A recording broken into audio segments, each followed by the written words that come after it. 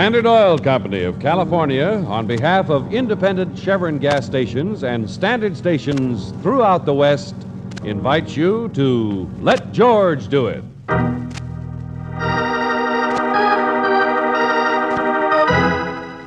Cover for an hour. Another adventure of George Valentine.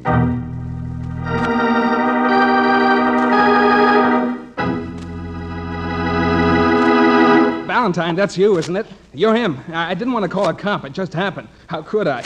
I don't want to get mixed up, but danger's your stock and trade. Hey, wait a minute. Slow down. Who are you? Joe. My name's Joe. Holy gee, Mr. Valentine. The Blue Dart Delivery Service. Huh? The hat. Yeah, that's me. My name's Joe. You said that. Sit down and but it's my job, too. That's the trouble. I'll get fired if the boss knows I'm not doing what I'm supposed to do. Man's gonna be slaughtered, I tell you, beaten up. Stop it, will you? Sit down. No, I can't. I'm in this ticket agency to pick up a delivery for across town, see? And I overheard this guy behind me. Hey, is this clock right? Is it 12 o'clock, really? Yes, of course. And stop waving that envelope. This hasn't got anything to do with it. That's just a delivery. You come with me, Valentine. I'll tell you all about it. For the last time, Buster, will you? I'll get fired, I tell you. It'll take me an hour to get back. And this guy's gonna get beaten up any minute. My girl's, now she's understanding, Look, will you just tell me what happened? Well, this guy's behind me. There isn't anybody. It's lunchtime, see? Look, lady, could you possibly... I know it's asking a lot, but... Here. Give me that. My girl says I just gotta keep this job. Gee, thanks, lady. Boy, a guy in my position gets himself into all kinds... Look, take it easy, will you? She'll deliver it for you. Only start making sense. Huh? Take a deep breath. Relax. Yeah, sure. Get myself collected. Yeah, that's right. Now, you were saying you heard somebody's gonna get beaten up. Huh?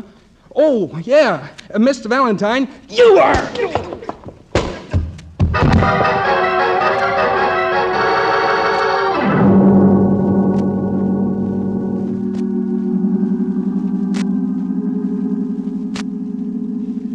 George. Oh, George, can't you hear me? I'd better get the rest of this tape off of him, Miss Brooks. Oh, George, what happened? Yeah. Darling. Yeah. Here, get up in the chair. You wouldn't ask a flat tire what happened, would you? What? But you were tied up. You were in the closet. Here, drink this water, Mr. Valentine. George, this is Mr. Varney. How do you do? He just moved into the office down the hall. He helped me get the door open. Varney. Hey, you see anybody? You mean in here? Yeah. Well, that delivery boy, I bumped into him in the hall. Miss Brooks told me about him, but I didn't think anything. What kind of a building is this, anyway? George, he must have just done this to you and then run. The boy. Let's call him a man. In fact, call him several other things. Why? Would you tell me that? What was he after? I don't know, George. Nothing's been touched. Oh, yeah, that's what you think. But it hasn't. Your desk, the files, nothing. Oh, now, wait a minute. A guy just doesn't walk in. Sure, George. The furniture's all in place. He didn't pry into anything. What about the mail? Case is pending. Nothing except bills this morning, and there aren't any cases. You mean this man just came in and beat you up and tucked you in the closet and left? What kind of a building is this? Look, thanks a lot for helping out, friend. Well, sure, but if I were you, I'd take out insurance. Thank you, Mr. Varney. Oh. Hey, didn't he notice anybody else come in here besides that Joe? No, George. Neither did the janitor. So it must have just happened because somebody bears you a grudge or... Well, then why did he tie me up and tape me in the closet? Now you better guess again. Oh, hey, wait a minute. 1:15? Mm-hmm. I noticed it was just 1 o'clock when I came back. An hour. Joe was up here at 12. Oh, brother, we've got a case now, all right. Only what is it? 1 hour missing, Brooksy. And who used it for what?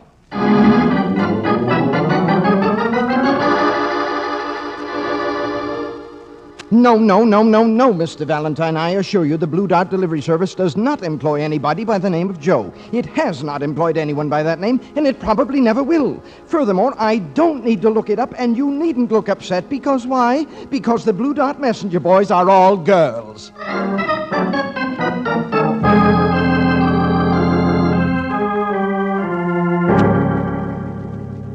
Hey, Brooksy, what about that envelope you delivered for Joe? George, it was just an ordinary... Well, where'd you take it? The other side of town. 306 Surety Trust Building. Whose office? Well, it looked very nice, George. Mr. J.W. Wagner, some kind of investment counselor. Investments, huh? Only he was out to lunch, so I left it with his secretary. Yeah, it was a pretty thick envelope. Could have been papers or letters, maybe. Or money. But what do you think... Angel, When a phony like that Joe wants somebody else to make a delivery for him, what's the first thing you think of? Blackmail? Uh-huh. And what's the second thing you think of? Blackmail. J.W. Wagner, huh? Let's see if he echoes when you ring him.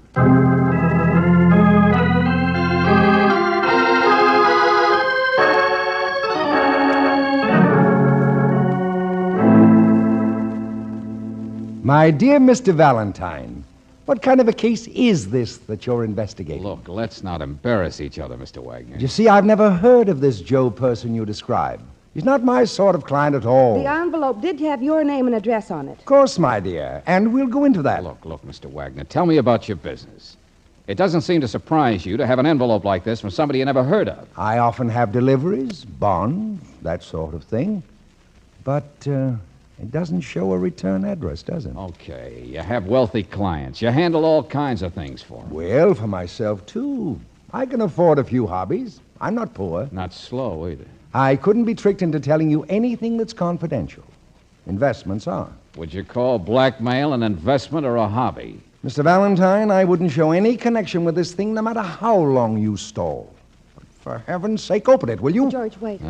I assure you I haven't even had a chance to open it myself. I know it's the same envelope, George. I dropped it getting out of the car. There's the spot I got on it. Well, the seal's not broken either. It hasn't been tampered with. All right, so it's the same envelope. Now, will you two open? Okay, friend, okay. The same one, all right, so here goes. Paper. Just blank paper. Now, what in the name That does it. First, it's a blank hour you complain of. Now it's blank paper. Good day, Mr. Valentine.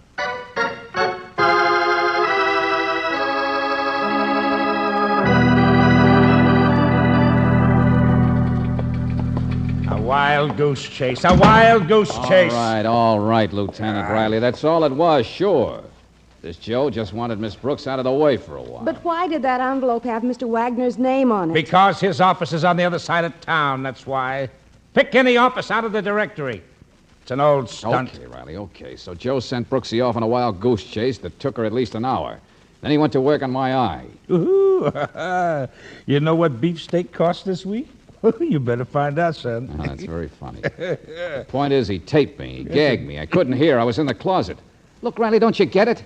Whatever happened during that hour, whatever Joe did it for, happened in my office. Thought you said nothing was touched. It wasn't. And we went over it with a fine-tooth comb. Then what do you come to me for, asking me Riley, listen, please.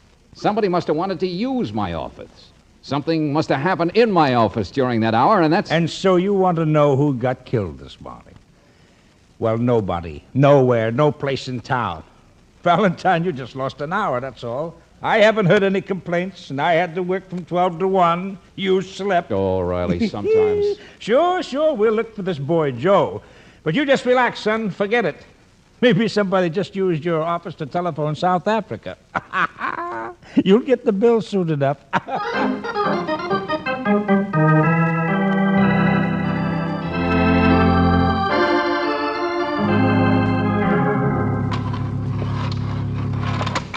George, when we get in the office, I'll call and get something for that eye.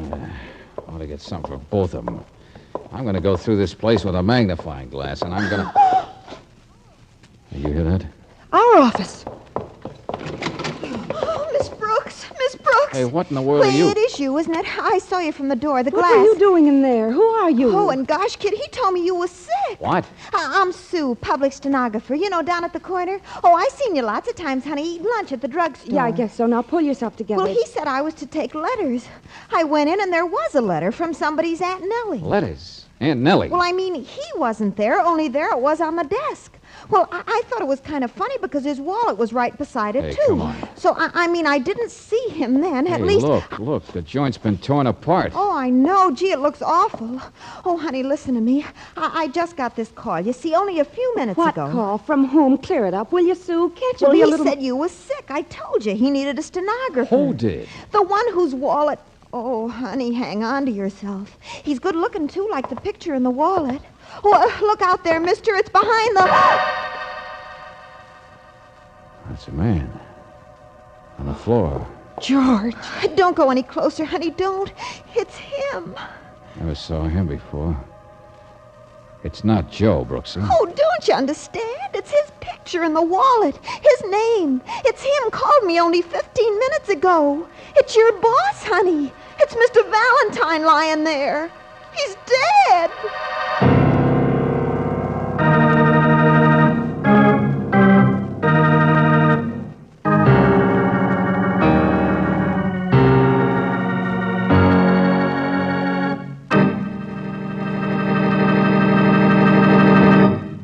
We'll return to tonight's adventure of George Valentine in just a moment. Every day in the week, you'll notice more and more motorists stopping at independent Chevron gas stations and standard stations. Of course, for that's where you get Chevron Supreme, the gasoline that makes your car run smoother and more powerfully than ever before. And that's because Chevron Supreme is super refined to prevent power-robbing gum from forming in your car's engine. Most raw gasolines contain impurities that form gum. The only way to get rid of the impurities is to refine them out. Chevron Supreme is super refined to stop engine sticking gum and to give your car all the extra power it can handle. That's why motorists say Chevron Supreme gives them that new car feeling.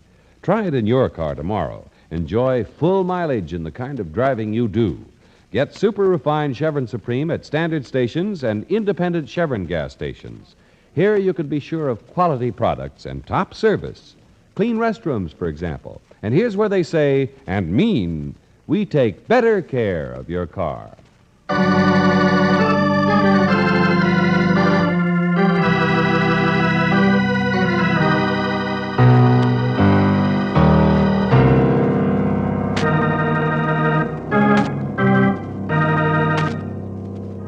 Now, back to tonight's adventure of George Valentine.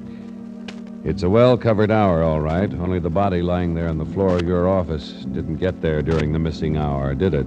So you still don't know what happened between noon and 1. But there's plenty happening now. In fact, it's been a busy day, and if your name is George Valentine, you're probably less surprised than Lieutenant Riley when he hears that the body lying there, that man who has been shot to death, is you.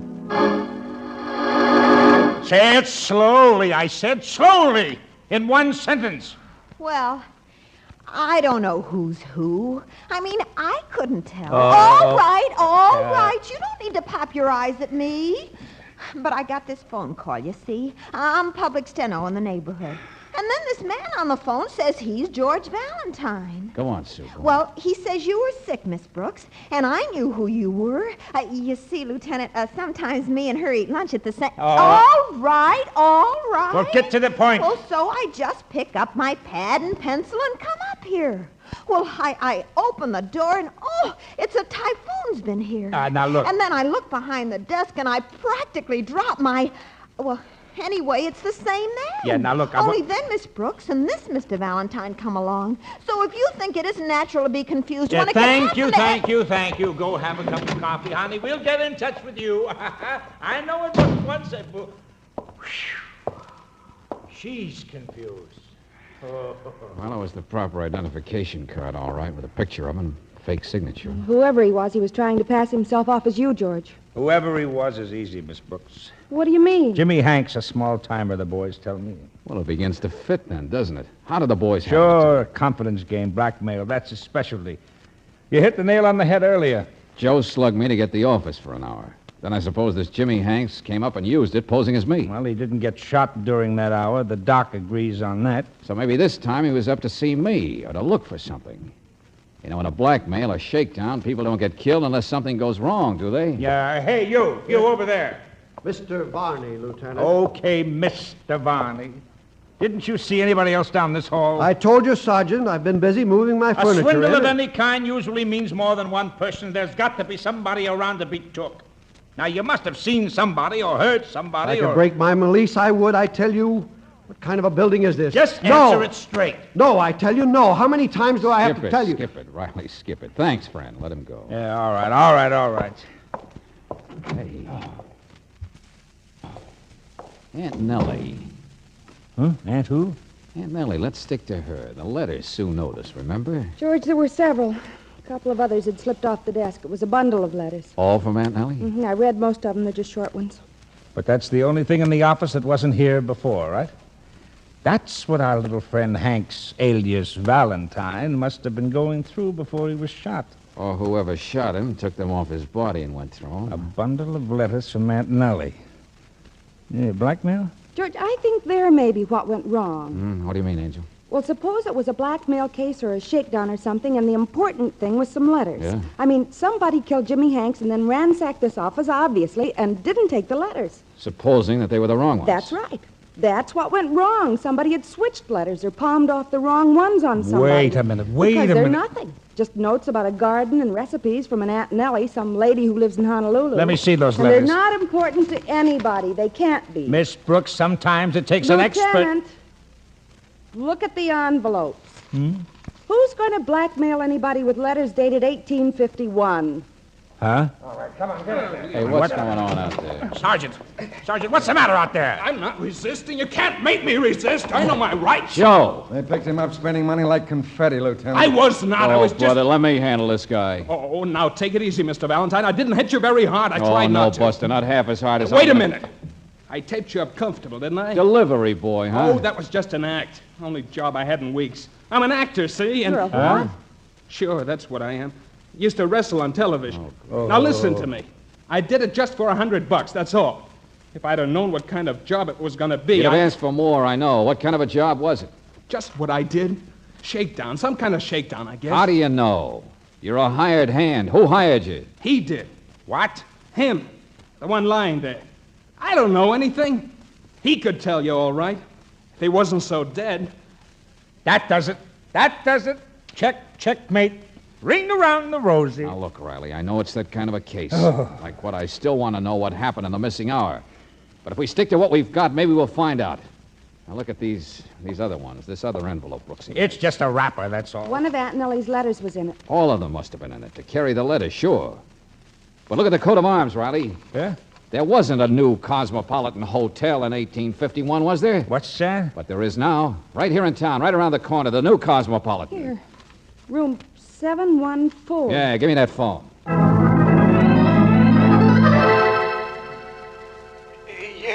Yes, hello. This is Mr. Cruikshank speaking. Hiram J. Crookshank from Bangor, Maine. Yes, that's right. Who is this? Are you from Maine? Look, I just talked to the desk. They said you were 714. Now, how long you been in town, Mr. Crookshank? Well, I'm just leaving, you know. Picked up my tickets at the station. Oh, a week. Yes, week, I guess. See here, I'm busy with a caller just now. Who is this? Well, look, this is George Valentine speaking. Who? I said I didn't quite get the tone of your voice, young man. George Valentine. And before you take any trains this afternoon, you... Valentine. Well, how do you like that? Huh? Hey, what... Mr. Crookshank. Hung up. Come on.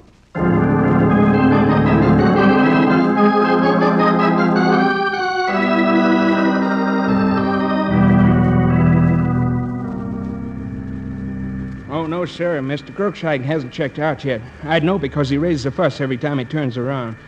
Only has one arm, but you ought to see him count change with it. Nearsighted, but you ought to see him add a bill over your shoulder. Is Crookshank's a tightwad? Oh, no. Only expect 6 or 7 cents out of a nickel. Bellboy's delight. Here in town to make some kind of a deal, they say. Yeah, what else do they say? Down to the right now. Here to sell something. Did it this morning.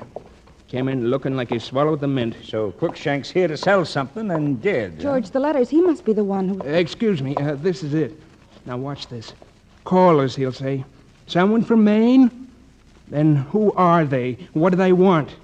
Man has to watch himself in this part of the country, he'll say. Man has to be careful how he... Yeah. Man has to be careful, all right. Dead. Slugged from behind with a lamp, I guess. Deader than George, Kelsey. I've seen him before, I have. Yeah. In the office, a week or so ago. I didn't think anything of it, but it was Mr. Crookshank, I'm sure. Yeah, well, what's all this? Well, he wanted somebody investigated. You weren't there, George. He didn't tell me anything, just said he'd get in touch later if he needed you. Didn't tell you anything, huh? Nobody tells anybody anything in this Skip case. It, Riley, skip it. Look at the room. It's been combed over just like my office. I know it. So has he. Look, his pockets, everything. Yeah? Yeah, but nothing taken. At least not the usual. And the keys, the travel folders, Wallet isn't even It touched. was all packed and ready to leave. That all there is? You mean on him? Yeah. Sure. A wallet, Rotary Club. What more do you want? Hey, listen to this. What is it? What? It's a copy of a letter he typed several days ago, apparently. It says, I have the cover in question. You have the money I need. Cover? How many more words do you need for blackmail? It says, my agent will get in touch with you at the earliest convenience. Considering the value of subject, I'm sure you will have no objection to meeting my price. Hiram J. Crookshank. Agent. Sure, of course. And this letter, my friend, was addressed to Mr. J.W. Wagner. Wagner. Yeah, and it's the same one, all right. Yeah, now we're getting somewhere. The sale was made. This sharp little boy from Maine came out here and sold this stuff. Hey, let me see the rest of that. Because there, my friends, is a check. $50,000. Oh, Wagner handles investments all right. It's made out to him, to Crookshank. Signed by Wagner, dated to date for $50,000. Wait a minute. What else is in his pocket? Don't heckle me, son. Hand me that phone. Hello? Hello? Huh? Oh, Lieutenant, I was just going to ring the room there. No, all right, Sergeant, get off the line. I want to make a We call. checked the hotel personnel, sir. Yeah. No one seems to have noticed anyone unusual coming in or going out. All right, Sergeant, I want to make The a call. boys found the gun that killed Jimmy Hanks in the alley behind Mr. Valentine's office building. Thought you'd want to know there weren't any fingerprints on it. And I thought you'd want to know you'll be pounding a beat unless you get off this phone. Now get me Wagner. J.W. Wagner.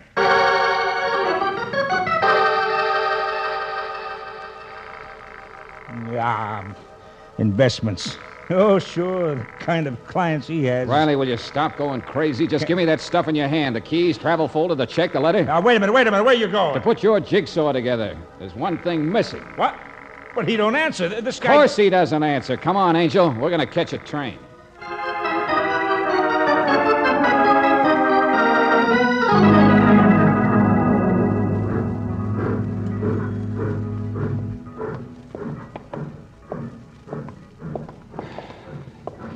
Yeah, here we are.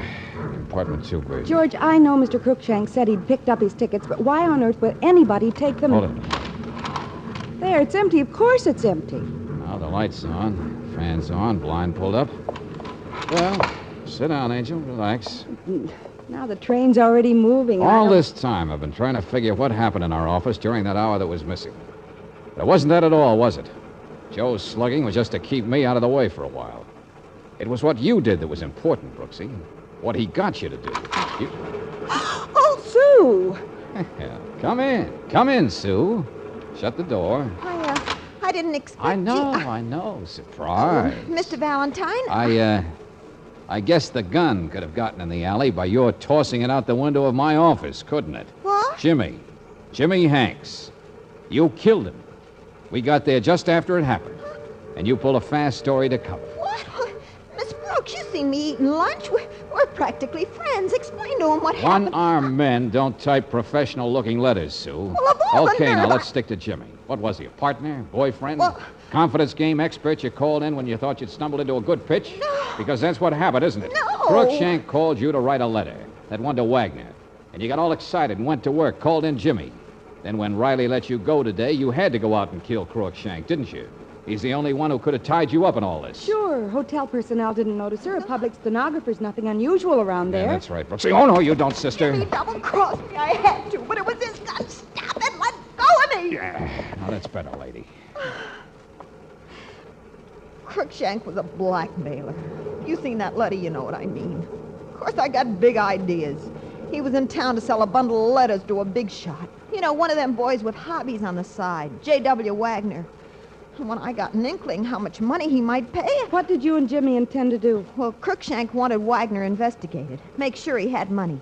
Went up to hire Mr. Valentine, but he wasn't in. Last week in the office, of course. Well, he'd seen you, Miss Brooks, and I knew who you were, but he'd never seen Mr. Valentine. He just pretended Jimmy was you. So he investigated Wagner and wrote a phony check. Yeah, $50,000. How to swindle a swindler. Sure, we wanted to get a hold of them letters. So you could hold up Wagner later on yourself. We were so smart. Crookshank fell for it, we thought. He took the check, but worried if Wagner would get the letters all right. That's all Jimmy hired Joe for. To get Brooksy to run a dummy envelope over to Wagner's office? Yeah, Jimmy got Crookshank to phone Wagner's office. The secretary said, sure, Miss Brooks delivered the package all right. We wanted our amateur blackmailer to leave town happy. We wanted time to shake down Wagner ourselves. What went wrong? You completed the deal. You got the letters. That's when Jimmy turned on me. Tried to make me believe the amateur wasn't so amateurish. We gave Crookshank a phony check. He gave us phony letters. They weren't blackmail letters at all, he said. Nothing but stuff from Aunt Nellie, he said. Jimmy thought you were mixed up in the double cross. So you had a big fight in my office, and he ended up dead. And then you tore the place apart. And I just telephoned Crookshank, and he was probably pumping you full of questions, and you killed him. Yes, stop it, will you stop it? You thought you were out swindling a swindler. You thought you were broke and had to swipe a train ticket. When all along you had a $50,000 investment in your hands. What'd you say? Yeah, that's right. A cover, Sue, is something that collectors buy. It's an envelope with a valuable stamp on it.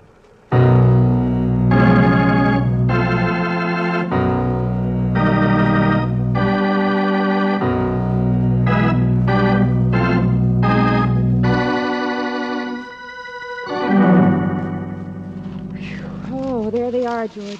They're all still in the wastebasket. Yeah. Well, your office has been locked, Mr. Valentine. Yeah, look at this. Listen. 1851. Hawaiian 2 cent. Unwatermarked. $15,000. That's the blue one. And the same year, 5 cent. There are 3 envelopes. Well, together they must be worth even more than $50,000. Uh-huh. That crazy little girl thought she'd stumbled into a sale of blackmail letters. Well, it seems to me that crazy little girl must have been a pretty vicious sort of... What are you looking at me for? I don't know, Mr. Varney. But for a while, I thought maybe you had something to do with this. Me? No, see here, I just moved in. I know. You're right. She was awful. Awful amateurish. Awful stupid. Mm-hmm. Scares you sometimes, doesn't it? Yeah. You know, she had the wrong kind of boyfriend. Oh, George. Sometimes... Hey, wait a minute. What do you... Oh, go on, Miss Brooks. Kiss him again. You know, I think I'm going to like this building.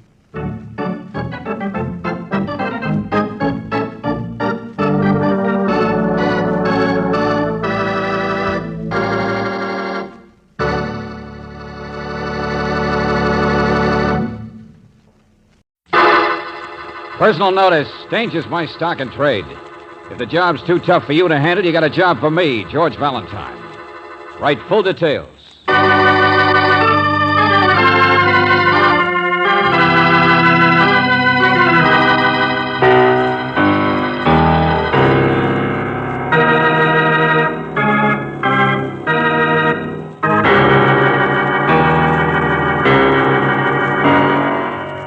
Standard Oil Company of California, on behalf of independent Chevron gas stations and standard stations throughout the West, invites you to Let George Do It.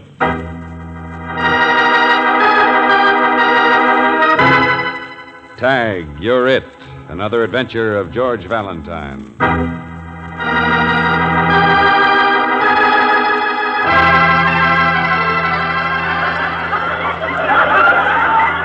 Here's a lady with a letter. Yes, sir, she's got one. Right here in her purse. Give me that. Give it back. No, lady. Wait a minute. Here's your letter. Now, what's the matter? Don't you want me to read it? Oh, you wrote this. That's it. You wrote it and haven't mailed it. You probably bad at the postman. He only rang once. Ladies, listen to this. Listen. My dear Mr. Valentine. Valentine. Mr. McMurtry, would you please? Now, don't blush, lady, don't blush. If our radio audience can only see her. Her, I said, not me. But, madam, if I'm brave enough to wear your scarf over my head, it's really a good fit, don't you think? Don't you think it is? Over the face. What do you say? It's not a fit, it's a convulsion. Oh, you're real cute. Listen, how about your husband, madam, huh? You suppose he's listening? I'll bet he doesn't know about this, Mr. Valentine. Ladies, isn't that a romantic name for you? Valentine. I'll bet your husband's out buying a gun right now. He's got a rival. But you remember our bargain now, lady, on this program. You dared me to wear your scarf so I can read anything I find in your purse. Shall I read it, ladies? Yeah! All right, that's right. All right, ladies, here goes now. Dear Mr. Valentine, I've got to see you about a telephone call. A telephone call, huh? Well, let's make her do the call right here from the studio, shall we? All right, ladies, but here's the rest of the letter. Listen. I've got to see you because I'm not sure, but I think somebody is trying to murder me. Murder? Trying to murder? Mr. McMurtry, All I wanted to tell you was that it isn't my letter. It's not my purse. A large woman. She got up and left in a hurry. She must have taken mine. It's her letter. Mrs. Oscar Pettyman, 432 West 16th Street.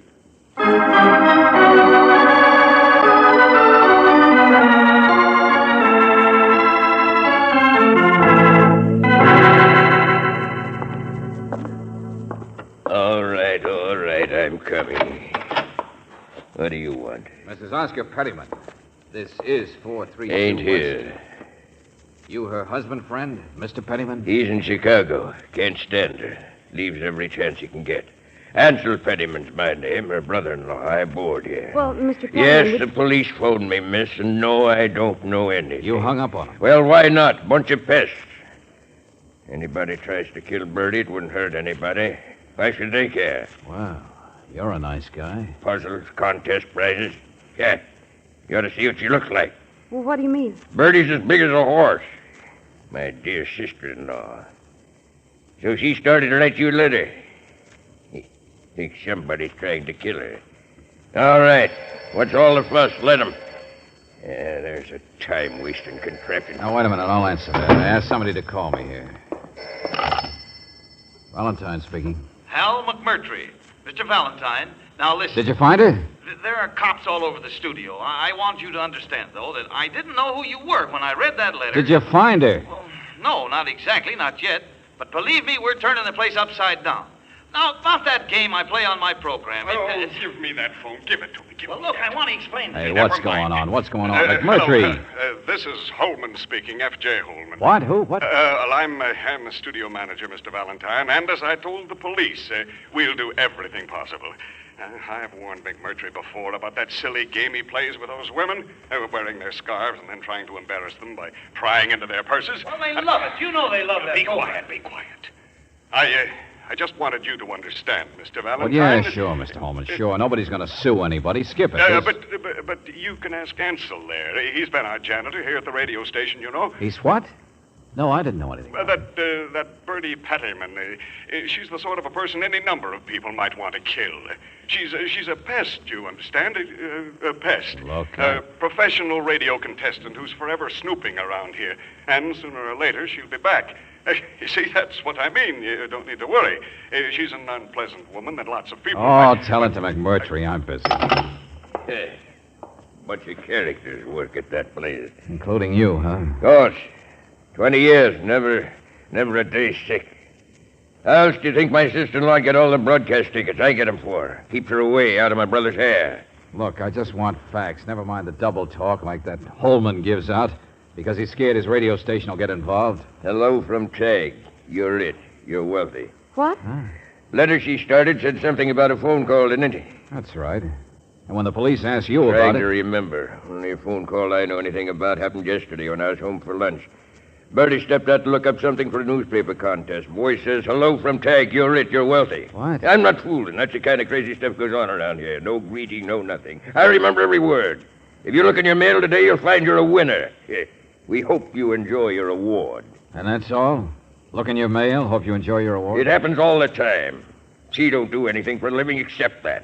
Puzzles, contests, coupons are always ringing up, delivering things. You ought to see her stuff. She's got 5 vacuum cleaners in this house, and she doesn't use a one of them. What was in it, the mail? What was the award that they... Search me, friend. I wasn't here. I work for a living. Okay. Hey, Brooksy, phone Riley. Get him to check the mailman. Sure, George. So you don't like your sister-in-law, huh? Nobody seems to. Doesn't do anything. I know, yeah. Nut on contests. Well, sometimes I like contests myself. But I suppose it's a little different if that's all she does. Always trying to get something for nothing. Well, that's not the point. The idea is she was worried, wrote to me. It is the point.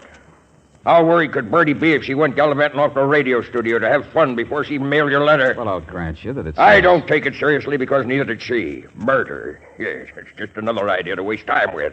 You ask me, she's out someplace now. Forget all about it. Wait a minute now. Tell me, what kind of a voice was that on the phone? That Tag, you're it. Man or woman? Man, I guess. I don't know. It lisped.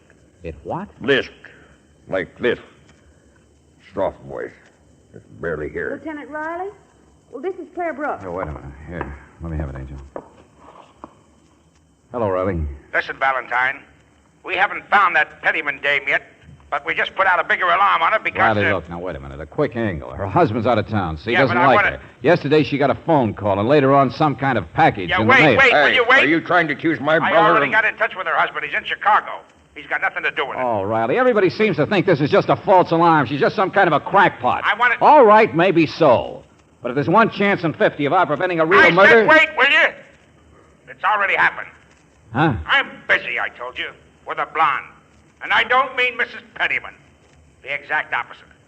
Beautiful, young, real diamond. Riley, for the love of My heavens, will you... boys will keep on helping you look for Mrs. Pettyman, all right, but don't bother me. This one's a real case, my friend. This blonde, see, and the only clue I've got to go on is a note in her purse which says, "Tag, you're it. You're wealthy." Ha!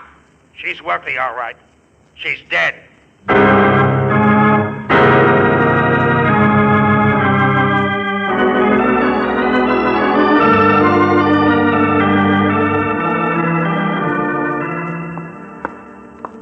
How long ago did the doctor say, Lieutenant? Oh, it happened the first thing this morning. The traffic officer found her body in the car packed up an alley. Girl was shot, huh? Yeah, that's right. Nobody would have noticed it for hours. The best place in the world. Right in the middle of town, an alley in commercial district. But, oh, brother, how you get a connection between Mrs. Pettyman and something like this? Maybe you don't, Riley. This girl certainly lived in a fancy apartment house. That's what I mean. What was she doing in the commercial district? 3A to the left, I guess. What's she doing with a note in her purse that says the same thing as... Yeah, there we are. It's Dorothy Cheever, huh? I got the housemaid. She can never stop crying. Oh, Lieutenant, she was such a lovely person. Yes, Such yes. a lovely person. George, Yes, I she know, really I know. did Now, do all please right, take didn't it she? easy. No one hated her. Yeah, you can say that No again. one. I can't understand it. But She I'll was bet so the popular. bald-headed guy in Now, that did she have photograph any isn't her family? father. No, she was alone, I think, but so F. well liked, J. so H. lovely. Yes, yes. Well, so you said. Well, now, take hold of yourself, see? She's done so well. She's... I'm sorry, lady. I'm sorry, but here. Here, take a look at this. Tag, you're it. You're wealthy. Yeah, that's right. We found this note in Miss Cheever's purse. Now, the handwriting doesn't check with the signature on a driver's Well, license. of course not. It's mine. I wrote it. Oh? Well, then you better start drying your eyes, lady, and explain what in the name of... I wrote that note for her, so she'd remember, that's all, after the phone call. The phone call? Oh, no, not Wait a the minute. same... Go on, please, go on. Well, there was this phone call first thing after breakfast. I was in to clean up. A voice says, "Tag, you're it. You're wealthy." What else? Well, an address. I took the message for Miss Cheever. An address of what? I'm trying to tell you. It said she should drive a car and park a car in that alley. It's the back entrance of Benson's first store. Hey, wait a minute. Sure it is, and it's the most expensive place in town. Yeah, sure, go on. The voice says she's picked for a chance at a mink coat. You know, one of them giveaways or something. I guess they take your name from a phone book. Well, of course, she went right away. Wouldn't you, miss? Well, a chance at a real mink coat? Huh? Free? Just 'cause you're lucky and your name's been picked for... Say, tell me, what kind of a voice was it? It lisped. It was, "Hello from Tag, you're it. You're wealthy." Soft, like that. "Miss Dorothy Cheever hath been selected for a chance at..." Some crackpot. No. Some absolute nut.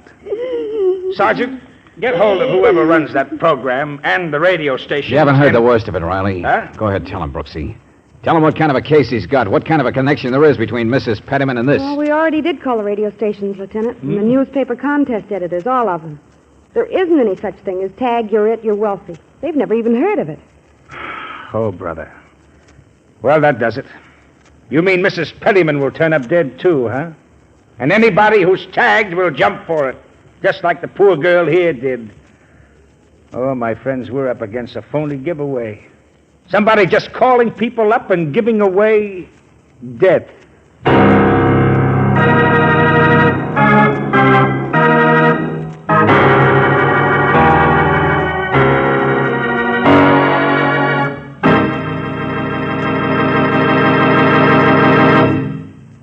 We'll return to tonight's adventure of George Valentine in just a moment. Anyone who has cooked French fried potatoes knows that the frying fat can be used again and again. But eventually, this fat becomes contaminated and has to be replaced by fresh, clean fat. Oddly enough, something like that happens to the oil in your car's crankcase. You start out with fresh, clean oil. But after about 1,000 miles, the oil is apt to do more harm than good. That's because the oil, which has to protect hundreds of precision-fitted engine parts, is now contaminated by dirt, moisture, and grit. And that leaves you with a choice of two things. You can make the oil last longer, or you can make your car's engine life last longer. You can't do both. To play it safe and economical, have the crankcase drained every 1,000 miles. Ask for this car saver service at the same stations where you get Chevron Supreme gasoline, at standard stations and independent Chevron gas stations where they say and mean, we take better care of your car.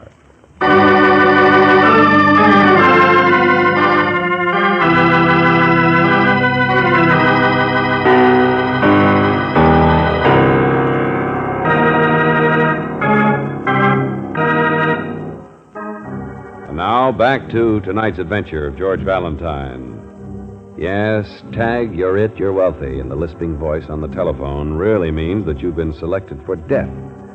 A fictitious giveaway, a contest, and you're the winner.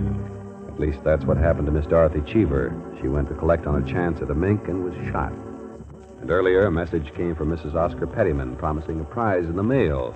And no sooner had she written her fear to you than she disappeared.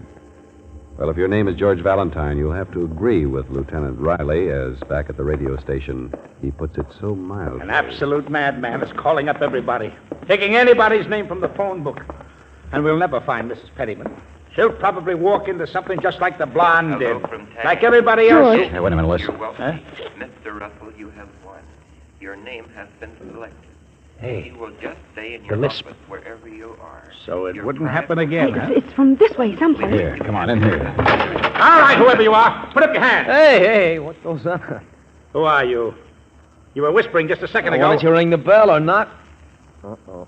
The law, huh? Stand still, I said. All right, now take it easy. I didn't do anything. Here. Hello from Tag. You're it. You're... See? Just a gadget. I like gadgets. I hate the work. Oh, I'm Russell, Johnny Russell, night engineer. That was a record, you mean? Where'd you get it? Oh, the telephone. I'm too lazy to answer it. I'm out of the room for a minute. Telephone rings, goes on the tape. Listen. Hello from Tag. You're it. You're wealthy, Mr. Russell. You have won. Your name has been selected. If you will just stay in your office wherever you are, your prize will come to you. We wish you happiness as a winner in our contest. See? Came on my telephone a few minutes ago, I guess, Mr. Valentine. I stepped out for a second. Tape machine rig picked it up. So I'm tapped. So it's me. Don't you have any idea who it could be? Look, Detective, I'm a lazy guy. I don't like old women and dogs, but I don't know anybody who wants to kill me for it. So just hand me my coat there, friend. I'm on my way. Tell the boss and McMurphy... Oh, no, you don't. Wait a minute. Ouch! Hey, let go. There we are. Smiling, the boy dropped dead. You don't think I'm going to stick around here, do you? We'll find out what happens. I'll stay right with you, pal. And wait for my prize to come, huh? I'm not that curious. I'm going to put as many miles between me and this place Then you get a bodyguard. Huh? Sergeant. All the same by me. Oh, janitor. Janitor, get the sergeant. Stay here, Angel. Well, McMurtry, huh? Holy smoke. Hey, it could be me next, or you, or just anybody. Oh, no, it couldn't. Say, it's quite a place Russell has here, isn't it? All these gadgets, pin-ups, hot plate for coffee, and this picture. George. Uh-huh. The blonde. Yeah, Dorothy Cheever. Russell ran around with her once in a while. Yeah, it all starts to tie together. Not the way I figured, but... Well, she used to work here, you know. Oh, no, we didn't. Well, if you could call it that. She's not the working type, if you know what I mean. I took her out once or twice myself, but she's too rich for my blood. Well, just what do you mean? Well, don't misunderstand, but you know, ambitious. She wouldn't turn down a Duesenberg if you offered it to her. Out for the best she could get, you know. But that certainly wasn't Johnny here. No, she liked men with more money. Like, FJH. What, George? Initials on the picture of the other guy. Bald-headed one back at her place, remember? Well, I wanted to see if F.J. Holman is bald. Hey, now, look here, friend. The boss is all right. Sure, he dated Dorothy, so what? It's him, sure, but there's no love triangle. Hey, Valentine! George. Yeah, hold it. Come on.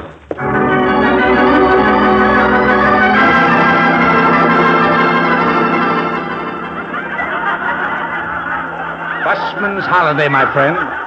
In a radio station. What do they listen to? Other radio stations. Don't you understand? We found her, my sister-in-law. Bertie's all right. She ain't even halfway dead. Listen to her. Well, I don't see anything to laugh at.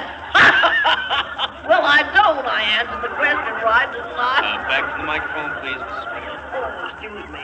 But I'm going to get a prize, ain't I? I mean, oh, my goodness, I'm so embarrassed. Yeah. Told you what she's like. Might have known it. Ran out in McMurtry's program this afternoon because she remembered she had tickets to this one. She was just telling them over there. Well, we'll have her under protection, too, Valentine. Yeah. Told the audience her cat was sick. They'd laugh. Don't blame them. Piece of candy Bertie got in the mail yesterday. What? Huh? What is all this? I'm so confused. Well, apparently I can't- Mrs. Pettyman got a box of candy. That's what the package in the mail was yesterday, the award the Lisper sent her. But anyway, she's out of danger now, like Russell is. Hey, Riley, take a look at Johnny Russell there. What?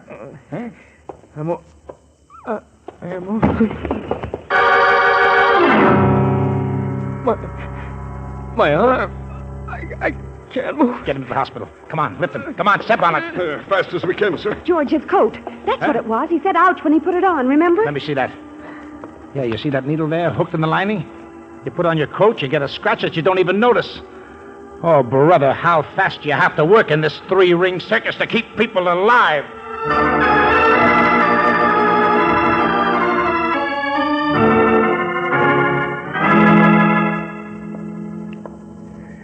Mr. Holman's not in his office, Mr. Valentine. Oh, well, never mind. Where are you going, Ansel? I work for a living. What do you think? Instruction box says sweep Studio B. Well, janitor's hard paid. All right. George, I don't understand. Well, take them one at a time, Brooksy. Mrs. Pettyman got her call first. In some kind of murder attempt through the mail. Candy or whatever it was. Yeah. The whole case got thrown in the open fast because her letter was read right out on the air for everybody to hear. But in the meantime, Dorothy Cheever had got her call and had been killed. Then Johnny Russell. You see, Angel, the murderer was working against time, making mistakes, because it was really going too fast for him, too. George, they're tied together, though. I mean, the blonde... Well, they've all been around here in the studio, sure. The blonde, Johnny Russell, even Mrs. Pettyman, always snooping around trying to get free broadcast tickets, remember? Who's going to be next? I mean, what's the pattern? A killer like that doesn't stop. It just... What's the matter, Ansel?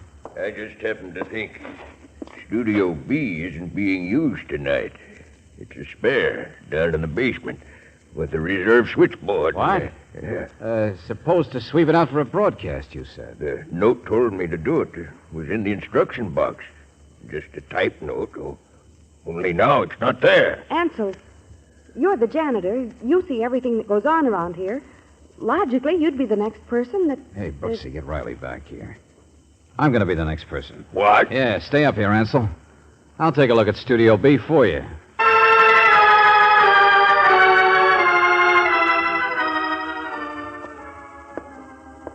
Record storage, music library, phone booths. Ah, here we are.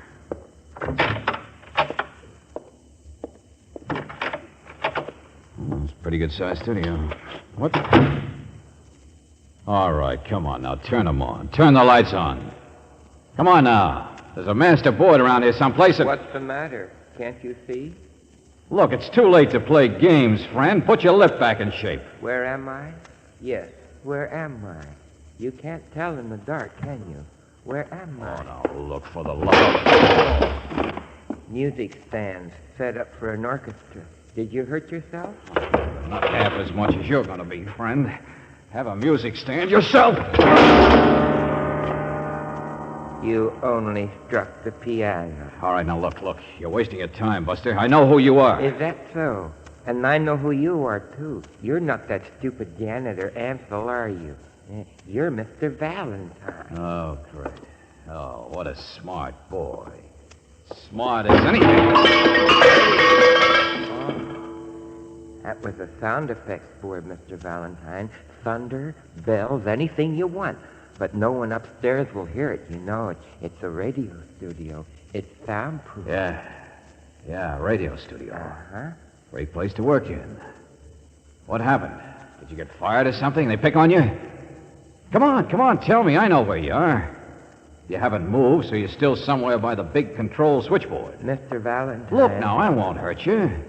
Yeah, I'm on your side. In fact, I'm almost on you.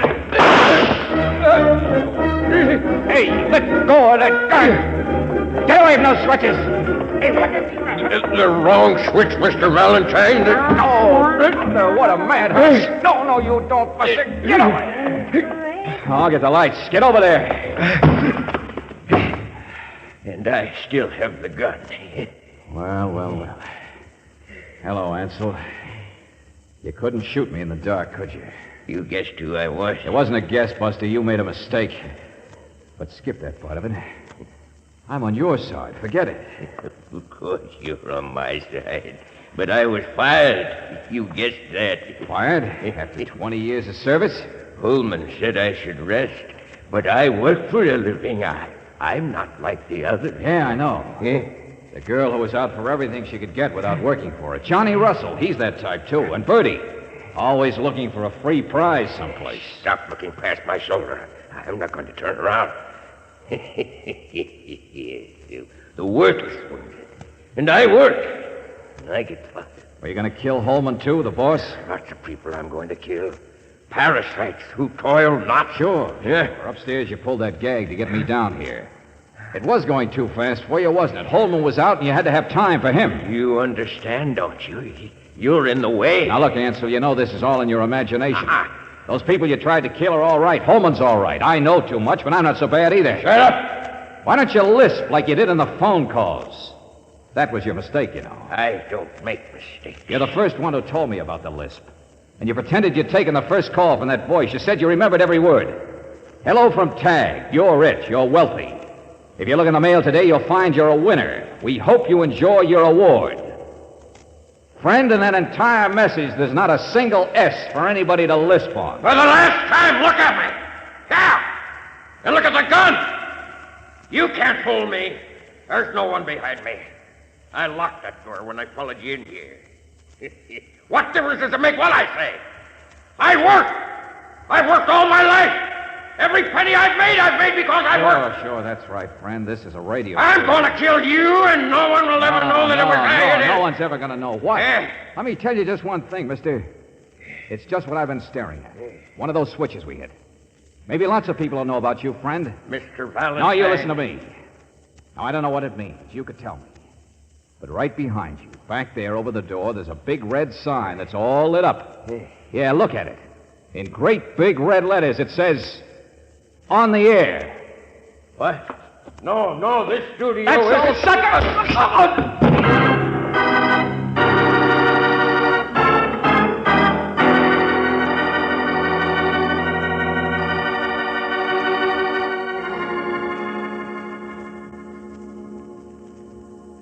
Well, Ansel was always strange. Mr. Holman told you that. He'd saved enough money. He didn't need the job. I wouldn't try to explain him. Of course, I never paid much attention to him. We know you were busy all the time doing what Ansel didn't like. I beg your pardon. There's nothing wrong with contests, is there? With a bit of skill and a bit of luck? Oh, no. We just... You can't tell me there's anything to any of those ideas he had. A madman like that, a man who'd kill people. Oh, no. I like puzzles myself. You're perfectly right. Now, there's no excuse for him. He's locked up where he should have been long ago. Oh. Well, I just wondered, that's all. Because, you see, I just heard about another contest. Uh-oh. They're going to give away the most beautiful prizes. And it ain't really getting something for nothing either. Because it's a mystery quiz. And I thought if you'd give me some help, Mr. Valentine, That's all, I might Brooksy. even... This is where we came in. Good night, Bertie. We're going to a movie. Yes, George, to the Tivoli. Why the Tivoli? We're giving away a set of dishes. Oh.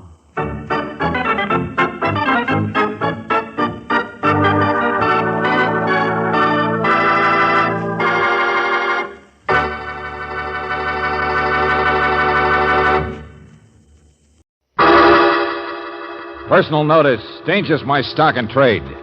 If the job's too tough for you to handle, you got a job for me, George Valentine. Write full details.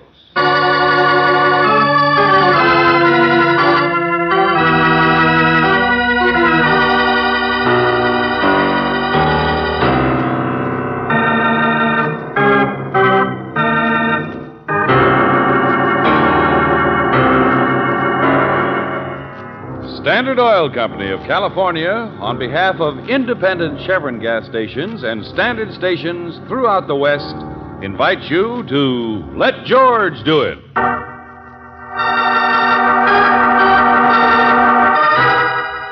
The House That Jack Built, another adventure of George Valentine.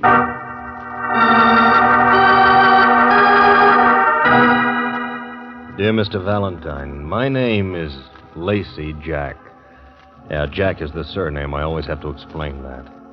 As a boy, I never appreciated that handle Lacey in the front, but I got over it. We change, don't we, as time goes by? Do a lot of things different.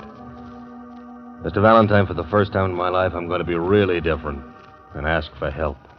I need you tonight. If you'll meet me at the club casino at 11 o'clock, you and Miss Brooks, I'll explain to you what it is. The man likes to just sit and look, Brooksy. What's the matter? Take you half an hour to size people up? No. We don't even really know who you are. I know you don't. Mother died when I was 7 or 8. She was a mess, but can you imagine anybody, even on 5 cents a bucket beer, hanging a name like Lacey on a board? Friend, it's a nice nightclub, but let's get Hold down it, will you? Excuse me, this is it here. What? The girl, the singer. What about her, Mr. Jack? What do you think? I was alone. Nice looking. You don't mind a few extra circles under the eyes. Needs fattening up is all. Oh, brother, I give up. Come on, Brooksy, let's drink the champagne. What do you think about the way she sings? You want my opinion? You've been around a lot. She's a little inexperienced, I guess. Oh, brother, that does it. Did you get us all the way here just to get an opinion on some little blonde you've got your eye on? I want to know, Mr. Valentine. I must know. All right, so I'll tell you. In a word, she'd be a great dressmaker's dummy. All for her, I don't care. Only when it comes to her singing, excuse me, but I'm afraid I don't get it. In fact, why a fancy place like this would even hire somebody who can't... George, she's not as bad as that. Well, just asking. I can't carry a tune in a bucket myself. I guess you're right. That's not the important part. Her name is Lila. She's my sister.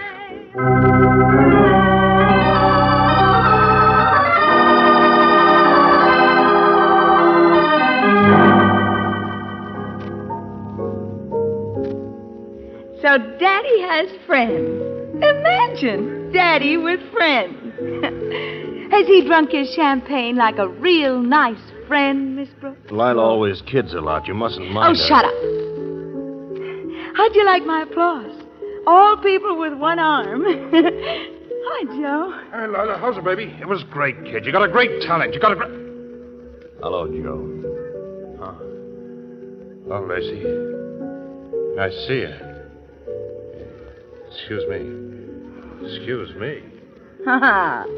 Daddy's got friends, all right. Isn't my brother the most impressive, important man Take it easy, Lila. Mr. Valentine. That you ever met for the first time in your life? Hey, where have I seen that guy Joe before? That's not important. Oh, not like Daddy.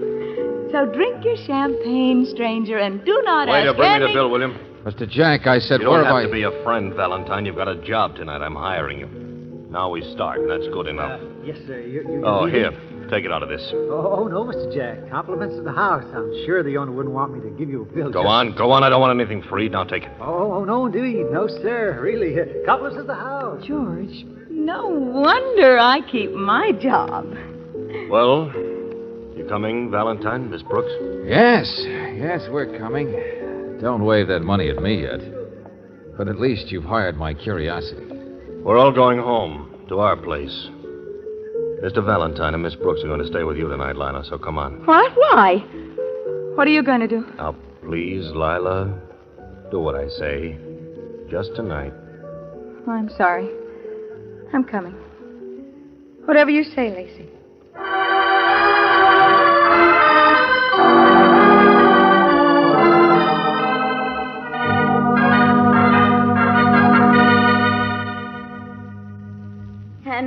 And this is the house that Jack built. It's a nice-looking apartment. Hiya, Lacey.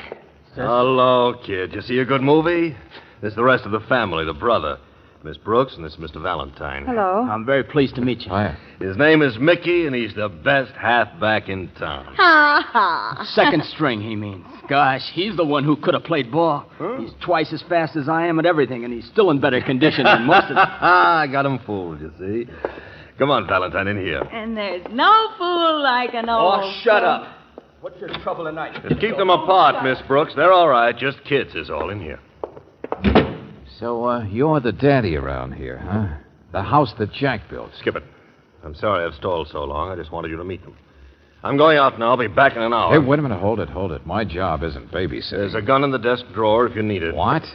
Job really starts when I get back. Lila is worried about me, that's all. I'm running cross town to see a man in a boarding house on Commercial Street. Hey, wait a minute, Buster. I said I don't... Credentials. There they are. I'm a writer, Mr. Valentine. I write about crime. Oh? I'm ready to blow the lid off this town. Oh, wow. Special deputy, DA's office. Mm-hmm. There's a big shot or two the police can't get because they don't have facts. The man I'm going to see has them. We'll go over that when I come back. That man in the nightclub, the one named Joe who knew you, works for one of those big shots. Yeah, that's where I've seen him before, in police lineups. He works for Duke Averson, right?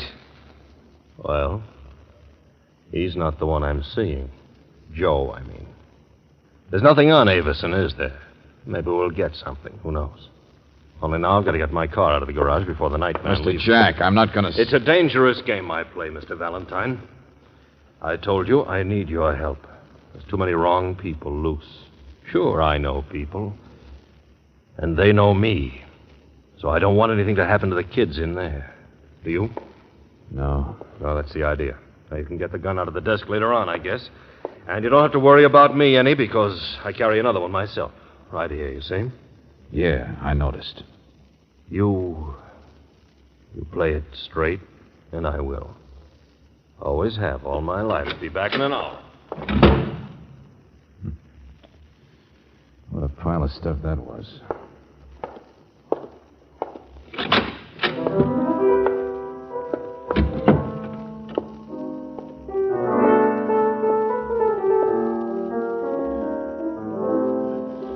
Lila, where's your telephone? Oh, it's there on the coffee table. Has a long cord. Oh, yeah, thanks. Won't I do instead? Oh, you do fine. Keep it up. I like it. Oh, I got a great talent, sure. George, what's the matter? Everything. Now, Brooksy, get over there and talk to the boy. Keep him busy. Well, who are you going to call? Lieutenant Riley, go on. Sure, George. Well, you played that pretty well, Lila. Better than you sing. Well, I like you, too. Friendly, that's me.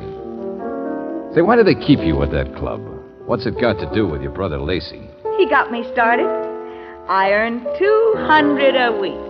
Should I complain? That's not what I meant. Who is your brother that they're so anxious to please? Won't even take his money, but won't talk to either. Makes them all look nervous. You've never heard of him, Mr. Valentine. Nobody has. He's nobody. Hey, listen to this. Has he ever done any writing in his life? What? Ever worked at the DA's office, special deputy? Oh, you jerk. No, not a sucker either. I'm sorry. What are you doing? Who is your brother, really, Lila? Why don't you like him? Why are other people afraid of him?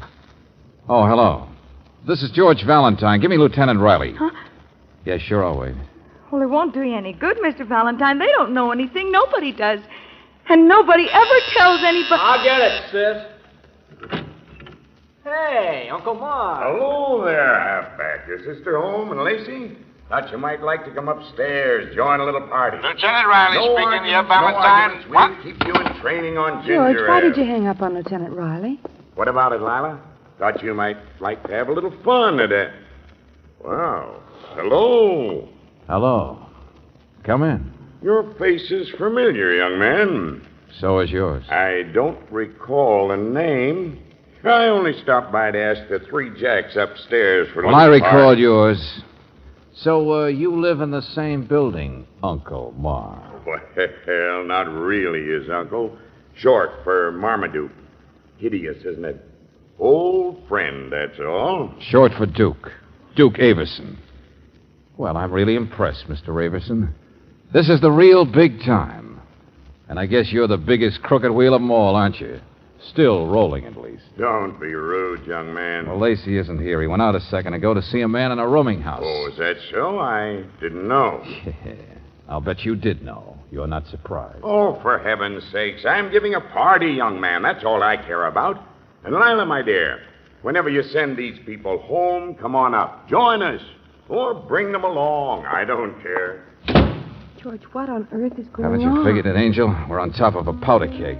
And there is the dog that chases the cat, that worries the rat, that lives in the house. Lila, does your brother work for Avison? Who's the rat in that poem, Lacey?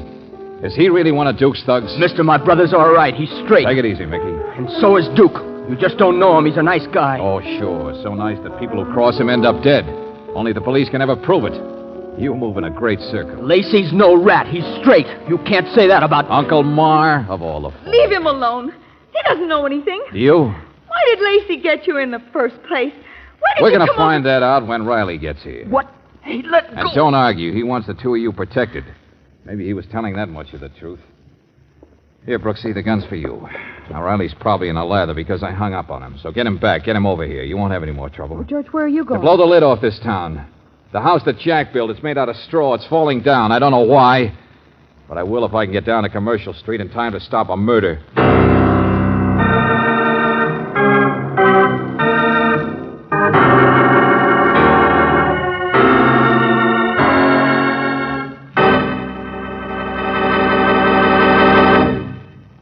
We'll return to tonight's adventure of George Valentine in just a moment. When your car acts as if it had taken a sleeping pill instead of giving all the pep and power it was designed to give, it may be the fault of gummy gasoline.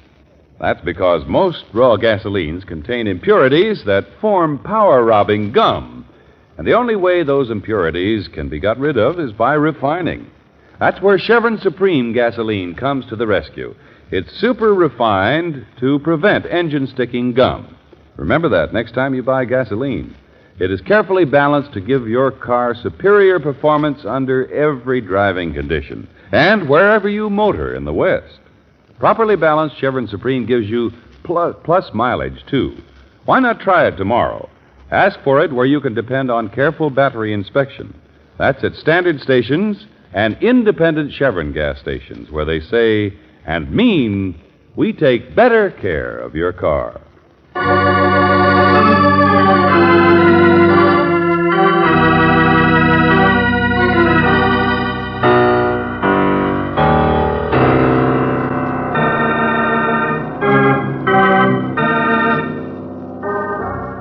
And now back to tonight's adventure of George Valentine. The house that Jack built. Lacey Jack, a strange man that you've never heard of before, but that other people seem to be afraid of. A man who apparently works for Duke Averson, whom the police have been trying to get for years. But why would such a man hire you? If your name is George Valentine, you know this is one case where you'll probably never have all the answers.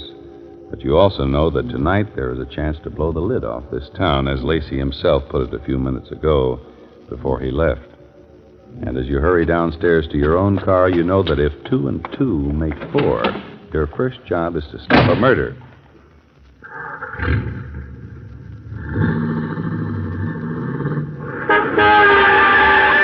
Hey, you! Hey! Oh, it clipped my fender there. Lacey, I thought you'd be halfway across town by now. Night man was off duty. I had to find my car in the garage myself. I thought I told you to stay with the kids. Take it easy, take it easy. A police lieutenant I know will be there any second. Nothing's going to happen to him. Policeman? Oh, I know. He won't find out any more than I have. Hey, you got your family well trained. When I talk about you, they keep their mouths shut. There's nothing on anybody, Valentine. Oh, sure, I know. Particularly on you. You're the member of Averson's gang nobody's ever heard about. You're not popular like the others. All right. But a few people who know seem to want to do you favors. You smile, and even a thug like Joe gets nervous. You say you got to work tonight, and your sister gets nervous. All right. So I hired you under false pretenses. Sure, and you're late for an appointment, aren't you? A little guy in a rooming house on Commercial Street. Mr. Valentine, Who knows I something about the big shots, about Avison, maybe. You could never even For have... several years, the enemies of Duke Avison, the guys who know things, who might be squealers, have had a habit of dying. Only nobody ever gets caught. There's never any evidence. Now, don't try to I'm tell just me... saying I've figured you out, Lacey. No wonder you don't have any friends. It's high-priced, specialized work, isn't it? But it must be lonesome work, too. Like being a hangman. Only all out by yourself, way on the other side of the black fence, like being a private executioner. Now, you think I'm a killer, is that it, Mr. Valentine? Oh, you should learn to move faster. How do you think I stayed alive in the business so long?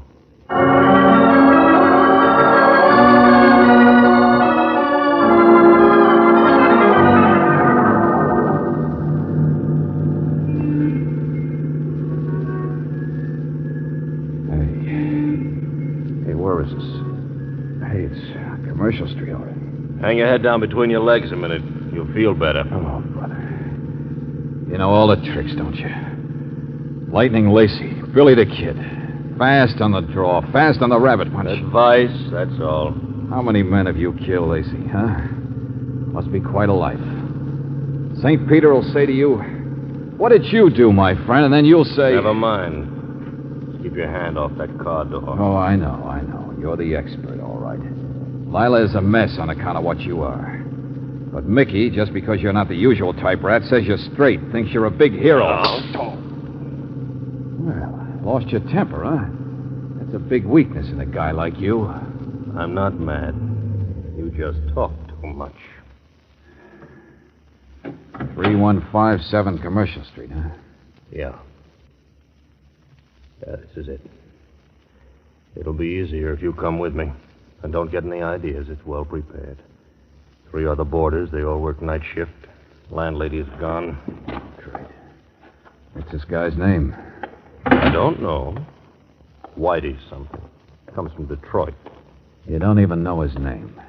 He's been pointed out. The young kid down on his luck. Just a kid.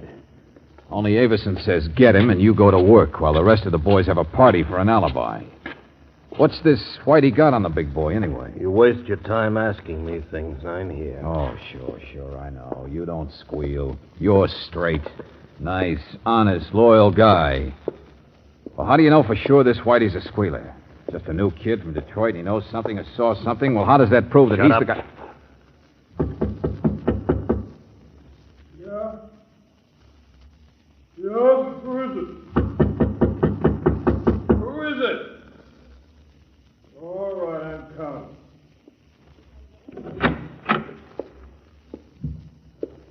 Get back in there. Why do you... It's all right, both of you. Nobody's hurt. Faster every time, aren't you? What is this? I saw the two of you coming up outside. What's going on? I'm from Avison. Here, take this. Huh? What do you mean?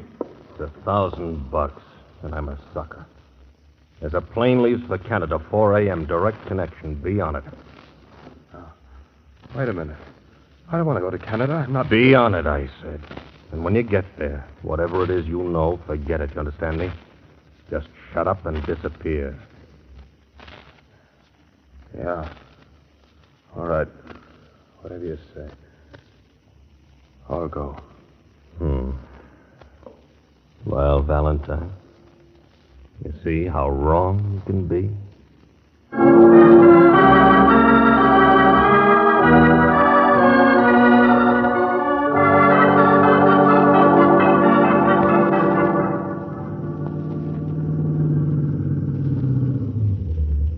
All right, so you didn't kill him. So you are playing a dangerous game tonight, so you're going soft. There's the apartment now. Soft in the head. Sure, the house that Jack built. You get orders to kill and you don't. That makes a big, noble guy out of you. Lights are on in the apartment, so the kids are all right. We'll take the back elevator. Oh, yeah, sure. The Penthouse Express, where the big guy lives and gives parties. I've always played it that way. Duke and I were kids together. Oh, you were kids together, huh? Oh, I wouldn't expect you to do any squealing. That's the code, isn't it? For a loyal man whose only vice is he kills people, who even his own friends are afraid of like a rattlesnake. Lay off. What happened? saw it yourself, Duke. This guy's been on my tail all evening. Yes, that Valentine. How on earth He picked me up in the nightclub. He's been glued tight ever since. But what did you do Well, I about... couldn't rub off that Whitey kid from Detroit for you, could I? With him hanging around, you saw that yourself. But Lacey, look here, that Whitey... I gave Whitey $1,000 and a ticket for Canada. You what? Valentine didn't even tumble. He stayed in the car. So now I can shake him. I bought myself a ticket for the same plane. Oh, it's pretty good. So it happens in Canada instead of Commercial Street.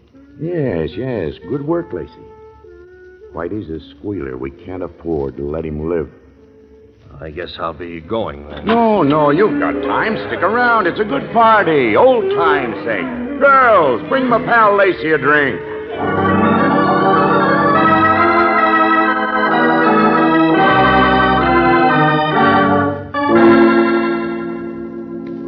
Valentine, what are you doing with that phone? I just want Lieutenant Riley up here. Can't even come in without a warrant. There's nothing to search for or find either. This is the big time, Detective. Now, look, Lacey, I've stuck around because you're going to give Avison to Riley on a silver platter. What? You're going to squeal. Come on, hurry it up out there. I am what, you dumb stupid? Easy now.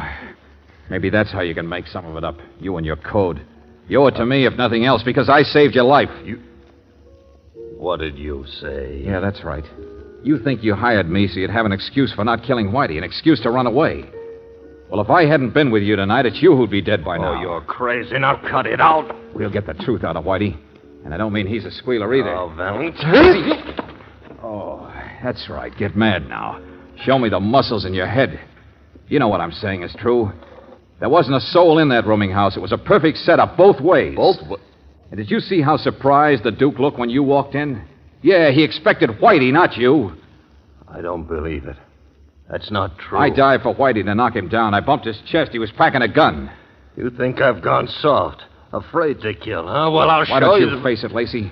Who's more dangerous to Duke Avison than a guy who's gone soft like you have? Oh, no. No, you're not going to pull that trigger. You know it's true yourself. You're a has-been now, and anybody around you could see it. That Whitey you were supposed to kill, he's Avison's new executioner. Tonight, if I hadn't been there, you'd have walked straight into it. Oh, go on. I know what side of the fence I'm on. For me, it's simple now. I just had... The elevator. Yeah, that's right. My friend Riley, maybe. The telephone's still off the hook, see? You dirty...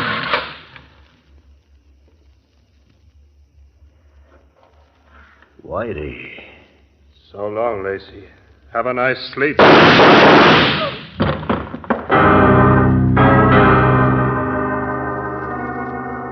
You were right, Valentine. So Whitey came up to report to get me, but he couldn't have done it in the first place. Not fast enough, did you see? Don't brag yet, Lacey. You're half as dead as he is. Duke and me, kids together. Why did he hire that guy? Why did you kill people? My brother Mickey thinks I'm straight. He doesn't know much, but he'd never get over it if he thought I was a squealer. You mean you'd lose your last friend? Yeah. I saw what Lila thinks of you. You'd be all alone then, wouldn't you? You're scared. I'll talk. I'm a squealer. I want Mickey to know that, Valentine. I'll tell you about Avison. We'll blow the lid off this town. Believe me, he's it. All right, put your hands up. That's it. Valentine, you stand over there. And you drop that gun, Mr. Avison. Well, of course. Hello, Lieutenant. I just heard the shooting. I came out here to find out what... I know. I heard it from the front elevator. Oh, welcome to the party, Riley. But get a secretary quick. It's not going to last long. Hey, come on, Lacey. Come on. Wake up. Snap out of it. He's dying. Can't you see it? What can he say? Lacey and I are old friends, that's all. Huh. And if you try to go to court... Oh, shut up, Avison. He's right. Nothing I can say now do any good against him. There's never any proof. Oh, Valentine, besides, I'm straight, see. You can't get him. I'm too washed up even to squeal. Only... Keep away from that gun. Get out of the way, you suckers! Look out, stop him. Lacey, don't do it! All right, killer. You got him all right. You blew the lid off the town, all right. You killed the Duke. Only now drop that... Uh-oh. Yeah, Riley, you're wasting your breath, all right. The killer's always too fast for us. He's dead.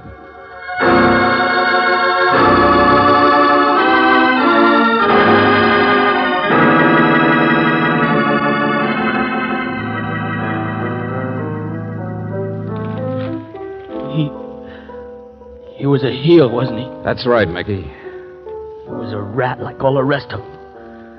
In a pinch, he'd turn on anybody. He was no more straight than a... Oh, stop that blubbering. You always knew what he was like. Why don't you admit it? You hated him yourself. You just don't know it Take yet. it easy, Lana. Well, grow up like I have. Talking football. Gee, ain't he fast? My wonderful brother I'm so loyal to. Sure. That's the trick. Say, this is the dog that chased the cat, that worried the rat, that... Come on, Mickey. We gotta buy some flowers for the funeral. Yeah, Lila. Oh, George, they're so lost. I know it, Brooksy. So is Lacey. But maybe they won't be now. But Lacey wasn't really a squealer. Should I tell Mickey that? When Lacey himself practically told me how he wanted it. Said he'd lose his last friend in Mickey if the kid thought he went against the code, against loyalty. Well, the kid'll be all right now. Lacey really wanted to disillusion Mickey. Well, he couldn't have been such a bad person. Certainly the way he died. Brooksy, he was a heel. He lived that way, he died that way. Let's just say he could see better than anybody else what a mess of a place it really was. How it had to be torn down. That house that Jack built.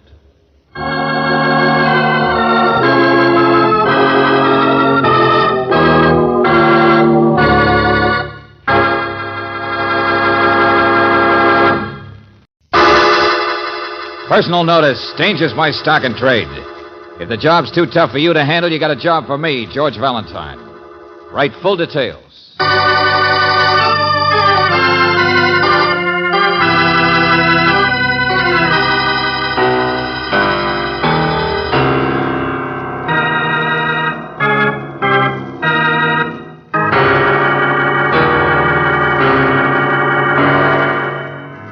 Standard Oil Company of California, on behalf of independent Chevron gas stations and standard stations throughout the West, invites you to Let George Do It.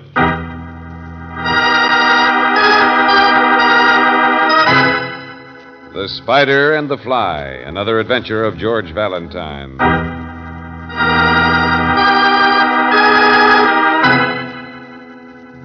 Dear Mr. Valentine, I don't believe in intruding on anyone. I believe that few as they are, the scattered residents of Oakview County are among the nicest people in the world, particularly to me, a newcomer in the past fortnight, a woman alone. But, oh, Mr. Valentine, I also believe that never in my life have I been so frightened and upset as I have by my very next-door neighbors. The strange people who hide behind the walls of the Barker estate. Now, please understand me. I can smile when people refuse to speak, when they put up bars and signs and sick their dogs on me. But when they nearly cause my death because they've torn up my whole road for the sake of secrecy, believe you me, the little worm turns. I'm so mad I could slit a throat from ear to ear. And you're the one who's going to help me to do it.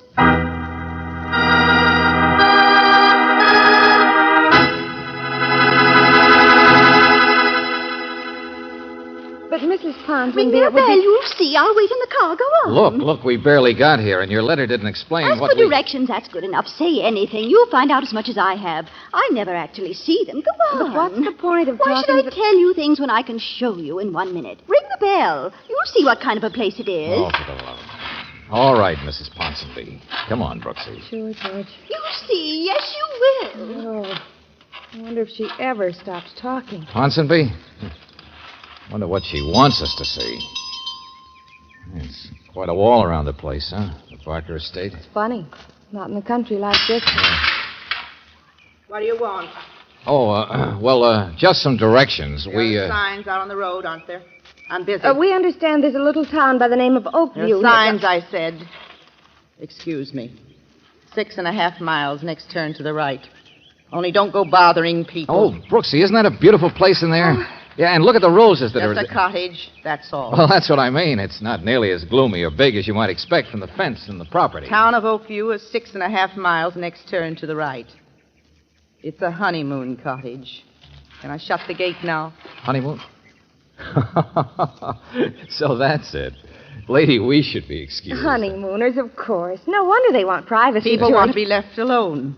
That's all. Now go on, both of you. Get out of here. All right, don't wave your soup spoon. And you can tell the bashful bride and groom to give you a gold star. You make a real effective guardian of the gate. Peace and goodwill. Goodbye, lady. Thank you, and goodbye to you. And don't worry, I won't tell anyone anything. I'm not hired help. What? Huh? I said thank you. I am the bride.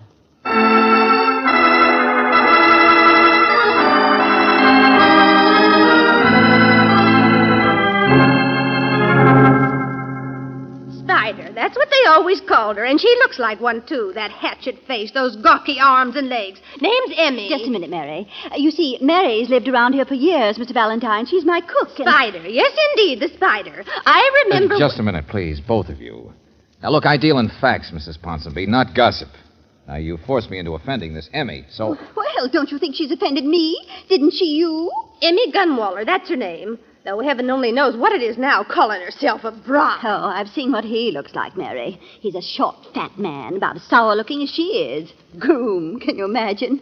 I saw him from the road driving back by the pasture, and... For the last time, Mrs. Ponsonby, stop it, please. Now, listen.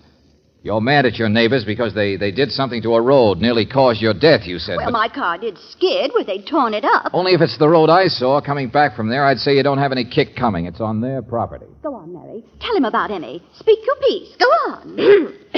Well, that Emmy Gunwaller, that Spider, she owns that Barker estate now. And 10 years ago, young man, she came here absolutely penniless. All right, so what? Is it any of our business or she... Absolutely penniless. And from the poor branch of the Barker family. She was taken in by Francis Barker. And the Spider was her bosom friend. Yes, she took a spider to her bosom. And I remember... Slow down, will you? I remember once hearing that Emmy come right out and say she'd get that house, yes, and the Barker money. And then people wouldn't poke fun at her anymore, being an old maid so ugly. Well, we all thought the laugh would be on Emmy. And she'd finally be thrown out as she should have been. Because poor little Frances, they said, was going to find herself a husband. Just a minute, A please. lovely, tall man from England named Frederick. And the Spider was soft on him, too, only it was Frances, of course, who won out. But then what? Nobody knows. All I know What is- became of Frances and her husband? 10 years later, here's the Spider saying she owns the place. Do you understand what became of the real owners of that place? What is the secret the ones there now are so careful about? What did the Spider Emmy do to that girl who took her in 10 years ago? Well, Mr. Valentine, don't you think somebody should find out? All right, I'll go calling again, Mrs. Ponsonby. And this time I'll stay long enough to clean up this curiosity.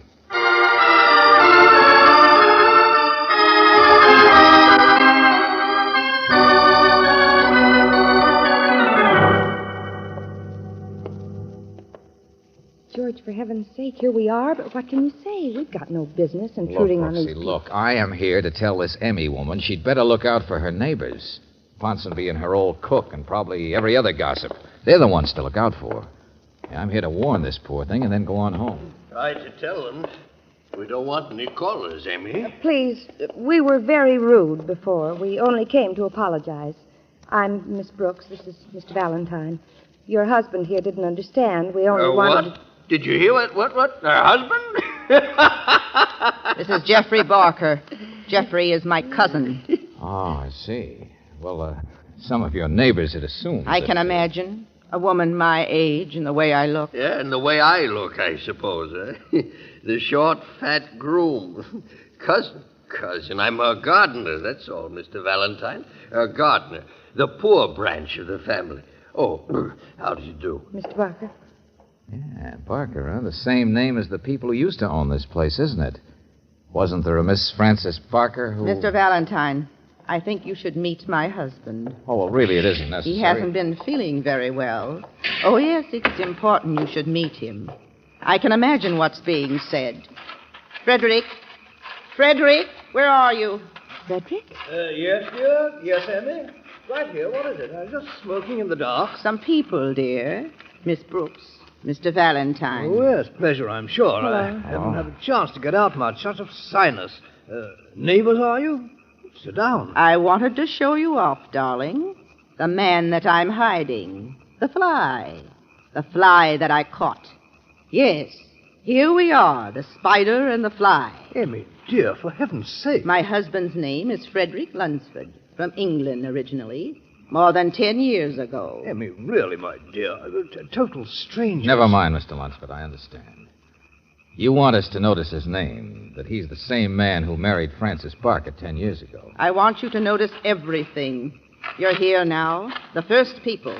You're inside, and I want you to be satisfied. Mrs. Lunsford, what do you... Yeah. Requiescat in pace. 1909, 1941. Frances Parker Lunsford. Tombstone. Well, a memorial, yes, my first wife. It's Frances. She's been dead for more than 9 years. Uh-huh. Well, you know why I'm here, don't you? I came to tell you that your neighbors had hired me to find out your secrets. But you know that already. I came back and I married my dearest friend's husband. I used to live here and people didn't like me. I used to say horrible things because I didn't like them either. It's 1950, not 40. I used to say I wanted this house. I used to say I wanted Frederick. And now I've got them both because Frances is dead. Well, look, Mrs. Lunsford, I don't want to know all of your There's life. There's been no one here in the years between because Frances died just after they were married and Frederick went away. But we met again, he and I, just this spring. Oh, yes, all my secrets, Mr. Valentine, for you to tell that sentimental, gushy snoop who was with you in the car this afternoon. The juicy gossip, all of it, once and for all, because we want to be left alone forever. Forever. Emmy, you're embarrassing these people. It's absurd. No one need know anything. Mrs. Lunsford, we certainly won't. I'm sorry, Freddie. It's been difficult for Emmy. Frances was her best friend. I never realized, but Emmy even carried a torch for me. Stupid thing, but it's all 10 years ago. We are quite different people. Quite happy, and for heaven's sake, wouldn't somebody like a drink? You see what a nice fly I caught. Yes, darling, I'm too serious. They'll have a drink with us, and then we'll never be bothered again. We've told all our secrets, haven't we? We can close the gates now. I say, whatever in Come the on. name of...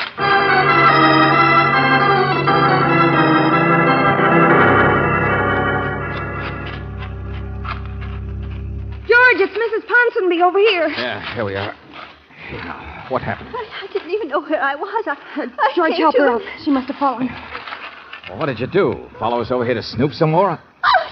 No. Blood. Look at her cheek, George. No, I came to, I tell you. I was lying here. You what? I came here to wait for you, but something happened. Something struck me. I opened my eyes, and I was lying there in the road. And I screamed. Hey, the side of your cheek, your jaw. A car. You must have been hit by a car. No, it was so dark. I heard a step. I remember that. And then I turned, and I was hit. And that's all I know. I told you things happen here. I told you there's something wrong around this place. It isn't just gossip. Why, where is everyone else? Somebody must have wanted to kill me, Mr. Valentine. Come on, Mrs. Ponsonby. You might be right. Only that jaw. Let's take you back inside and have it. George. Yeah. They closed the gates right in our face. We'll never know the secret now, will we? Somebody tried to kill me, but the spider and the fly closed the gate. The spider and the fly.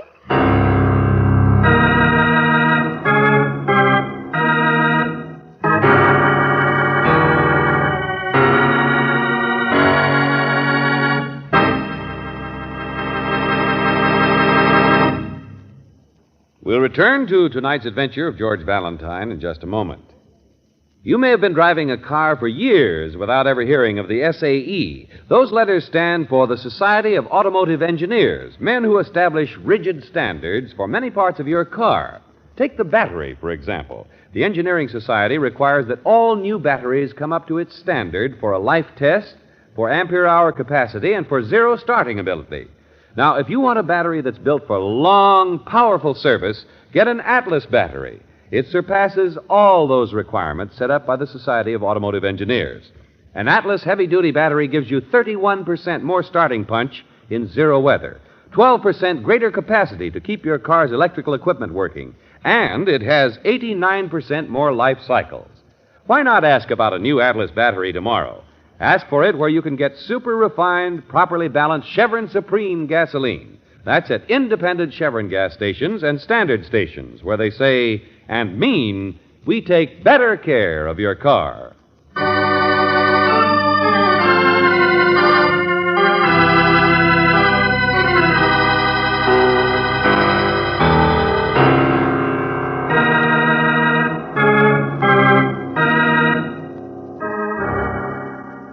And now back to tonight's adventure of George Valentine. The Spider and the Fly. Two newlyweds, two honeymooners, two middle-aged people, Emmy and Frederick. And the whole country neighborhood of Oakview is curious.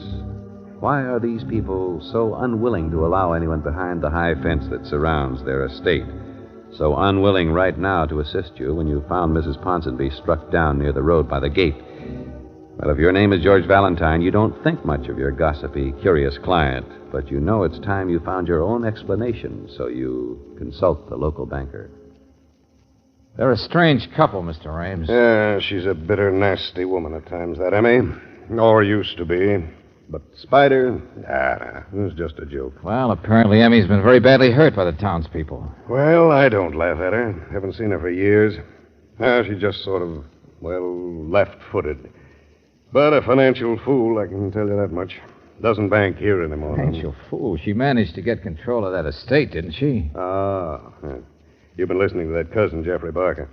Yeah, he thinks he should have gotten it. Distant relative. I was thinking about Lunsford. He was Francis' husband.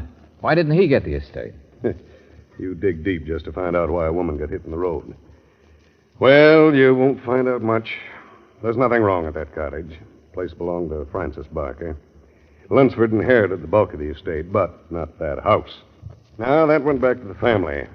Went through several relatives. Finally, this spring, Emmy got it.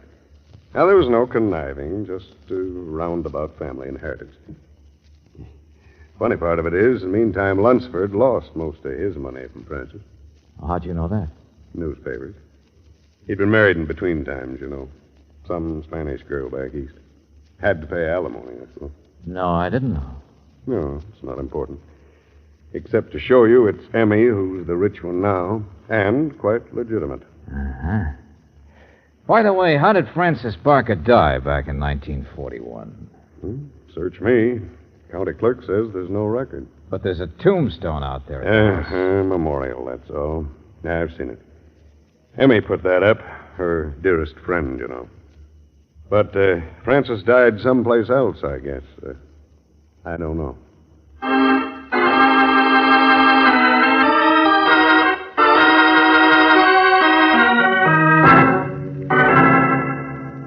Now, look, Mr. Valentine, I have no reason to investigate. Sheriff, Mrs. Ponsonby was slugged by somebody out there. Well, Emmy, husband, gardener, none of them know anything. And the most likely thing is it was just some prowler. Sheriff, do you know how Francis Barker died? What, that? Way back at... Oh, no, search me. Did you know Emmy herself in those days? Right. Ugly, ineffectual, pathetic little woman. All bark, my friend. Really, no bite. Have you ever met Lunsford? Oh, yes. She's down at the river early one morning. Was in swimming. She's lucky to get him. Seems like a nice fella. My wife says Emmy's plenty lucky. A tall, good-looking Britisher and all. Well, any more deep, dark questions? Yeah. If you hadn't been feeling well, if your sinuses had been bothering you, would you sneak out for an early morning swim in a damp, cold river? Would I? For the love of Pete, Valentine. Skip it, Sheriff. I'll run down the rest of this case by myself. Now I know how to do it.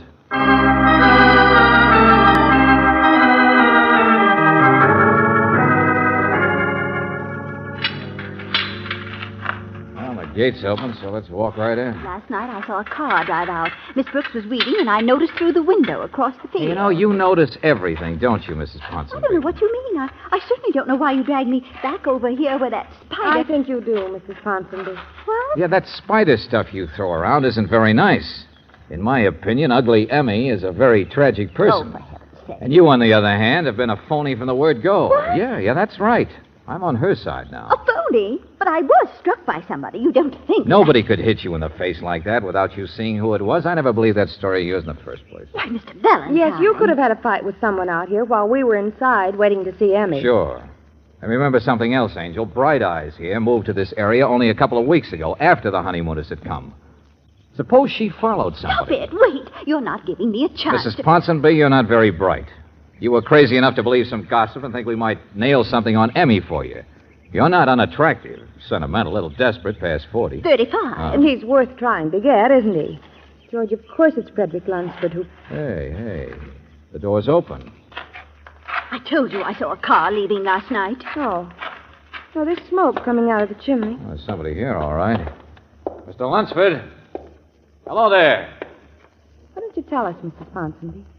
Is it all as simple as you trying to get a man away from a woman, only he wanted to keep out of sight from you? Hey, hold it, Brooksy. No, it's simple, all right, but not... Look here. Huh? What is it? It's a note. Yeah. It says, Jeffrey, in case we're not here when you get back, don't worry. Frederick says we may have to go away for a few days on business. Something has come up, or may come up, I don't quite understand, but don't worry. Signed, Emmy. They've gone, both of them. The spider and the fly. Don't you get the setup yet, Angel? Yeah, the big handsome guy and the little ugly woman. But she's lonesome and rich. And his first wife was rich when he married her. And in between, there was a Spanish girl, another wife. Sure, he's the one who's the spider. Emmy, I don't know what he is. I don't care. They've gone now, and that's all there is to it. Even if I've been foolish, it doesn't... What's the matter? I'm just thinking about something. Mr. Valentine. It's warm outside this morning, isn't it? Only in here, it's even warmer. And if they've gone, then wouldn't... And that smoke. Yeah, come on. It's from the furnace. Oh,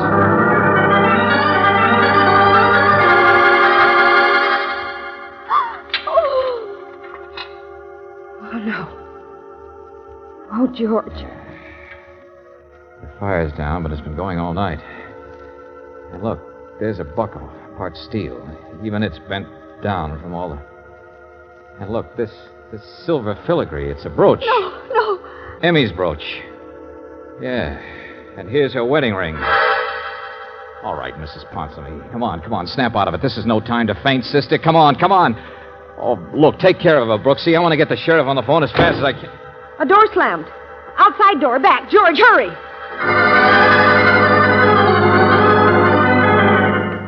What is this? There's nobody. Oh, there he is. Hey, what is this? The study? All right, Buster. Mr. Barker. Get your hands off me. Tarnation. What are you doing here and going through that... Going through an empty wall safe. I saw Emmy's note in the front hall. The doors were open. I thought I'd better check. Check on what? Well, Emmy and Fred, they've got a lot of negotiable stuff they kept in here. Rearranging finances or something. Too deep for me. Seemed kind of crazy, her having so much cash around. Oh, no. Every trick of the trade staring us right in the face. Huh? Sure. Of course it's all gone. Probably miles by this time. Only where have you been, Buster? Oh, the city. Stayed all night. Always do for shopping once a week. But, hey, why is the furnace on at a time like this?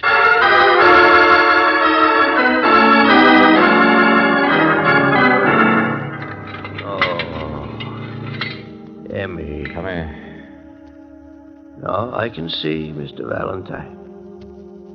There's a gas blower in that furnace, too, you know. He never told me he'd had it put in. All the tricks. Sure, this was planned a long time ago, friend. 10 years ago. What? Well, I mean, when Francis died, he must have... Yeah, go on. Well, him and Francis went to South America on their honeymoon. There was something funny about it. She took sick and died of cholera, he said. Nobody could argue. He sent back her ashes. Well, from here on, it's a manhunt, isn't it? Yeah, I guess so, Brooksy. You all right now, Mrs. Ponsonby? Now that it's too late, are you going to tell us what you know about Bluebeard? Yes, I'm all right. Perfectly all right. George, wait a minute. That door we heard slam. Oh, sure, Angel. That was just... But it was an outside door, and Mr. Barker said he'd come in the front way. Didn't he, through an open door? Hey. So it was somebody else. Lunsford can't be far away yet, He George. doesn't have a car. Barker was using it. I thought it was funny he didn't wait for the fire to die down. My car's outside. There's open fields. He'd have Hey, to... quick, give me those keys.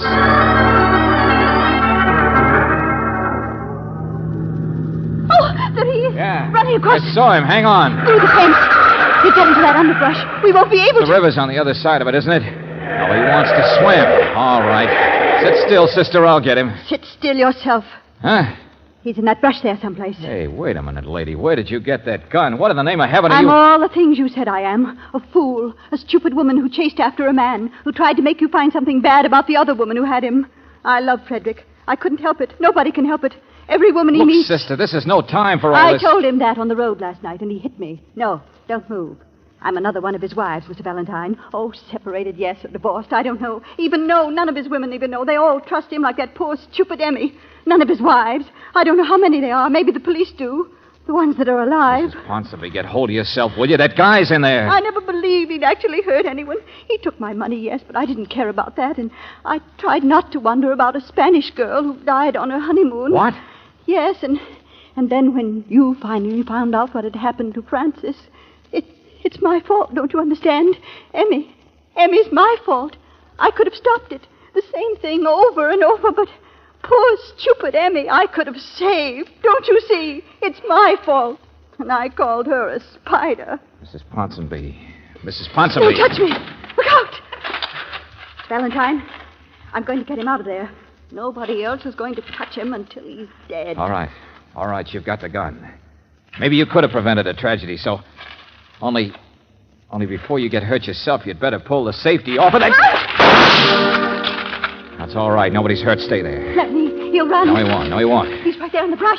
He'll kill you. Be careful. Don't worry. Be careful. Now, don't worry. I'm all right. In here someplace. I'll take care of it. Nobody will be hurt. This tragedy's already prevented.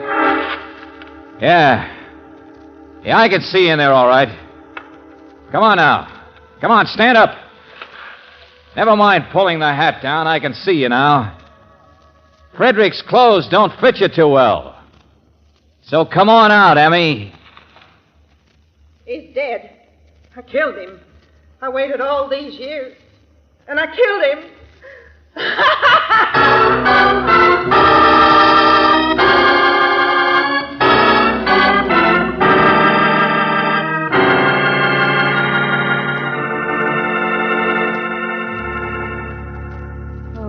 George, that poor thing. All those years. Yeah. Well, I suppose she loved him too, Brooksy. But she figured out what had really happened to Francis, I guess. And, yeah, pretty bitter revenge, wasn't it? Ashes for ashes. To wait until she could get money, until she could get him. Could make him believe that she was just another soft-hearted sucker. Yeah, well, she laid it on a little thick, all that wanting to be alone and old Frederick Deere stuff she told us, remember? But how did you know he was the one who'd been murdered, George? Well, an old maid should have wanted to show off a husband. Yes, but That sort and of... high school chemistry. Buckle was steel in it, in the furnace, remember? Been in that heat so long it actually changed shape. Mm-hmm. But a light gold ring and a silver filigree brooch. That last should have almost melted. Oh, so they were thrown in later, after the... That's it, an afterthought. Probably just before we came into the house. Besides, he wouldn't throw those things in there at all. If he was killing her, he wouldn't want to leave anything that would point to what happened. But she wanted them found, of course, like the note to explain her own absence that sounded as though Frederick were up to something. Like converting her money to negotiable things and taking That's right. She might have gotten away with it if we hadn't gotten mixed up in it. Police would have been searching for him forever. Oh. Neat little web she spun, wasn't it? No. He was the spider. I don't know, George. Which is which? You mean Bluebeard? Mm-hmm. Or the Black Widow.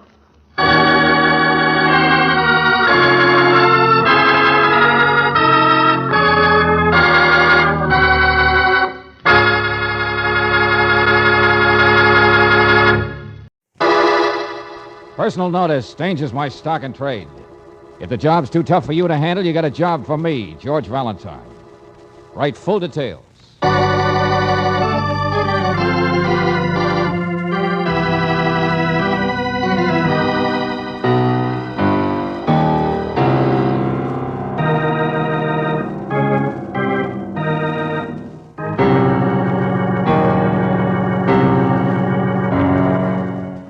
Standard Oil Company of California, on behalf of independent Chevron gas stations and standard stations throughout the West, invites you to Let George Do It.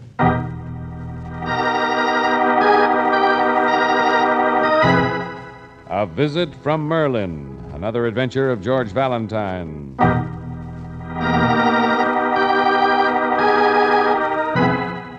My dear Mr. Valentine, perhaps you have heard my name, Arthur Thurston Renwick, or just the Renwick collection of medieval art. I don't like violence or violent people, so you can imagine my shock at the following episode.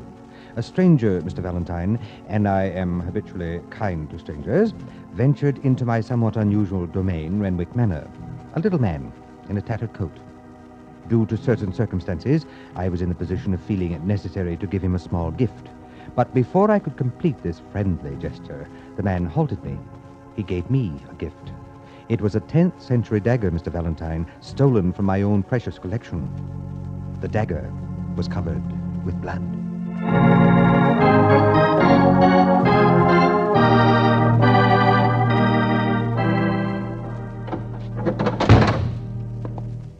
My husband isn't here, Mr. Valentine. Oh, thanks, Mrs. Renwick. This is certainly an unusual house you have. Oh, George, look. A real suit of armor.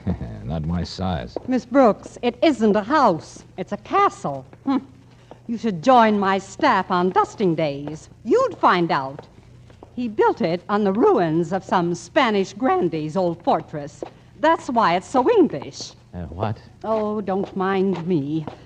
You live out here on the ocean, buried in the Middle Ages, and about that far from civilization, with nobody to talk to but King Arthur and all those... There seem to be plenty of people here now. Visiting day, Thursday. My husband is a frustrated professor, and so the curious come in to track up the floors and pretend they're interested in his lectures. Wait! There's a little man standing there. I'm sure he was. Short, tattered old coat. Right in there, behind you. I didn't see him. He was there. I'm sure he was. All of you, I'm sorry the tour is over. Excuse me, but the visiting hour is done. It's the hour when we lock the castle gate.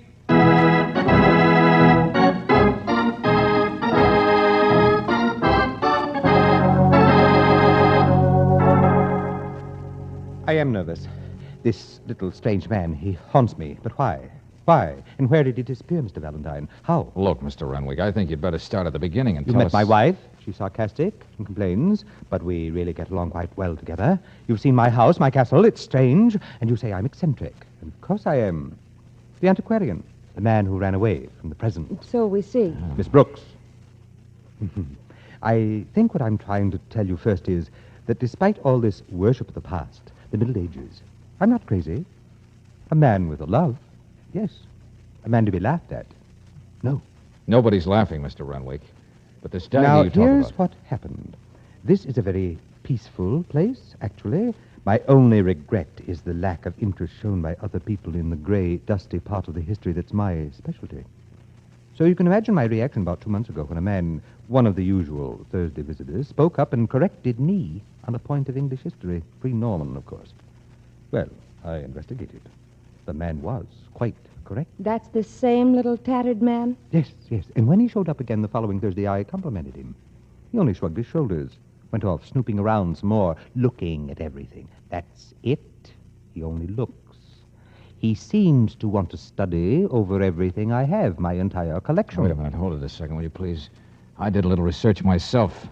You have right here in your house several $100,000 worth of gems, early bracelets, crowns, that sort of Mr. thing. Valentine, I may be eccentric, but I'm no fool. The gem collection is not in the house. It's in the keep.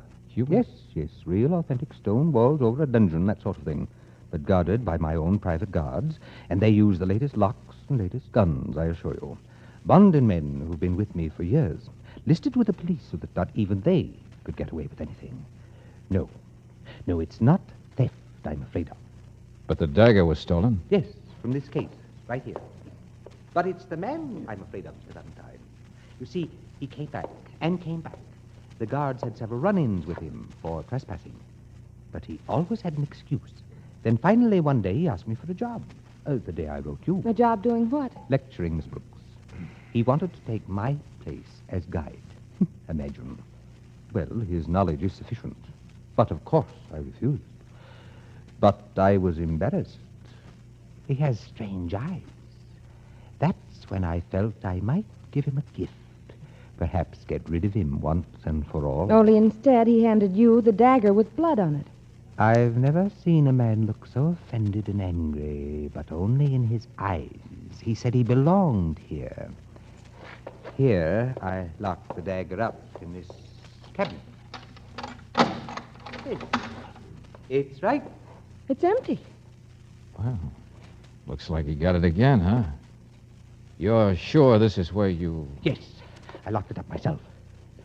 But I'm not surprised. No. Why should I be surprised? He said I had gone too far. I had turned him out. I had collected too many treasures of the past. I'd lived to regret it. Hey, wait a minute. What kind of a thing is Mr. this? Valentine, I think I expected this. That it would disappear again. You did? I don't know what compelled me. Yesterday, as he left, I spoke one word. I said, Merlin. You said what? Merlin. You heard me. I called him that, and he smiled. You mean Merlin, like the sorcerer at King Arthur's court? Stop looking at me that way, both of you. We don't know what's possible. We haven't even scratched the surface of the Middle Ages, the superstitions, the beliefs. Of course, I don't think he's really Merlin, but he follows me. He watches me. Why? He's always here. Why? And his peculiar knowledge. Why? How? I tell you, it's right from the other. Keep your shirt on, boss. We got him. What? Yeah, we got him, I tell you. The little squid. Nobody in the crowd here today even noticed. He's in the town jail. Jail? Just a two-bit light finger boy, that's all he is. So cool off. It's all over. You Valentine? Yeah, that's right. Joe's my chief guard. But Joe, you shouldn't have... He was in the crowd again, boss. You seen him. But he lifted one of them old salt shakers off of the mantle. And both of my boys seen that. Yeah. Pretty neat, huh? 6 months for theft. That'll keep Merlino out of your hair. What? Huh? What did you call him? Merlino. Says he's a member of the Magicians Union. How's that one for laughs?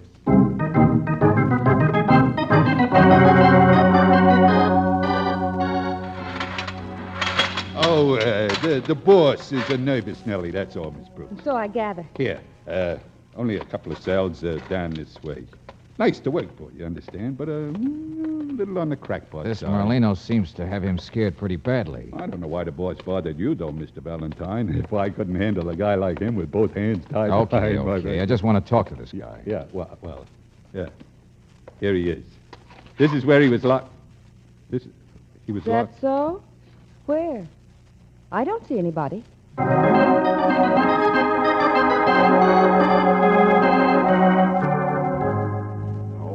Now, Joe, cool off. Yeah. I didn't turn him loose, I tell you. I don't know how he could get out. Oh, a great sheriff you are. Joe, let me ask the question. No, neither one of you are going to. I was home eating supper. You bring a man down here for me to lock up without charges or evidence. Don't blame me if he... Without what? Without evidence, he said. Huh? What? Yeah, here's Merlino now. Well, what's all the lather about? I guess I forgot to lock that cell door on you, huh? No, you locked it. But I was hungry myself. I'm just on my way back. Yeah, but if the sheriff locked the cell, how in the name of... Please, young man. I just walked out. I'm a magician. Is that so? Well, this time... Lay off, Joe. Cut it out. Sheriff, you said there was no evidence. Clean that up, will you? Well, we searched him when he got here. So did the guards. Just waiting to tell you, Joe. There wasn't any salt shaker on this guy. What? But I seen him take it myself. I seen him... We searched, I tell you. There wasn't. Of course, it's none of my business. I'm just a visitor in your town. Live at the boarding house, as I told you. Suppose I have been kind of a pest to Mr. Renwick. But if you ask me, Sheriff, if anyone is stealing out there, well, his guard here, he's the one I think you should serve. What? Why, you little half... Hold it, Joe, easy. What? What's the matter? What? Salt shaker. In my pocket. All right, sleight of hand artist. But I haven't been near him. That's right, Valentine. He hasn't. Not even bringing him in. I told the boss I'd get rid of you. I will. I'll show you some magic Let that'll... go, stop it. No, you'll Joe, be sorry. cut it out, Stop Joe. You'll be sorry. Now, stop it. I'll put rabbits in your hat. You can... Cut it out. Cut it out. I'm the sheriff around here. Now beat it, all of you. Magicians, private cops. Go on. Get out. Get out of my hair.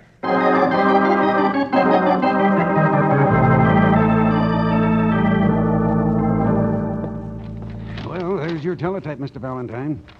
I guess I'd better run the little guy out of town for him, but I kind of hate to. Landlady says he's real nice. Depends on who you talk to, doesn't it? You don't suppose Mr. Renwick and his guards are trying to frame him for something, do you? They're all crazy out there for my money. Yeah, Chicago says he served a sentence once, small-time theft. He didn't steal today, I'm sure of that. They say he worked carnivals in the Midwest for a while. Why is he here? Oh, George, it's getting late. Yeah, come on. You want me to go back out to the house with you? Well, if he wouldn't just shrug his shoulders and walk off like that, it's Merlino I'd like to talk to. Sheriff! Mr. Valentine, Sheriff! Mr. Renwick! What's the matter? What's happened? He got it. He got every bit. It's gone. What's gone? Hey, stop shaking. What are you The talking gem collection, the bracelets, jewelry. Melino's taken everything. Oh, brother. I thought that place was impregnable. So did I. But not against a man like him. I told you. Take it easy, will you? There's nothing supernatural about... Yeah, the gems were off in that crazy stone place you call the Keep, weren't they? He said I owned too many things from the past. He warned me I should have... All right. Get back in the car. Come on, let's go. We'll find out what happened, and it won't be magic either. Won't it? Mr. Valentine, I know how he managed it. My wife saw from my room upstairs, over the wall in the moonlight. Yes, I think we found that dagger again, too. What? She saw it and came running and screaming. Joe's body, up there, in the moonlight, with the medieval dagger in it.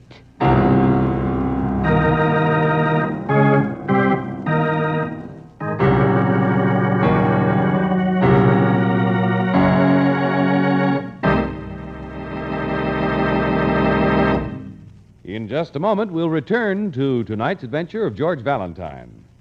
New RPM motor oil doubles engine life. That's right, doubles engine life in the toughest test a motor gets. What is this toughest test? Here's another first-hand report on New RPM to tell you. We take you now by transcription to California Research Corporation's laboratories at Richmond, California. The next voice you hear will be research engineer Primo Pinati. After an intensive study of engines brought into repair garages for overhaul, we were able to determine the causes of engine wear. The next step was to decide on the conditions under which new motor oil formulas were to be tested. We wanted to develop our new oil under conditions simulating the toughest test an engine gets. Tonight, we are going to show you how we arrived at that decision.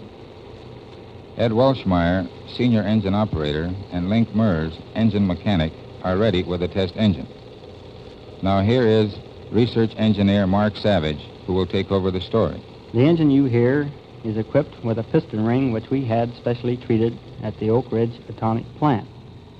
Soon you'll hear a Geiger counter clicking as it measures the amount of treated metal worn from the ring.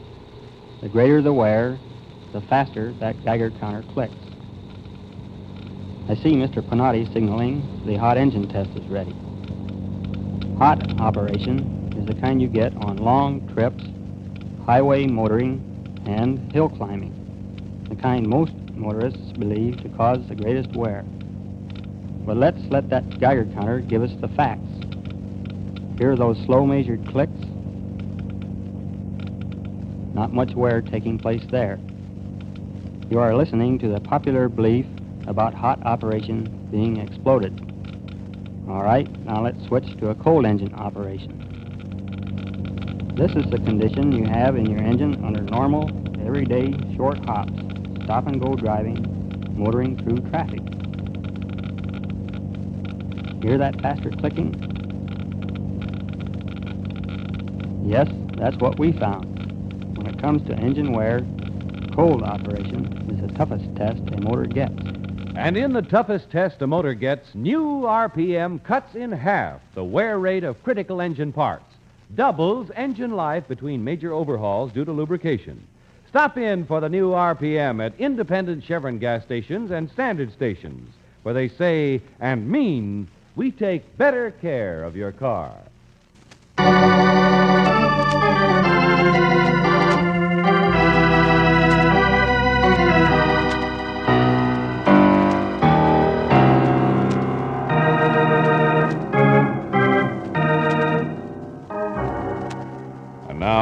Act 2, tonight's adventure of George Valentine. A man named Merlino, just a small-time magician, a smiling, limping little man who says he doesn't want to cause anyone any trouble. But he warned Mr. Renwick that the millionaire had collected too many valuable mementos of the past. Now, the most valuable ones have disappeared, and he warned the hot-headed guard named Joe not to try anything rough with him.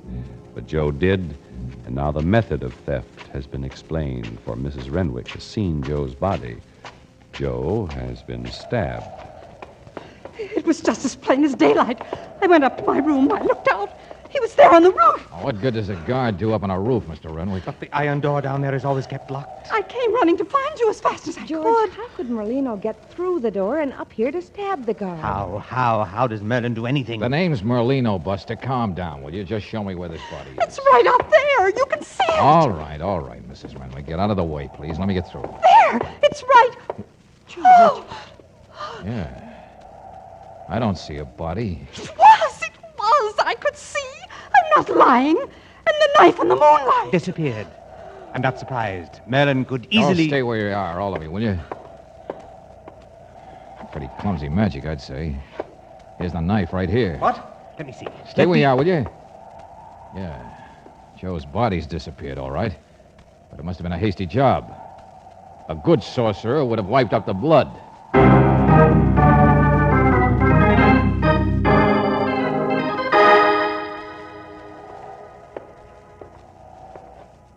Yes, Valentine, the blood's Joe's, all right. Doctor says he's sure. There was a record of Joe's type in the files. Okay, come on. But where, George? Why would anyone move a body Get after rid of the evidence, Miss Brooks. But the knife was left behind. No fingerprints, no nothing. Mr. Renwick, come here, will you? What is it? My men are going to start searching your whole place. They won't find anything. Yeah, that fog coming in off the ocean, I know. Look, Mr. Renwick, I think it's about time you and I stop this silly, superstitious... Mr. Valentine, I don't want to sound like a fool. I don't want to believe such things. I don't. But you think we'll never find the body and we'll never find Merlino again? I know you won't. I can't help knowing it.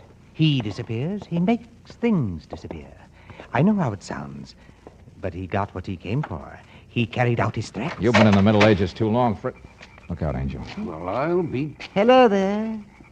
Did someone call me? Call Merlina?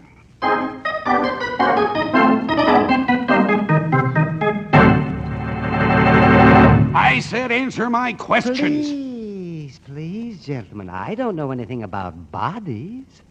Out of my line. Oh, for Pete's sake, you admitted you were around here, didn't you? Of course. There are things here I'd like to steal, but not tonight.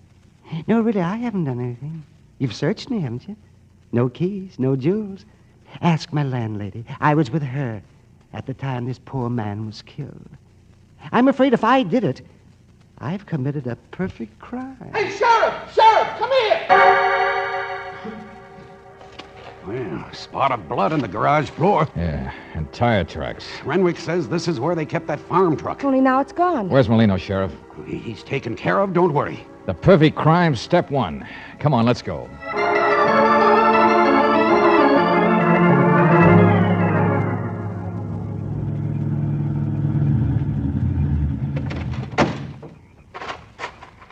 Sure.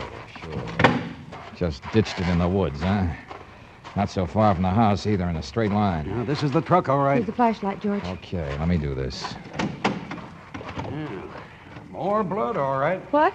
Couple of little spots. Yeah, only no body. No, but there's room for it to have been carried there, right? Sure. So from here, we move on foot, backwards, back the way this truck came.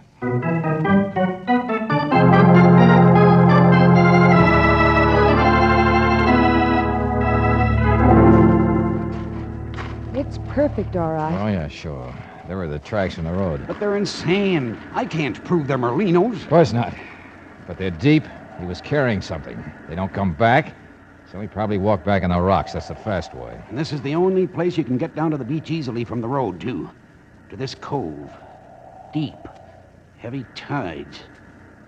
The perfect place, all right. To carry a body, to throw it in the ocean. It's a hard job to convict a man of murder without a body. Well, you'll find other evidence. Merlino can't Oh, yes, he can, Angel. Because what other evidence? He even hinted at an alibi. Didn't you catch that? Everything he's done is practically a confession. But you don't think we'll find fingerprints in that truck, do you? But if he hid the things he stole somewhere around there, You then don't think we'll ever find them either, do you? he's not supernatural. I don't know what he is. Oh, come on. It's practically dawn. Let's go back. Maybe we can shake it out of him.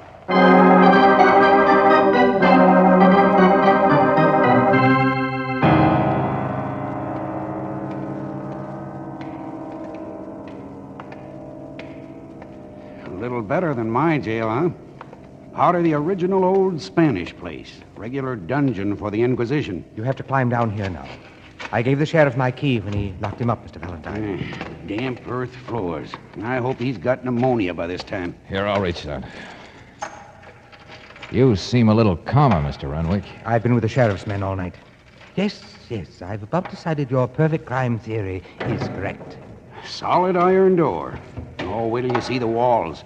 Solid rock all the way around the cell. 6 feet thick and no windows. Merlino, Yeah, he's done it again. He's gone. It's impossible. Everything he's done is impossible. A human being couldn't get out of there. I had the only key myself. Valentine, for He's a cripple. He couldn't run very fast. Come on, let's get down to the beach before Merlin climbs back into the Middle Ages.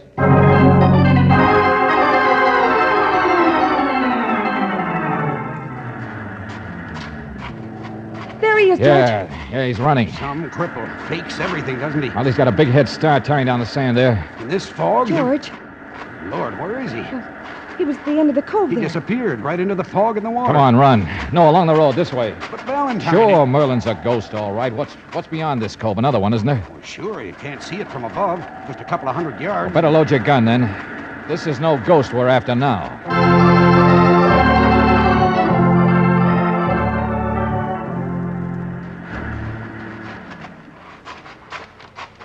Hey, there's a boat there on the beach. Yeah, a little tiny one. Think one man could carry that, Sheriff? Sure, easy. So back at the other place, those heavy tracks could be made by a man carrying a boat instead of a body, huh? George, what on earth are you driving at? Brooksy, there hasn't been a single bit of magic performed tonight. It's all been illusion. Things are impossible. Okay, I believe it. They are impossible.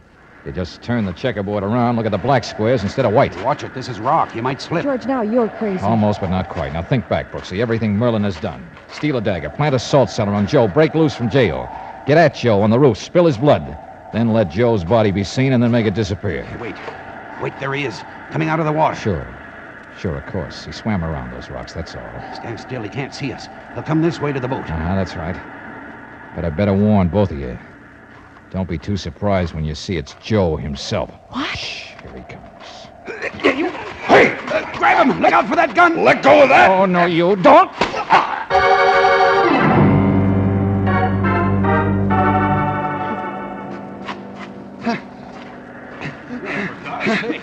Every bit of the loot right there in the boat. Enough crowns for a whole chest. Sure, for the big king here. Shut up. The bright boy who figured it all out. How to rob his boss without having all the bloodhounds in the world after him. Okay, you got me. So what? So I want some more. You hired Merlino, didn't you? To put the scare act into your boss. To set himself up as the man of mystery. To brag that he was out to rob him. But, George, the murder, or what Mrs. Renwick thought was one, and the blood. Oh, and the sure, Brooksy. That was the neat part. Joe knew her habits. When she'd be likely to look out and see him lying there playing dead. And he cut his finger, spilled some blood, maybe. Too bad I didn't use yours instead. Nice little trail of blood, yeah, Joe. So there'd be no doubt in anybody's mind that Joe the guard was dead. Nobody'd look further for the man with the loot. You and Merlino working together. And then he lets himself look like the suspect. But I'll bet in the final pinch, Merlino's alibi would have been perfect, Sheriff. He would have got off the hook, joined up with Bright Eyes here, and Renwick would have thought it was all magic. I almost did myself. George, if Joe did all that, well, he could have let Merlino out of that dungeon thing, too. I mean, chief guard, he'd still have a key. The biggest impossible of all, yeah, sure. Only where's Merlino now? And why let out a guy whose story is all fixed, alibi and everything? And why do you suppose Joe here didn't leave hours ago in his little boat? That must have been the plan. I don't know where Merlino is. I don't care. Well, I do. It's a difference between a grand larceny rap and a bigger rap for murder. What? Now look, friend. Only reason I can think of Joe sticking around is he liked the jewels all for himself. After all, he was dead. And Merlino could always disappear by I didn't magic. touch him, I didn't. It was risky getting down to that dungeon, Joe. But it would have been riskier bringing Merlino outside to kill him. Oh, no, that's And of not course, so. that was a quiet place. And nobody would ever think of looking under... Nice dirt floor, wasn't it, Joe? No, I didn't. Sheriff, I told you Merlin was a ghost. Maybe we better do some digging there before he puts a haunt on King Arthur's castle.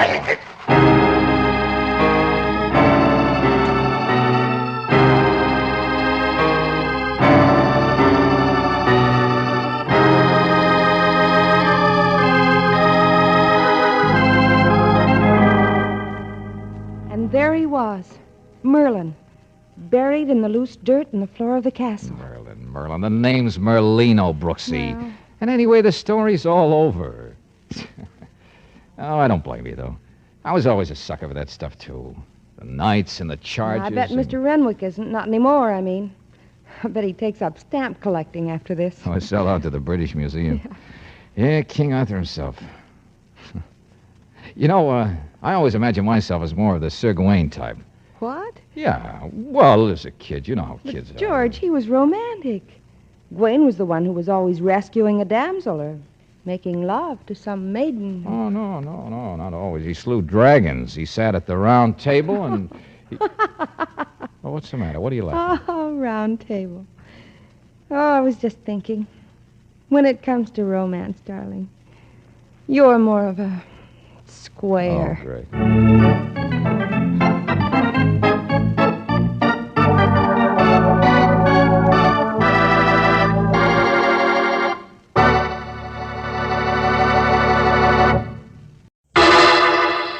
Personal notice, danger's my stock and trade. If the job's too tough for you to handle, you've got a job for me, George Valentine. Write full details.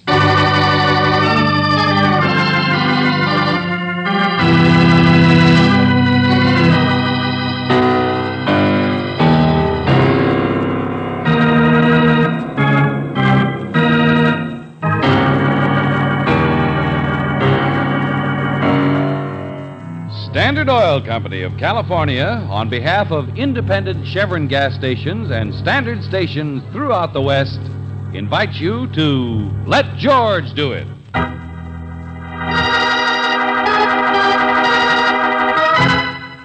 Angel's Grotto, another adventure of George Valentine.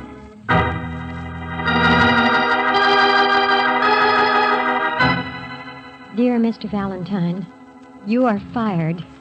I know that's a clumsy way to put it, but I've been a nurse too many years to learn parlor diplomacy.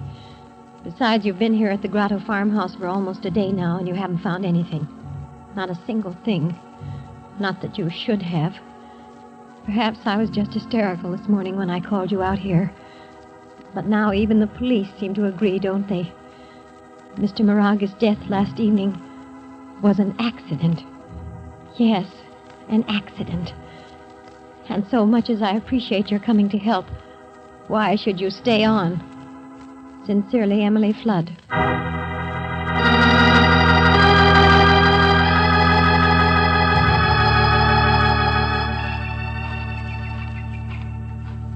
Oh, Miss Flood. Miss Flood. Yes? Oh, Mr. Valentine. Oh, here you are. We've been looking all over. Did you get my note? Yes, back at the house, but we wanted to... I don't like it back there. I came out Miss Flood, I was a little surprised. After all, I've barely even had a chance to talk to you since we got here. You see, there's very little factual evidence of any kind. Here. Did you check here? There might have been fingerprints on the handrail that might show... No, we checked all that. Best fingerprint man in the state found nothing to prove anything, not even on the wheelchair. No sign of a struggle. He hated that wheelchair. Imagine a man only 45 who usually couldn't sit still for a minute, having to spend 6 months in that thing. It was from a sailing accident. The bone wouldn't heal. Uh-huh. Most of the nurses were scared to death of him. But he liked me, because I wasn't good looking and I didn't have an eye on his purse. And he had told me about this grotto. The Angel's Grotto. It's beautiful, isn't it? All that moss and the ferns. Yes. And... I saw it first about the same time yesterday. I just brought him out from the train, and he had to come here first thing, even before supper. Did you try to find the angel like we did? Oh, it's just a legend. Indians who used to work at the mission across the ranch. An angel of stone, they say. Crossed by the waterfall, I guess. Yeah. Only it's like all those things, huh? The face in clouds, the mountain shaped like a man's head. You can never really see it. Angel of death. He used to come out here and just sit when he was a little boy, you know. was all so different then, he said. The farm, I mean. Just a place in the woods. And an exciting, scary grotto for boys to tell stories about and dare each other to come close to the edge. They were lovely boys, I guess. Herman hadn't met the bottle and the blondes yet. And that whiny stepbrother who still lives here was just like the real brothers. And John hadn't taken up sailing or broken hips, or even gone out to the city to build his steel mills to become the richest man in the state. Why, All been murdered. Mr. Valentine. All right, lady, we're sorry. We know you're upset. Anyway, there aren't any facts. But last night at supper, well, those guys aren't boys anymore, are they? He hated his family. He said this was the last time he'd ever come back. You want the rest of it? If you're going to fire me, you want my report, why I say murder? Go on. Well, you were there. You and he and the boys last night, remember? You were all sitting around the table. No, I don't want to talk business tonight. I don't want to talk anything. I'm tired. Emily, have you done my unpacking yet? Well, I thought as soon as supper is over, while you sit outside for a while. Sure, your nurse will take care of things, John. Here, have another glass of wine. It's special. No, I said. Well, farm isn't business. I only waited till you came, John, to talk about buying a new tractor instead of riding. Oh, for the love Leave him alone, Jake. He's tired. Can't you hear what he Well, I said? got a setter coming around tonight. Got to get out there, help her with the pups. I only thought if he could spare $1,000 or so. Leave him alone. Jake, you'll just never understand us businessmen. Well, farm's a farm. You can't operate on Stop that. it, both of you, stop it. I came here for a one-day visit, that's all. That day starts tomorrow. Oh, sure, Johnny, sure, we understand. I don't come out to the old place often myself, but a little reunion is different, huh? No. I wish I'd stayed in Florida. Don't blame you. All those classy nurses. Please, Mr. Moraga. Well, Johnny, I know the farm isn't very important anymore to you, but all I wanted to say was... Oh, get out to your barn. Go be a midwife, whatever it is. Now, you nurse, see if you can't give the cook out there a hand with the dishes. I notice Mary's not as speedy as she used to be, Jake. Stay where you are, Emily. Herman, for your information, I'm sick and tired of the steel business, too. Huh? You heard me, Mr. Vice President, in charge of gas and wind? Oh, yes. Get everybody out. Leave us brothers alone. Have some wine. You don't want to talk business, not old Herman. Herman, the diplomatic sponge. Well, I wrote you I'm going to retire, didn't I? In the prime of life, and why not? And that means for my family, too. I'm here to cut all strings at once. Lazy relative steel mills, old family homesteads, the works. I'm sick and tired of supporting a worthless bunch. Please, don't. You're tired. You'll upset yourself. You said everything could wait till tomorrow. Everything you have to say to him. Yes. All right. I'm sorry, Emily. You two fellas. Wheelchair doesn't make a guy like me very friendly, but I mean it. I'm moving to Florida for good. Only, we'll talk tomorrow, huh? Sure, Johnny, sure. We understand. No, you don't. You're going to work for a living, Herman. Well, what's the matter with you, Jake? Huh? Earn your own tractor. Me? I'm tougher than all of you, I guess. Well, what's the matter? Want to murder me or something? Well, come on. Say something. Want to murder me or something? And then, Miss Flood, you brought John Moraga out in his wheelchair to sit in the evening air. And you went back to do the unpacking and clean up the dishes for Mary, the cook, who was out helping Jake. Brother Herman, he went to his room, so the testimony says, where he drank that wine all by himself. Jake, he came out and smoked a cigarette for a while with the impatient invalid. Then went to the barn and was busy for some time delivering a litter of puppies. Your testimony's very complete, Mr. Valentine. So what? So 10 o'clock, you came out to bring Mr. Moraga in for the night. And he was missing. Because around 9 o'clock, according to police reports, the doctors, his wheelchair parked here overlooking the grotto where you left him, got a little bit too close to the edge. Look out, George! Oh. But there wasn't any evidence. You couldn't find anything. No evidence to show whether the brakes just slipped and the wheelchair rolled over, or whether Mr. Moraga was pushed off the edge. 200 feet down to the rocks. All those hatreds and everything, even motives. But everybody's story seemed to check. Yeah, that's it. Nothing so far can be proved. Mr. Valentine, you kicked that rock just now to see how I would react. Maybe. Well, I think you should understand there won't ever be any evidence. His death was an accident. I believe that now. So get out. Get out.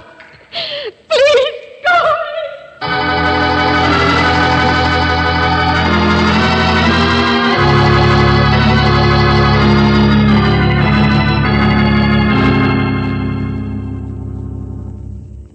Johnny couldn't have been too surprised, Mr. Valentine. Said he saw the angel clear as death.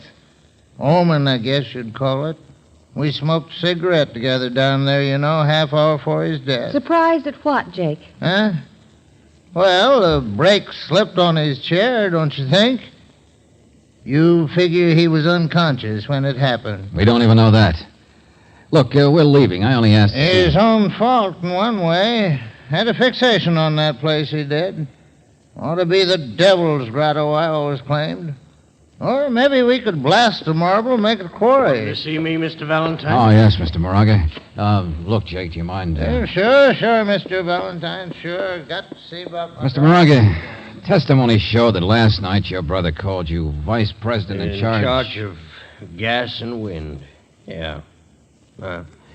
Old Johnny was the only one had any brains or... Are you part owner of the Moraga Steel Mills, or just a paid employee? You mean am I just the boss's brother? Yeah. Yes, if you like. Uh-huh.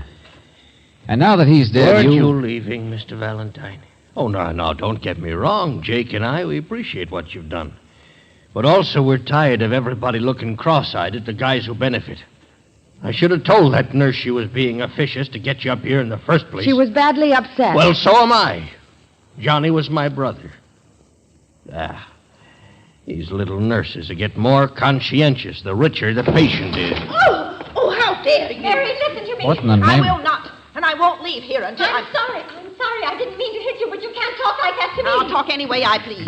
I've been here 15 years. I'll call you all the names I Stop can. it, I said stop it. All right, Nursey, now cut it out. Cut it out. What'd she do to you, Mary? Huh? What'd she do? Don't look at me that way. Hey, easy, please. Miss Flood. Know what she was up to, Mr. Moraga? She was firing me. Yes, she fired me. You... She. You what? Now, look here, Miss Flood. You've been butting Take it in easy, and will you? Here, Emily, you're all right. It was the way she looked. The way she... I'm sorry, Mary. I didn't mean You to... see, Mr. Moraga, I happened to overhear this young lady and a policeman Please, talking. no. You just found out the nurse is really a wife, eh, Mary? What's that, George? Just guessing. But it would explain why she could try to fire you, Mary. Why you laugh at the word miss. Not to mention some things John Moraga said last night. Or why just a nurse should be so curious and hire me You and mean try... this mousy little flat-heeled... Yes. We were married a week ago in Florida. I did tell the police, Mr. Valentine. I wanted to tell you, but I wanted to wait until... Oh, just because I'm his nurse and he was wealthy. Just because... Stop looking at me like that. Nobody's looking any way they shouldn't. I wondered what his big announcement today was going to be. What made that hot-headed sucker want to sell his business, cut us off, go gallivanting off? Get out of here! Every one of you! This is my house now. Get out! So you married a week and now he's dead. Yes. He's dead. He's dead. Don't look that way. Can't you understand? I loved him. And he loved me. Don't give me that Oh, hug. I wish I were dead, too. Leave me alone or I will be! I will be! Yes. A good act. Good act, Mr. Moraga? Are you changing your mind? I thought you were so sure your brother's death was an accident.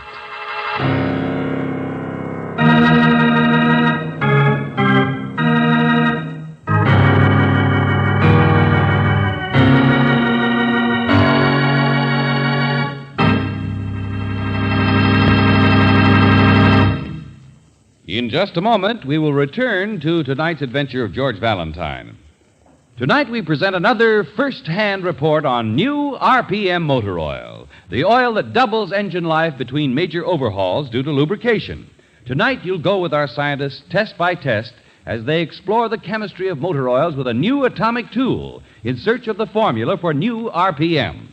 By special transcription now, we take you to the Richmond laboratories of California Research Corporation. The next voice you hear will be Senior Research Engineer H.F. Galindo. The test engines you hear running in the background are equipped with piston rings, which we had specially treated at the Oak Ridge plant of the Atomic Energy Commission. Geiger counters connected to these engines measure the fine particles of treated metal worn from the atomic ring as that wear takes place. We're using rigid temperature controls to get exact simulation of the toughest engine wear conditions your car gets. The normal, everyday short hops, the stop-and-go traffic driving. We call it cold operation.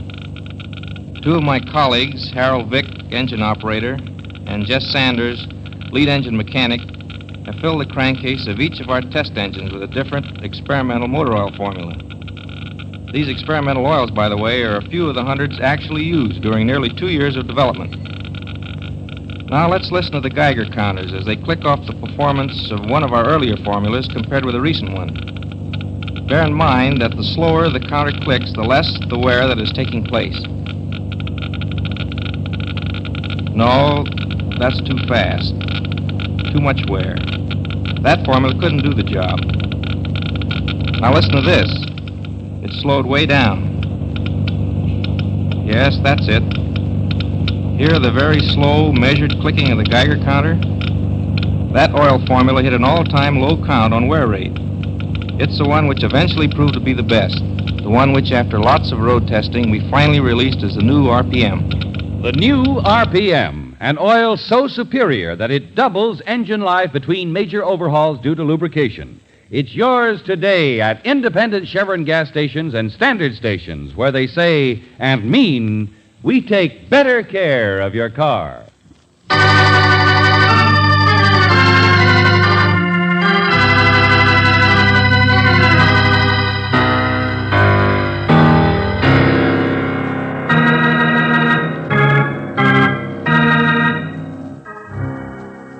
And now, back to tonight's adventure of George Valentine.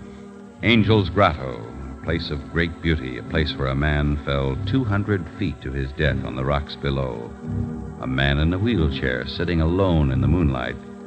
But, according to the police, that death was an accident. There's no further reason for you to stay around. Still, if your name is George Valentine, well, what can you do except stall for time, pretend you can't start your car? Say, look, Jake, is there some rope around here? I may need it when the mechanic comes to give me a tow. Yeah, in the shed over there. Help yourself. Oh, okay, thanks. Get out of the way. Good idea. So that fool Emily won't hang herself. Ha! There's a good one. Come on, Brooksy. Let the rest of them think we've gone. You realize how short our time is? You mean what he just said about Emily? George, I want to go back in and talk to her. No, Brooksy, we got to find evidence before somebody else gets murdered.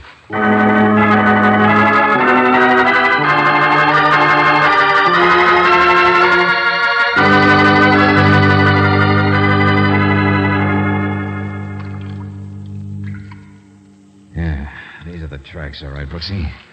And here's where the wheelchair stood. George, you and the police went over it inch by Well, inch. Jake gave me an idea.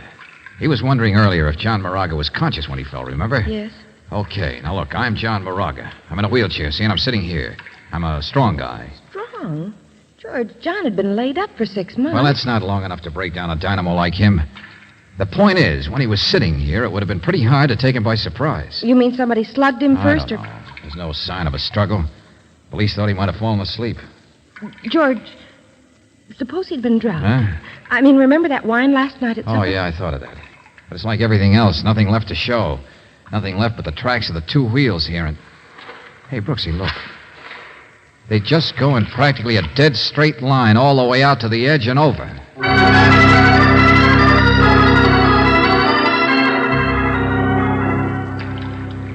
Okay, Brooksy, throw me that rope there. Oh, George. It's all right now. It's all right. This tree will hold me. George. Just take it easy, will you? There we are. This is one thing we didn't check. But they combed every rock down below there. When I kicked that rock loose this afternoon, remember what happened? It bounced. Okay, I'll find out what happened last night, and I won't bounce either.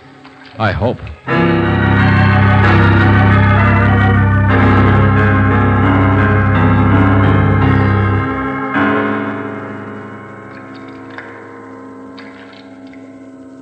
Hey, Brooksy. I can see the angel from down here. Yeah, it really does look like one, you know. Across by the... George, your rope's twisting. I'm all right. There's some stuff to hang on to here. Angel of death, huh? I can't even see you anymore. Brooksy. What'd you say, George? Hey, not so loud, will you? I was just looking down before. It's a watch.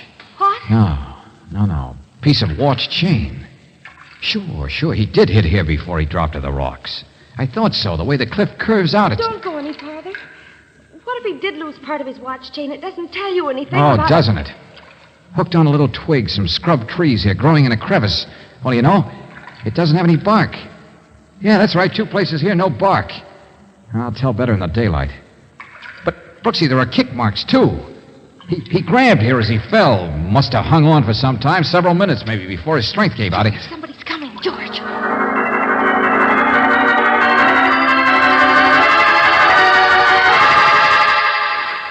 Mayday. Hey, I called you, but I didn't hear you answer. Well, I went to see George. Listen. There's no what? Well, it's gone now. Okay, come on. Get this rope out of sight. Here, duck back here. Yeah. In the bushes. Yeah, that's better. Oh, George, I hate high places. You crazy. But I learned something, Brooksy. The fact he clung there proves John Moraga was conscious. He couldn't have grabbed on there unless he was perfectly all right when he went over. He wasn't slugged, doped, anything. Just pushed. But those straight line tracks... Well, I can think of a person he might have trusted. Never guess what was going to happen until the last minute. Oh, George, any of them could have come down here without being seen. His shouts when he was hanging there wouldn't have been heard. Oh, Brooksy, look, stop evading it. You know who I'm talking about. All those tears don't hide her motive. George, I just can't believe that a girl would... Yeah. You see what I see? Little Emily. George, she's crying. That's what I heard before. Yeah. Walking like she didn't know where she was. George, she wished she were dead, too. She was hysterical, but she said I'm like Jake. I didn't take it But seriously. she's going where we were. George, grab her. No, She's gonna... stop. Emily? Oh, you startled me. Oh? I didn't mean to. It's Herman. Beautiful night, isn't it? Mr. Moraga. What are you doing down here, anyway? You know, don't you? Why do you ask? Oh, well, I didn't believe a good-looking girl like you with her head on her shoulders would seriously think of carrying out a threat You like... think I'm ugly. You said so. A stupid, flat-heeled nurse. Uh-huh. Oh, well, really, it isn't No, anything... stay where you are. I don't think there's room for both of us here, Mr. Moraga. All right. All right. I loved your brother. I loved John. I'm 35. I'm not pretty. I know what I am. But he loved me, too. Now. Please don't touch me. Don't come any closer. Oh, it's all right. I know how you feel. It was an accident. Leave me alone. Well, just an accident, that's all. I told you. Don't touch me. Well... You big bastard! You walked right into it, didn't you? Look out, my arm. I've handled patients 10 times as tough as you are. My arm. Look out, the edge is Believe right. what I said, didn't you? Believed I'd come down here and be thinking of jumping when it's you who's going to go. Come on, Brooksy, step on it. He's the one who's liable to be killed.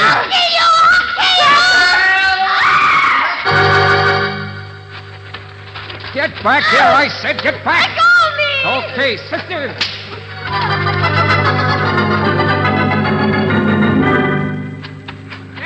Hey, what happened? What is it? All right. Oh. Take it easy, all of you. Good Lord, what's the matter with She's all her? right, George. Let go. Leave me alone. She would have killed me. She was trying to I push me. know. We saw We it. thought it was going to be the other way around. Oh? It never occurred to me. She has the same motive for getting rid of you, Mr. Moraga. You're the only real brother. You're in her way, too. Herman, for the love of Pete, what the crazy little fool... I thought that she was... Shove me. That's what she All tried right, to will you do. please stop it? Yeah, that's right. We prevented a murder. Now I can prove it. Murder number 2. Hey, did you find out something that... Mr. Lady, Valentine. will you stop crying for 1 minute, please? I didn't say you killed your husband. You didn't kill John Moraga. George. Emily, the tragedy we prevented tonight was you killing for vengeance because you thought the murder would never be solved. Herman did it. I was sure. The police couldn't find any clues for you, but you were like I was. You knew it had to be murder, and so you tricked Herman into following you down here. The only trouble was when you tried to take the law in your own hands, you picked the wrong person. What? Yeah, that's right. He didn't do it. He's demonstrated that pretty well right now, hasn't he? Only, what's your name, Cook? Mary? Oh. Did you ever see the angel? Did I? What? Come on, the angel on the rocks. You've lived around here 15 years, you said. You've heard the legend. Oh, that. No, I don't know what you're talking about. There's no angel in the rocks, Valentine. That's just an old... yes, there is.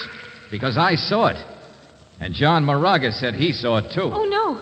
No, he After didn't. you left him down here, Emily, he supposedly said it while smoking a cigarette. With you, Jake. Now, wait a minute. I never said Oh, yes, you did. I remember it, George. And that was your mistake. Because, Buster, that angel turns out to be a real angel of death. You can't see that rock formation from any place except halfway down a straight cliff. No wonder the Indians had a legend. So when could John possibly have seen it except when he was climbing down there after he'd been shoved, clinging there, hanging there? Why did John scream out that he saw the angel? Was he pleading with you to help him? And did you just stand there and laugh at him, Jake? No, you're crazy. Me, I'm just a farmer. I don't... Sure, you're a big, strong guy. And that's why the tracks of the wheelchair were nice and straight, Brooksy. A man strong enough could just tip it back, load and all, and give it a roll. Now, you listen to me. I was up with that setter of mine. I was clean out in the barn. Mary helped me. Mary, do you know what the penalty is for providing a false alibi in a murder case? No, I don't even know what you're You'd talking... better tell me fast, lady, how many of those puppies you delivered. Mr. Valentine. How much of that 2 hours Jake really spent with you in that barn? Hey, get her. She's running. No, we'll get her all right. I don't believe anything that dumb old thing... That's all, Jake!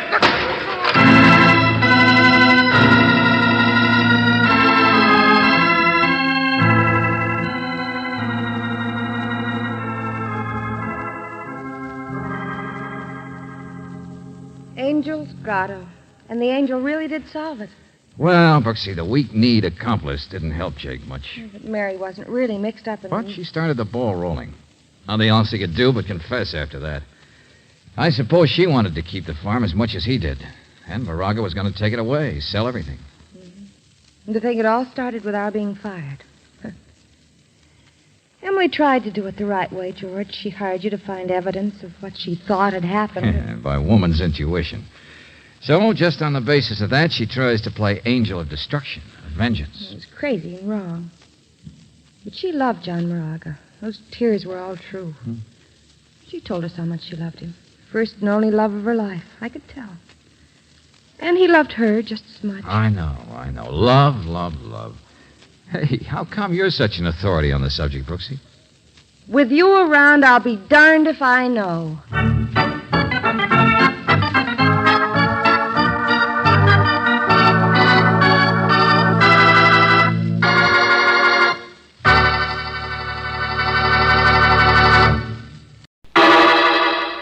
Personal notice changes my stock and trade. If the job's too tough for you to handle, you've got a job for me, George Valentine. Write full details.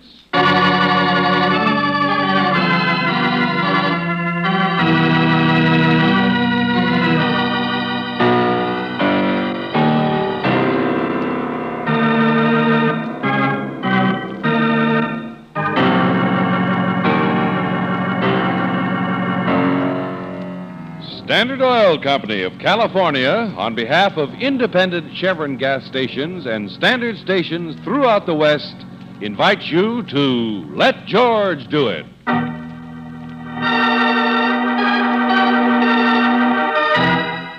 Cause for Thanksgiving, another adventure of George Valentine.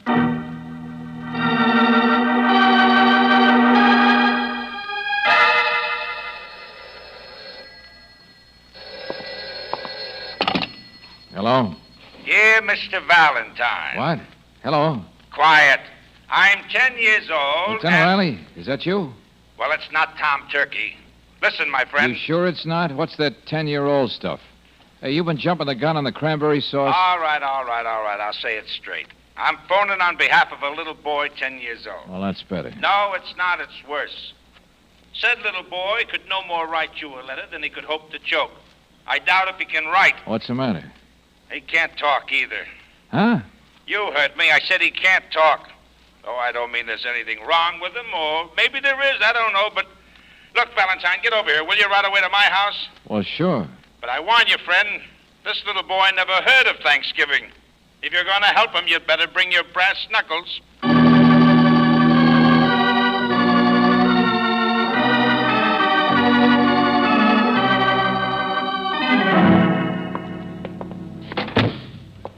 Where is he, Lieutenant? Oh, Mrs. Riley's got him in there trying to coax him to eat. But the only time he'll take a bite is when she's turned her back. Oh, is he? Where'd you get him? One of the boys in my department picked him up early this morning at 3 a.m. on the waterfront, the warehouse lane. Oh, I see. A little on the tough side, huh? Oh, they all are down there, like a bunch of dirty seagulls and scavengers running loose. We can't even find out who he belongs to. Maybe nobody. And only 10 years old. Listen, this sergeant of mine in a squad car nearly runs him down, see? The kid was racing across the empty street, not even looking. Well, Mike gets out to help, naturally. The kid wasn't hurt, but he swung on him. He tried to get away, scared to death, and clawed and scratched. And then Mike realized the kid wasn't talking. Not a sound. Now, that's the part I don't get. Clear it up, will you, Riley? Well, Mike couldn't even find out where he lived, so we brought him in. My friends, that boy hasn't spoken one single solitary word since. Hardly a noise out of him. Oh, except maybe to cry a little. Only he stops that when you look at him. But, Lieutenant, he's probably a mute. Oh, 2 doctors were out from juvenile hall to look at him. One of them said the kid's faking, but they both agree there's nothing wrong with his vocal cords. What's the other doctor say? Psychic shock. Oh, you mean he can't talk because of something that happened to him? Well, they're not sure. They say it'll take time to be sure. I've arranged for the hall to take him over to try to find his family, if there is one, to feed him and... But that takes time, like you say, days, weeks. Now you get it, pal, and the doc says it'll help him a lot better if we could work fast. Because the most likely thing is that last night he saw something. Was mixed up in something that scared the blue blazes out of him, and he was running away. A little before 3 a.m. last night, huh? Saw something. Yeah, but what? Nothing happened down there. Nothing was reported. My department can't just go bursting into a... Huh? Well, hello there, Sonny. Hello. You finally ate something, did you? Such big eyes. He listens, but he doesn't listen. Yeah. Come on in here, son. Come on. These are friends of mine, see? Ah, now, wait a minute. Don't jump like that. I'm not going to bite you. Come on in here Skip it, Riley. What time is it? Huh? 1:45, George. Oh, good. Hey, look, kid, how about coming with me? I've got an extra ticket to the big football game. Well, I'll get you to meet Big Mike Moralewski, the All-American. Maybe you can even sit on the bench with the team, huh? George, he's just more frightened. He's crying. You see? You can't get him interested in anything. But a boy in a football game? I think the doctors are... Oh, it's Thanksgiving. I mean, a kid belongs in somebody's home on Thanksgiving. Well, are you going to just sit there, Valentine? I know, Softy. I know. We've got work to do and fast. Come on, Brooksy, take the kid's hand. We're going to go straight at this, at the waterfront.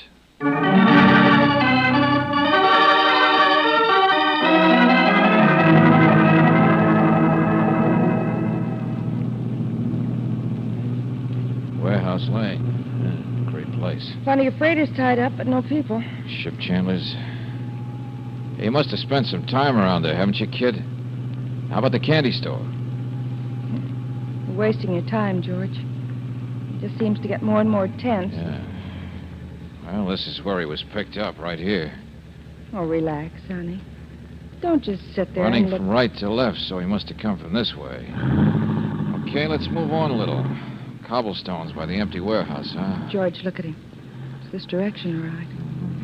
George, look out for that boy in the street. He's driving on the right side of the street, jerk nose. Ooh, lovely neighborhood. I wonder if that boy would know anything about our friend here. Hey, that's an idea. Wait a second. Hey, you, Shorty. Oh, you want to argue about it? Yeah, jerk nose. Come here, you. Hey, let go of me. Hey, Shorty. Shorty, wait. George, come here. I'm having an awful time holding. Oh, look, kid, stop it, will you? He wants to run, too, George. Yeah, now easy, that's better.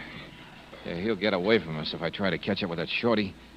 Look, Brooksy, look. There's a settlement house over there at Murphy's. You know him. Take the kid over there and wait for me, will you? Oh, sure, George. Maybe they'll know something about it. I doubt it. 3 a.m. last night.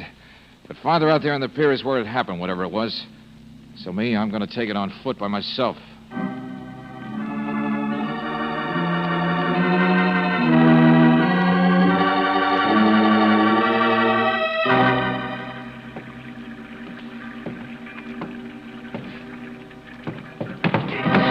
Hey, look out! All right, Shorty, I got you this time. Get your paws off, jerk nose! Cut it out now. Cut it out. I just want to ask you something. You know that other kid I had back in the car there? You know his name? I never seen him before. I ain't done nothing. What's your name? I don't know. Let go. You kids running loose out here by the ships last night? I was up on the moon eating cheese. Let me go. Oh, brother, great tribe, aren't you? Stick together. Never tell anybody anything. Oh, now, look, kid, I'm not a cop or anything. I just want to find... Hang on to him. Hang on to him there. Don't let him loose. Oh, no, you don't, Shorty. I got you. Don't let him loose. There we are. Hold him and let me go through his pockets. Hey, wait a minute there, Skipper. What are you talking Box about? of cigars. Left him out on deck. Stolen. I didn't steal those. He hasn't got anything. No.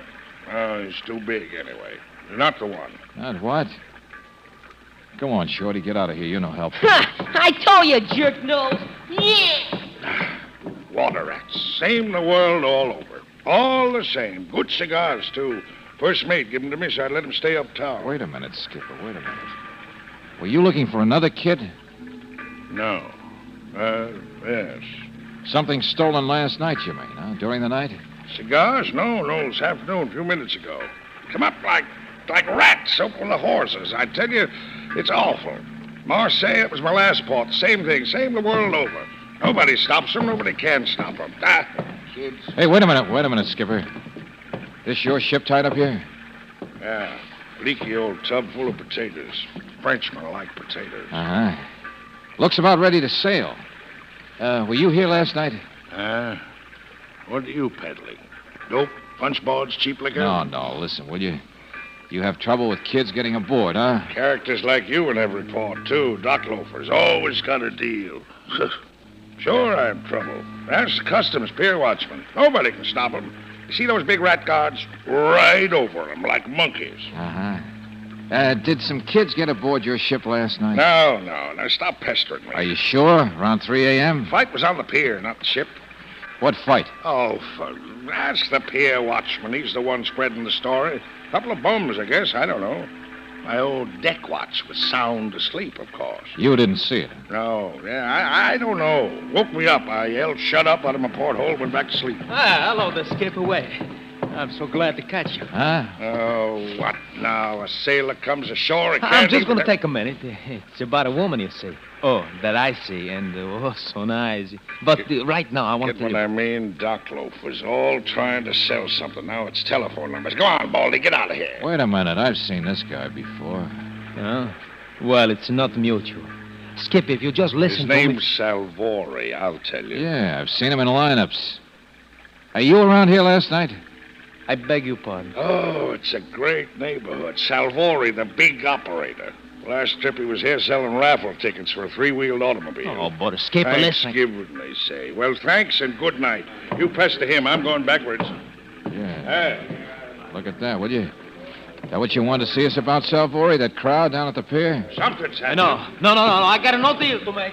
Come on, let's take a look. Afternoon, friends. What's going on? Don't suppose you have 50 cents or so? See, I know a pal of mine. See, he was going to buy me Thanksgiving dinner, you see. Never mind that. What are those men doing down by the water? Fishing, sorta. 50 cents is about all it would take, though, you see. Now, this old pal of mine, he would have spent $5, you know, mince pie and the works, you know. Said so last night. Hey, down there, hey, Now, listen, Buster, did you say last night? Yeah. What are you doing? Yeah. Hey, sailor! No, it seems to me that... Hey, look out there! Salvori! Well, he left in a hurry, didn't he? Body, Skipper! Got a body! What? Just fishing him out. Guy floating with a knife in him. Guy float... Yeah, with a knife. Holy smoke. Yeah, see, that's what I tell you. You see, a pal of mine, he was going to buy me a Thanksgiving dinner, see? Only instead, it looks like he got in a fight about 3 a.m. last night, I figure. Yeah, got murdered, see? So tell me, how's about the 50 cents?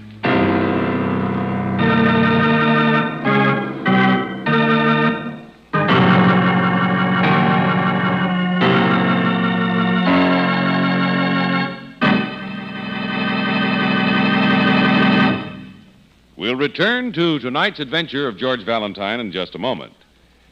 When new RPM motor oil was developed in the laboratory, it was subjected to the most rigidly controlled tests that modern research could devise, and it proved tops, the oil that doubles engine life between major overhauls due to lubrication.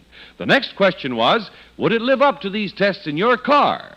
Tonight you'll hear the answer from the crews of 2 actual test cars in the heart of downtown San Francisco. Following is a special transcription made during the road test period. We switch you to test unit number 1 and research supervisor Carl Watson in San Francisco. We are making rather slow progress heading west along Market Street. Test unit number 2 is behind us in the traffic. We're driving under the same kind of stop-and-go conditions that you do, the toughest kind on engine wear. It's our job to see if new RPM will back up our laboratory findings. I'll switch you now to research engineer Bob Burchell in unit number 2. He'll tell you about these special cars and the data we are recording from the instruments. Go ahead, Bob. This is Bob Burchell. The engines in this test car and test unit number 1 ahead of us are both equipped with irradiated piston rings, just like those in our laboratory test engine. They also have Geiger counters attached so that we can hear and record wear as it actually takes place. We are making a comparison test. Test unit 1 is using new RPM, but in this car we have a well-known conventional oil in the crankcase. It is one of the best premium type oils. Naturally, I can't reveal its brand name. Now I'll hold the microphone closer to the Geiger counter, which detects minute particles of metal as they wear off the irradiated piston ring. Hear that rapid clicking? That means a comparatively high rate of engine wear. Now I'll switch you back to Carl Watson for a comparison with new RPM motor oil. Number 1. This is Watson again. You hear that slow click of the Geiger counter? That is an outstanding low wear rate count. It's new RPM on the same condition type oil you heard about a moment ago. Day in and day out, mile after mile, the counters have clicked off the same story. The results we got in the laboratory tests on new RPM motor oil are checking out on the road. Proved in the laboratory, supported in severe road service. That's new RPM motor oil. The oil that cuts in half the wear rate of critical engine parts, doubles engine life between major overhauls due to lubrication. Try it. Sold with a money-back guarantee of satisfaction at independent Chevron gas stations and standard stations where they say and mean, we take better care of your car.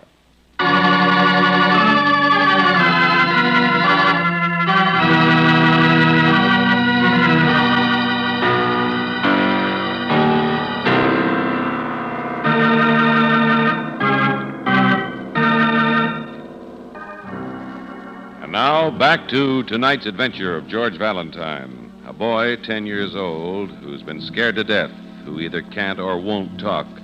Well, if your name is George Valentine, you begin to understand the reason when you see the neighborhood in which he was picked up by the police. You understand a good deal more when you see that the body of a man has been fished out of the water off the pier. Yes, now it's certainly a case for Lieutenant Riley. Oh, but what a case. They don't get solved around here, my friend. They just happen. Okay, Riley. Did your boys pick up that bum, the guy who sniffed? Oh, he won't know anything. Nobody does. The name of the corpse is Lefty Sims. Well, you seem to know something. Well, everybody knew him. He's a common thief, that's all. Few big jobs, but nothing to steal down here. He usually worked the city. This wasn't his territory. Your doc says the time's about right. Been dead since last night, around 3 or 4, maybe. Killed and then tossed in the water. What about the pier watchman? He covers 5 warehouses. How could he see anything? And everybody off duty for the holiday. Hey, wait a minute. Huh? Riley, what's this stuff? Where the fight happened? It's a spot of blood, I figure. No. Look closer. Powder. Little pieces of broken glass. What? Hey, here's some more of it. Yeah. Oh, Doctor. Huh? Yeah, Doc, come over here, will you? Yeah, sure, Lieutenant. You thinking what I am, Riley? Yeah. What is it? Hey, here, take a look. White powder. And on a pier where boats... No, it's not. Huh? Talking about dope, aren't you? Yeah. No, I don't think so. False alarm, huh, Doc? Well, it might explain why there was a fight, what was going on out here. Something of value. Yes, of course. Smuggling, you think, huh? Peddling, or... Yes, I'll do the thinking, Doc. You just tell me... myosin, perhaps. Something like that. I can run a test. Oral myosin. It's valuable. Didn't I say that? Drug of some kind. Cure people instead of making them sick. Worth a lot more than dope, too. Easier to market. Yeah, same thing. Only more in the big time. Did that watchman say there were any kids on the pier last night? Valentine, I'm trying to get the doc here to talk English. Did the watchman see any kids? No. Okay, so long.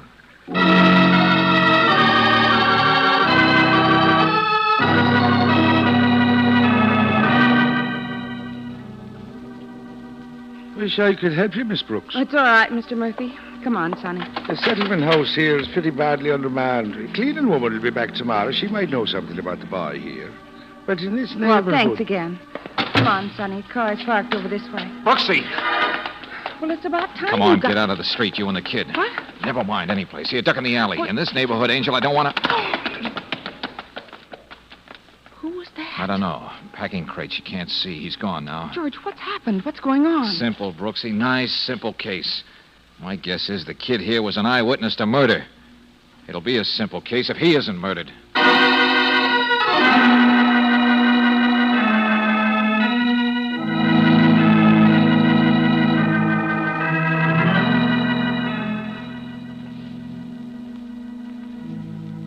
Oh, kid, please talk. Please tell me, will you?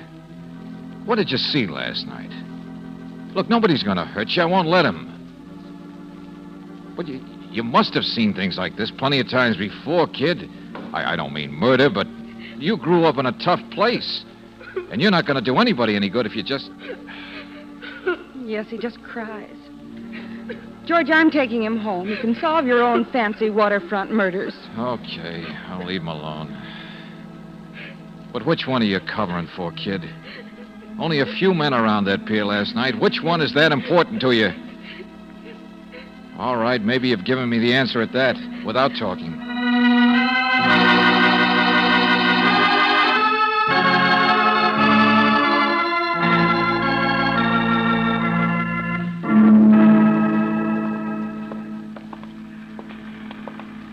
Says you. You admitted you saw your old pal Lefty, didn't you, before he was murdered? I tell you. Come on, Riley, along the deck here. Now, look, I promised me a nice Thanksgiving dinner, you see, Lefty did, see? Come past walking up to the pier and never come back. But didn't he say who he was coming out to meet? Didn't he? Here we are, Riley. Let's go in here. Hey, Skipper, this your cabin? What? Oh, no, mine's forward a ways. It's all right, the owner's cabin. Nobody ever uses it. Just want a place to talk. Already said all I'm going to say. Come on, you two, Skipper. The name is Stogue, isn't it? Yeah. Well, wait a minute. Here's the other one. Bring him in here, Sergeant. Let go, man. Let go. Mr. Salvori. Now I have to stand rats on my ship, eh? Picked him up in the neighborhood, Skipper. That's all for now, Sergeant. What about the kid, Valentine? Oh, he's all right, Riley.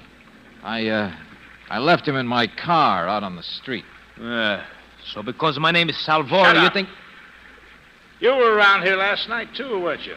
Always around. Test stock loafers with deals. Yeah, but don't try to cover up so much, Skipper. What? Now, listen, all of you.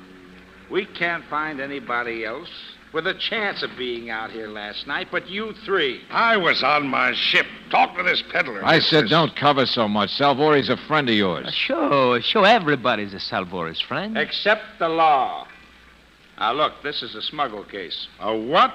Not on my ship. I've never brought it. Lefty, the man who was killed, knew his way around the city. Salvori, you're the big waterfront middleman. And, Captain, you've got a boat. See what I mean? Cops, they got brains. Enough to spot an ideal setup for smuggling. Captain Stogue, you bring it in. Salvori picks it up, gets it through customs, and Lefty fitted in someplace in the city. I think you're crazy. Somebody was waiting a little while ago to waylay Miss Brooks and a kid who was an eyewitness. Brooks? Skipper, you're too fat to run down an alley like he did. Sure, I heard his steps. Sniffy just shuffles. So tag, Salvori, you're it. Because now I know why you ran the first time when we saw the body. It's what proves you guys work together.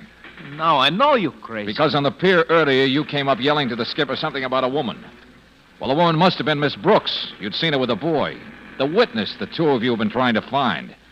Sure, Skipper, you were looking for boys when I first met you, too, weren't you? My cigars. That's all, my cigars. Never mind, Salvori. The kid out there is going to give us the whole story, and a lot straighter than you ever would. Because I finally figured out his whole story. I never been mixed up in no smuggle. Sure, and never in a fight or used a knife. Why did you do it? Lefty try a double cross on you, too?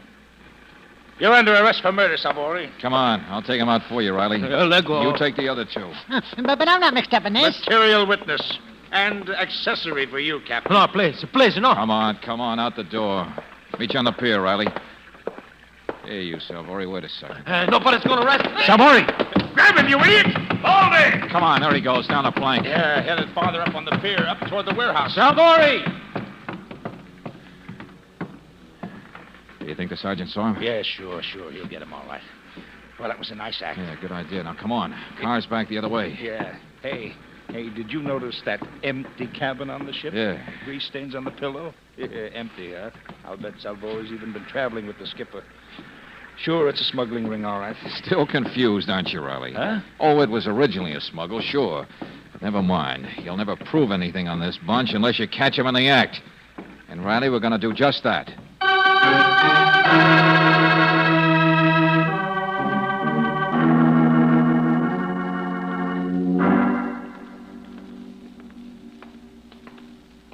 Well, it's the only car in the street. Uh-huh. We're close enough. But it's been 5 minutes already, Valentine. If this hunch of yours is going to pay off, it better Gotta start. give us time to run the other way, hasn't he? I don't see how you can... Oh, no, I didn't expect a gun. Come on around the side of the building. That's my car, Riley. I hope somebody's going to pay for it. Hold it. There he is. You're wasting your time, Skipper.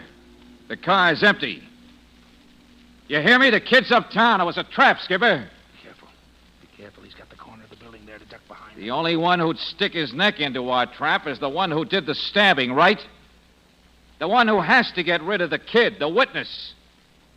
So we don't even need to ask the kid now, do we? Look out! I got him.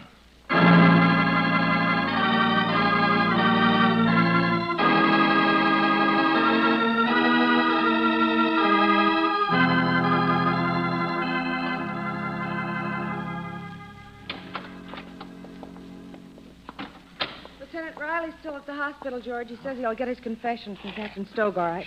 Keep it down, will you? Hmm? The kid's in there. I'm trying out a system. We write each other notes. What about the smuggle stuff, those drugs? They searched the ship yet? Yes, they've already found some drugs hidden, but I don't understand. What did you say, writing notes? What don't you understand? How the smuggle worked? With a thief, a middleman, and a skipper involved? With drugs that couldn't be sold in this country except through the proper channels? But would sell for a fortune in Europe or on the black market? Oh, you mean it was to be smuggled out of the country? Mm-hmm, that's right, Brooksy. And Lefty, the guy who was killed, stole the drugs and delivered them last night. But he got a knife instead of a payoff. And the kid saw it. George, you mean the boy talked? He's all right? I guess he will be. See, I was afraid he was, well, maybe the skipper's son or something. Yeah, I know. That psychic shock, his refusal to talk. But he's not. He's only known him for a few weeks. Kid didn't even know where he fitted into the plan until a few days ago. Oh, George, for heaven's sake. See, he doesn't have any parents, Brooksy. Just a waterfront kid. But not nearly as tough as he acts. What's missing in the smuggle setup? There's customs on the other side, you know. Who gets the goods into the other country, off the ship? The boy? You mean he was a part of Nobody can stop him all over the world. Up and down like monkeys. Perfect, isn't it? Yeah. If you'd been with me, you should have noticed. Empty cabin on the ship with grease stains on a pillow. But Salvori is bald. Yeah, we better buy some shampoo for that kid, by the way. He was aboard that ship. Yeah, he saw the captain go ashore to meet Salvori and Lefty. He saw the murder. Then he broke out and got away.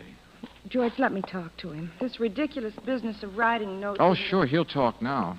Just been scared to death, that's all. And all he wanted was to be happy. He was expecting to be happier than he'd ever been before. George, if you don't stop playing clairvoyant... Well, the captain's the only one who could have brought the kid. Therefore, made him afraid, made him run ashore. Therefore, Brooksy, the skipper was it. Well, don't you remember how the kid reacted when I asked him to go to a football game? Just puzzled? George, he is writing. Sure he is. Gives me more time to look the words up in the dictionary. Hello, mademoiselle. Oh! Sure, Angel. That's why I wouldn't talk before. He wants to stay in this country. Afraid we'd find him out. He's from Marseille. He's French. Oui, Marseille. Mais j'aime l'Amérique. Et monsieur, il dit que... Hey! French. Here, give me the pencil. And the dictionary. You think you could stand a turkey dinner, George? Turkey? Oui. You see? One language. Oh, I guess it is Thanksgiving, isn't it? And now we got a pilgrim on our hands, Angel. A hungry little pilgrim.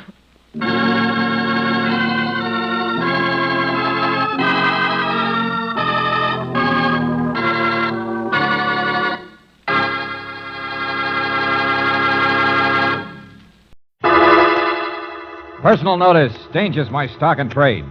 If the job's too tough for you to handle, you got a job for me, George Valentine. Write full details.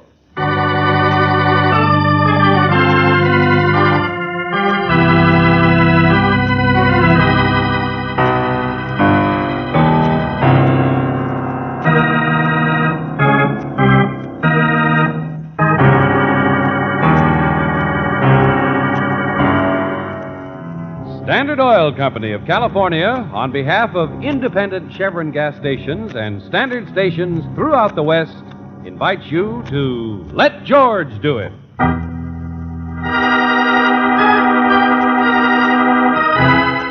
Nothing but the truth. Another adventure of George Valentine.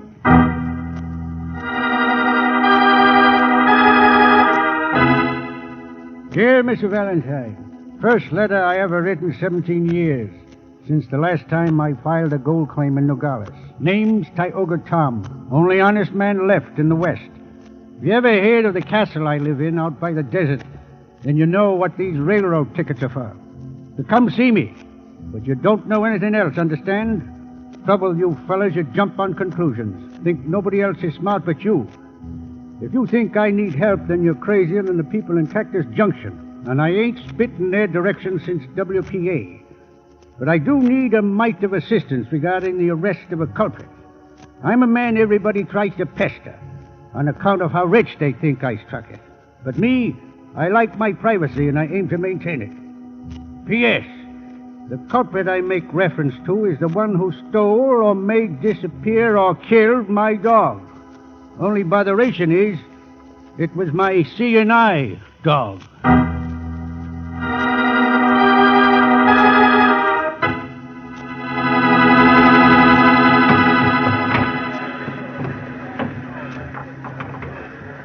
Like a chicken leg, dearie, I brought a whole fryer along with some hard-boiled eggs.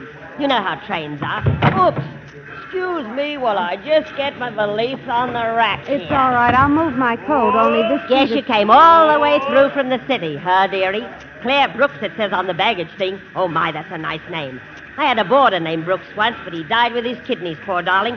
How you like our town, Cactus Junction? It ain't much, is it? Please, excuse me, but really, this seat is... There we are. Guess there's no room for my hats, though. Have to jab it in across the aisle. Mind me to keep my eye on it. You never know. So now let's eat. Well, I'm awfully sorry, madam, but I'm trying Go to tell you on, that... dearie. There's plenty of chicken for both of us. Oh, but I had the most awful time wringing its neck. Oh, you should have seen me. I chased him all around the yard. Oh, no. I said, will you please not sit down here? The seat is taken. Oh, George. Yeah, here I am, Angel. Well, if I'd known you was that type. Oh, that's all right, lady. Sit still, sit still. Look, George. Going out for a smoke. Have a nice time, Brooksy. Oh, George! Isn't he sweet after all? Now, my name's Carmichael, dearie, and let me tell you about this chicken. Good. Let her go, Jake. Well, here we go, Mr. Valentine. Last stop before Emery Switch. Emery Switch. That's where we get off, huh, conductor, for Tom's? Yep. 2-3 mile walk, I guess, up the hill. But there's a moon tonight. Road around the back way, but of course it's its father. Uh-huh. Kind of a lonely spot for a blind man, isn't it? Yeah, desert rat with money. Probably never let a doctor touch him in his life. Seen him out there once, just a couple of weeks ago. Was fumbling along, hanging on to his dog. Doesn't like people, huh? Oh, there's an old Oriental been with him for years, if that's what you mean. Ho Sing, cook and bottle washer. Richer and creases, Tom is. A whole fortune right up there in his castle, they say. I can't feel too sorry for him. Tioga Tom, last honest man in the West. Says him. Well, you'll be the first visitor up there for a long time, I guess. Maybe you can get your hands on some of that gold. Underway now. Save me a nugget. Hey, wait for me! Hey, stop it! Oh, conductor, there seems to be a guy out here who wants to Never make it, will he? Always somebody too late for a train. Huh? Ridiculous. Shows a man's got no efficiency. I'm never late. Wait, will you? Hey, wait! Well, come on, let's give him a hand. Drinking, too. Can't even run straight, you see? Help me, fellas, will you, please? Here, let me reach. Now, here, I can reach him. Oh, gee, thanks.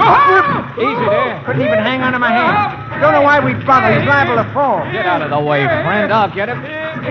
Here we go, boys. Come on out. Here we are. Gee. Oh, thanks. Sorry to be in trouble. I was in the bar. Everybody's so nice they couldn't get away. Okay, friend. You made it all right. Oh, yeah. Wait a minute. Here's your hat over here. My name's Loosefoot. Want a drink? Why? Loosefoot, the name. Somebody just give it to me, I guess. I don't remember. Come on. Have Wait a minute, sifter, you take it, too. Don't you wanna- Hey, look, it fell off your hat. Take it. Here, give me that. Well, it's sure nice of you, Hey, pal. Emery Switch, it's... Yeah, didn't it? Oh, sure. I'm a necktie salesman. Got a few samples for the switchman who works there, that's all. Well, thanks again, and you too.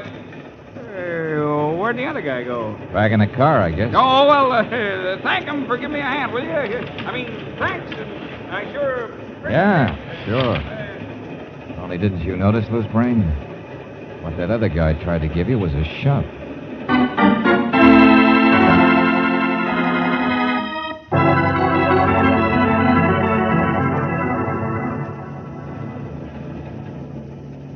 I didn't shove him, Mr. Valentine. I just didn't help him much. I didn't want him on the train. What of it? Well, Mr. Flannery, I don't know. I'm just curious. Perfect right. Perfect. His name's Loosefoot. You know him? Who doesn't? I've done business in Cactus Junction. Lawyer. Coming this time from the city, though. As far as Emery Switch, huh? You too, maybe, huh? And why not? Now, Loosefoot's the kind of a person who's always in the way. Son of an old partner of Tioga Tom's, or claims to be. Always claiming to have a claim on him. Oh? And why are you going? What's your claim, Mr. Flannery? Never ask a lawyer a direct question, young man. Spoken like an ambulance chase. Or presume on a man's guilt before it happens. Now, I haven't really seen Tom since before he lost his eyesight. Many's the time I've handled his legal affairs. Wait a minute. What do you mean, guilt before it happens? What happens? What's going on tonight? You and Loosefoot. That makes three of us headed for the same place to visit a guy nobody ever visits. And all on the same night. Why? Oh, you too, eh? Well. What's your angle? You need counsel, say so. You don't, leave me alone. Why should I say why? I'll tell you this, though. There's 4, not 3. Huh? His common-law wife for 6 months back in 1917. Or she says she was, but that's her claim. Not a bad one. You mean Tioga Tom? That big, overdeveloped appetite out there in the coach. Notice her eating fried chicken. A woman, Mr. Valentine, who'd wring your neck for a favor, but charged to tell you the time. The widow Carmichael.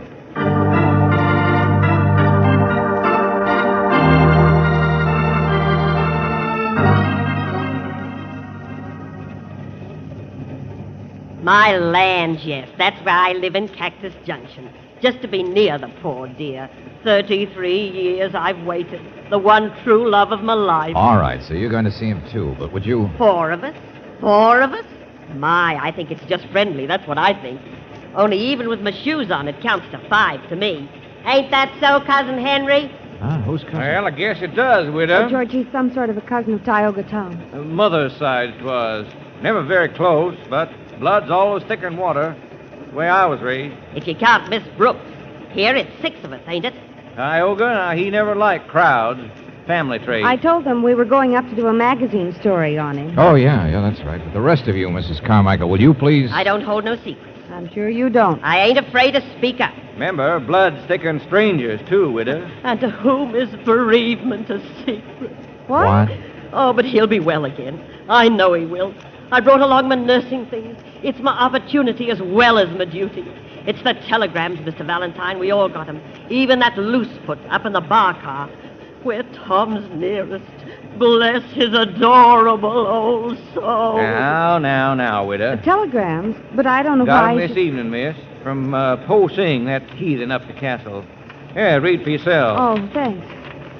Boss, very bad. Fall down, very bad. Come quick, please. Signed, Po Sing. Boss, very bad.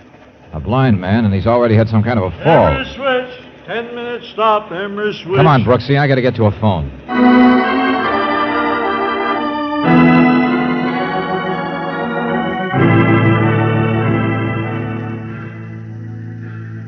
Trap? What trap? What is it? Quiet, Angel.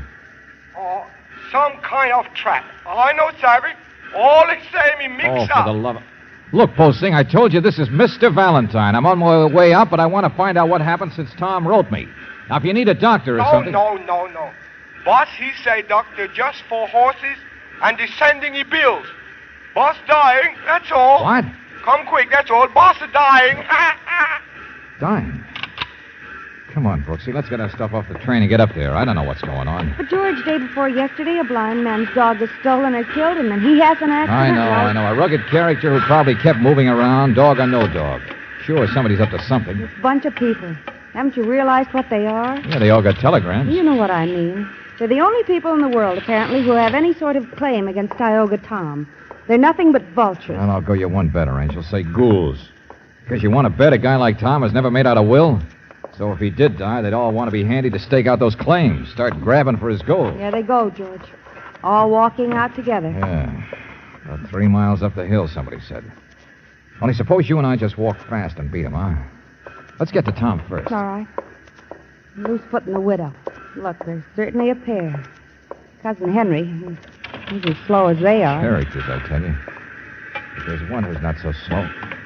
Hey, he's not with him. Who, Mr. Flannery? Yeah. Still in the compartment. Let's drag him along with us. I want to ask him about what he did with that seeing-eye dog. Ask him. George, what makes you think I'm that just guessing. I'll tell you later, Angel. Hey, Flannery, let's go. George. Mr. Flannery's dead. Yeah. Murdered.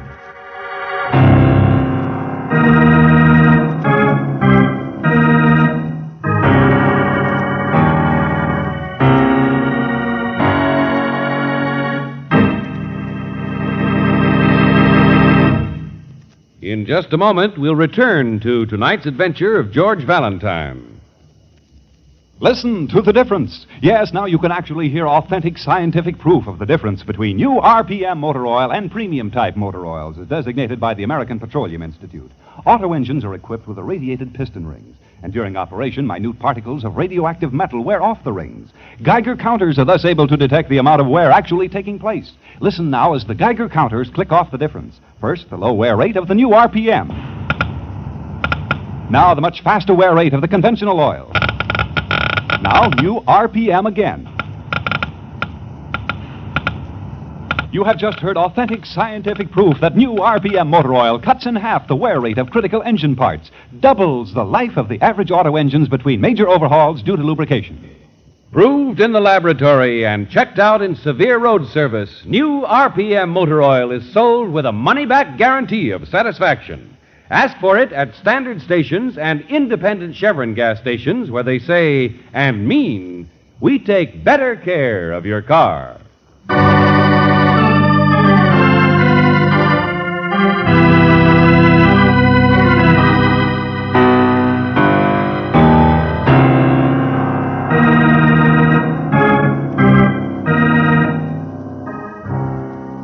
And now, back to tonight's adventure of George Valentine. Tioga Tom, the legendary man in the castle overlooking the desert. He thought he didn't need help, but that was yesterday, when all that worried him was the disappearance of his seeing-eye dog. Once his protection was gone, something happened to Tom, an accident. And his only friend, Po Sing, says that he is dying, says, come quick. The vultures, the only relatives or ones with claims against Tom, they're gathering too. But if your name is George Valentine, you can't hurry to the castle quite as quickly as you'd like, because one of the vultures is dead. Yes, Mr. Flannery has been murdered. Holy brother of McIntosh, what are we going to do? All right, take it easy, conductor. Take it Some easy. sort of a sharp weapon, George. Yeah, a little tiny wound in his throat. Yeah, but I got a train to worry about, and them people all scattered now.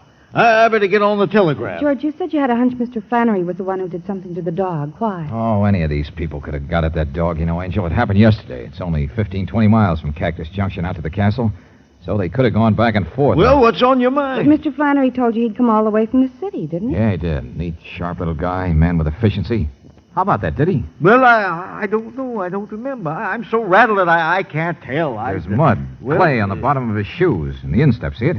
I noticed when he crossed his leg and carefully creased his trousers. Mr. Valentine, wait till the If sheriff... he'd been in the city the day before, how'd mud get there? I'm the kind of guy who'd have a shine before breakfast. Hey, wait a minute. I got the stubs here. Yes. Mm-hmm. Flannery, compartment... But you're right. He just got on at Cactus Junction, just like the others. Uh-huh.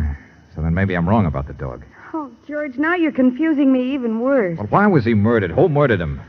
Maybe somebody else did something, and he was up here snooping around and saw it. Quite an operator, you know that. That'll be his style. See something and just keep quiet. Hey, Al, you see him? No. See a little woman, a little wobbly guy, and a stiff-jointed slowpoke? I know, sure, I know. No, I didn't see him. I couldn't catch up. Already left the road, I guess. Took the trail up the hill. Oh, brother. This road run around the backside of the castle? Sure, about 5 miles up there. There's a place you Okay, stay and help the conductor, will you? Let me have your truck. Well, he's got to get us off on the side and All right. before You guys worry about the train and the body. Come on, Brooksy. The ghouls are on foot. We can beat them. Yeah, sure, Only George. get that sheriff here fast. One murder's enough for tonight.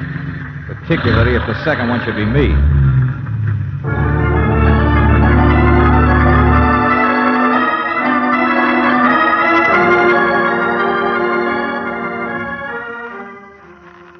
Fits the description. Yeah. Up this way, I guess. Listen. Coyote. Oh, There's a rock wall here of some kind. Pretty crude, too, but I can make it all right. Ooh. easy now. Yeah. Barbed wire. Guy really does like his privacy. George, in the moonlight, that's the house way up there, isn't it? Yeah. Old ranch house, all run down. But with stone around it. And only one light.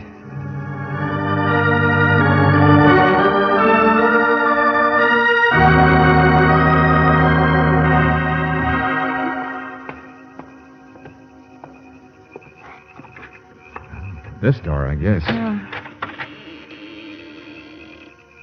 Don't see anybody inside there. At least we're ahead of the others. Yeah.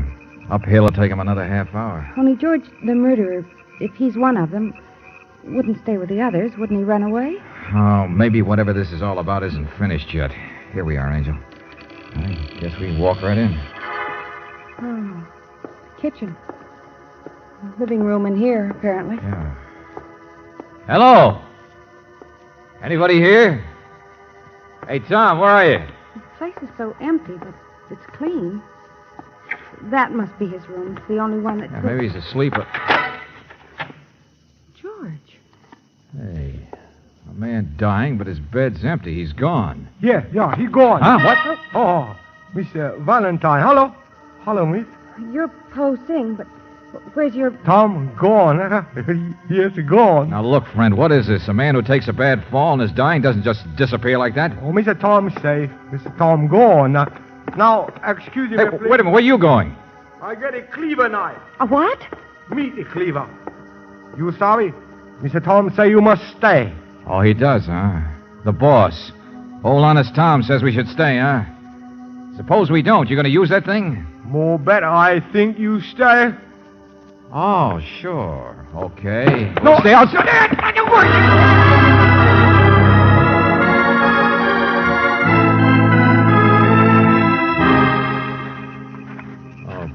Valentine the sucker. Valentine George, the there's smart a fence down here the front way, too.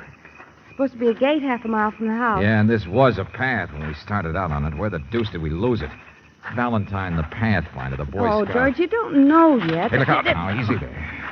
Oh. We seem to be down in a gully. Yeah. The trail must be up there, George. Little bridge right up over us.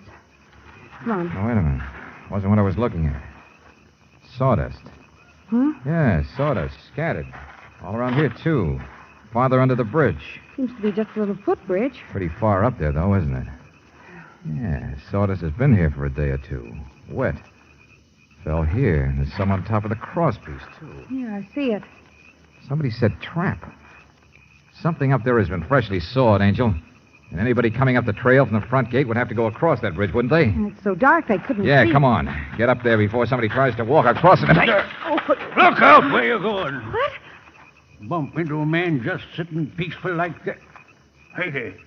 Woman's voice, wasn't it? Well, yes, couldn't you see it? Tom, Tioga Tom, wouldn't you know? You wouldn't know anything. Who is it, Valentine? Yeah, I'm standing right here in front of you. You're sitting on a rock waiting for something to happen? Detectives always thinking. Trouble with you, fella. But sitting nice and healthy, huh? The poor guy who had the bad tumble. Only honest man left in the West. And he gets his hired boy to send out telegrams saying he's dying. Had a tumble. Broke 10 ribs back in 1922. Never told a lie in my life. 1920. So that's the way you stretch it. Poor dying Tom. Been dying since the day I was born. So have you. So now you're sitting here waiting to hear wood break, huh? Posing brings you out where you can, waiting to hear people tumble through that little trap you set up there. Pester me, every one of them. I told you that... I'm afraid we don't believe anything you told us. Told you I like my privacy. I aim to maintain it. Bunch of vultures all pester me looking for my gold. So you hire me to... Seeing I dog disappeared. Don't you think somebody's up to something? You jump on conclusions. Say, I had that bridge sawed. Well, one of them did it. Like one of them did a murder, I suppose. Ain't interested in murder. Gonna die myself sometime. That's enough to worry about. Just trying to slow up the process, that's all. They steal my dog and then saw my bridge. Who do you think uses that bridge? I do. Even without my dog, I can find my way around this place, but I found him out, yes, sir. Tom isn't gonna go down with it. Huh? Go on, Munchausen. Hold your tongue. Ain't you got ears? George, yes, somebody's coming. I'm going to get up on that bridge before... No, this way. Hey! Hey, where am I? Who is that over there? Where's the trail? I can't see. My loving vultures. Tell everybody they're friends of mine can't even find their way around. Hello, Henry. Your voice, ain't it? Tom. Better than a fiddle. What in the name of... Never mind. Where's the rest of them? Loosefoot and the lady. Oh, coming, I guess. We moved kind of separate. Only that telegram, Tom. What kind of a stunt... There. Let me take your arm. Help me up. Quiet, Henry Loosefoot. Mrs. Carmichael. Another county you heard from. Could hear that one across 3 counties. Yeah, there she is, over on the other side. She's headed for the bridge. Come on. But Hurry Tom, up and get her. I'll be all right. George, we can't get up there in time. We're on the wrong side. She's coming this way. Mrs. Carmichael, stop. Who is that? Where are you? Stay where you are. Don't come across that bridge. What did you say? Oh, the bridge, yes, I see it. All right. Stop! Don't walk on it! Oh, it's you, dearie. I'm coming. Stop, I said. Stop, will you? Well, I can't stop till I get there, Oh, can Lord, she'll fall. Stop. My heavens, what's all the fuss? Oh, we... Out of the way, Angel. Let me see something. What's the matter with him? Oh, dearie, what a climb. And the wind blowing my hat off all the What are time. you trying to see, George? The girth is sawed half through, all right. But a board's been freshly nailed across to support it. George, Well, I who don't... could have nailed the board across? Tom and Poe Singh are the only ones up here. So Tom was telling the truth. Someone else sawed it, then Tom had it fixed. Wait a minute. Mrs. Carmichael, where's your hat pin? What? Yeah. When Flannery was murdered, a little tiny wound. He was stabbed with something sharp. Well, how in blazes should I know where the pin is? George, she pinned her hat to the seat opposite us. The seat across the aisle. I remember it. Did I? Couldn't find it when I left the train. And the only person who would have noticed it or thought of using it was the one who sat down there. Cousin Henry. Yes, Cousin Henry. And George, he's down there with Tom. Wait a minute. What about Loosefoot? Where's he? Ran on ahead, I guess. He was the fastest. And the trail's easy marked. So we haven't seen him because he's probably already crossed this bridge. He's probably clear up at the house by now. But George, Tom is down there with sure, Henry. Sure, with Henry. Don't you see, Angel? Tom wanted to know who killed his dog and sawed the bridge. That was the reason for the phony telegrams, this whole shindig. It was to get all the vultures up here and see which one of them wouldn't walk across the bridge. Henry. And 5 minutes ago, Tom discovered who was guilty. Well, hurry up. We haven't got... Yeah, but quietly. Because now it's all backwards. Now the question is what Tom intends to do to Henry. There they are. And they're not moving toward the house, not moving at all. Tom's got a gun, George. He's hanging onto Henry's arm. Even a blind man could shoot somebody as long as he had a... Come on, around this way. Look out. Well, come back, did you? Get down here, Mr. Valentine. This crazy... Shut up, dog killer. You'll get your chance to grovel. He's a murderer, too, you say, huh? Don't answer, Angel. Around the rock here. Yeah, that's right. Now, come on. He's crazy. You're both crazy. Everybody comes pestering me. Well, it's going to stop once for all.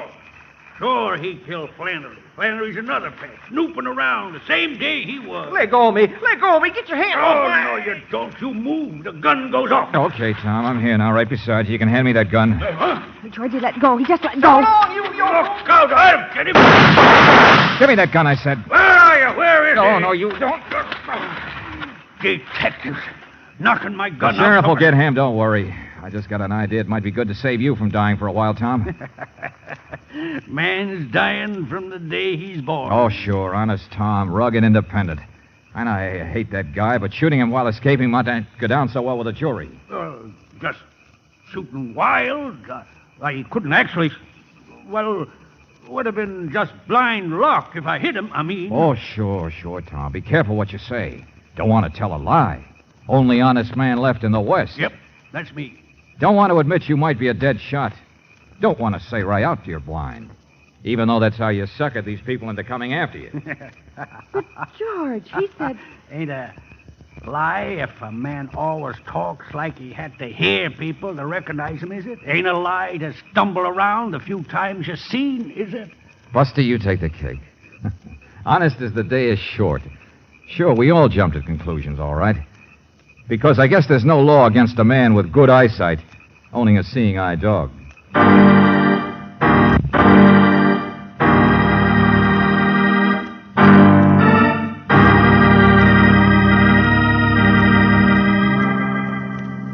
Listen.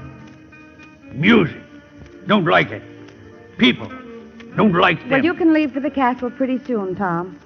Taking down your cousin Henry's confession now. Worthless bunch of vultures. Won't be pestered anymore. Sure, Tom. You've got your privacy. You know, we did stop you from doing the one thing that really would have been wrong. Do I appreciate it? Obligations ain't for me, young lady. Well, the reason people pester you is because of your gold. And I thought maybe you'd tell us what... Tell you a secret. Sure, I got barbed wire and fences. But I never actually said I have gold, did I? What? Oh, for the love... Oh, George, come on, let's get out of here. Jump on conclusions, like everybody else. Oh, that awful man. George, I want to go out someplace and go dancing and forget about him. Okay, spend my gold. Well, at least I know you haven't got any. I'll tell you something that'll worry you for years. You notice? Tom didn't say he didn't have any either.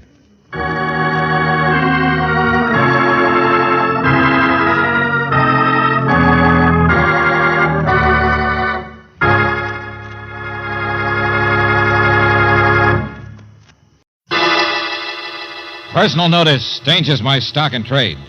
If the job's too tough for you to handle, you got a job for me, George Valentine. Write full details.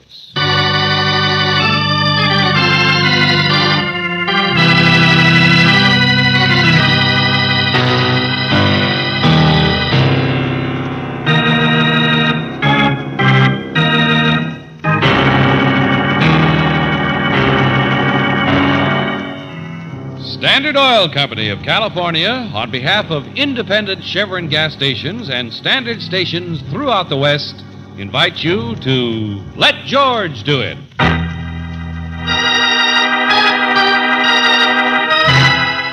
And Hope to Die, another adventure of George Valentine.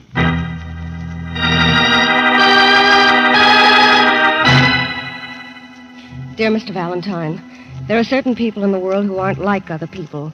They live in a place built of quicksilver, and we don't always understand the secrets of their hearts and minds. They're in a world of their own, but our world benefits because they are there. That's the kind of a person I work for.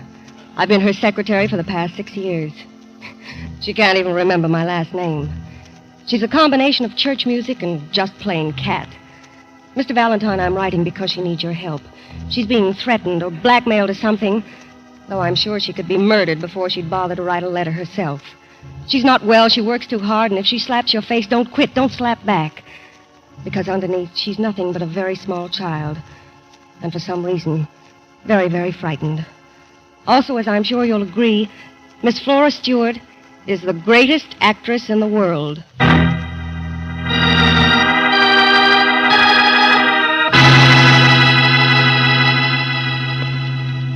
Valentine? Valentine, I never heard of you. What have you done lately? Miss Stewart's secretary said we should come here to her Never home. mind, never mind. Here, Sonny, grab that light plug. Light plug? He'll be downstairs in a minute, husband. Don't you know what a light plug is? Oh, here, I'll do it. Ask the doc there for a pill. It'll brighten you up. Real sharp dialogue. Why didn't you say plug in the phonograph? Wouldn't you like a chair, young lady? Shut up, shut up. Listen. It droppeth as the gentle You rain wanted to hear from it, Doc. heaven upon the place. All right, listen. It is twice blessed. Phonograph? It blesseth him that gives, and Is that him her, that George? takes. I guess so. 'Tis mightiest in the mightiest. Portia's speech. It becomes Right a in the throned center. monarch better than I saw her his in crown. that 10 years ago. I said shut up. This makes me cry. You understand? Yeah, so what do? I'm crying, so yatata, yatata, yatata. If you got no appreciation, shut up. The quality of mercy is not strained. It droppeth as the gentle rain from heaven upon the place beneath. It is twice blessed. It blesseth him that gives. Excuse me, but the top... Tis mightiest in the mightiest. Well, somebody's got to answer that thing. Better than his crown. Hello? Maybe a call from my For office. the love of horses, will you all please From Miss shut up? Stewart from New York, long distance. She don't know anybody in New York. Hang up. They got no appreciation anyway. Wait a minute. Wait a minute. Wait a minute. How dare you? Flora, baby. Jake, you shut up! Give me that telephone. Yeah, here you are, Miss Stewart. Yes. Hello. Operator, I'm so sorry. Will you please tell your party in New York that Miss Flora Stewart caught cold in a Turkish bath? There's a dear girl. That she's thrown in the towel until Christmas. Well, this looks like the birth of a nation. Miss Stewart, my name is... Never mind. Doctor, what are you doing here? Get out. Well, now, Flora, for heaven's sake, we haven't seen each other since your big tour. And absence makes you so much fonder. Now go quack at somebody else. I'm busy. But you're not well either, I noticed last night when we met on the street. I'm sorry, my dear, but you're way past a checkup. Now, don't push me I'm like that. fine. I'm perfect. There's nothing wrong at all with You're me. worried, upset. You look awful. Excuse Maybe me, but... you can talk to your wife like that, but not to me. Go on, darling. Go on. Go on. You know that mortician's understudy has the nerve to think I should give up the stage. Me. It's like asking Grant to give up his tomb. Jake? Jake! Where is he? Where'd he go? If you mean that guy who cries and whose face you slapped, I don't think he liked it. He walked into the other room. What is it, a bar? The quality of mercy is not strained. It droppeth as the gentle rain from my hand. He probably could use a drink. Who is Jake? Your husband? My husband's name is Kenneth. Jake is my agent for 25 years. But don't look that up. He's in love with me. He's a fool. So is my husband. But I mean in love with me, not a fool. And I love him, my husband. And they all worry about me, but he doesn't mind if I slap his face. Jake doesn't. He just likes my phonograph records. Well, look, Miss Stewart. I know. You're George Valentine, and I'm all upset, and you're here to straighten everything out, all this confusion, and... You, dear. Oh, excuse me. This I'm is... Claire Brooks. Mr. Valentine and I work together. Oh. Well, what are you looking so serious for? Eat, drink, and be merry. I thought I might go to work on him myself, that's all. Darling, don't worry.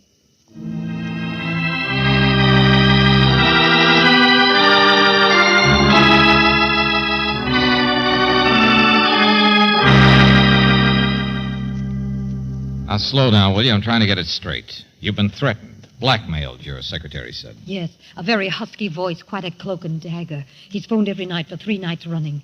You'll see for yourself maybe later on. Any connection between those calls and the one you just had from New York? The one you wouldn't answer? What? Oh, no. No, that's different. I started my tour 6 months ago in New York. That was just somebody I met there.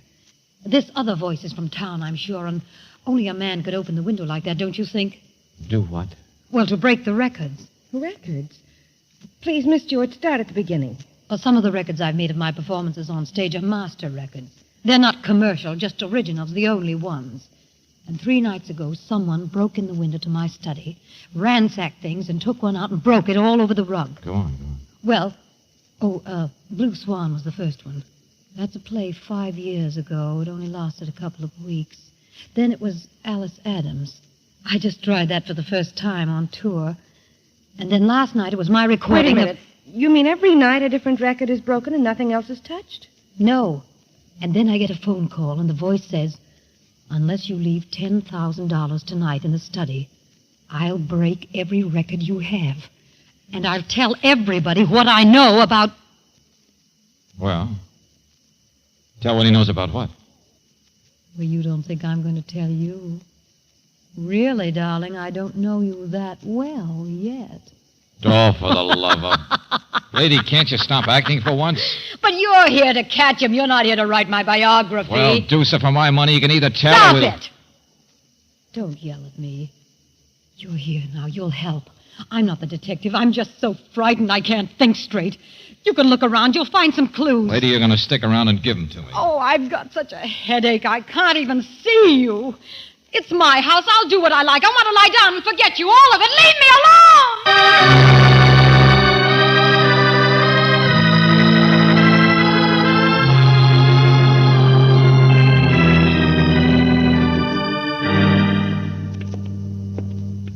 When is a case not a case? When you don't know what it is. Yeah. Well, let's take a look at the study where those records are kept. Did you ever see so many crazy people? Well, maybe that's how we clear the air, Brooksy. Be a little crazy ourselves. Door's locked. Locked? Well, listen. Well, there must be another door around through the sunroom. Oh, hello, Mr. Valentine. I didn't realize I left the catch on. Are you the secretary who wrote us, Betty Robinson? Yes, that's me. I'm just doing some work in here. Do you, smoke cigars while you work? What? Oh. I guess Miss Stewart wanted you to see the records that were broken. Yeah, sure. Stuff this prowler breaks up. She saved all the pieces, put them in an envelope. I thought you might get fingerprints or something. I doubt it. Those records look more pulverized than stepped on. This the cabinet they were taken out of? Oh, yes, right there. Mm-hmm. Say, how often do you water those zinnias out there? What? Oh, out the window. There's a gardener every day. The beds are pretty. Yeah, wet right now, all right. Only no marks on the rug. I don't understand. Well, this is a window, isn't it? Mysterious man who comes in from the outside. Easy enough to force, all right? Yes, it's been found open, or it was this morning. Only he makes no tracks on the rug. And out there, he'd have to stand in the wet flower bed. And the window could be left open from the inside so that it would only look like somebody. Oh, no. If you think there's anyone inside this house... I don't think anything yet, Miss Robinson, except that maybe you could use some Kleenex. What? Here, honey, not your lipstick, your mascara. You've been crying, haven't you? No. You're here just to do something for Miss Stewart. Okay. And you're here to say nothing. I've been her secretary for 6 years. She's the most wonderful person in the world. Why drag that in? Because you've been packing a suitcase? Yes. Yes, I'm leaving for a little vacation. It has absolutely nothing to do with why you're here. You can take care of her now.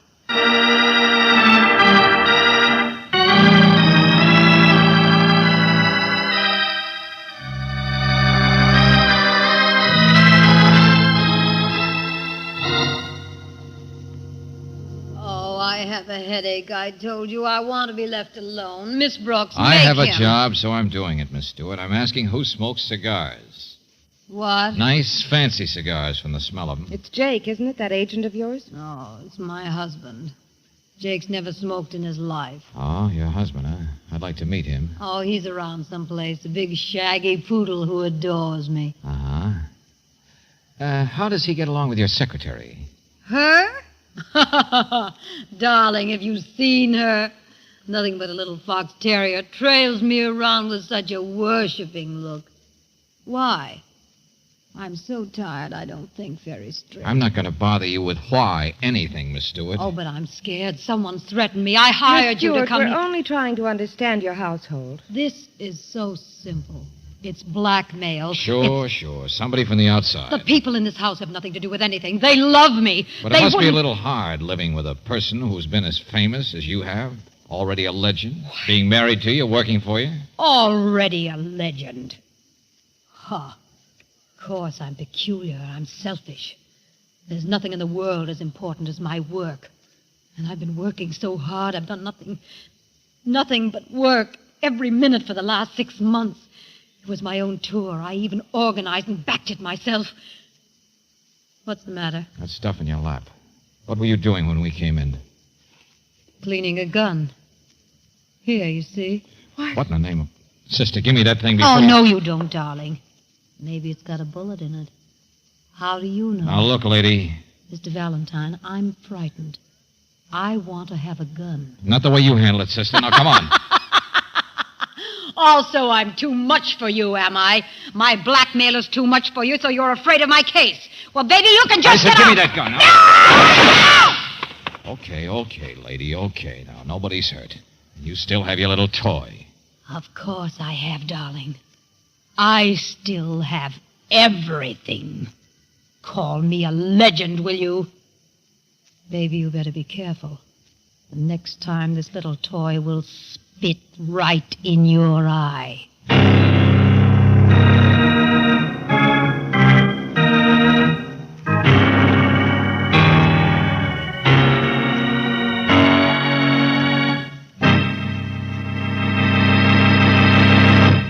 We'll return to tonight's adventure of George Valentine in just a moment. Listen to the difference. Yes, now you can actually hear authentic scientific proof of the difference between new RPM motor oil and premium type motor oils, as designated by the American Petroleum Institute. Auto engines are equipped with irradiated piston rings, and during operation, minute particles of radioactive metal wear off the rings. Geiger counters are thus able to detect the amount of wear actually taking place. Listen now as the Geiger counters click off the difference. First, the low wear rate of the new RPM. Now, the much faster wear rate of the conventional oil. Now, new RPM again. You have just heard authentic scientific proof that new RPM motor oil cuts in half the wear rate of critical engine parts, doubles the life of the average auto engines between major overhauls due to lubrication. Proved in the laboratory and checked out in severe road service, new RPM motor oil is sold with a money-back guarantee of satisfaction. Ask for it at standard stations and independent Chevron gas stations where they say and mean, we take better care of your car.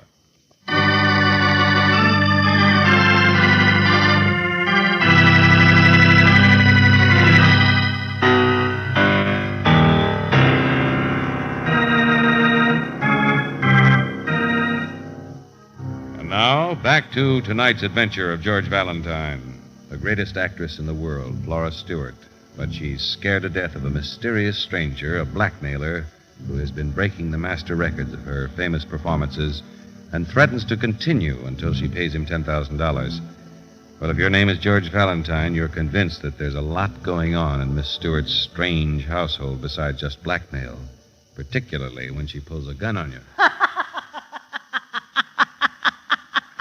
Look at the great detective. Okay, lady, so you win round one. Round one, throw in the ammonia, folks. Oh, go on, get out of here.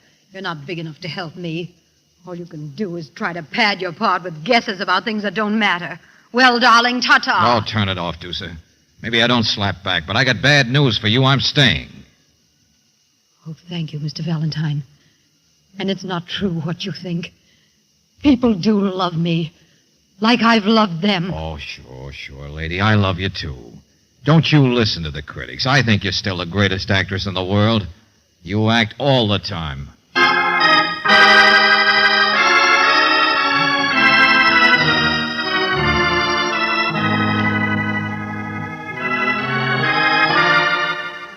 Yes, full of cobwebs, isn't it? Whole house full of cobwebs. Look, Mr. Stewart, I wanted to meet you Mr. because...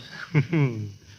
Oh, listen to me, laughing as though it were a joke by this time. I'm Kenneth, yes, but Kenneth McLaughlin. Here, have a drink. No, thanks. Do you expect her to take my name? Well, Ever hear of Aphrodite's husband, Sarah Bernhardt's? Go on, drink this stuff. It's important. how much of it do you drink every day? Enough to remember the name McLaughlin. Don't think anything of that. Been married 18 years, and I adore her. Everybody does. Can't help themselves. Sure. Keep telling it to yourself. What do I say now? I beg your pardon? No, you tell me what you do for a living. Oh, foolish boy. Okay, so she's the moneymaker. She give you an allowance? No, I can't be insulted. Oh, stop smiling. I'll be goaded into saying anything. You ask about my wife, Mr. Valentine. What's there to say? She's been on tour for 6 months. Some crazy idea of doing every part she's ever done, and for good measure, the one she's left out. A galloping ingenue. I've barely seen her. Why are you here today? I don't know that. Why won't she see me today? Why anything? Who cares? Have a drink. Of course she's insufferable, selfish, but so what? Have a drink. That's right, Buster. Tell me how it is to be tied to the great lady. How she never thinks of you the way Betty does. What? You know, Betty, nice little secretary who says she loves the great actress, too, only she's leaving. Excuse me, Mr. Don't Valentine. tell me you didn't know she was going. Not after that little scene you must have had in the study when you ducked out just before we came in. Oh, get out of my way. She's gone, I tell you. You hate your wife, don't you? Shut up, you fool. She lives for herself and her career and nobody else. And all the time, right under her nose, you and her secretary have Valentine, been... I'm warning you that... Mr. Valentine, come here. Oh, now what? All right, what is it, Betty? Another phonograph record. Huh? I was just on my way out. I was walking through here. Yeah, well, you're not leaving now. Here, let me see. It was all in pieces, on the rug, the same place as the others. That person's been here again. And the window drape shoved aside again. Only this time the window's closed. What? Yeah, you heard me, so you're not leaving. Nobody's leaving. Mr. Valentine. I shoved matches in the frame the last time I was in here. The window can't be opened. But somebody tried awful hard. Here, you see? Handprints all over the top of the glass. Inside. Yeah, sure, of course. I thought so before. Now I know it. So we're going to find out whose prints those are. Which one of the people inside this house has been trying to frighten Flora Stewart out of $10,000?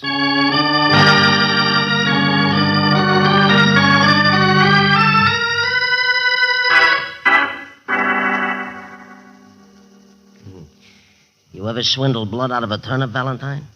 I'm business manager to a bunch of back taxes, that's all. And that Betty, if she had half a brain, would have quit long ago.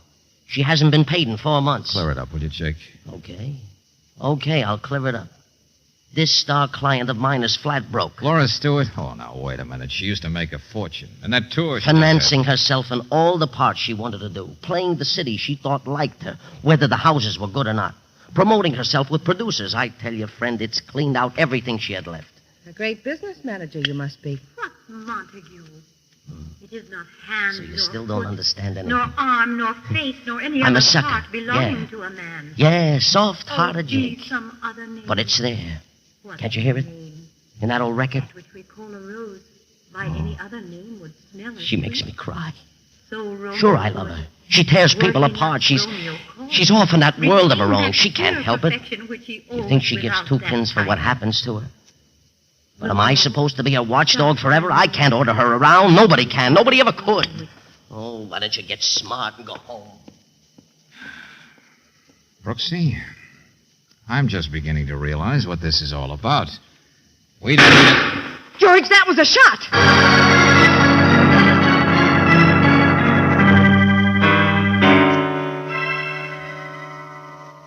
Oh, George, no. It's Flora. Yeah. Dead, Brooksy. She's dead. Oh, brother, see it all backwards until it's too late.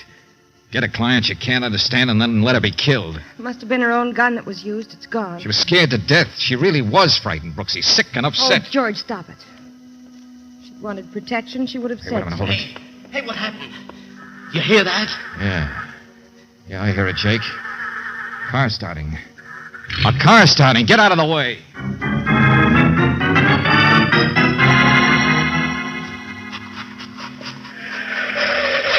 Look out, George! Well, thanks. You didn't run over me. All right, Betty, get out. Stay where you are. Come on, come on. Stand still, I said. I've got a gun. I know you have. Miss Stewart's. Get away from me. Don't touch me. I killed her. Betty. Yes, I killed her. So now what are you going to do, Betty? Suppose you just take it She easy. wouldn't let him go, and I killed her. He loved her and hated her for 18 years, and I killed her. I loved her, too. You know, I'm getting a little sick of all the emotions being spilled in this house. Just because you lived with an actress doesn't mean you have to imitate her. I killed her, don't you understand? If you come one step closer, I'll kill myself. Yeah. Yeah, look who's coming, Betty. The boyfriend himself. It's all the excitement. I was sound asleep. Betty says she killed your wife. What? Flora? Yeah, that's right. Little Betty here managed to wrestle her gun away. Can you imagine? And then with one shot, she... All right, sister, give me that gun. That's better. Now, you don't have to pretend. You don't have to cover for him. Betty, what in Hold heaven's it, friend, name? hold it. All right, now, Jake, tell me something. Did Flora carry life insurance? Huh? Yes. Yes, as a matter of fact, quite a bit. Took it out just recently. It was the only way I could get it to save. Why? Because after we heard the shot, Betty, it took us a little time to find out where it came from. But you were upstairs already. What did you do? Run in there, see the body, see a gun, and think Kenneth had actually killed her? Yes. With me in the house and Jake? Didn't you notice the cotton wadding, the cleaning fluid, the gun oil? That's right, George. Yeah. If I found a setup like that, I'd be more inclined to think her death was an accident. All right, now come on inside. We're going to phone back to New York.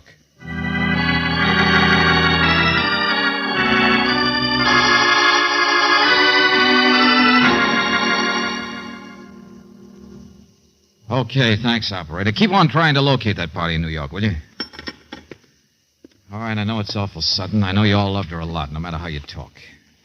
She really tore people apart, didn't she? But an accident right in the middle of all that blackmail business. Oh, George, no. It's too convenient. Yes, Valentine, if you don't explain... I'm just guessing, Jake, adding 2 and 2. In the first place, that blackmail thing. She put that up herself. She must have. Look at the records that were so carefully broken. Alice Adams, the part of an adolescent girl, just recorded this year on tour. She might have been able to play that part well 30 years ago. And then Blue Swan, a flop that lasted 2 weeks. And then this last one, a turkey, you said, don't you see? All her recent performances, all her bad performances. She broke the records herself to get rid of them. But why would she call you? Well, she wanted me here because it was all phony. It was all an act.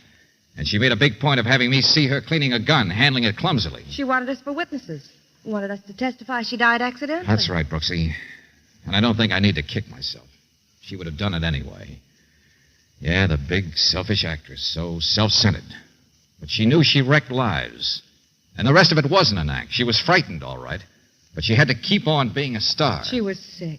The doctor said she'd have to give up the stage. It was her whole life. She had to keep working. Feeble, flat gesture, wasn't it? But maybe she figured it was the least she could do for all of you. Yeah, that's right. Make her death look like it was an accident. So the insurance companies wouldn't refuse to pay off on suicide. Oh, no. She went on tour to play all the parts she used to like, burning the candle at both ends for the last big try, financing herself, the great actress. But I noticed her biggest successes were in the past. She still was great, Sonny. You sure about that? Oh, there's my call. Hello? Hello, Miss Stewart there? Who is this, please? I know all about Miss Stewart. At least I think I do. Well, tell her it's James Sharon. James Sharon? The producer? Give me that phone. Hold it, Jake, hold it. Wait a minute. How about you taking a message? Maybe it'll be easier that way. Well, nothing is easy, friend, but go ahead. Well, look, tell her I love her. I love her, and I'm a healed. She's been haunting me for years to put her in something big, but I can't anymore. I wrote her I could get her a small part and would phone her for an answer. For a slap in the face. She knows the truth as well as I do. What does she want to make me suffer for? I love her, but... Why don't you say it straight, Mr. Sharon? Candles all burned out, my friend. The ingenue's finished. She's through.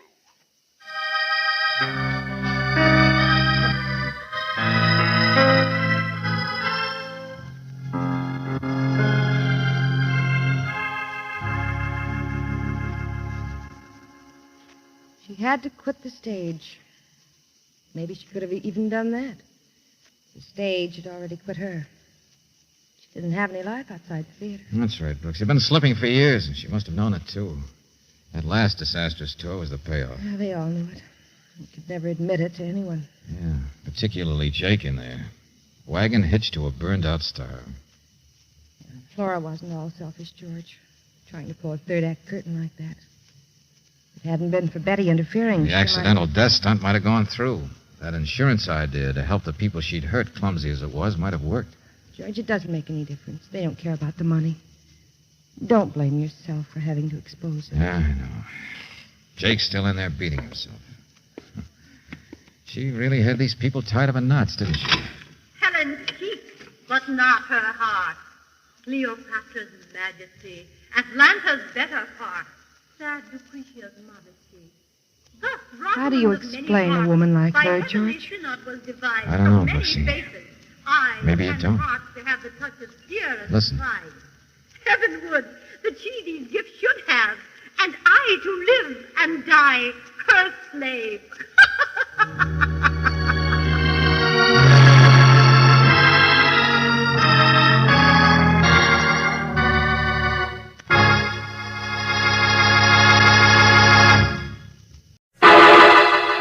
Personal notice. Danger's my stock and trade. If the job's too tough for you to handle, you got a job for me, George Valentine. Write full details.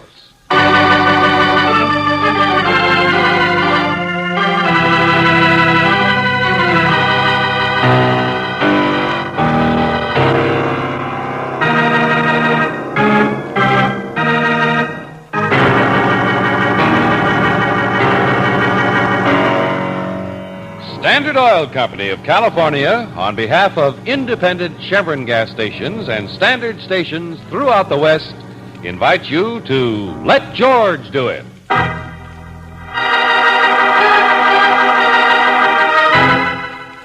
The Bookworm Turns, another adventure of George Valentine.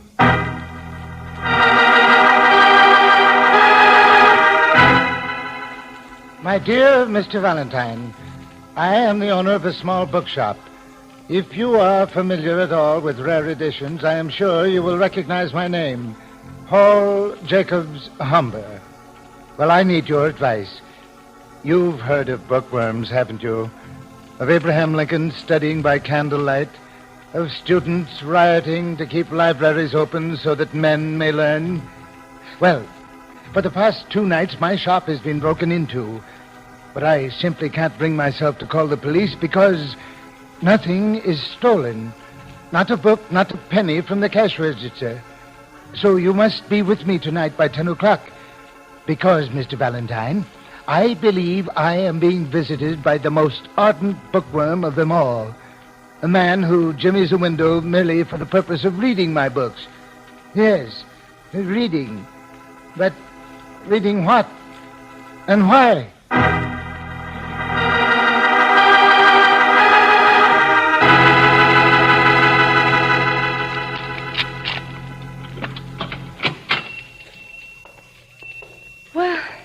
Certainly have enough books, Mr. Humber.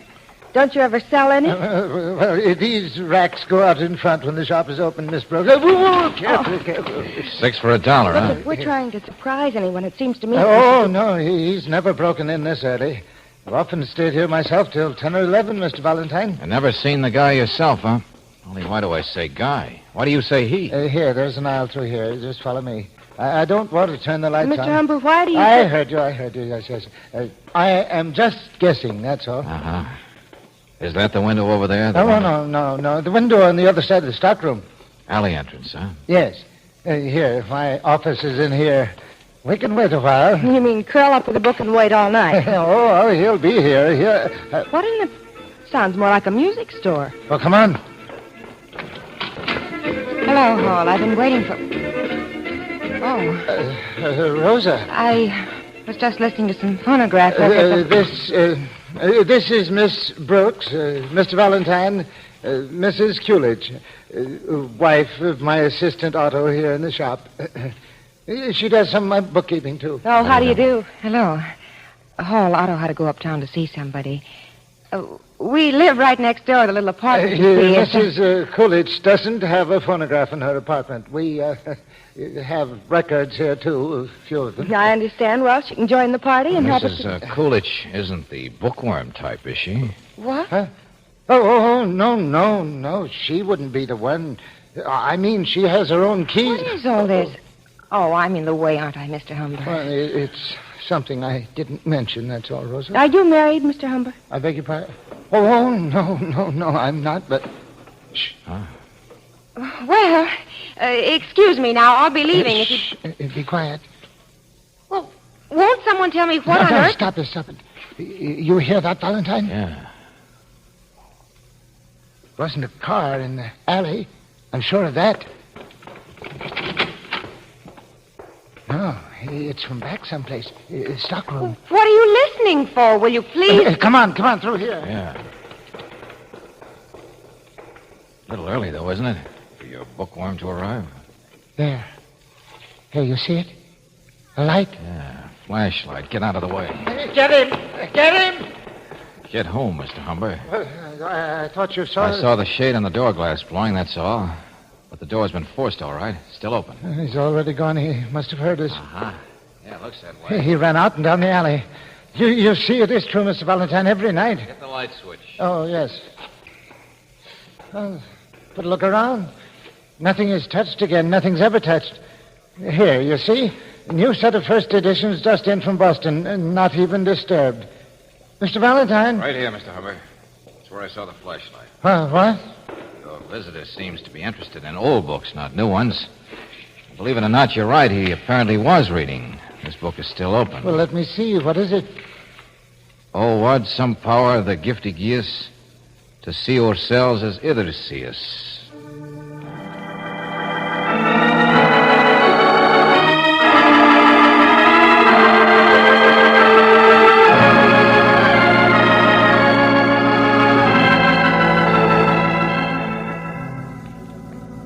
Robert Burns? Burns? Why should I know why anybody should like Robert Burns? My background is a printer, Mr. Valentine, not the Oxford Book of English Verse. Okay, Otto. I waited to see you because I thought you might have noticed something unusual. I am handyman, shelf duster, and salesman in the shop. Should I have time to notice anything? For 3 nights running, somebody's been breaking in here. To read books. To read books! What is wrong with that? What would you like? People should only watch television? Oh, now look, friend. I know I don't help you. My wife don't help you. It is late. I'm tired. But this Humber, my boss, don't you understand? He is what you call persecution with complexes. A what? Always and everything he sees a mystery. So somebody should break in to read. He should make something of this. Always make something of everything. Why should he worry? There is no damage, is there? No damage All right, to his... skip it, Otto, skip it. Hmm? You say nobody's up to anything, huh? No damage to Mr. Humber? Why worry? What do you But mean? Burns is the word, all right. Burns? Can't you tell a fire engine when you hear one? Now, what do you think that smoke's coming from? Come on, let's get out of here.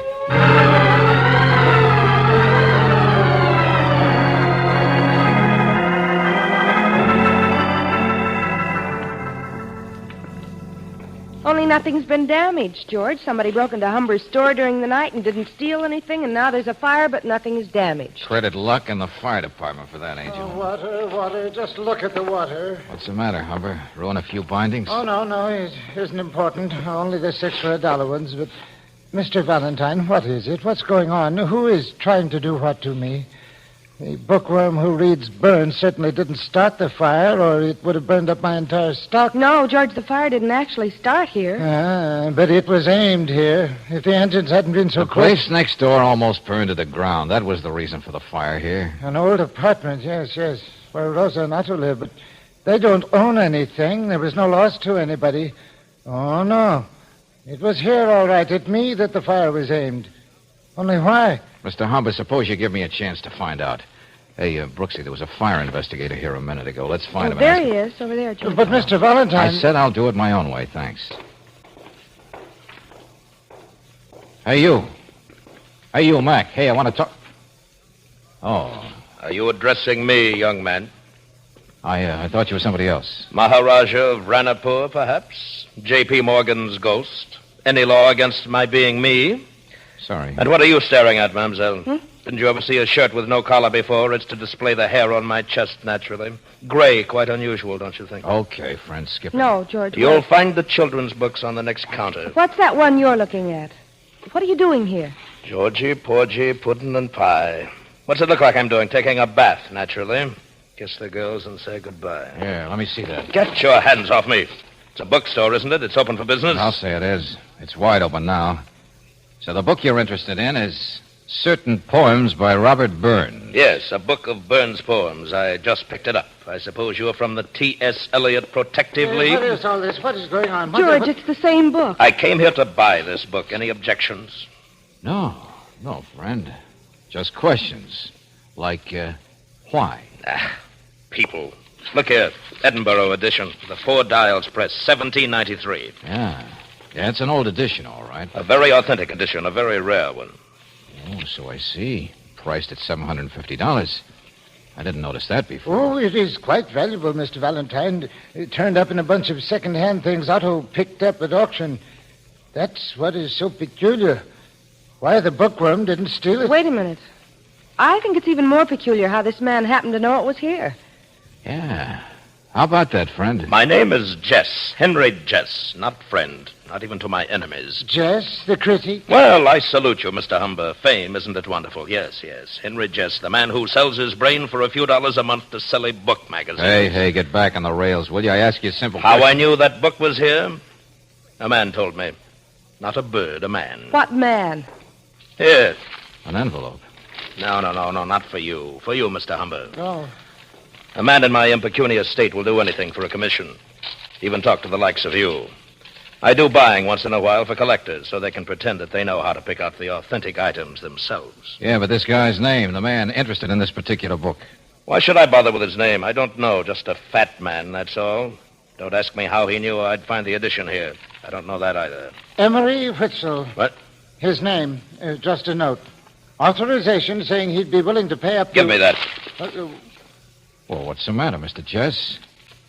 What's the matter with the name Emery Witzel? Your client, isn't he? Nothing. I didn't realize that was his name, that's all. Just a man who phoned and asked me to make the purchase for him. Look, I'm getting sick and tired of all this Well, it speaking. is a perfectly legal authorization, Mr. Valentine. And you too, Mr. Humber. You give me a case that's like a jellyfish. You can't grab onto it. The case of a bookworm, Mr. Valentine. Never mind. You're a little slippery yourself. Yes, but I've never heard of Emery Witzel. Be quiet, will you? It's this guy I'm talking to who... What? Otto. Hey, Otto, what's the matter? What happened? George, there's blood on his... Look, he's been shot. No, let go. Witzel. What? Bookworm. Henry Witzel. I take it all back, Mr. Humber. It's a case now, all right. Otto's dead.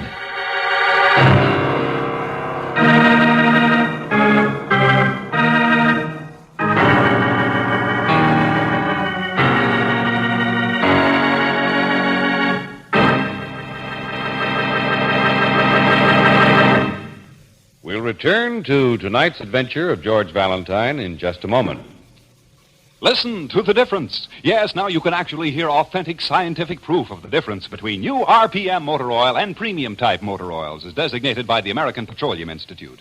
Auto engines are equipped with irradiated piston rings, and during operation, minute particles of radioactive metal wear off the rings. Geiger counters are thus able to detect the amount of wear actually taking place. Listen now as the Geiger counters click off the difference. First, the low wear rate of the new RPM.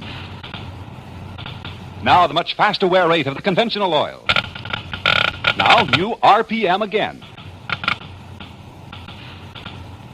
You have just heard authentic scientific proof that new RPM motor oil cuts in half the wear rate of critical engine parts, doubles the life of the average auto engines between major overhauls due to lubrication. Proved in the laboratory and checked out in severe road service, new RPM motor oil is sold with a money-back guarantee of satisfaction. Ask for it at standard stations and independent Chevron gas stations where they say and mean, we take better care of your car.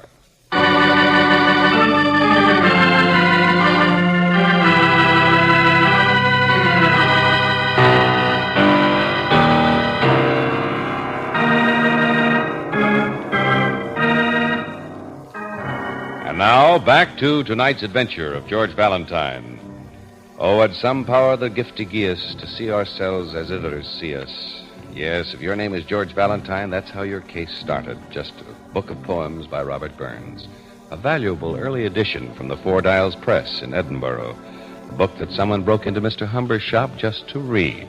a book that an agent wanted to buy for a collector named Emery Whitzel. And who is Emery Whitzel? Well, Lieutenant Johnson of Homicide has an opinion on that, because now it seems the little book may have been the cause of murder. And those were his dying words, weren't they? Whitzel. Emery Whitzel, he tried to tell you. That's right, Johnson. Otto had apparently been shot just a couple of minutes before out in the street. And then came staggering in for help or to tell us. To tell you who did it, that Whitzel did it. Isn't that the usual interpretation? Yeah. Only who is Whitzel? Well, now you're asking something else. Well, we'll find him, don't worry. Oh, don't be too sure. It's like finding the bookworm who disappeared the minute we got close. You ask me, this guy Humber knows a lot more than Uh-huh. He's the one hired me. It's as much Greek to him as it is to us. Hey, Johnson, check up on that file, will you, how it started? What? How can you connect the... I don't know. Just do it, will you? We've only scratched the surface of this thing so far. But we'll never get deeper unless we retrace what we already got. Like what you said, Brooksy, that the bookworm disappeared. No, he was in the shop last night, but he got away. Correction, Angel. He was scared away before we ever got a chance to see him. Isn't that what really happened? You mean all that phonograph noise in Rosa? Uh-huh. Yeah, I wonder how she's feeling now that she's a widow.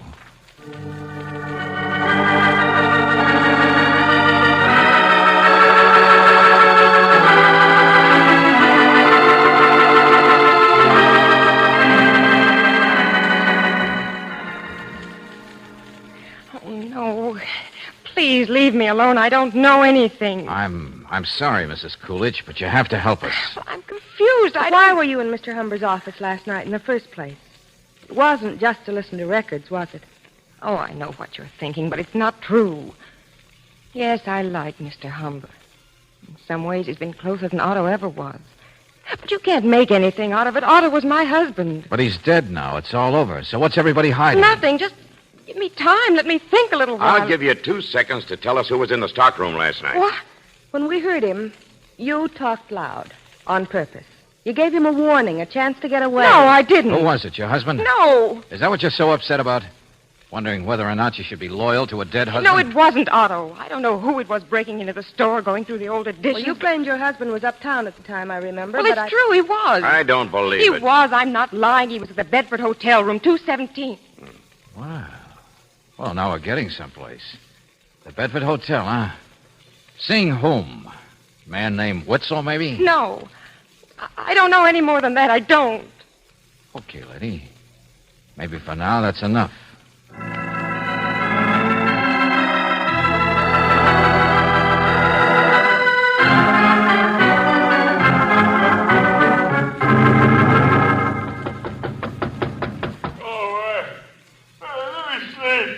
It's the middle of the afternoon, friend. Come on, open the door. You got the wrong room. 217 Bedford Hotel. Come on, open up. So you can read. I'm impressed. Yes, and in about 1 minute, I'll spell out the letters on a badge for you.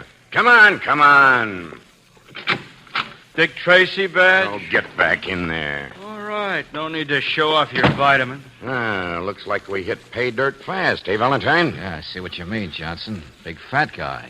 Answers that book agent's description, all right. Hey, what is this? What's this all about? You tell us, Mr. Whitzel. Wrong number. Now, look, wise guy, we're trying to find Name out- is McGurk. Horace McGurk. And don't try to... Novelties is my line. A surprise for every party. Little Egypt. Watch your shimmy and shake. Exploding cigars. And if you want to shake hands instead...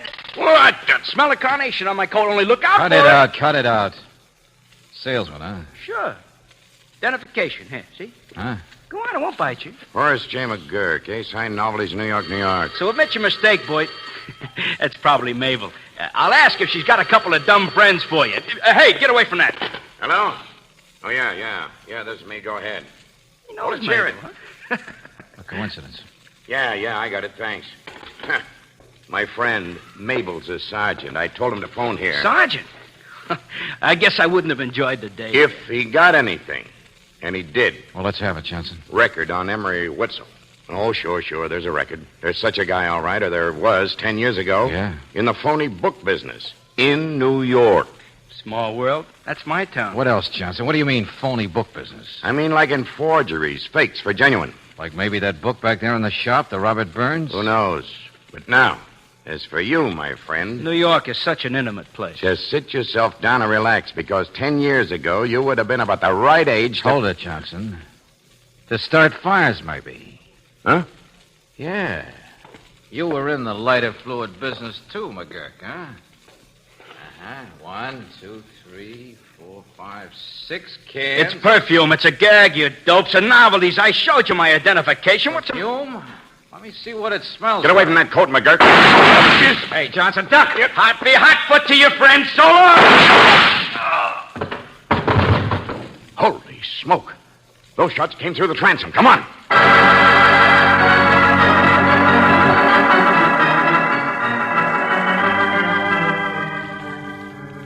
Somebody been in the next room all the time. Officer, can you hear me? Got away down the hall. Fire escape door's open. McGurk's dead, all right. A Witzel, whoever he is. Yes, I'll cover the other end. Just get that street closed off fast. No, how should I know who it was? Come on, Valentine. Why? To be 5 blocks behind, skip it. Besides, maybe the answer's right here. Huh? This gun of McGurk's. He fired twice, but there's another shell missing. That could be the one that killed Otto. Looks like about the same caliber. What in the... Never mind. Just grab it for a lab check. Because there was lighter fluid in these cans, Johnson. Smell them. And an empty whiskey bottle on him. Sure, that's what he carried it in. It's empty, too. Okay, so your hunch was right. This guy started the fire, but it doesn't... Let's get back to the place where the fire was. I got an idea.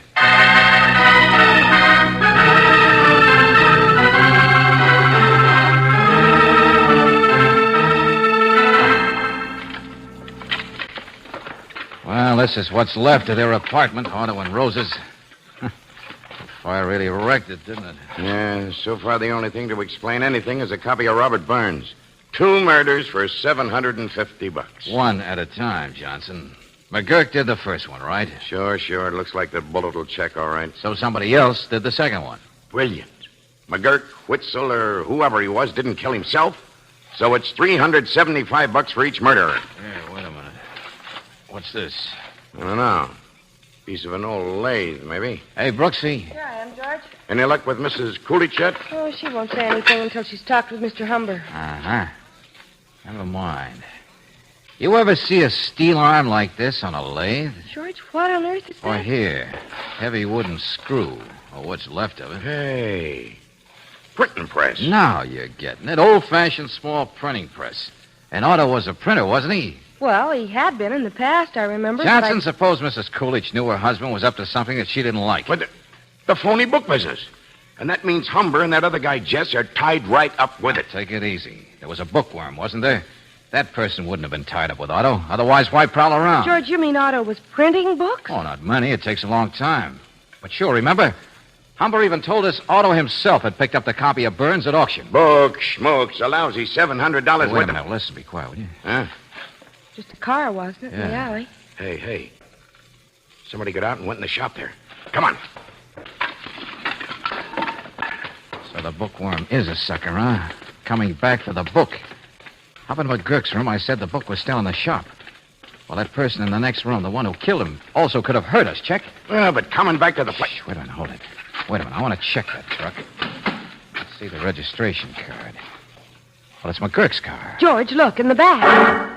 Oh, no. Not another body. Box 7 or 8 foot long, just about the right size for a body. Haven't you figured yet what might be really valuable in this deal worth committing murder for? George, what are you talking about? Worth trying to get away from Otto and then having to kill him? Worth burning the apartment so people wouldn't know about the press? Here, give me a hand. Let's see what's inside this box. Type. Yeah. Loose type. That's right, old style print. Here, look at the funny capital, see? Sure, Johnson, it's type. Maybe one book is only worth $750. But think what a few hundred supposedly authentic books scattered in markets all over the world would be worth. Holy mackerel. Big enough for you now, isn't it? George. Huh? Oh, here, quick, this way. Coming back again, out of the store. Hold it. Must be able to see us in there. You got company, friend. Be careful, that gun. Stay here. Kind of a dumb stunt, wasn't it? Coming back to get that one book so there'd be no record of what Otto's type looked like? Or were you so far in over your head anyway that... That's so. Oh, gonna talk, huh? It's all right. I don't know who you are for sure. Now go on. Otto tried to gasp out the name Emery Witzel, but that didn't do us much good. Whoever it is uses a different name now. But then I thought of a poem which says, to see ourselves as others see us. Move back, I said. That's the car. It suddenly occurred to me Otto wasn't trying to say who his killer was. He was just trying to talk to one of the two people there with me. I said... I'm moving now. Just take it easy. Back from the car. You mean under the car, because there's a cop to the right of you, Mr. Jess, who's about 1 second... Oh, excuse me. I guess it was to the left.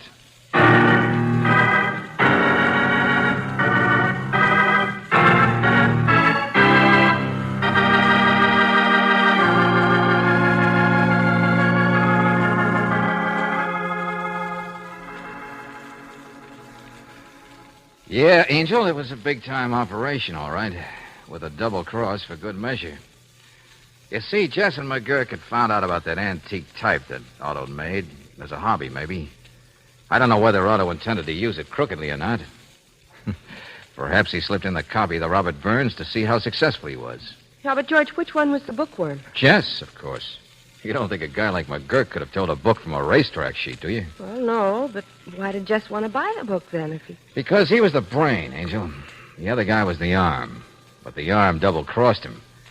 You see, Jess thought he was going to run it real clever. But McGurk found he couldn't buy off Otto, so he shot him and stole the type and set fire to the place. And Jess didn't even know about all that until he opened that letter right in front of him. Mm-hmm. To find that his partner had signed the name Witzel to it. He did it so Jess, who was really Witzel, would have to go into hiding again, while McGurk walked off with the loot. Oh, nice people. So Jess turned into an arm himself and killed McGurk.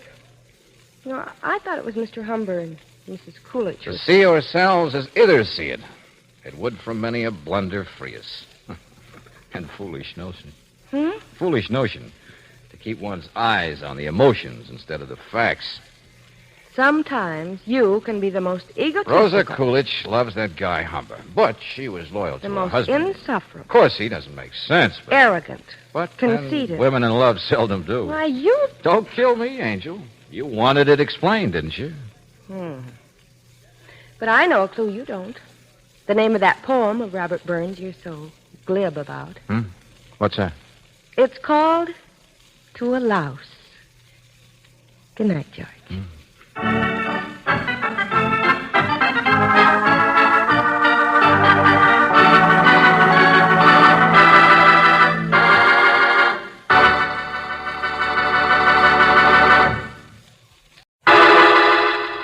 Personal notice. Danger's my stock and trade. If the job's too tough for you to handle, you got a job for me, George Valentine. Write full details.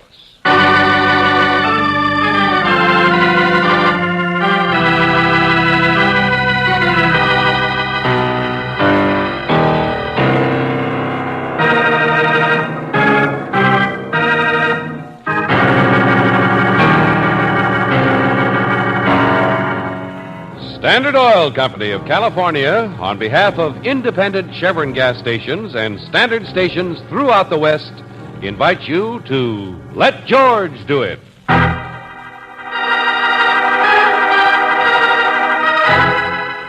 Opportunity knocks twice. Another adventure of George Valentine.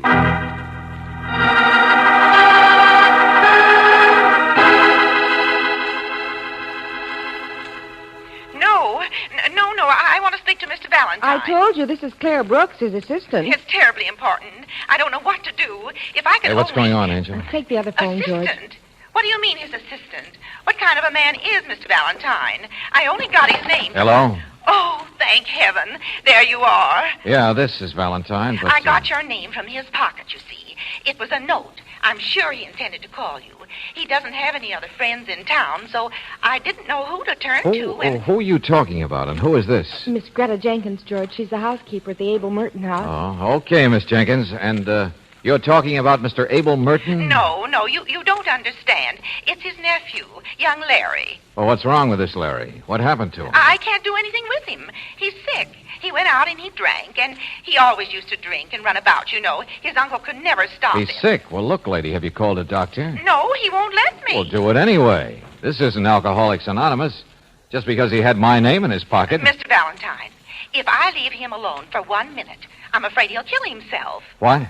That's the trouble. I think that's what he tried to do tonight. Take his own life. So please, Tried to... Well, sure, Miss Jenkins. We'll be right out. I've got the address, George. Only, where's this uncle, Abel Merton? You'd better... Oh, no, Mr. Valentine. I'm all alone. Mr. Merton's gone. Gone? He killed himself yesterday.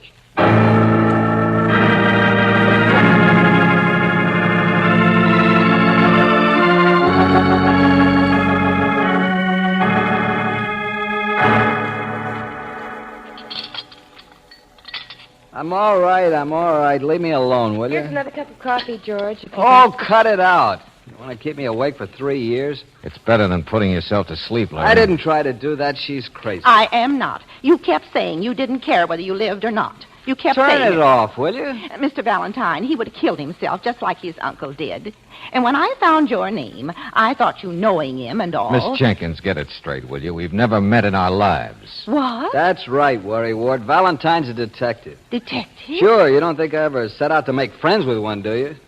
Bad Penny, that's me, Valentine. Well, why did you want him then? What was his name doing Miss in your... Jenkins, would you leave us alone with him for a few minutes? No, I won't. He's my responsibility now with his uncle gone. I'm sorry, lady. Whether you like detectives or not, you asked for it. You've got one now, so thanks. She worries all the time. I used to live here, until 5 or 6 years ago. Did I give her a bad time? Uh-huh. Just what was my name doing in your pocket, kid? Thought of hiring you this afternoon, that's all. Oh. You see, my uncle and me, we're each other's only relative. He's a widower, no kids. Practically raised me. We were... malarkey.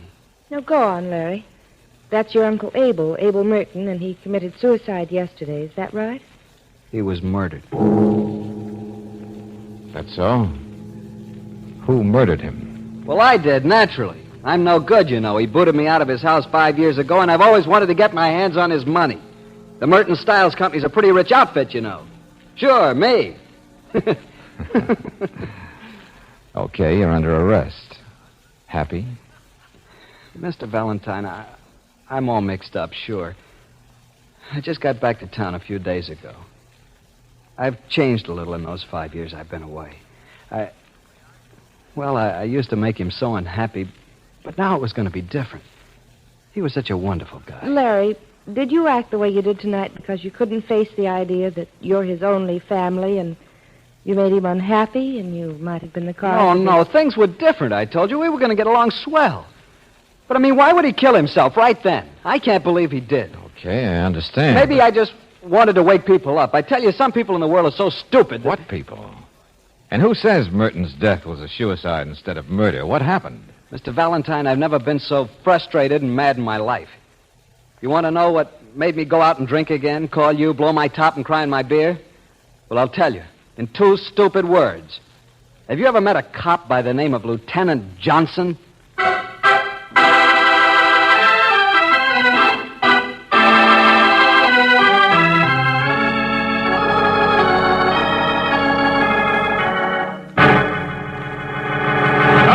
All right, sure, me, dumb old cop me. Well, listen to me, will you? There hasn't even been a coroner's inquest yet. But then, Lieutenant Johnson, what makes the boy think Somebody talked who shouldn't have, I don't know. That Larry found out what the police recommendation is going to be, that's all, and he blew his top. But the police believe suicide, you'll admit that? So don't beat around the bush, Johnson. You told the kid... Look, Greatheart, I feel sorry for him, too. But don't bark at me like I didn't know what I was doing. Lieutenant... Because I don't. Said it before you could. You want to hear the facts, or don't you?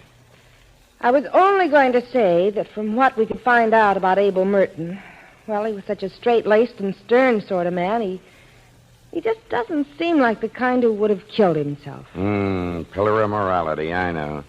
I suppose that's the way the boys saw him, because he was so different himself. They had a reunion, so Larry thinks that was the most important thing to the old man, but... maybe that's why Merton did it. Oh, clear it up, will you? Let's have those facts. Abel Merton always yelled at the kid to straighten himself out, and he finally did. What I meant just now was, well, maybe seeing the boy different made Merton look at himself a little closer. To see what? Merton was alone in the house night before last. Nephew and housekeeper both out. She testifies he'd been worried, upset for several weeks. Then, that night, he said he had a headache, wanted to be alone, practically snapped her head off. Brooding, unhappy, sick-looking. No. We didn't talk to her much. We spent... Of course you didn't. Facts. Death about 10 o'clock in his own study with his own gun. Merton had Yes, the revolver he took from his own desk. Fingerprints, powder burns, the works, all check. Uh-huh. Well, a typical suicide so far, but... As he put it, you can only mess up your life so much. In the note he left. Think we go off half-cocked like you do? Here. His farewell to Larry, look. Let's see. When a man messes up his life, there comes a point when it is impossible to salvage it. I know you'll understand what I mean, Larry. I'm doing what I have to do. This must be the end. Goodbye and good luck, Abel Merton. Mm-hmm.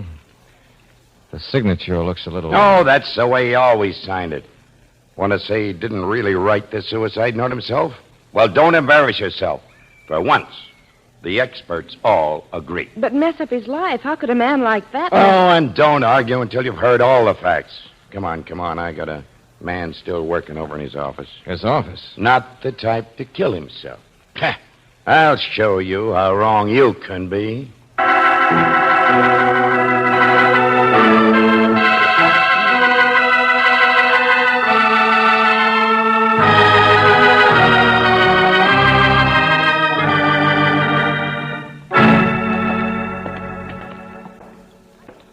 How do you do, Miss Brooks? Hello, Mr. Stiles. Stiles, huh? You're the other half of this company. Yes.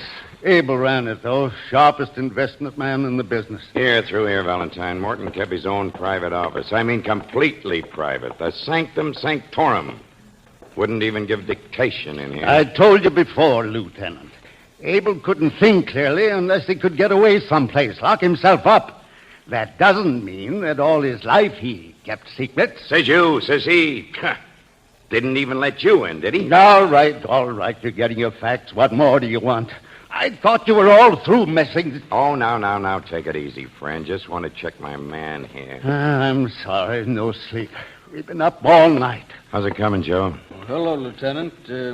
63,175 so far. So far. There's nothing beyond the past month, I'm sure of it. I've checked myself. You want to bet it goes back for years? It does not. We've had certified audits. What are you trying to do, wreck the name of the company completely? We've got stockholders, you know. This isn't just I think he's right, Lieutenant. There isn't anything earlier or it has shown up in the books outside. But in Merton's private books... Hold it, all of you. What is Sure, Joe. We've got to explain all this to Mr. Valentine or he'll be very unhappy. Oh, well, you see, there's $63,000. Sure, embezzlement. Tell everybody. Merton had no reason to kill himself, eh, Valentine? This morning, this is the first thing we looked into. How would you go about salvaging your life if you'd embezzled $63,000?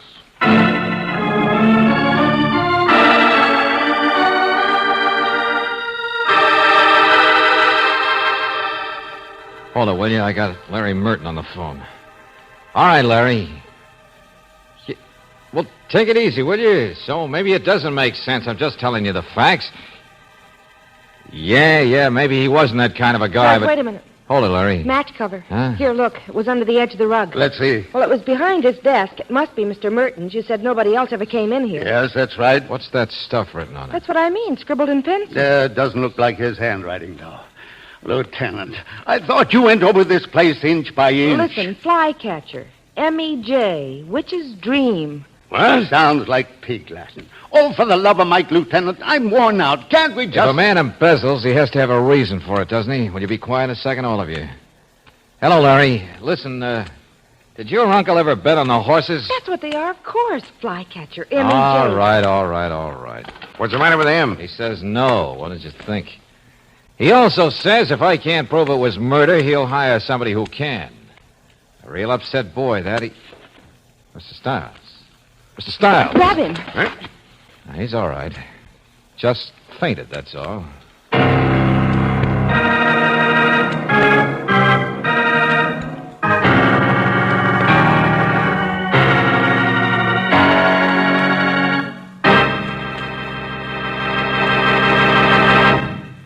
We'll return to tonight's adventure of George Valentine in just a moment. Listen to the difference. Yes, now you can actually hear authentic scientific proof of the difference between new RPM motor oil and premium-type motor oils as designated by the American Petroleum Institute. Auto engines are equipped with irradiated piston rings, and during operation, minute particles of radioactive metal wear off the rings. Geiger counters are thus able to detect the amount of wear actually taking place. Listen now as the Geiger counters click off the difference. First, the low wear rate of the new RPM. Now, the much faster wear rate of the conventional oil. Now, new RPM again. You have just heard authentic scientific proof that new RPM motor oil cuts in half the wear rate of critical engine parts, doubles the life of the average auto engines between major overhauls due to lubrication. Proved in the laboratory and checked out in severe road service, new RPM motor oil is sold with a money-back guarantee of satisfaction. Ask for it at standard stations and independent Chevron gas stations where they say and mean, we take better care of your car.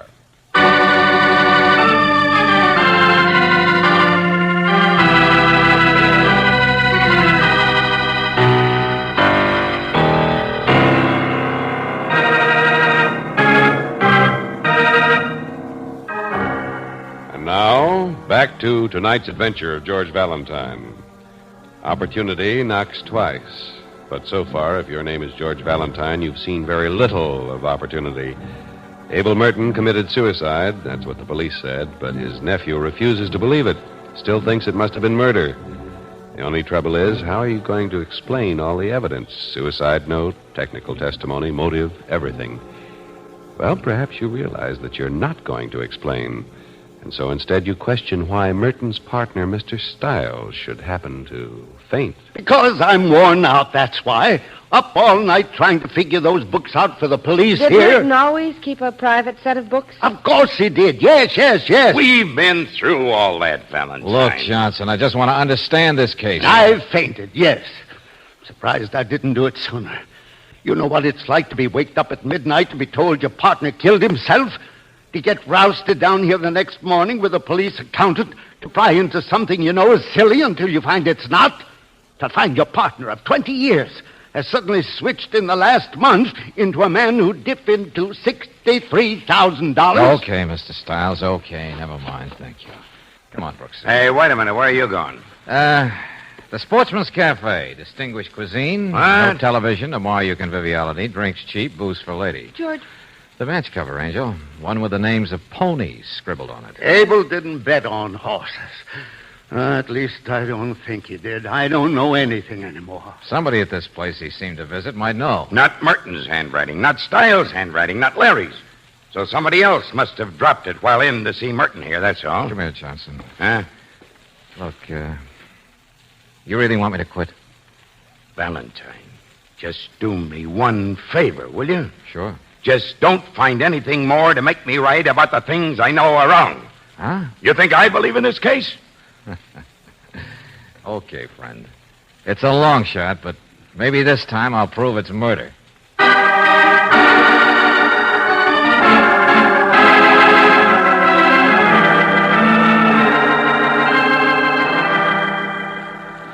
Help you? How can I help you, Mr. Valentine? By being honest, Miss Jenkins. No matter whose reputation you'd like to protect. Mr. Merton was no embezzler. I don't care what anybody says or what evidence they dig up. All right, Miss Jenkins. Just take it easy. Was Mr. Merton in the habit of visiting cocktail bars? No, indeed. He left that to his nephew. Uh-huh. Well, tell me, did Mr. Merton bet on horses? Young man, I'm not going to listen to any more libel of one of the finest men I've known.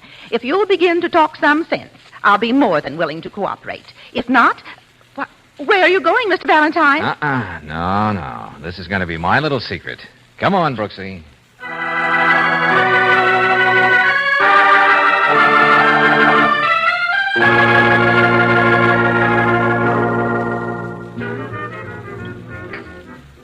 Oh, believe me, I wish I could be of more assistance, Mr. Valentine.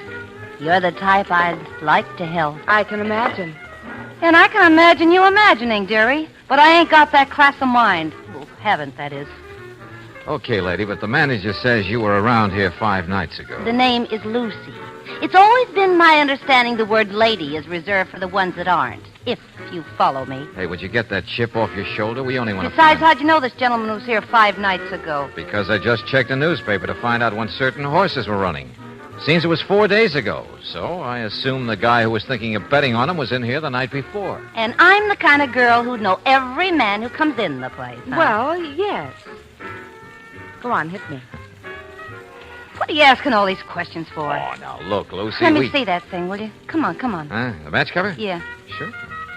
Hey, I see. You know, people should use lighters. Look, mister, the boss is waving at me. Couldn't you come back The some names of the horses are written in brown pencil. And you made the clever observation nobody uses brown pencil. Your boss made it for us. Oh. Well, not one of them horses won. Did you know that? No. Eyebrow pencil. Oh, why do you beat around the bush with me? Of course I wrote it. Sure, a blonde with an eyebrow pencil. So the boss told you already. So you're real deductive. Uh-huh. You wrote this yourself. So now will you sit down and have a drink with us? Look, Mr. Valentine, once in a blue lifetime, like, well, maybe every 3 or 4 days, an opportunity knocks. A guy comes in, wants to be cordial. So I express my interest in horses. So I write down some choices, see? And if he's real nice, he puts up the bets for me. $5 on the nose, maybe, or... Well, what's the matter? So I don't remember who it was. Oh, yes, you do, sister. Come on, cut the stalling. Let go of me. I don't. Somebody who maybe later went to visit a stuffed shirt named Merton, as you George, say. your boss is coming. Why should I remember? Why should I get mixed up in all... Hey there. You stay out of it, friend. Give him a piece of your mind. This guy's Relax, crazy. will you? I've been waving at you. You blind or something, Lucy? You left your coat across the room. Coat? This coat? Sure, just brought it over so it wouldn't be stole, that's all. Coat? I told you all I know, and I'm getting Oh, no, out of you here. don't. And this is the last time I'm going to... Hey, easy. Lucy, look. All we want to know is... I don't want to get mixed up in things. A mink coat. And you didn't want us to see it. Why? Yes. He gave it to me just the other day, but I didn't know where he got the money. Honest, I didn't. Who are you talking about? Who got what money? Oh, what's the use? Well, who do you think? How was I to know he was going to kill himself? You mean Mr... Yeah, Abel Merton. Well, what's the matter with you? Don't you believe he was the kind of a man who would have a girlfriend like me?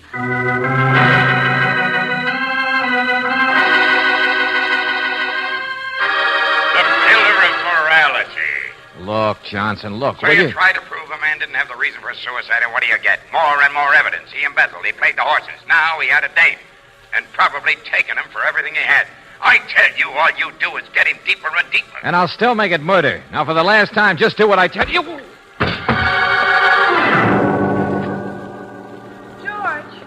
the parking man brought our car around front. If you and Lucy... Lucy? Where is she, George? George!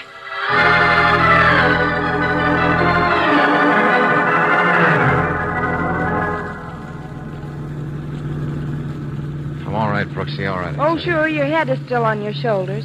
But how do you know she was the one hit you, Mr. Valentine? I told you her boss practically saw it. Here we are. This the place, Larry? Yeah, it drives around the other side. Pretty lush apartment, huh? I started talking murder to Johnson. I guess that's what did it. She took a swing with a shoe and He's got a ran. general alarm out, he said. I mean, Lieutenant Johnson. He thinks... Sure, Angel. I used to think, too. Say, look, run in and ask at the desk, will you? All right, George. Just see if Mr. Stiles left any message. Check. Right. He's not at the office. He didn't answer his phone here. He must... Step on it, will you? I don't understand why that girl, Lucy, would have told you that story of hers. I mean, almost willingly. And then suddenly she takes his shoe Look, and... kid, look. A lot of things didn't make sense. Neither did you at first. I didn't believe you. What? Well, I mean, I didn't believe my uncle was a pillar of morality, you know. Too much evidence the other way? But I believe everything now. Yeah, sometimes I wise up and start believing the obvious. And then I realize how simple a crime can be. Hmm? Outside, just a minute. Hey, that's his car right there. Stiles. Hey, Stiles, wait! Look out, Valentine. Crazy. Hey, slide over, kid. What about Miss Brooks? She's back there. Just hang onto your hat. You see anybody with him? See the girl? I don't know. It went by so fast, I thought he was going to hit you. Meeting her someplace, maybe. Ditching her someplace, maybe. Let her run for herself. Who knows? He's heading up the back street. You can turn here. I know a better way. Cut him off. That's what you mean, isn't it? Yeah. He's the only guy who could have done the embezzling, isn't he?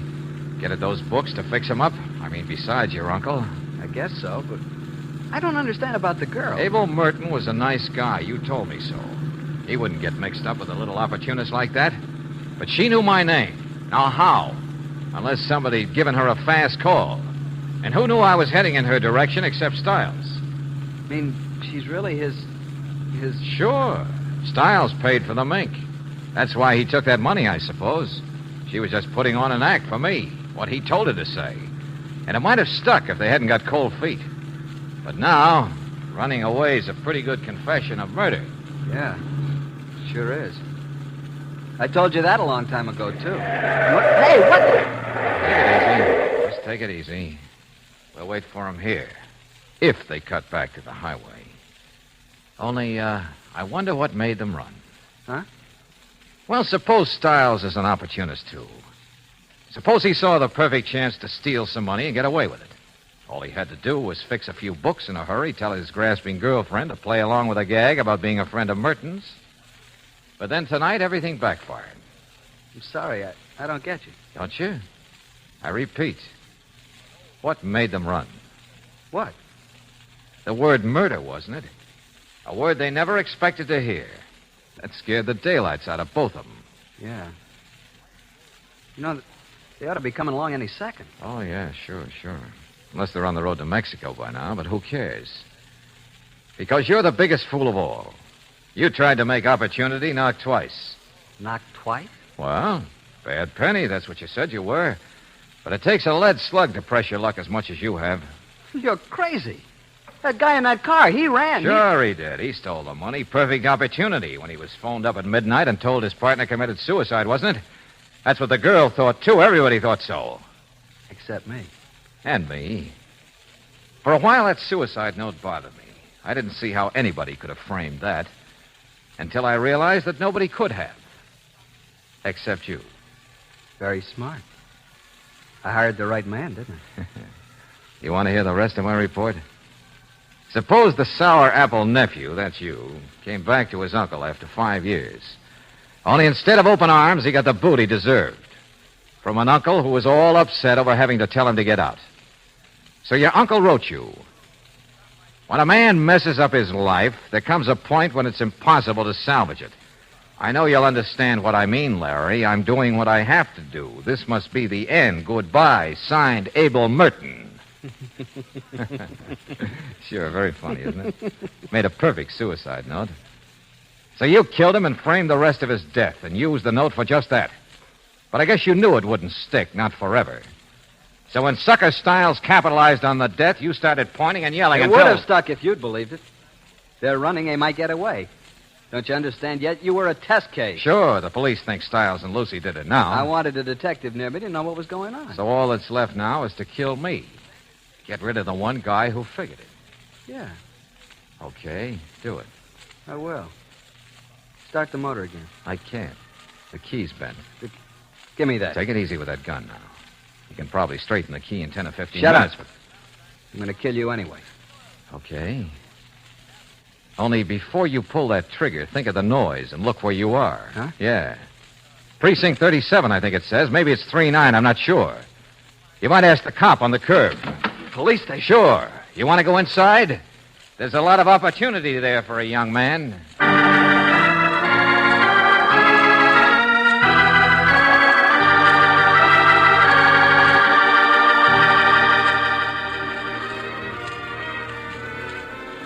Georgie was crazy. Why? You just said it. He was a little crazy. But if he'd left well enough alone after Lieutenant Johnson said it was suicide... Well, he couldn't resist the second opportunity, that's all. He told us he wanted to get his hands in the whole Merton Stiles company. With Stiles on the run, he would have moved right in. Oh, but George... I know. Crazy. That's what murder always is. He gambled on double or nothing. They always gamble, even though there's no chance of winning. Far cry from you, isn't it? I was just thinking. You could never be a murderer then, I guess. Thanks for the compliment. That's all right. What I meant was... Well, knowing you, darling... I guess there's no opportunity that you couldn't resist.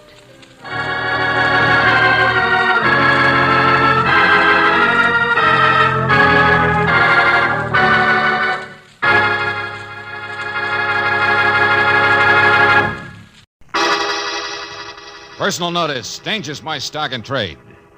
Except today. If you've got a job that's too tough for you to handle, then it's too tough for me. Merry Christmas, George Valentine. And don't bother me with details.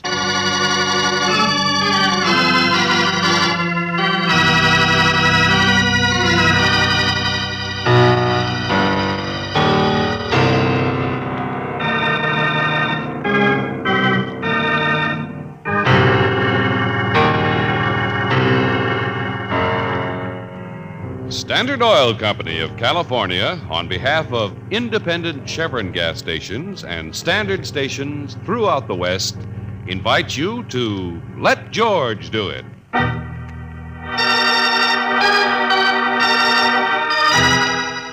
Santa Claus in Glass, a transcribed adventure of George Valentine.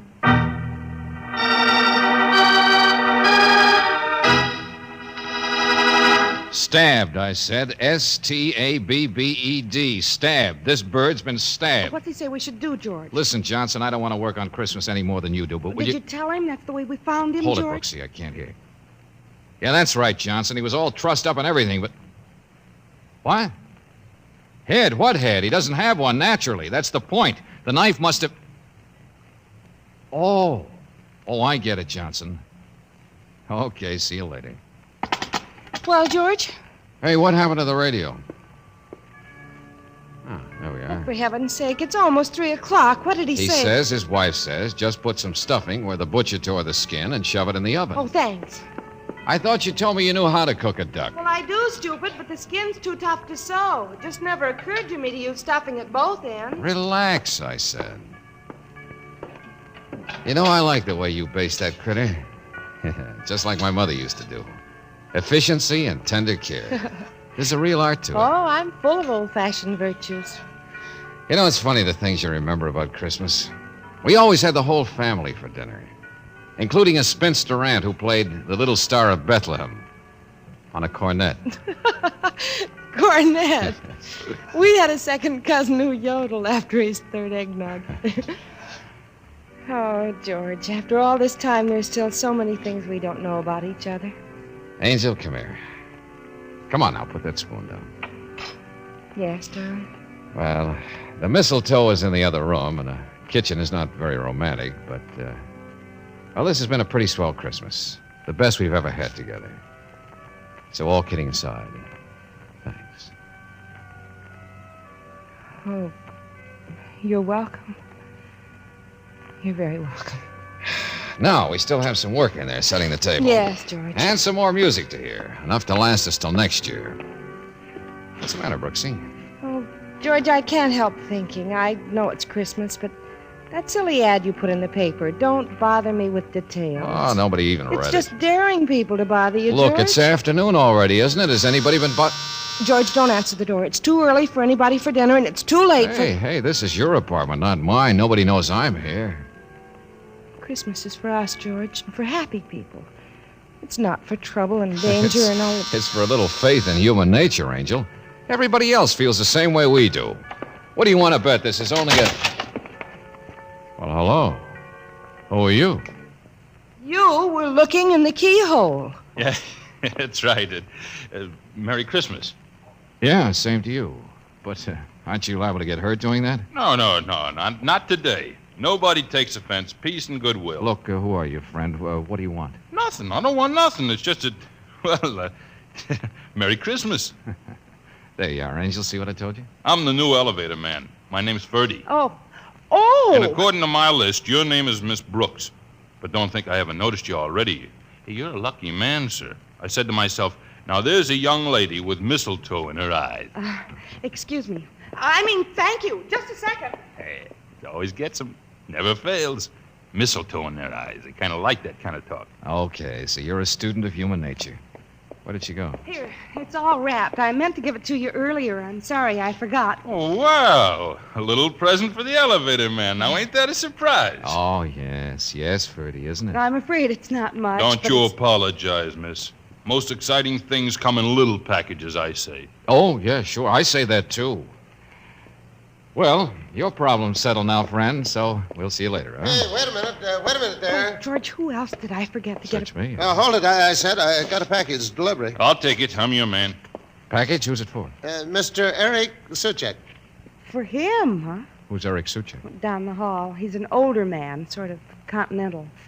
I don't know what he does. I've never really talked to him, but he's very interesting looking. Down the hall, you say? Which door? I'll take it for you, Mac. I'll take it. No, you won't. Special delivery service. Besides, I'm out for my own tips. Mr. Suchek's asleep. He told me to take anything that came for him. Asleep this time of day? You sure? Well, you guys figure it out. Come on, Angel, back inside. Wonder what it is, George. Such a fancy wrapping. I don't know, but curiosity. Let's kills have cat. it, Mac. I ain't got all day. Suchek's an actor or something, or used to be in Europe. It's probably something romantic from a woman. Yeah. Now let's have the package, Mac, and here's your tip. Hey, what is this?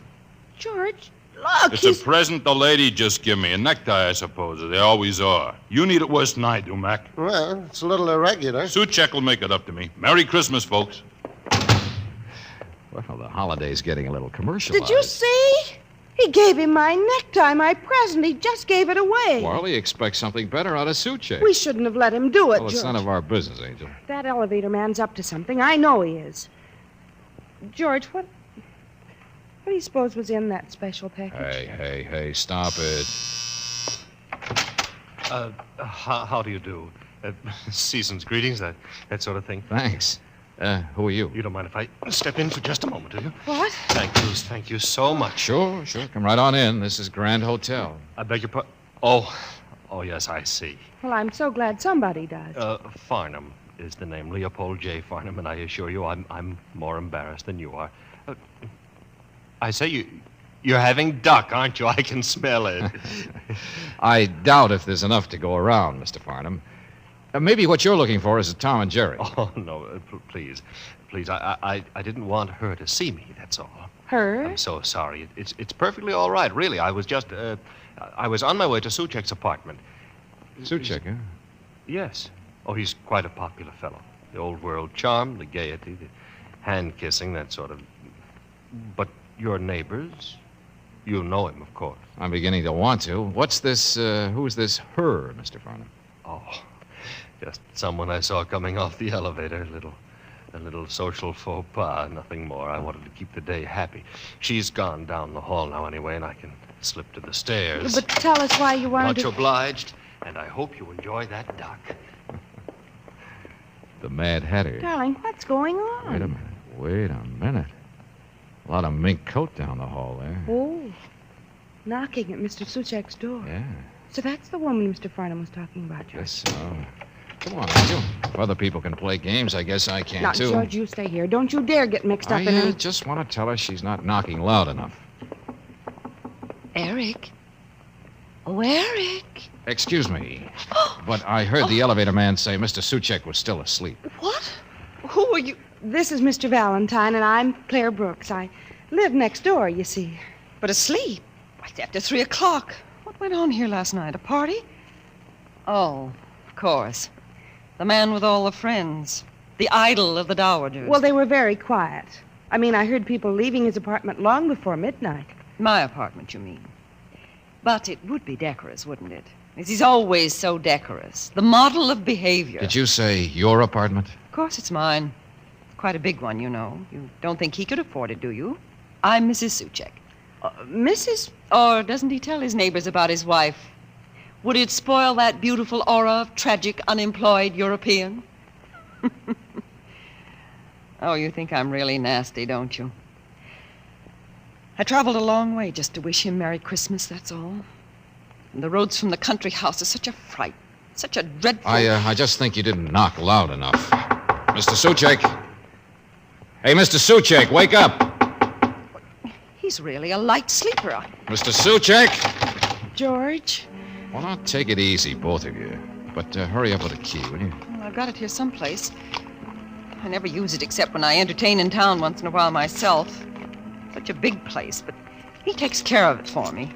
At least he does that. There, is that one the key? Oh, yes. Here.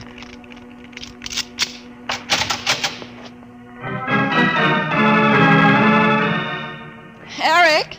Eric! Where are you? Eric! George, stop her. You look for him. Well, it's her house, not mine, Brooksy. Hey, what's the matter with you anyway? What do you expect her to find?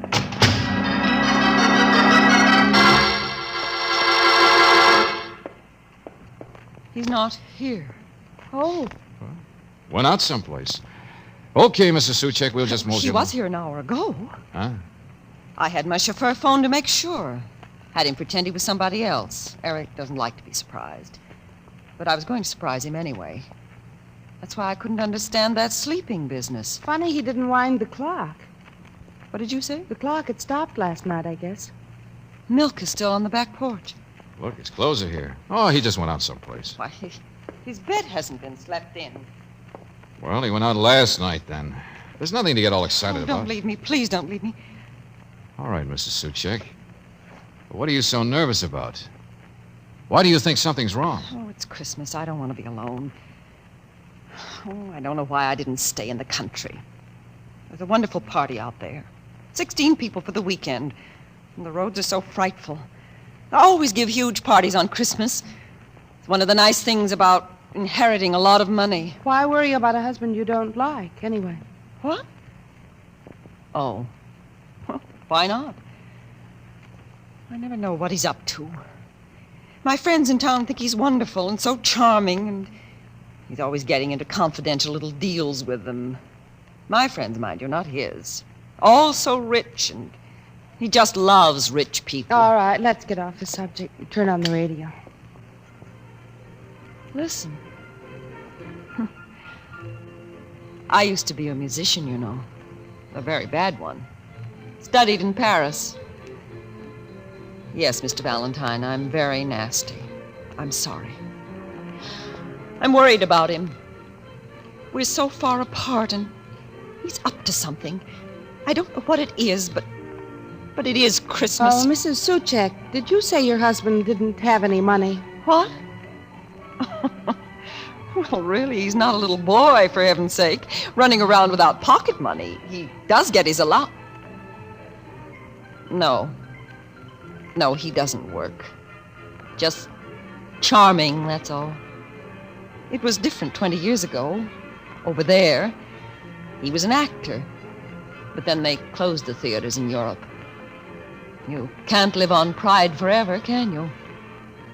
Oh, run along, you two. This is absurd and ridiculous, and I'm tired and would like to take a nap. Okay. Come on, Brooksy. George, I asked about money because he's got a bank book in there on his desk. Huh? And it shows a balance of several $1,000s, all deposited in the last few months. Nosy. But he has notes about meeting people at all hours, too. Deliver shipment to Joe at 3 o'clock. Steamship docking at 7 a.m., Pier 52. Get bids from jewelers on... Anyway, that kind of... Skip it. But shouldn't we say something? And shouldn't we ask about that man who was just up the Leave her hall? alone, Brooksy. We don't know what kind of a guy her husband is or what he's up to. I wonder if she does. Oh, are you coming, too? Yes, it's cold here. I don't like it. I'm going to run down to a hotel. Okay, which one? I want to phone you after I've had a little talk with the elevator man. Yes, he was so positive about Mr. Suchek being asleep. Never mind. See you later, Mrs. Suchek. Oh, wait a minute. Miss Brooks, you didn't see a mirror in there, did you? The room beyond? What? A mirror, a hand mirror. I left it here the last time. It's gold, it has my initials. And there's a diamond thing. Well, I guess it's just mislaid or something. It's not important. Never mind.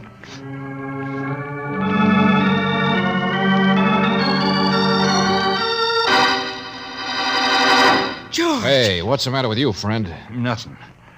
I'm all right. Pretty, you were just We lying checked there. both elevators, couldn't find you. I'm fine, I tell you. But look at your room, all your presents. Leave me are all- alone.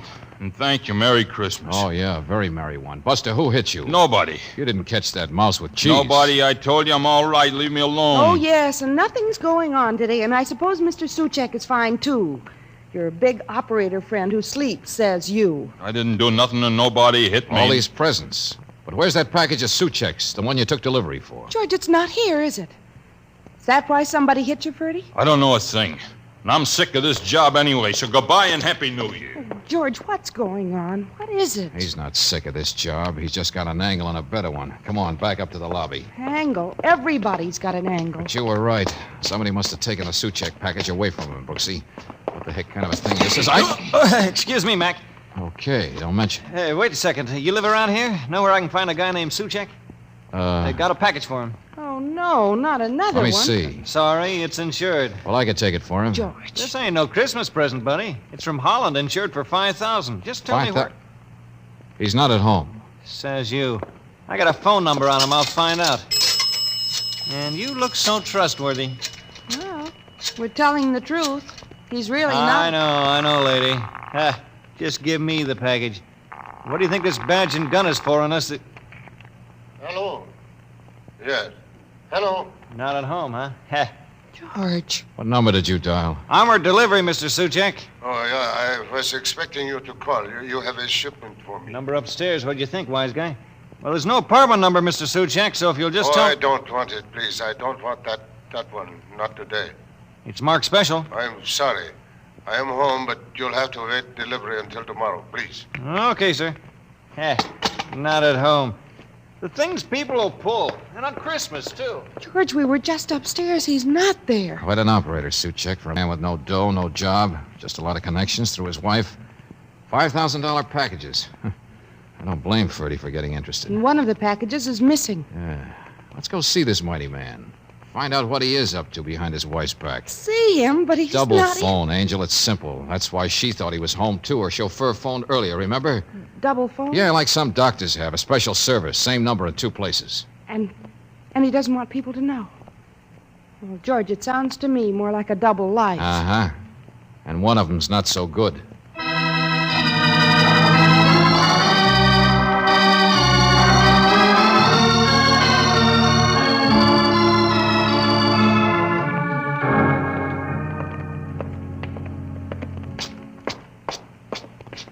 A studio on the top floor, according to the phone company.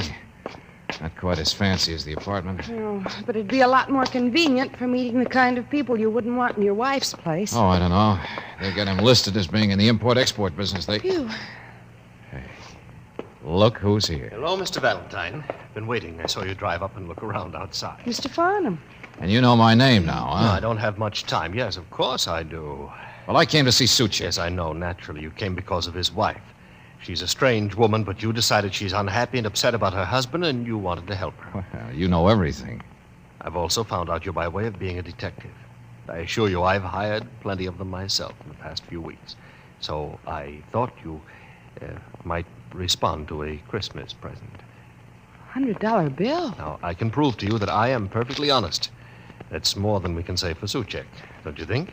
You didn't act like it. The way you ducked to avoid her... It's not very easy for a man who's in love with a woman whose husband... Well, anyway... You mean you and Mrs... Oh, yes. Yeah, of course. She was with me here just now to talk to one of the boarders in this place and to one of my detectives. Just now? Look, Farnham, what are you Now, up she's going to meet me at the train, and I don't want to keep her waiting. Detectives watching Suchek? Those packages of his, this double phone? Did you find that he's a crook? I'm trying to explain nothing to you. That's what the $100 is for. I don't want her to be any more upset or to know any more than is necessary. Buster, I'm getting sick and tired of all this fog. Maybe Suchek himself I can don't tell even me. know whether he's up there or not. That's not the point, you see. If there's anything crooked, we will turn it over to the police naturally. Then what is the point, and why did you have detectives? Don't you understand the whole thing? Oh. Rich, proud woman who wouldn't divorce her husband because, in spite of everything else, he was so decorous. Well, but why that phone? Why these surreptitious visits here? Flowers and wine and perfume. Now, good heavens, you weren't born yesterday, were you? Ah. You hear that? Suchek doesn't play the piano. Another woman. Now, I'm sure you understand. It's Christmas. Mrs. Suchek knows all she needs to know now, so let's have no more trouble. Sure. Okay, Farnham. Happy New Year. Thank you. Goodbye. Wait a minute, Brooks. Come on. George, he's right. You're not going to go in Upstairs, there. I said, come on, fast. What you want? To see something with my own eyes, that's all. Don't mind if I come in, do you, Mr. Suchek? Get out of here. I'm another detective. They've been haunting you, huh? Well, what are you talking about? Nothing, I guess, nothing. But it's a woman's place, all right, isn't it? Yeah. Curtains, perfume. Sort of simple taste, I beg but, your pardon. That her picture over there? Where is she, in the other room? Oh, hey, look. You gave her a gold mirror, didn't you? I told you to get out of here. Now, take it easy. Now get out of here, I said.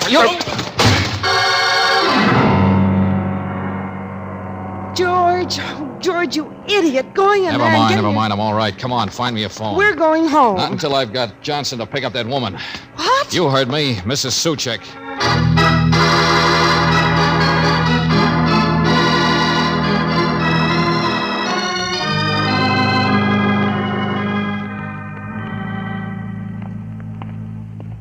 I had a lot of trouble, Mr. Valentine. I got her off the train all right, but the lieutenant says she can sew our shirts off. Thanks for bringing her here to Miss Brooks' apartment so fast, Sergeant. Hey, you better get down and prefer charges. Yeah, sure, and thanks again. Hello, Mrs. Suchak. You're insane, of course. I'm insane, too, leaving my country place today. No, you're not. Don't open your mouth to me, young man. Take it easy now. Take it easy. Where did you get the package? George, it's the same original one, the one that It would be an understatement, wouldn't it, to say that's none of your business? Okay. Mr. Farnham gave it to you. How helpful. Now, will you please explain At least what... he's the only one who was around here to have known that Ferdy, the elevator man, had it. What? Well, that's past history, not important. You're quite a guy, your friend Farnham. You meet up with some choice men.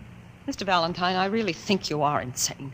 I haven't the slightest idea of what on earth you I noticed think before that package has no return address on it. Also, pretty fancy wrapping. Now, a member of a family never thinks of a return address. And, of course, you've got it again, so what is it? Your Christmas present to your husband? Like a bomb, maybe? Mr. Valentine, we used to be very happy until I became wealthy. Until he became worthless. I know. Like a fish out of water. Both of you. Living high, wide, and handsome. Let's unwrap it, lady. Yeah, it's me. Been waiting for you to get back, Valentine. I thought you'd figure it out. Thanks, Ferdy. But is that gun necessary? Yeah. I want the package, lady. No. Give, lady. Buster, you're not a very bright man. All day you've been out for a fast buck. Well, this isn't it. Is that so? Give that back, Mrs. Suchak. I'll have to admit I'm a little curious myself. Yeah, that's more like it. Here we are.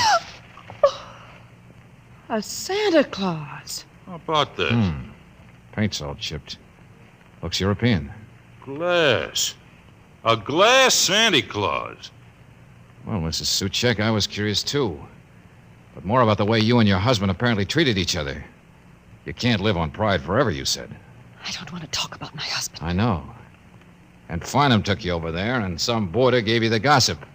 Some detective who'd watched your husband sneak in there once in a while on holidays. Please. And I went over myself, and I heard a phonograph record playing piano music.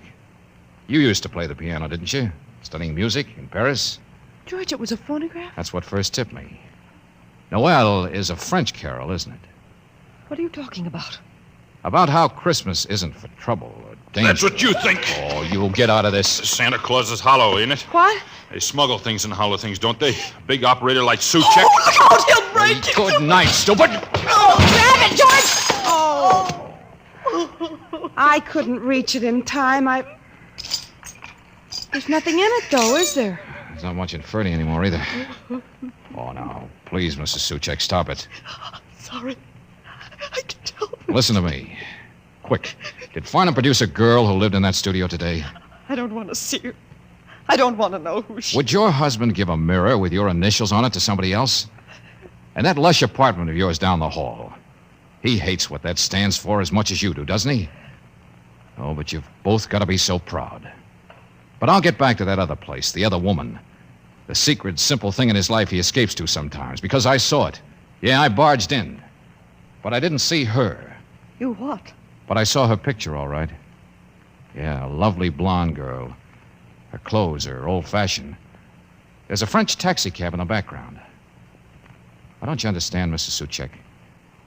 That double life of his is about as sinister as this memory, this Santa Claus you picked to give him for Christmas.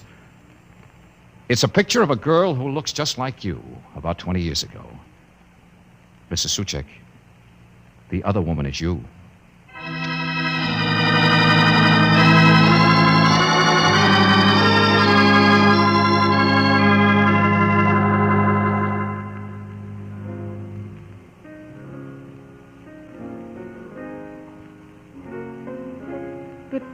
George, she's changed so much. Well, both of them did, Angel. They were miles apart, I guess.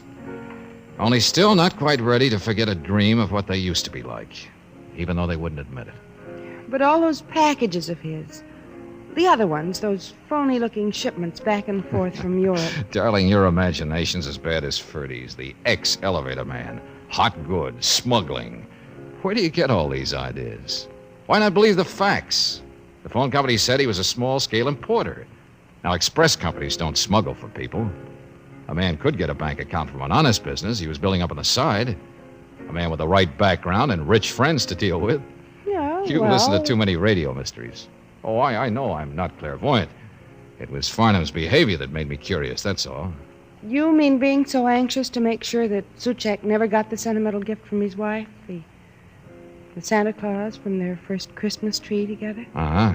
And then asking us not to dig any deeper. Not wanting her to see any more over at that studio than he'd already arranged for her to see in here. So you just barged right in. Oh, darling, you're wonderful. I'm lucky. I knew when Suchek hit me, nobody would have been that mad except a guy caught with his own sentiments down. Besides, you told me a long time ago, Christmas isn't for bad things. And you told me it's for a little faith in human nature. And you had it. And Mr. Suchek's getting on his feet again, and his wife is opening her eyes, and they're really back together now. Sure. It's for happy endings. It's for mistletoe in the eyes, George. I like that line. Well, you needn't turn your nose up at it. Not after all you've done. Okay, Angel. I'll turn my nose down again. Come here. Yeah, you're right. Christmas is for not being bothered with details like the smell of burning duck.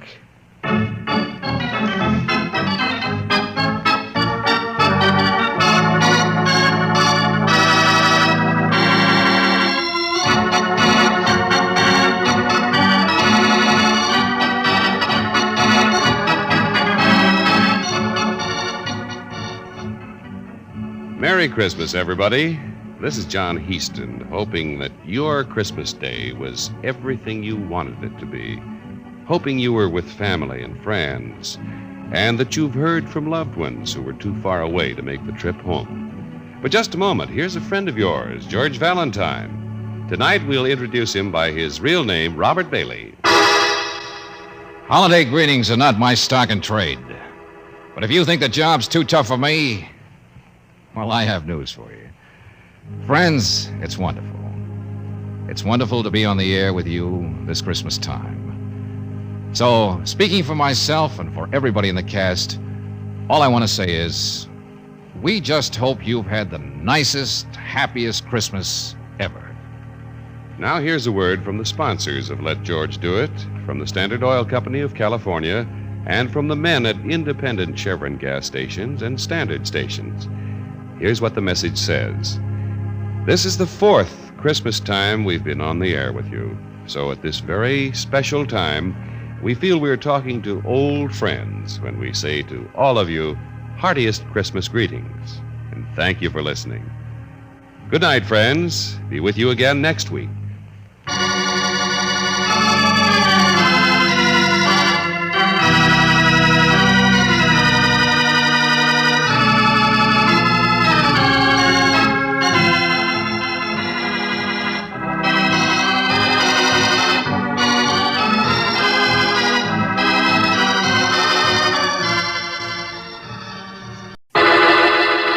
Personal notice, danger's my stock in trade.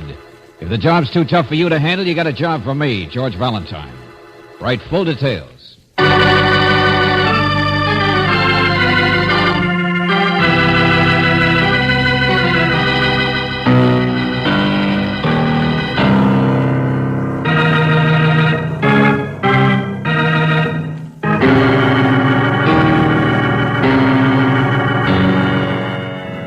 Standard Oil Company of California, on behalf of independent Chevron gas stations and standard stations throughout the West, invites you to Let George Do It.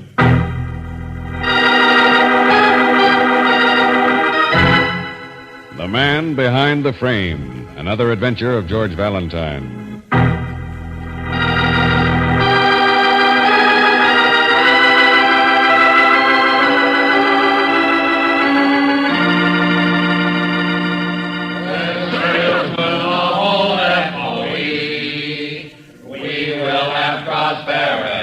Prosperity. For the last 32 years, our products brought cheers. It's the best office machinery. Hold it, you guys. Shut up. Shut up, will ya? I'm trying to talk on the telephone. How can I... that's better. Bunch of crazy banshees. Hello.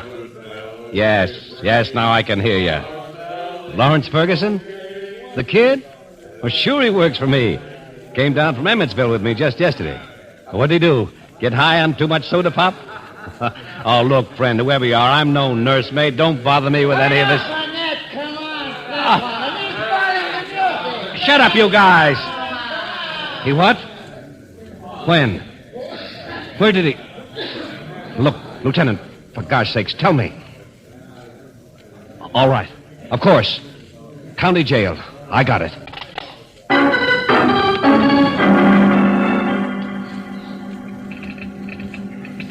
Dear Mr. Valentine, my name's Vic Burnett, Federal Office Equipment Company. You remember, the guy sold you the wire recorder for your office. Well, I'll cancel out the last 3 payments on it if you come down fast to the county jail. I need help. A crazy rube I brought into town for a convention just so he could see the sights is now staring at the inside of a cell. He's been locked up for murder.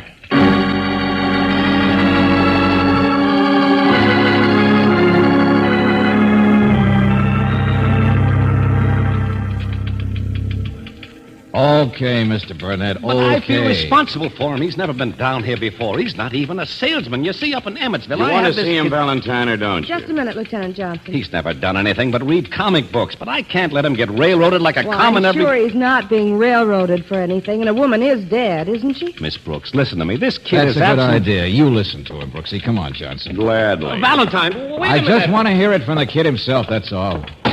What a job. My poor boy's in the hands of the law. Oh, well, that guy's just trying to help. I'm an old man. Guys like Burnett help me get that way. What's eating you? You'll see. Here, through here. A woman was murdered, huh? Take it from there. Hotel apartment where she lived. Name was Sally Fife. High-speed typist. Typist. Yeah, where do you meet her? What happened? You'll see. Oh, look, Johnson. Blow will you- on the side of the head with a bottle. Oh. Little party? Little gal about 35, fast talker, neat, clean, small business of her own that didn't amount to anything. Fight. Sure, a fight of some kind. What else? This is a very refreshing, original story. Why was the kid picked up? Were there witnesses? He was caught trying to run down a fire escape this morning. Taking us all day to even pry his name out of him. Well, I don't see He's one. 26. Skinny, sandy-haired, pimply-faced 26, and probably never earned more than 26 a week in his life, either. You see for yourself. Hey, wake up. Ferguson. Oh, excuse me. Hello, sir. Sure. Oh, don't stand up, kid. I just thought you were asleep. No, sir, I can't sleep. I just shut my eyes like that. I do it in the office sometimes so people don't know I'm thinking. Okay, I'm not sir. This is Mr. Valentine. Sure. How do you do, sir? Whatever you say. Yeah, hello. Sit down, Lawrence. Yeah. You want to hear it, too, I guess. I don't feel very good, you know. Last night you had some drinks. Yeah. See, Mr. Valentine, I'm just a clerk in the office. Up in Emmetsville, I mean. Been there 9 years. Uh-huh. I've begged so many times to come to conventions. The boss, it's Mr. Burnett. He Last night you went to a movie, and after that a bar called the Silver Duck, and you had some drinks. Uh-huh. There was a banquet on the schedule, but, of course, I'm not a regular salesman. I mean, just a clerk, you know. But I do handle the boss's correspondence and the district records and things. Well, I was alone last night. I don't know anybody in the city or anything. You knew this woman, didn't you? This Sally Fife? No. What? No, I didn't. Not until then. In the bar, I mean. He met her there. Very refreshing. It's true, too. Go on. Well, I had several, I guess. You know how it is when a guy's alone, on the town, so to speak. I don't remember very well, but I guess I met her. She was awful nice. Anyway, sometime later, I didn't feel very well. Yeah, sure. It was a long way back to the hotel, and she said she'd make me some coffee up at her place, close by. But she was nice. I don't want you guys thinking anything. Yeah. We know all about it. Tell him what happened when you got there. I've told you, I don't know. It's not clear. I'm not used to... I mean, I don't know whether I drank the coffee or not. All I know is that it's daylight and I'm asleep on the sofa. All right, hold it, kid, hold it. There was a fight, wasn't there? You had trouble with this girl, and then... Stop it. Leave me alone. All right, I ran, sure. I ran. I tried to get out the fire escape, only my head was all dizzy. I would have got away if it hadn't been for that. That's this morning when they caught you. Get back to last night. Well, there she was. Dead. What do you think? I killed her. Oh, you did? Well, tell me about it. Refreshing, original story. I don't know, tell you what. I wanted to have excitement, what it feels like to be kicked around and yelled at by all them salesmen. A clerk, sure. He'll never get any place. Well, they're all fakes, all of them. Loud-mouthed jerks I could wrap around my finger any time you ask. Salesman, I'm better than any of them. Cut it out, kid. Now, easy. You said you killed a woman. I must have, don't you see? Nobody else was up there, I remember. I'm sorry I shoot my mouth off, but I'm just trying to forget. I wish I was as big a clerk now. Remember, forget. It was her idea you had some coffee last night, I suppose. Well, it seems that way. It wasn't mine. How did you know? Oh, for the love of... Kid, haven't you ever heard of a thing like this happening to anybody besides you? What? Well, nobody ever got in trouble like this before. Nobody ever did the things that I must... Oh, cut it out, Rube. I can't stand it, eh? Yeah, the facts are all true, Valentine. The ones we could check. Same old story. What are you talking about? I'm just a guy who... Hasn't it ever occurred to you might be a sucker? Oh, never mind, Johnson, never mind. What's he held for? He signed a confession of anything? You think I take milk away from babies? Suspicion, that's all. Then how about taking him out of here? What's the name of that bar you said? The Silver Duck? Come on, Lawrence. I want to see if you know how to swim.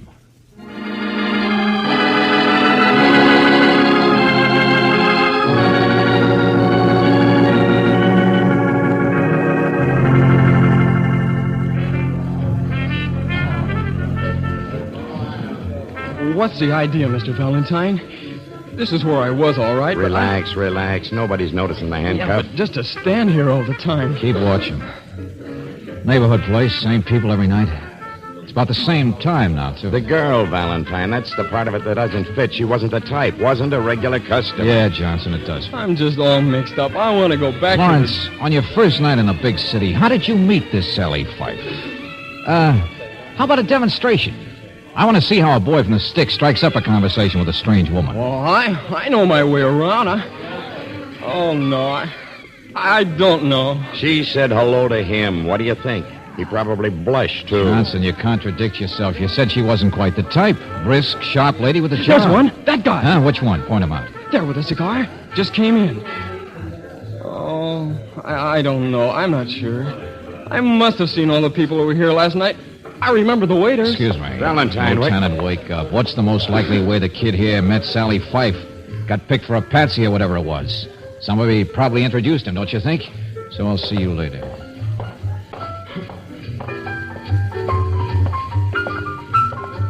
Hello, friend. Oh, excuse me. Just wondered if I could borrow your newspaper a minute. Hey, what kind of a cigar is that? Here's your change, Loopy. 15, 20, 25. Okay, Jake, I'll see you. Wait a minute, friend. The newspaper? Help yourself. See you later, Jake. And sit still. What are you picking the fifth? Must have hit it nice, them fancy cigars, paying off your debt. I still got to figure hialeah. Hey, let go of my arm, man. I want to ask the bartender, Jake, here about you. What do you want? He's all right, mister. Sit down, sit down. Name's Loopy, huh? What do you want? Turn around. That skinny young guy standing over there. Ever see him before? One next to the heavyset man? No. Hey, Jake, what do you let snoops like this in for? Loopy's all right, mister. Loopy, you haven't been doping the races at Hialeah. Papers turned to the front page. News about a murder. And that kid's picture. So at least you've seen him before in the paper, haven't you? I didn't notice. Hey, what do you want? Here, Jake, here's my selections, all of them. I'm getting out of this. Sure, Loopy. Give me that. Hey, look out. Get your hands off I him. got him, so cool off. That other guy coming is a cop. I got nothing to be afraid of. Oh, no. Just wanted to get rid of these notes in your pocket. Only they're not all racing selections either, are they, Loopy? Pawn ticket, huh? Mister, I told you Loopy here's all right. What's going on, Valentine? I don't know, Johnson. Pawn ticket for $1,000. What? Yeah. No wonder he pays his debts today. Smokes such fancy cigars. Now, look, Golly, I ain't got nothing to hide. I just been wondering what to do about it, that's all. I'm Loopy Fife. Huh? Fife, did you say? Sure. This damer got killed. Well, I've been wondering if I should volunteer as expert testimony or something. I mean, she's my wife. Rhymes. Sally Fife, she's my wife. Well, how do you like... Come on, friend. We're going to have a little talk. Now, let go of me. Take it easy. I ain't done nothing. Oh, no. Just hawked a mink coat for $1,000. Well, that's what it says here on the pawn ticket. One mink coat. Oh, his, no doubt. Well, it's a cold All night. right, so what? So I did so what? Sure, it's here, but I've done it before. She don't mind. I always get a winner the next day. Brings me luck, that's all. Raise a little quick cash. She don't mind. If you're talking about your wife, what do you mean? That she's too dead now to mind? Cut it out, I said. She and me were just friends, God rest her soul. So stop looking at me that way. I didn't kill her with divorce. Ain't it so, Jake? That's what you call platonic, that's all. Picking the guy who gave her the mink, not me. Sure, go up to Emmetsville. Big shot salesman, he's the one. Vic Burnett. Yeah, ask Vic Burnett.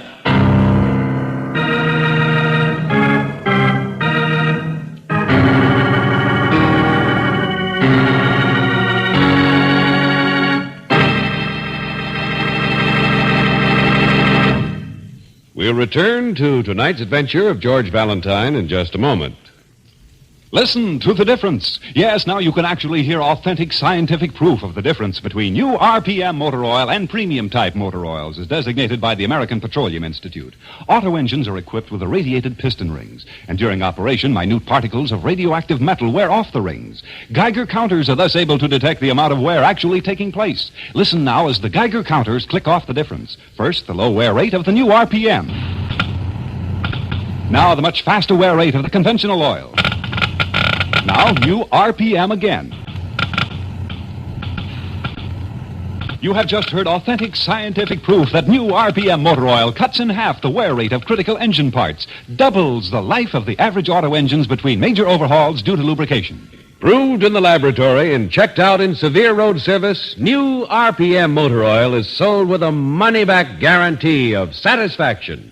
Ask for it at standard stations and independent Chevron gas stations where they say and mean, we take better care of your car.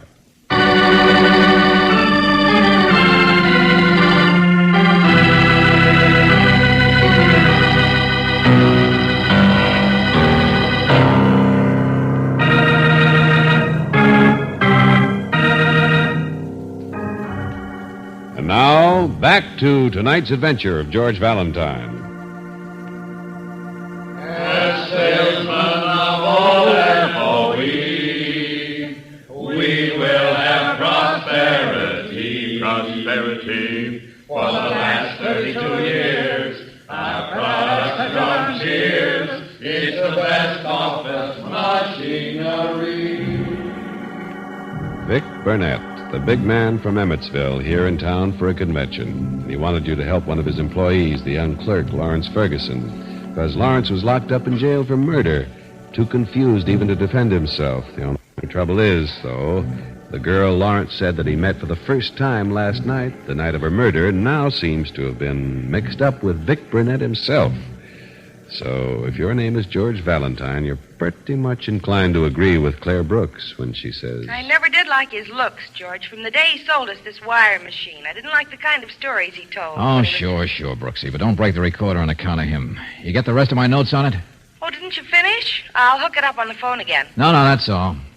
Burnett didn't tell you where he was going after he left the county jail, did he? No? How do you like that? Write up your notes for a client that doesn't even... Well, we can't find him either, Brooksy. Salesman must have sold himself a powder and then taken it. Mr. Valentine, now you're just getting my boss in trouble. He wouldn't have done a thing like that. Kid, you want to save your job or your neck? I don't know. I'm all confused. I don't feel very good. This place just reminds me... Lawrence, we brought you here to her apartment to see what else you could remember. Well, I'm not helping any. I know I'm not helping any, but if you just leave him out of it... Burnett's in this up to his ears. Now, for the last time, relax. Forget what a sucker you've been and think. I'm trying, Lieutenant. That's the couch I woke up on. I know that. Who washed the glasses? Did you? No, I don't think so. Must have been drugged. Clean glasses. But liquor stains on the table and floor. I came up here to have a cup of coffee, I know, but... Kid, that husband, Loopy. You saw him in the bar when you met her. Didn't you see him up here, too, later on?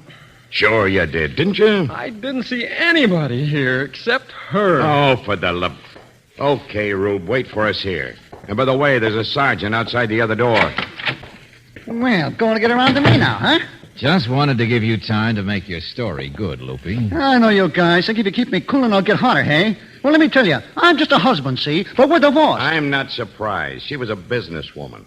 Little sharp around the edges, maybe, but standing a guy like you as a horse of another color. Incompatible, that's all. Just one of them things. Give the little lady her happiness, I said, but still platonic. Soft spot for old Loopy. You know how it is. Which brings me to the mink coat. A little matter which was over and done with yesterday afternoon. A little loan of the mink, so Loopy could pick the horse of the right color. If you don't mind my lifting your figures of speech. Just saw her for a minute in that bar, but I never came up here later on. Vic Burnett gave her the coat, huh? Yes, sir, but you see... When? Last year. How long's he known her? Several years, maybe. Fancy apartment. Her typing service didn't buy her all this. It's how she met him. Special work on his district records or something. He's down here a lot. And she used to write to his office when he wasn't. Boyfriend, that's all. It's perfectly legal. In love with business.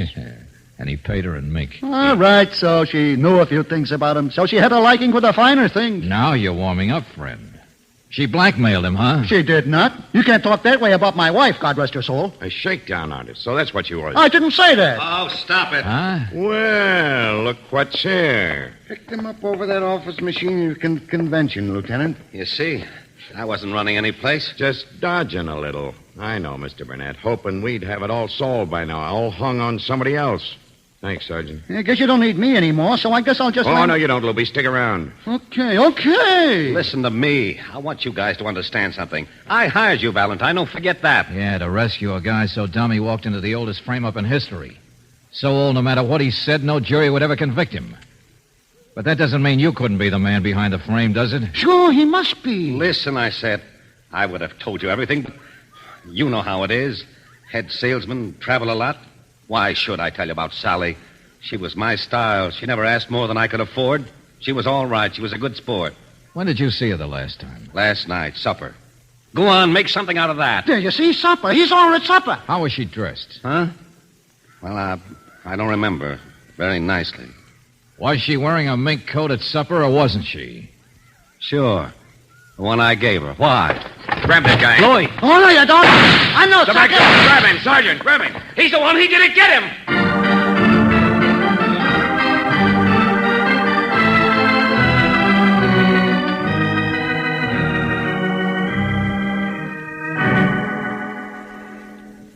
He got away, George? Oh, yeah, sure. Of course he got away, Brooksy. Johnson and Burnett after him like a couple of overfed bloodhounds. The kid's here with me. Oh. Well, why didn't you go with Wanted you to read me back some notes, that's all. You see, the closet's been all torn up, ransacked. So it had to be Loopy who got the coat, we know that. But he didn't get it until after supper. So he was up here late. Probably after he'd been in that bar. George, he saw his wife with Lawrence, so it would have been easy for him to follow them up there and... Yeah, sure. It was... George? Yeah, I'm right here.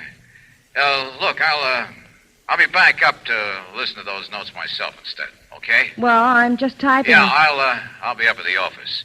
Let Johnson look for people. I'm all through. Wait for me.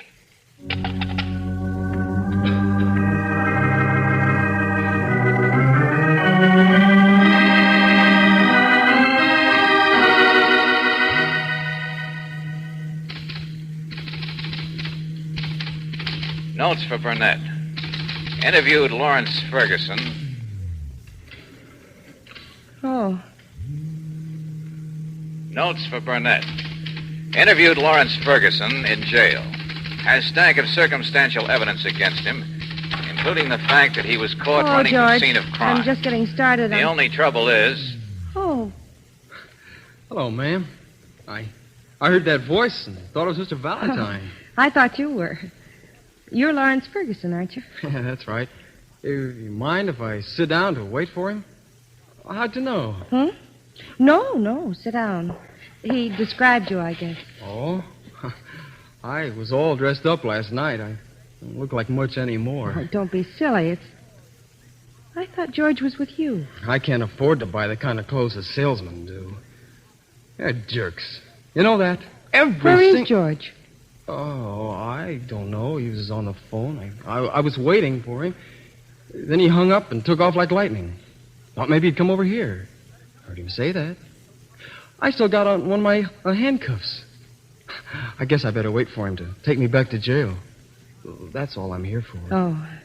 Go on with your work. I'll just sit here and wait. Well, thank you. Only trouble is, a matter of a mink coat. Loopy, Sally Fife's divorced no good husband, hocked him Mr. for Valentine didn't know yet, I guess. Day. Loopy got the coat last night. That's what there made... is, with a man who committed murder, maybe even with a coat as motive, hock it. Seems to me he'd be a lot more likely to sell it. Mr. Valentine's a smart man, isn't he? At the time Loopy hocked the coat, today, he didn't even know his wife was dead. I'm sort of like Mr. Valentine in some ways. Smart. Where is George? Tell me. If he left to come here and you were with him, he'd be here by now. I don't know. I'm waiting. Just like you are. Yeah. He said the closet at Sally's apartment was all ransacked. Loopy wouldn't do that, would he? He'd know where the coat was. Maybe he already got it. You mean while you were in that bar with his wife? Maybe. She wasn't wearing it. How did you know she even had a mink coat? I don't know, ma'am. I'm all mixed up. Yes. Play some more. That machine the salesmen sell. Big shots. Jerks. They even got a song. Salesmen of all FOE, we will have prosperity. Isn't that a laugh? Like a bunch of high school kids at a football game. Well, I see what goes on. I can make more money than any of them. Lawrence, stop. Stop. I'll play it if you want. Sell it. Also, Mr. Burnett, it bothers me you'd hire me and still keep things secret. But you did hire me, so answer a few questions. Your correspondence up there in Emmetsville, Sally Fife did business with you, so whoever handles your correspondence would know about her. Check? And that's your clerk, Lawrence. He would have known about her through the handling of district records, too. But he insists he didn't even know her name until last night. Why? You killed her. Poor innocent boy being framed. You killed her. Mr. Valentine's smart. You're stupid. You killed her and ran, but you got caught. Don't say that! That's what she said. I'm sorry. They were sorry for me. They thought I'd been framed because I made it look that way. I spilled liquor on the rug and the table. I pretended.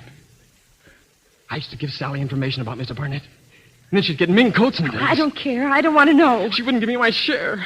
She said I was stupid, the same thing you said. Don't touch me. Why not? I have to kill you. Get away. Sally wouldn't give me my share. But I got even with her. And even if they caught me, I still made it look like I'd been framed. I looked for the coat, but it was gone. Get away, I said. But he still got away. Stop it. You Lawrence, Valentine, stop it. I wasn't framed. They were sorry for me. They thought I'd been framed because I made it look that way. I spilled liquor on the rug and the table.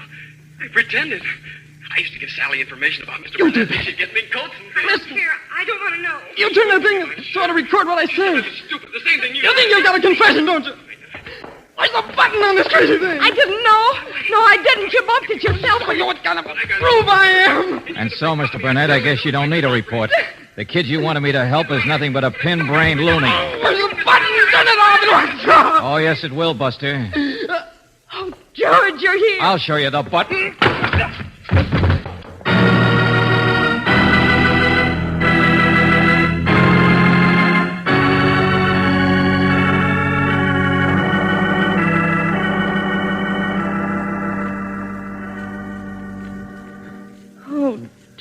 George. Oh, no, hey, Angel, cut it out. It's all over.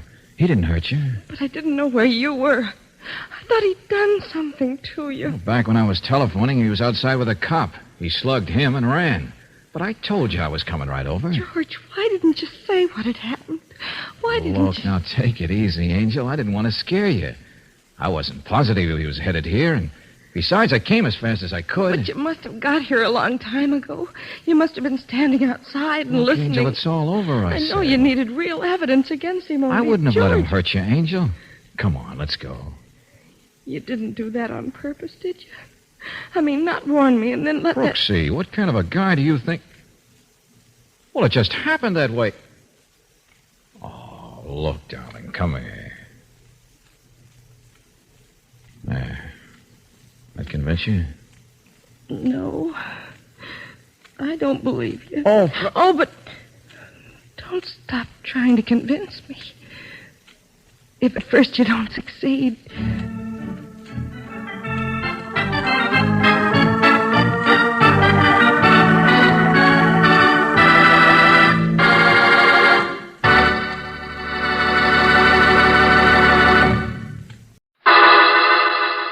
Personal notice.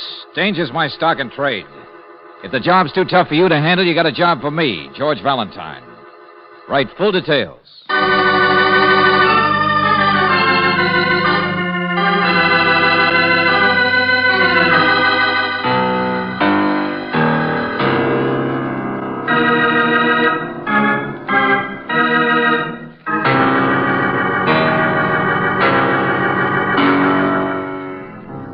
Standard Oil Company of California, on behalf of independent Chevron gas stations and standard stations throughout the West, invites you to Let George Do It.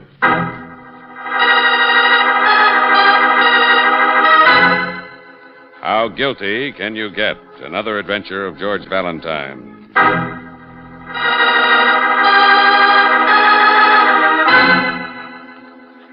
My dear Mr. Valentine, I am one of the richest men in Sand Hill Center. As a ring lardner character might say, I've made my pile. Ha ha. There's nothing that makes a man as nervous and unhappy as $1 million. Ha ha. Yes, you will laugh. You won't believe my fears. You won't believe what kind of woman my wife is. You won't even believe she might be carrying on and plotting with another man. Well, you'd better believe that and come to see me immediately. Or Sand Hill Center may be without the services of its only millionaire. After all I've given to this town, the one thing I don't want to give them is the pleasure of enjoying my funeral. Yours for a long life, ha ha, signed Fred Vincent Liggett.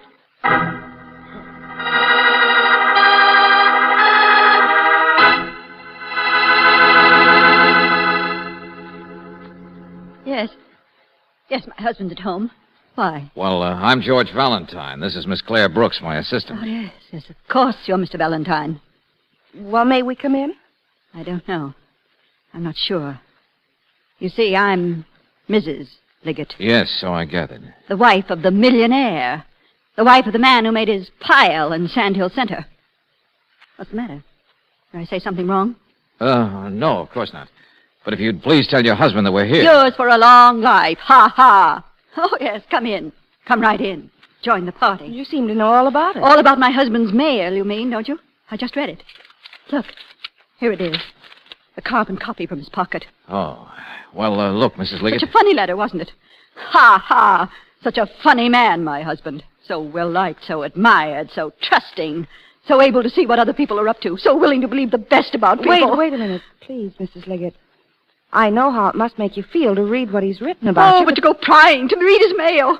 But I am reading all of the things in his pockets. You walk in here the moment I've just been reading them. Mrs. Liggett, because please. the sheriff wanted me to read everything. He told me to look, too. To look at all the nice things my husband ever wrote about anybody. Stop it, I said, please. Sheriff? What? Yes, of course. Because I've already done it, don't you see? Well, what else could you see? What else could you think? Go on in there. Go see my husband. He's dead.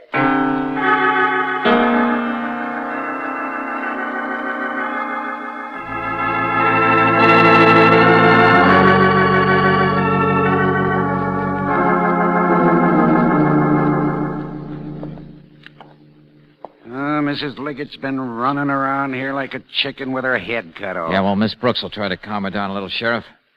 I just want to know what happened. Or around to the neighbors to try to get help. I only been here myself a few minutes. Medical examiner's on his way from the city. Uh-huh. She found him just lying here, huh? Poisoned. I don't know much, but I know that much. Look at his face. Sure, poisoned. That doesn't mean anybody did it, necessarily. Here, look at the glass. That's what he took it in. White powder of some kind. Must have tried to get to the phone. Hey, what's that bottle you're waving around? A prescription. Center drugstore. Found it in the bathroom. Showed it to her, and she fell apart. What do you mean? What do you think I mean? Mrs. Liggett admitted she measured this stuff and gave it to him in a glass of milk. Well, if it's a doctor's prescription... Her name's also on the drugstore receipt for it. She bought it. But if she... He drank a glass of milk. That doesn't mean he knew what was in it, does it? Oh. So you've got a suspicious nature, too, huh? Well, the first thing I seen in his pocket was that letter to you. What would you think? Hey, give me that bottle. Prescription number 537... 53785. What about it? Well, hello, Mr. Manx. None of that mister stuff with me. Deputy brought me right out, Bill. He says you're climbing out on a limb and making This is Mr. Valentine, Ed Manx. Owns the Center Drugstore. Hello? Now, listen here, Bill. Your deputy's going over the books to check that prescription. In 17 years, my place has never been accused of anything. Nobody's accusing you of anything, Ed. Be quiet, will you? The boy mixed that. It's his initials. He's brand new this week, but he knows his stuff. He's a trained pharmacist. I've watched him. He don't make mistakes. Nobody said anybody So made for you to it. go popping off, accusing people, saying it's poison from my drugstore that caused this whole thing. No, hold it, both of you, will you? So far as I can see, Sheriff, you don't even know this is a murder yet. Ha! That's what I said the minute I heard the rumors. Just because nobody liked Liggett, just because he had too much money and too many bad jokes. Skip it, will you? Was Liggett sick that he needed medicine regularly? No. Yes. Ha! There, you see? Right off the bat, you go off half-cocked What about was his the matter condition. with him? Pretty bad case of anemia. Ask his wife. She's picked up medicine for him every week for the past several weeks. Her again. His wife did she? Well, what have you got against her? Holy smoke, Bill. Who was Liggett's doctor? Who wrote that prescription? Nichols. Everett Nichols. Only one in town. Yes, and my file's got that prescription in Nichols' own handwriting. The same number stamped right on it, 53785. Here, let me see the bottle. Here, look all you want. Huh. Practically full. Dose is a teaspoon, it said. Well, what are you trying to say? She gave him an overdose? She couldn't. There's no more than a spoonful taken out of there. All right, Ed. But I don't get it. Poison? Sure, it's poison. Doc Nichols' prescription will show that. Same as the boy who mixed it. Your deputy's getting him now. All right. Wait a second, Manx. All you're doing is confirming whatever the sheriff thinks. So what is it, Buster? What don't we know? Ed, you've seen how the Liggetts were getting along. You mean headed for a divorce? I mean her running around all the time. Huh. Well, I can't say as I blame her. Liggett was no charmer. Doc Nichols is.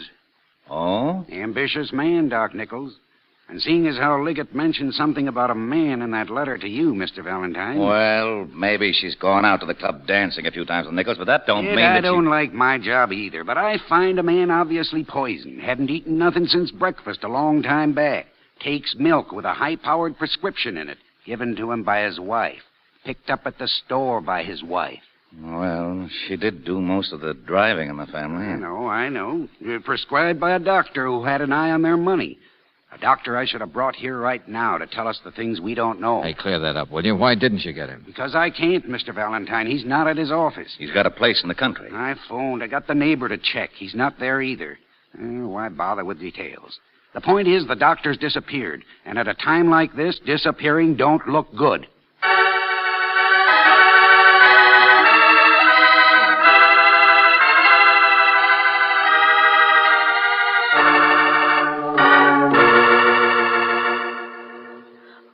How should I know where Dr. Nichols is? I don't know anything about him. The sheriff says you've gone out a few times with him. Of course that's what the sheriff says. I don't blame him. The rich man's wife who goes out with other men. It's not nice.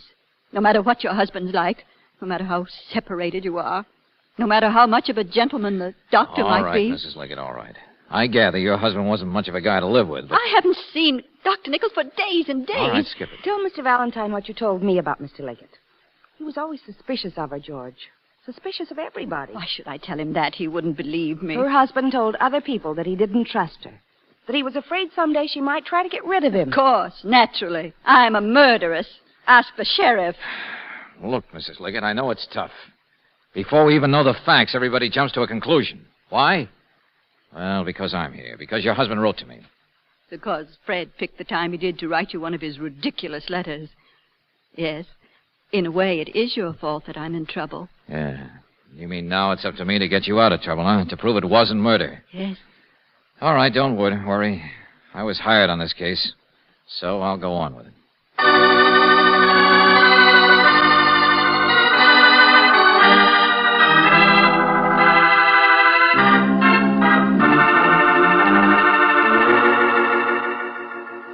Mister, I only answer Dr. Nichols' telephone. I don't read his mind.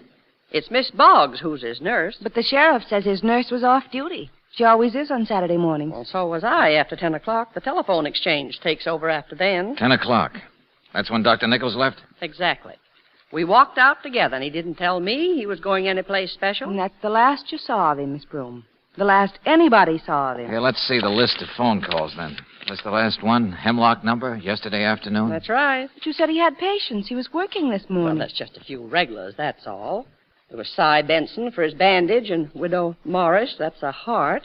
Pills for the Jefferson baby, and, well, of course, Fred Liggett. Fred Liggett this morning? Well, when do you think he got that prescription? Only if you think that there's anything wrong with any prescription that Dr. Nichols I'm not the sheriff, Miss Broom. Well, it's a pity you're not. And I'll tell you another thing. The doctor, maybe he took Mrs. Liggett out once or twice, but he'd never get mixed up with a woman like that. Oh, you don't think so much of her either, huh? I didn't say that. Hemlock I just said 8339 in the phone book. Just looking up that last number yesterday afternoon, George. It's the Liggett number. Well, all right, what of it? It was her phone, the doctor. So what? That don't mean anything. Maybe it's a talk about the weather. What of it? Well, nothing. Except she was so careful not to mention it to us, George. Yeah. And now, what do you think you're doing? Still looking for the doctor? Well, it's supper time. If I know him, he'll be back home by supper time. That crazy sheriff saying he's disappeared just because he can't find him right Hello? away. Oh, hello. Let me talk to Mrs. Yeah, Valentine. Oh, it's you, Sheriff. I came back to meet the medical examiner. Good, I'll be right back. No, you won't. This thing's mixed up enough as it is. I'm leaving for the country. What? You know, I told you the doc's country place was empty. Well, I got a man out there says his desk and everything are all cleaned up, just like a man does when he leaves town, runs away. All right, Sheriff, tell me later. I know I'm wrong, because he didn't disappear. Huh? Doc Nichols, he's lying across that desk, dead, with a bullet in him.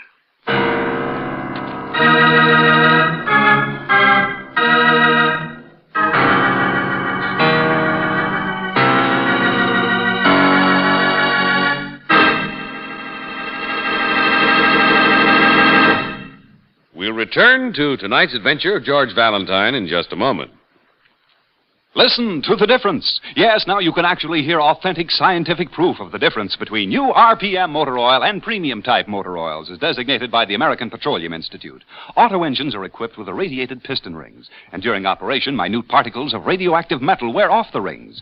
Geiger counters are thus able to detect the amount of wear actually taking place. Listen now as the Geiger counters click off the difference. First, the low wear rate of the new RPM. Now, the much faster wear rate of the conventional oil. Now, new RPM again.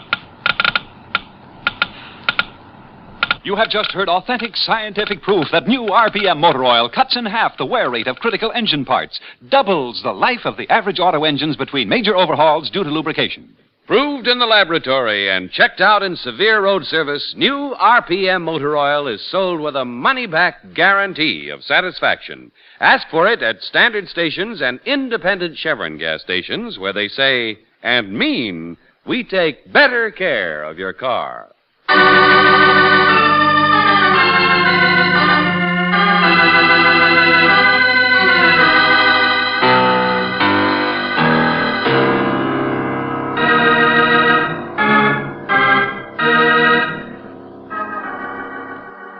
And now, back to tonight's adventure of George Valentine. How guilty can you get? Well, the sheriff in Sand Hill Center seems to feel that Mrs. Liggett must be very guilty indeed. And why? Because just before his death, her husband wrote you a letter accusing her of all sorts of things, and other men in her life, for instance. And the sheriff thinks that might be Dr. Nichols, the same doctor who prescribed poison for Fred Liggett. The only trouble is, now Dr. Nichols is dead, too. And if your name is George Valentine, you know it's not going to be quite as easy as you once thought to prove this was not a murder case. That you, Valentine? Yeah, right here, Sheriff. Thanks for waiting. You ready to go? It's a good 15 miles out there to the country place. Wait a minute. Who's this? Oh, Dr. Milliken, City Police. Oh, hello, Doctor. What was it? Miss Brooks, Mr. Valentine. How do you do? You mean the poison? Strychnine, I think. The hospital's running some tests for me. Strychnine? I'm the prescription, and Ed Manx found me that. And the boy who made it up confirmed it. It's Nichols' handwriting, all right. Huh. So a doctor just prescribes poison right in the open, and a wife gives it to her husband in a glass of milk. Couldn't be called medicine for him by the farthest stretch of the imagination. It couldn't be called sensible either until Nichols turned up dead. What do you mean? Well, suppose Nichols was being used and didn't know it. Or pressured into writing the thing. That's the easiest explanation. I wouldn't guess. And I'm all through guessing, too. So come on.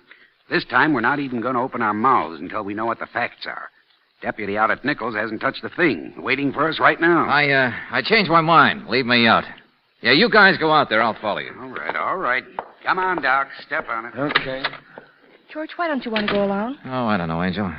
Except that I'd rather talk to a woman than a corpse any day.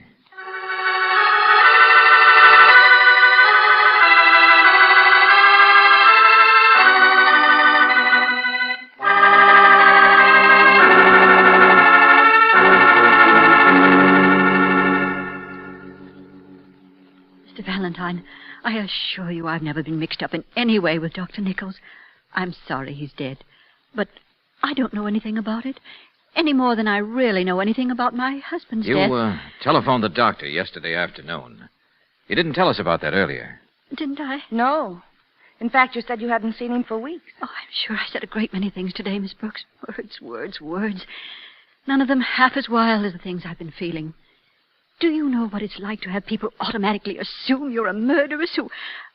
Oh, but I haven't seen him. That was true. I just called him for Fred, I guess. For Fred? Well, I had the car and I had to do some shopping, so Fred was late and couldn't go to the doctor's. You mean he was supposed to have gone yesterday instead of this morning? Yes, I phoned Dr. Nichols to change the appointment, that's all. You... Oh, brother, what's the matter with me? Strychnine. What? Sure, of course. Look, what do you know about your husband's illness? About any treatment he's taken or any... Well, I really haven't paid too much attention, I'm afraid. I know it's anemia, well, but... skip it, never mind. George? Come on, Angel. I want to get on the phone to that Miss Broom in a hurry. Miss Broom? Yeah, unless I can think of the name myself.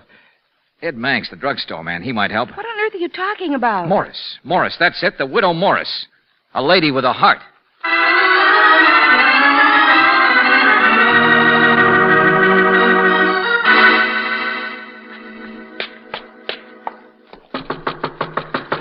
What do you expect to find? I don't know, Angel. See if she's in first. Well, it's the only Morris in the phone book. But if you'd waited until I called Miss Broom... I didn't want to wait for anything, Angel. I don't know much about medicine, but I know enough to... Uh-oh. Come on. The lights aren't on. Mrs. Morris? Mrs. Morris? Oh, here, the switch is over. Poison. Sure. The same expression on her face. Just like Fred Liggett.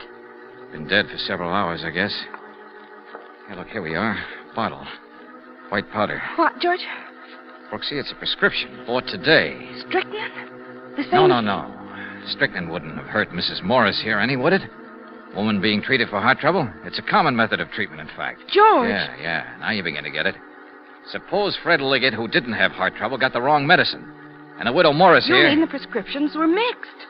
And he was being treated with something that she got, and that killed her. Anemia he had, wasn't it? Oh, but George, no, a doctor couldn't make a mistake like that. It's impossible. That's what I always thought until right now. And why would he himself have been killed? The doctor, I mean. Well, let's get out there with the sheriff before he buries all the evidence. Because maybe the doctor's death was just as simple, Angel. Maybe we can wind this one up fast.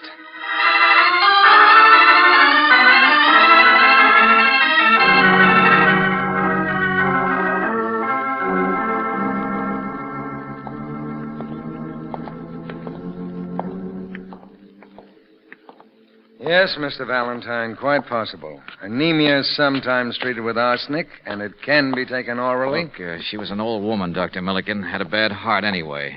It wouldn't have taken much to... Exactly. I'll get down there as fast as I can. Okay, thanks.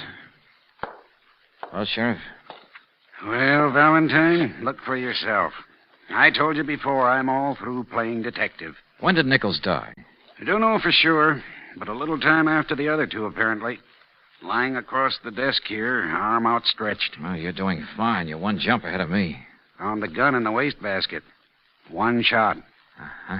He had plenty of time to learn about Liggett and that Morris woman, in case he didn't already know. Wastebasket right beside the deck. Funny guy, Nichols. Ambitious, very proud of himself, his standing in the community, his reputation, his career. Right arm outstretched, huh? Out over the edge, like this. Sure, right-handed. You know, I said earlier, his stuff looked all arranged. Done in a hurry, but sort of like a man who's leaving town suddenly. Or a man who fired a single shot. The gun drops from his hand into the wastebasket, and then he slumps forward on the desk. Yeah, you don't have to go through the motions. I already done it. But you said a long time ago it might not be murder. I was guessing. Now you're not. Because if Liggett and Morris were mistakes, the most horrible mistakes I ever heard of, then I guess this proves it, doesn't it? When the doctor, whose fault it was, commits suicide. That's it. Just look at the evidence. That's what happened. Suicide. So that's how it ends.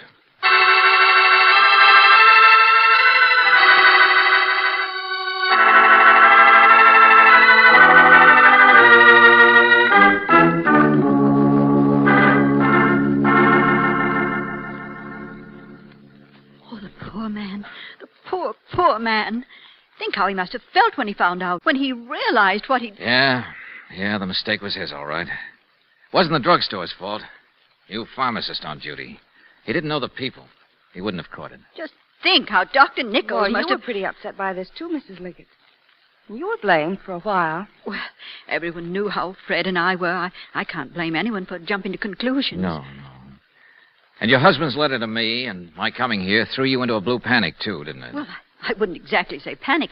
I think I must have been mostly hysterical Well, over... I'd say panic. Why not? It was the first thing that started to upset your plan. My what? Well, isn't that what you'd call it? When you plot your husband's death?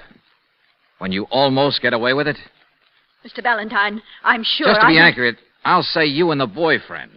He obviously did most of it. Did most of what, George, for heaven's sake? There'd been gossip about her and the doctor. Her and several other guys, as a matter of fact. But if there was a real boyfriend and they were plotting to get rid of Liggett, you don't think they'd let the gossips in on it, do you? Just whom are you referring to? The only man it could be. To pull off the most involved but simple crime I ever heard of. Ed Manx, the druggist. Who else? Oh, sure, very funny. Go ahead, laugh. But there's a little too much coincidence for my blood. Ed Manx had a new pharmacist filling prescriptions today. Now, why? I'm sure I haven't the slightest idea. Manx is a pharmacist himself. For 17 years, he said. Well, why put the new boy on the same day two people get poison prescriptions filled? How on earth do you think Ed could know that? The widow Morris got a prescription filled every week. Who'd know that? Who'd know there was enough strychnine in it to kill your husband? Who'd know the effect of his medicine on her? George, wait a minute. They'd have nothing against the widow Morris. No reason to want her dead. They wouldn't care whether it killed her or not, Angel. Just her tough luck that it did. The important thing was setting up the doctor's mistake. So Manx could get him out to that country place and set up that poor, tragic suicide. No, that's not true. All right, let's get back to the drugstore. The coincidence of both prescriptions being made out and delivered on the same day. You set that up, Mrs. Liggett. There's a record of all the doctor's phone calls, remember? And you were foolish enough to explain the last call in his book yesterday. To explain that you delayed your husband by shopping in town. So could he please come in this morning just after the widow Morris? There you are, all set up. Stop it. I won't listen to you. The kid's on his way out here now, the pharmacist. Because as I got it, Manx gave him those prescriptions to make up and deliver. No, he didn't. I'm sure he didn't. What did you say? How could you know anything about that? I don't. Of course I don't. How could I? You're trying to mix me up, that's all. And why should that bother you? Ingredients have to be there before they can be mixed, lady. Stop it. Sure, go ahead. Get hysterical.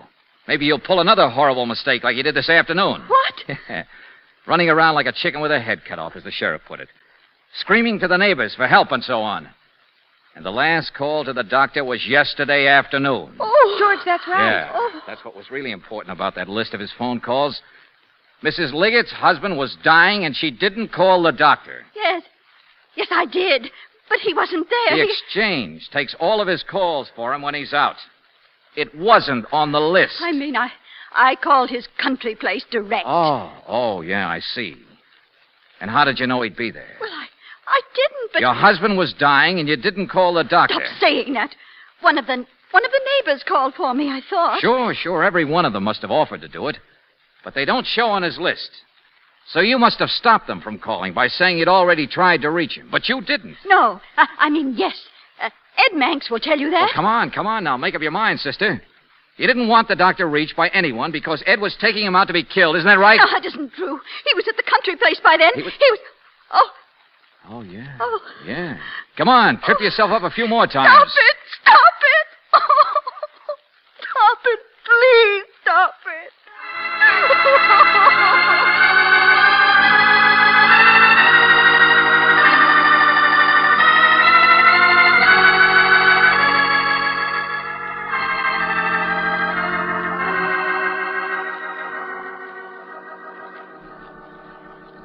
But, George, to have killed 3 people in cold blood. Well, they thought they had to do it, Angel. Small town, her husband's money, and the suspicions he'd advertised. They knew it'd take a very slick plan to get rid of Liggett and keep it covered up. But they had their slick plan, all right. Yeah, so slick they fell down on it. But it almost worked, didn't it? I mean, the sheriff believed it, so did I. Well, so did I, until I caught that phone call business.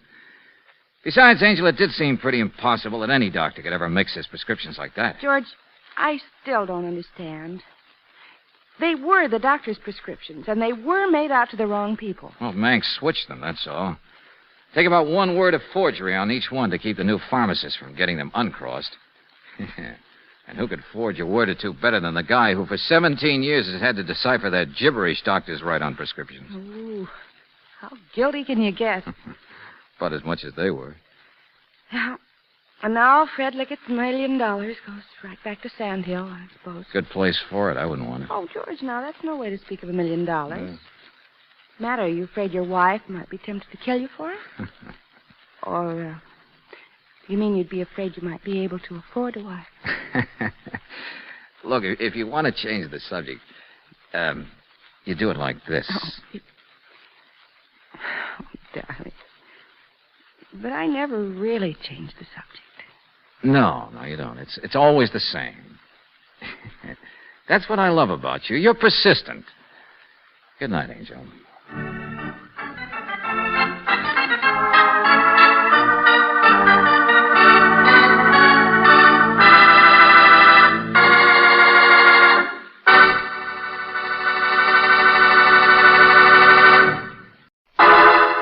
Personal notice, danger's my stock and trade. If the job's too tough for you to handle, you got a job for me, George Valentine. Write full details.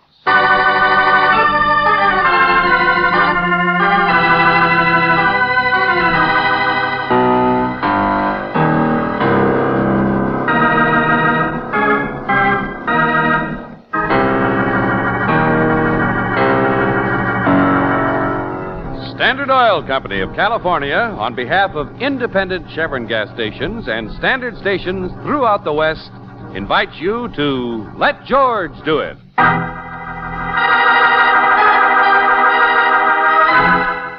See me once, you've seen me twice. Another adventure of George Valentine.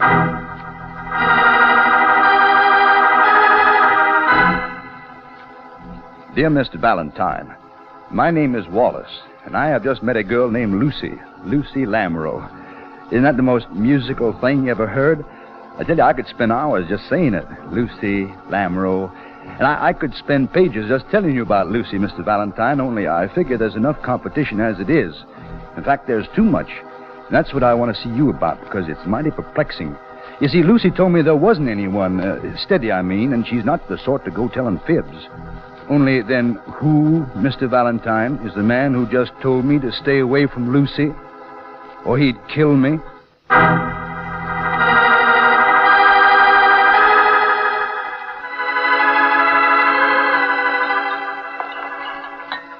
This man said he'd kill you, Mr. Wallace? Oh, I'd much rather you just call me Wally, Miss Brooks.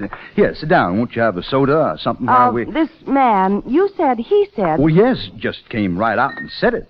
And Mr. Valentine, at first I thought he must be Lucy's father, only when I noticed he was well preserved, I thought he was more likely a brother. Father? Brother? Why would... Well, you know how men kinfolk can be about a girl like that, living all by herself in a big city. A protective sort of. Oh, she lives all alone, huh? Oh, she's never actually said, but I guess so. Right across the street, apartment 17A, and that's why I asked you to meet me in this drugstore here. Well, your girl does all right for herself. City Towers over there is one of the fanciest places in town. Any money she's got is from honest hard work. She's a working girl, I tell you. Something or other in the theatrical profession. Oh. But she's not like what you think of those people. She's clean and straightforward. Nothing flashy about her at all. Not even false eyelashes. Okay. Stop being scared to death. We'll get the wrong idea about Lucy and tell us about this guy. I just don't know her very well yet, and I don't like to pry, but there's this man who follows her all the time. I've seen him. Go on. Well, that's about all there is. I asked her about him, but she's never even noticed him, but I have. He sits here pretending he can't make up his mind about the flavor of ice cream. Only the minute Lucy comes out the door of that apartment house, he ducks. And then he follows her. I've seen it, I tell you. Private detective, George? Maybe. Yeah, that's what I thought. One of those eye fellas, maybe. So, yesterday afternoon, when I seen him worrying over a banana split, I took the bit in my teeth. What do you mean? I accosted him. I said, "See here, you buster, what kind of a caper are you trying to..." Well, that's all the further I said. He struck me. Oh, he was the sensitive type. Holy smoke, it was awful. He just knocked me flat. And then he said I could stay away from her or he'd kill me. And then he walked out without even paying for his food. Well, there's nothing funny about it. He was a big, heavy-set man in an overcoat and a green hat. Now, that's all I can tell you, but he had fists like hams. Here, just look. See, on my cheek where he... right there? All right, yeah, sure. Eh? We know, it's not funny. I'm sorry. Oh, your jaw is swollen, isn't it? He was wearing a ring. He hit me so hard he knocked part of it loose, and he left so fast he didn't even notice the part. Here. Now, see? A diamond. He was wearing a diamond ring. Sensitive type with class. Look, I know I'm not too smart about these things, but Lucy's a nice girl, and she doesn't know what it's all about either. And I think somebody ought to find out before there's any real trouble. Yeah, somebody like me. Okay, Brooksy, you stick around with Wally here. See if you can spot the menace. George. I'm going to visit the main tent. I want to see the big attraction. Name of Lucy.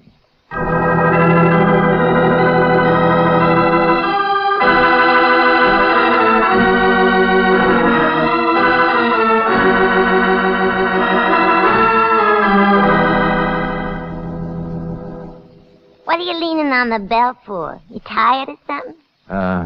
You're Lucy Lamoureux? Is it an item to apologize for? Come in. Thanks. You're who? Huh? Never mind, I'll call you Popeye, on account of the muscle. Valentine. George Valentine. Sentimental, ain't it? No, sister, it's stupid. The blank look on my face is surprise, that's all. I don't like to be called sister. No? Sounds friendly. Sit down or something, won't you? I like surprises. Look, Brown Eyes, he showed me your picture. It's you, all right, but you're the surprise. That's nice. Who's him? Never mind. Let's clear you up first. Am I difficult? You're a big success, I understand. How do you get that way? I'm theatrical. Chorus? Hey, you must be a regular hermit. See me once, you see me twice. What do you do? Huh? Never mind, skip it. I take kisses from idiots. Only, who's the big heavy-set man in the green hat who waits for you in the drugstore and follows you?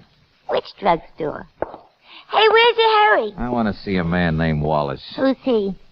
Your new one. Well, don't you even have one named Wallace? It don't connect. Oh, brother, that does it. Bye-bye, Lucy. I don't see we've achieved much.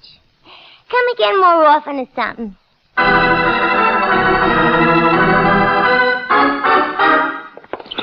Where do you think you're going? Well, into the elevator, friend. Keep your powder dry. You're not. Oh? What's the matter? I mess up your overcoat? I want to talk. All right, then. Don't wave your hands.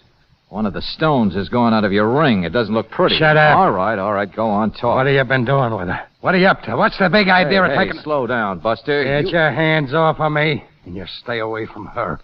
If you're the one that's been taking her out, the one she's been meeting, I'll kill you. You hear me? I'll kill you. Cut it out. And Watch your I'll blood show you pressure. to stay away from me. Watch out. I'm no drugstore. Oh, brother. What kind of a three-ring circus is this? Sleep tight, Buster. I've got a return engagement with your girl.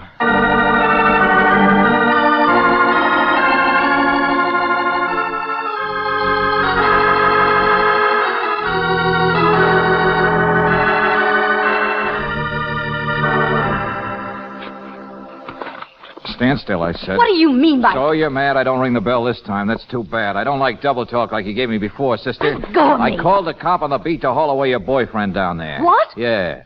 Green Hat's a little too jealous for the public good. Also, we need some smelling salts. All right, now take off the hat and glasses and start making sense. Who is it? I said let go. There. I beg your pardon. And I only want to know what... What did you say? I said, whoever you are, get out of here before I call a policeman myself. Hey, look, Lucy, say some more. What kind of an Get act... out of my apartment this instant. Now, look, I've got eyes. I can't be crazy. You're the same girl that I just I'm talked... Lucy Lamoureux, the dancer, and I've never seen you before, and if you don't... Oh. See me once, you've seen me twice? Hey, give me those glasses. Blue eyes. Blue, not brown. Hey, what in the name Her of... name is Audrey, and I saw her running down the back way when I came up just now from lunch. Two of you. She's your twin sister. Yeah, she's got to be. Everything else is just... Audrey Murphy, and she's my new partner, thank you. Her hair is dyed, though. You might have noticed that if you hadn't been so busy confusing the kind of girl she is with the kind of girl I am. Oh, listen, I'm sorry. Sure, 2 coats there, 2 hats. Well, even your clothes are identical.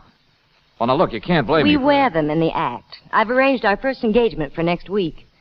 You've probably never been able to afford the type nightclub that engages the Lamoureux sisters. Shadow dancing. But I suppose you prefer burlesque anyway. Huh? Oh, no. I'm all lost now. Wait, you just said Audrey wasn't your sister. My sister was killed in an automobile accident last year. It took me months and months to find someone who looked enough like me to replace her. Little Audrey has apparently just had some fun confusing you. Well, it compliments me for making such a good choice. But whatever your little problem is concerning her rugged admirers, I assure you I'm not interested and I'm very busy, so please get out.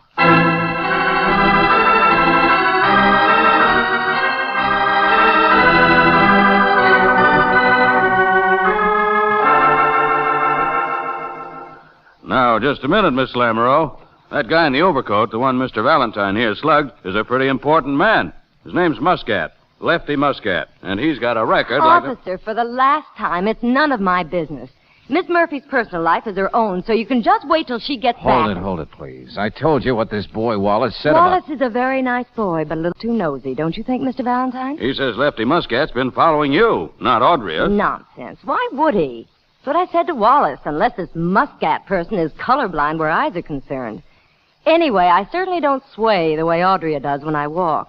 Couldn't possibly confuse us. Unless Audrey wanted Lefty to be confused. What's that? Muscat's in the confidence game. Blackmail, shakedown... Really? I'm the one who's confused by this time. Look, your officer friend here says he's known you for years. You and your sister made a pile of dough in the past. Well?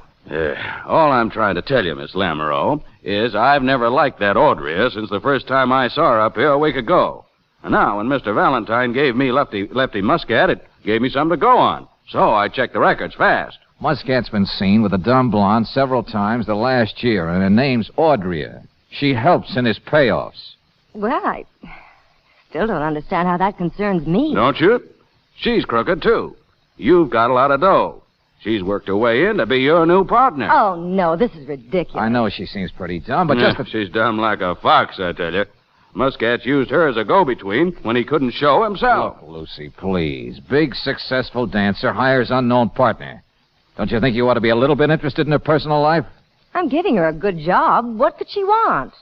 That's what your Mason-Dixon boyfriend wants me to find out, I guess. Why? What's up? What's the reason for all Muscat's jealousy? What kind of danger are you in? Oh, nonsense. I'm not in any... Well, what should I do? All right, help me check back. Where'd you first hear of Audrey? How'd you happen to give her the job of partner? Because she looked so much like me that... Oh, I see what you mean. There was an agent, I think, called me just 2 or 3 weeks ago. I'd never dealt with him before, but... Here, Franz Kling. He called me and arranged an appointment for us. Let me see that. Franz Kling, theatrical bookings, carnival, nightclub specialty acts. Kling's clusters of talent. He called and she came. But Audrey... Just doesn't make sense to me that she could be up to anything besides winking at men. Sure. She's got clusters of talent herself. Come on, lady. Let's go see Kling.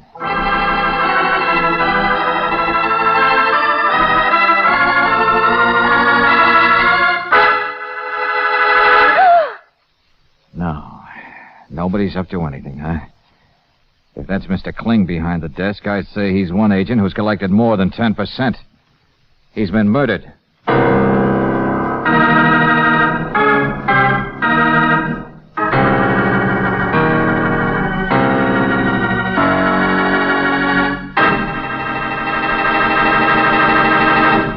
We'll return to tonight's adventure of George Valentine in just a moment.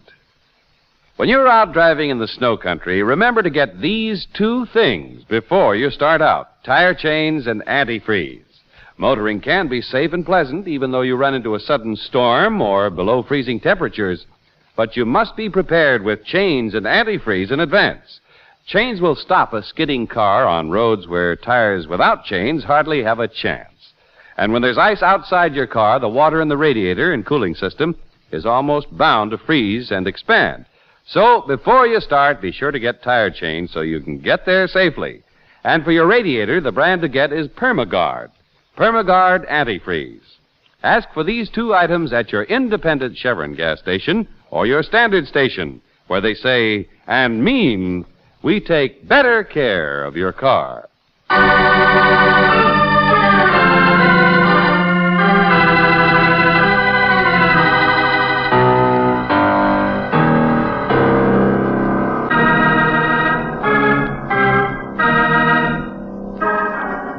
Now, back to tonight's adventure of George Valentine. Am I difficult? Sit down or something, won't you? I like surprises. But if your name is George Valentine, you're not so sure you do. For instance, the surprise of meeting the booking agent who got brown-eyed Audria her job as Lucy Lamoureux's partner in a successful shadow dance act. The agent's name is Franz Kling, but he doesn't use it anymore. He's dead. Murdered. Sure he's murdered. You don't shoot yourself with a .38, then swallow the pistol, do you? Who's arguing, Lieutenant Johnson? I am, with myself. Doc says it could have happened several hours ago, sometime this morning. The elevator man says he's got a toothache and didn't notice who's been up and down. Oh, George will be back in a minute. But I don't see any reason why this murder has to have anything to do with Lucy's new partner. My dear Miss Brooks, in 1/2 hour since this was reported, we have got witnesses. To what? To the fact that Kling was an agent with no license, with no visitors except guys from the finance company, and with no clients. Well, then except Miss Audria Murphy. Oh. In fact, his desk drawer shows the same thing. Not much of a desk. Not much of an office. Not much of an agent. No. People next door didn't hear any shots or anything. They just confirmed the fact of Audria. What do you mean? Up here several times in the last month. Also out a few times with the guy in the evening. Hello, Angel. Oh, hi. Well, Valentine, you find her? No. Took Lucy home, but Audria wasn't there. Doesn't Audria live with Lucy now? No, only to practice their act. She's got a room in a boarding house downtown. Well? Not at home. Landlady wouldn't notice the time of day if you gave her a free watch. Good case. I like cases like this. Nice and clear. All right. So I bring you nothing. What did you find here? We're just going over his things, George. Mr. Kling was up to something with Audria, all right. Such as? Well, he got her the job with Lucy, for instance. But it looks like more than that. Only more what? Don't ask me. Okay. Hey, where you going? You just got here. I got a shadow I'd like to get rid of. Come in, Wally. I thought I left you back in that drugstore. Well, I had to make sure I know what's going on. If you're Lieutenant Johnson, you see, I'm the man it started with, and I... Did you know this guy, Kling? No, sir. I never met him. Lucy ever mention him? No, sir. She didn't know him either. Just the man who sent Audria to her. Holy smoke, she must have been so glad to finally find somebody she could use as a partner. I mean, well, people wouldn't notice a difference in their eyes. I mean, well, why should Lucy go asking a lot of questions? Why didn't you tell us about Audria in the first place? Well, I mean, why should I? It was Lucy that man kept following, not Audria. She was never around there much. You'll get no sense out of him. Thanks, Wally. Goodbye. Wait a minute.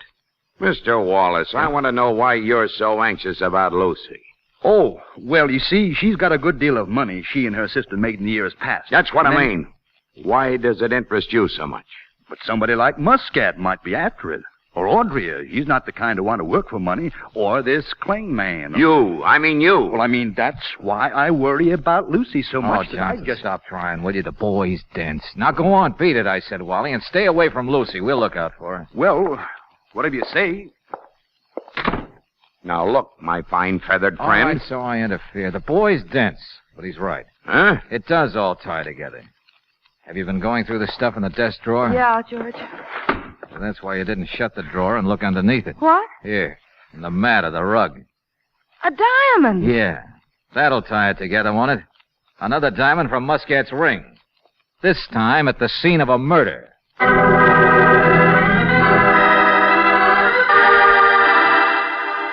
Why, no, sir. We bandaged Mr. Muscat's jaw, and he left the emergency hospital here immediately. I don't know where he went.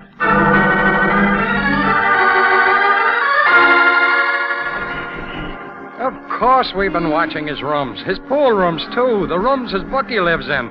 The rooms it's rumored he and that Brooklyn blonde once took a payoff in. Rooms. But you know what? They're all empty.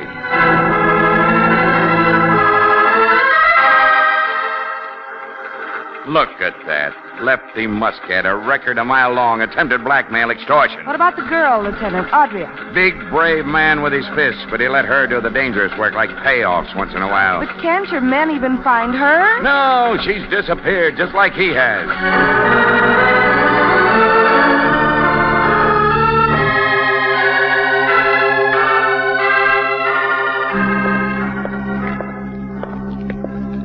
Yeah, you're right, Brooksy.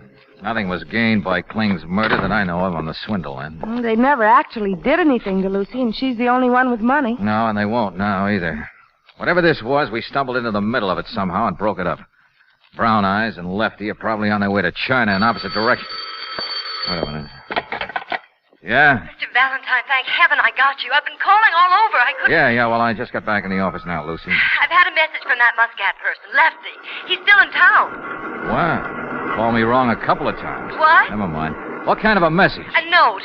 The doorbell rang here at the apartment, and there was a little man at the door. He just handed it to me and ran. What did the note say? Listen, call Circle 3752.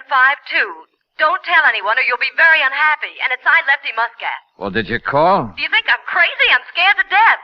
Now that I've told you, I'm going to get down to the police headquarters as fast as I can for protection. Well, I'll see you there, Lucy. Thanks. Well, what was it, George? What'd Lucy want? Here. Run down this number with the phone company fast.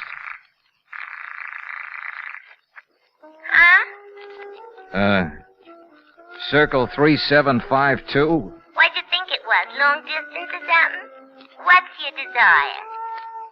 Say, who is this anyway? Come on, Angel.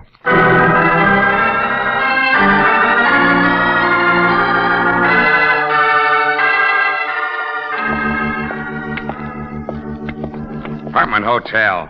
I don't know who's had the phone installed. It's one of those places, just room 22, that's all. Real choice neighborhood. Elevated tracks outside, sunken-eyed clerks inside. Kind of a place people hide out in, no questions asked. Skip it. I want to know about Lucy. I talked with Audrey. That means Muscat's out someplace on the loose. Lucy's all right. She tore straight to headquarters. Here we are, 22. All right, little Audrey. Hey. Hey. This is the same phone, all right, the same number. It's been less than 10 minutes since... Lefty Muscat. Yeah. Yeah, that's been only about 10 minutes, too. Deader in a mackerel.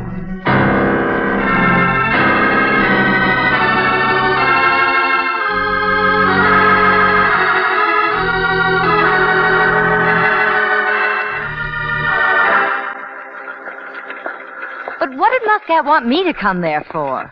I don't know, Lucy. Nothing makes any sense that I can see, but he was killed by the same gun that killed Mr. Kling. Hey, here you are. Oh, no, not again. Hello, Lucy. Hello, Wallace. Gee, I've been so worried. I know. I've heard all about it. You're very solicitous. Holy smoke. When I saw you needed help, I just had come to on, come... cut it out. Will you play another tune? Huh? Nobody's been trying to swindle a girl. Of course not. Well, that's certainly not what Lieutenant Johnson Well, had. don't look for him. He's getting a dragnet out for Audrey. Audrey? Yeah. Audrey has been seen a couple of times the past year working for Lefty Muscat. We know how jealous he was. He was her boyfriend, I guess. Yeah, and he swung at both you and me, Wallace, because he was looking for somebody she'd been spending time with. Well, that was Franz Kling, wasn't it? Sure. So Lefty found who he was and killed him, that's all. Then Audrey found out what Lefty'd done and killed him. Yeah, George? Women don't do things like that. Well, she was seen leaving that hideout room. Nobody else was. I phoned must have caught her there just before or just after the murder. She had to have killed Muscat. And there's enough circumstantial evidence to hang her. Oh. I didn't know. Only, there's another way it could all work out, too. Yeah. Like, suppose you kill both men, Lucy. What? See me once, you see me twice. I can't get it out of my mind. Now, see here, Mr. Valentine. Well, I suppose you tipped off a case by unwittingly interfering right when it was underway. By getting me into it and making it move too fast. While this Muscat person was being killed, I was in my apartment all the way across town. That's what's bothering me, lady. The city towers is pretty plush, and you can't hear the trolleys from there, I remember. What'd you say? But I heard a trolley when you phoned me. So you weren't in your apartment as you said you were. Well, in desperation, it's not a bad stunt. I don't follow you, George. Phone somebody and say you got a note to call some strange number. And you give the number where you are. By the time I called, you'd flipped on the radio, and by then I talked to Audrey. Are you crazy? What I know, Wallace, I know. Audrey is a separate person. A lucky double for Lucy here. All carefully established. But how often has she really been seen? Has she ever been seen with Lucy? Of all the ridiculous, Of all the people in the world to pull a double act, a twin act, you could do it most convincingly, Lucy. Because you really did have a double once. Your sister, who died a year ago. How? Well, maybe that's an angle. You ended up with all the dough, at least. Stop it, I won't listen to you. Okay, let's stick to the present. Blonde mixed up with Muscat. Now, suppose that was you. Why? Search me, unless the guy had some kind of a hold over you, like your real sister, how she died, Stop maybe. talking about my sister. Stop it! Stop it! If you were stuck with a guy like Muscat around your neck, you'd need a guy like that Agent Kling to set up the newly discovered partner for your dance routine. But when Kling realized why you were building a double identity, he'd very easily get nervous, so strike him out. Murder him. Holy gee, all those things you're saying, but they're different. They're not the same, those girls. Audrey and she Lucy said Audrey's hair was dyed. Well, who's going to prove that now if we don't ever find Audrey? Accent? Oh, that's easy. The gal's been around. She's had training. She went to see Bourne yesterday. I'll kill you. I will. I don't care Her what... eyes. Look at her eyes. They're blue. Can't you see that? Yes, George. Audrey's eyes were brown. You said so yourself. You know, I read an item in the newspaper a month or two ago. Probably lots of people must have seen the same article. It said that it is now possible to change the color of your eyes with a new type of contact lens. We're waiting for Lieutenant Johnson. But you know where he really is? He's searching your apartment for brown contact lenses. He's ordering an investigation of your sister's death a year ago. He's rechecking all the people who've been allowed to think they've met a little Audrey. He's... Hey, Lucy. Lucy. Hey, what's the matter with you? Shut up, you stupid, meddling hillbilly! Holy smoke. You didn't really do those things, did you? Well, what's the matter with you? You seasick or something?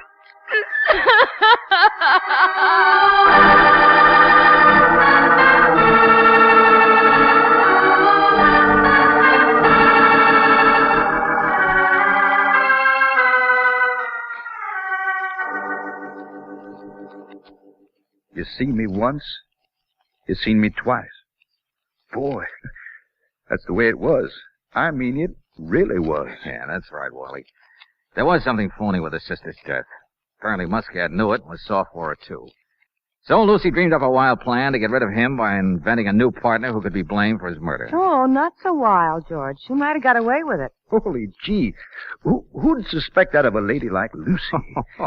Oh, Buster, if I ever met a guy who was stupid when it came to women... Well, I'm impulsive and persistent, that's all.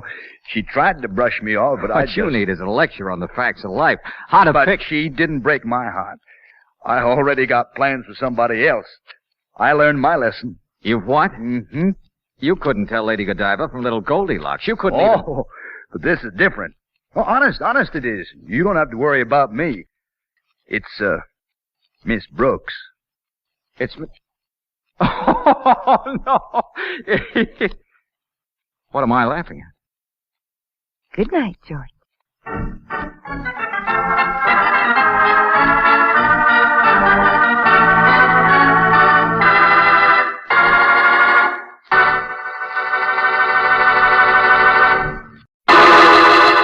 Personal notice. Danger's my stock and trade. If the job's too tough for you to handle, you got a job for me, George Valentine. Write full details.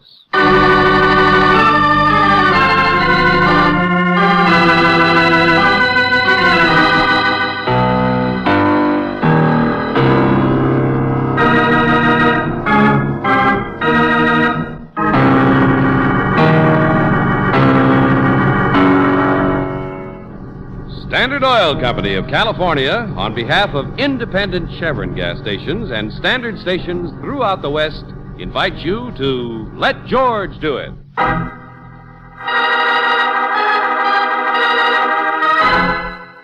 The Prairie Dog, a transcribed adventure of George Valentine.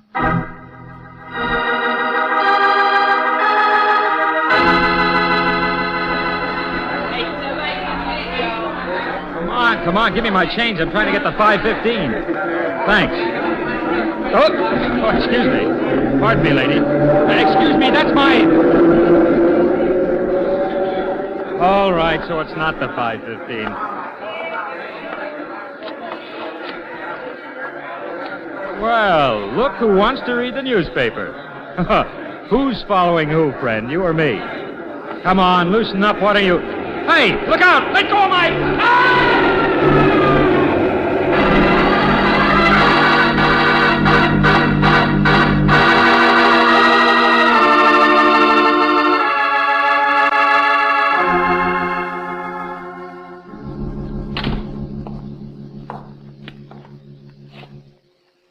It's Jerry Mace. Yeah, that's who it is, all right.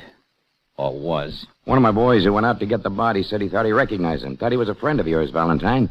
That's why I got you down here to my office so fast. Wait a minute, Lieutenant Johnson. Didn't he have any identification? Pockets were practically empty, Miss Brooks. Wallet, stuff in his side pocket gone. So he must have been slugged first, robbed, and then shoved in front of the train. Huh, That's George? right, Miss Brooks. Otherwise, it might have looked like he'd just fallen or maybe even jumped off that station platform to kill himself. Sure, he was a nice guy.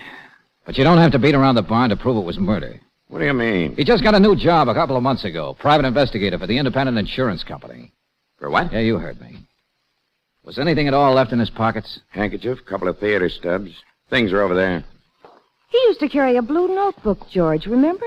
That he'd write up his cases and... Jefferson theft case. Ah. I remember now. Insurance bulletin. Independent insurance company. Yeah. Yeah, that's the insurance company in the case, all right. What are you talking about? Swedish match killing. 50,000 taken. And before that, the Prairie Bank job. Well, one man. Prairie Dog, the boys call him. Clear it up, Lieutenant. The one man I've wanted to get more than anyone else in the world. 6 unsolved crimes in the past 2 years. One of them a murder. Each time by the same guy. Dumb crimes. Clues all over the place. But we've never been able to catch him. What's that got to do with the independent... He's sloppy. Leaves cigarettes on the floor when he cracks a safe. Uses a funny black kind of Swedish safety match. Wears a pair of greasy gloves.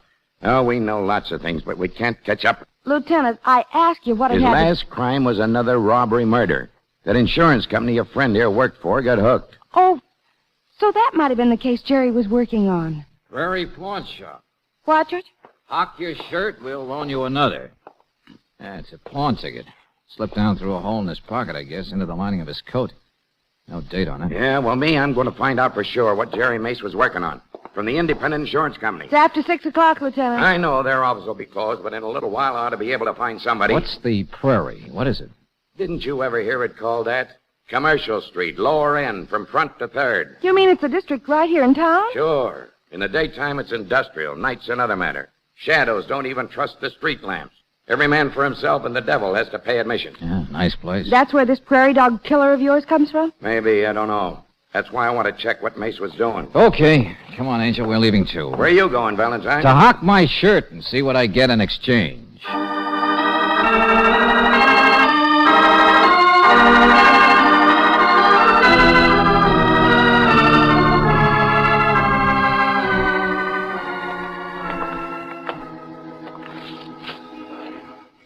Closed, George. The shop's closed. Yeah. Anyway, I don't understand why you're so interested Angel, why would Jerry hock anything? He's always had all the dough he needs. Oh, well... Unless he was interested in the place.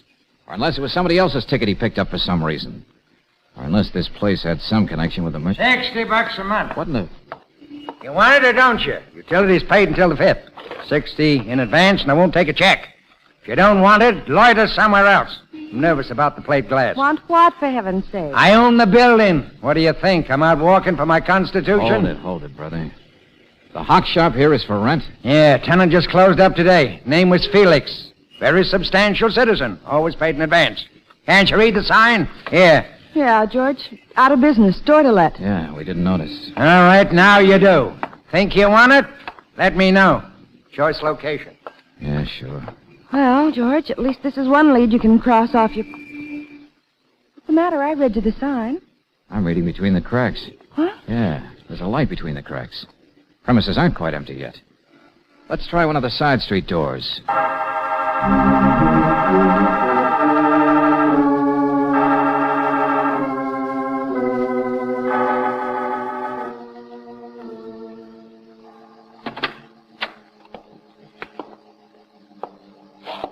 Hello?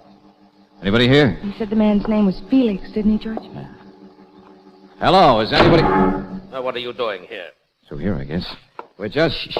Come on, stop blowing your nose. He's talking to somebody else. Yeah. Take it easy, take it easy.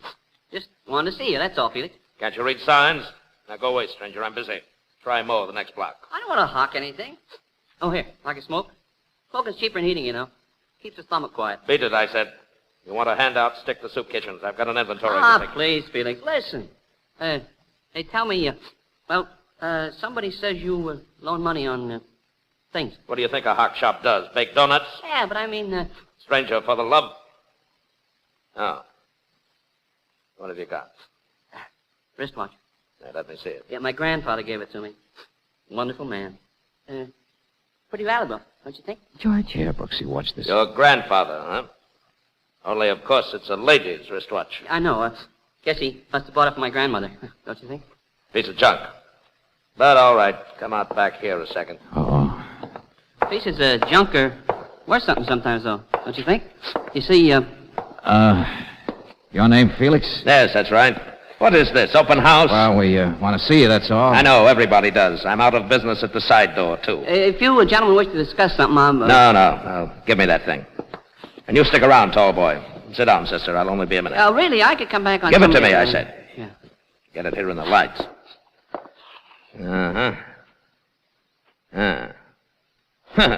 Look at that. Rhinestones aren't even real. Your grandfather got taken. Shut up.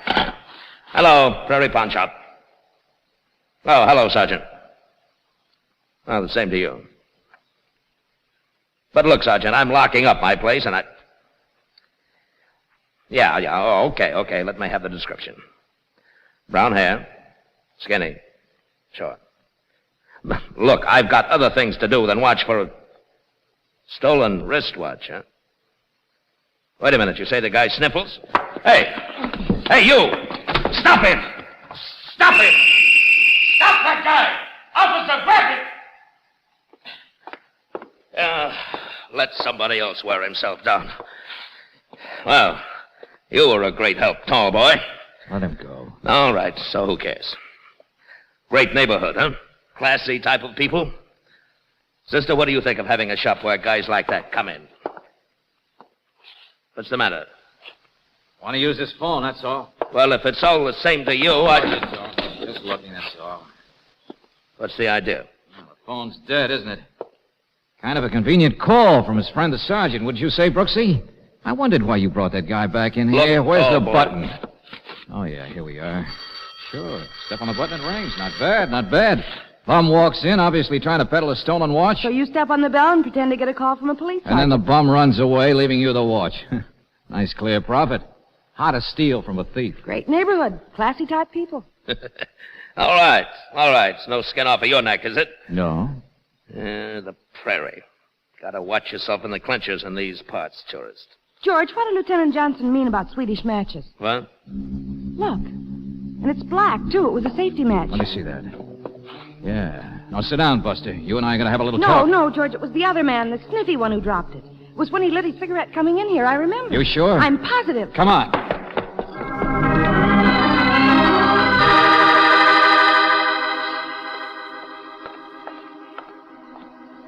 Headed up the alley, Valentine, but I cut him off. Chased him 3 blocks since Felix gave his yell, but I lost him. Hey, listen, there's another cop's whistle. They must have got him on the next street. Oh, no, they haven't. He cut down this side, then ducked in someplace just a second ago before... He's killing him! Through here, back of the barber shop. Yeah. You like to shave, huh? Well, I'll give you a shave. Close to the skin from down here. I'll show you coming into my shop. There he is. Like He's got him.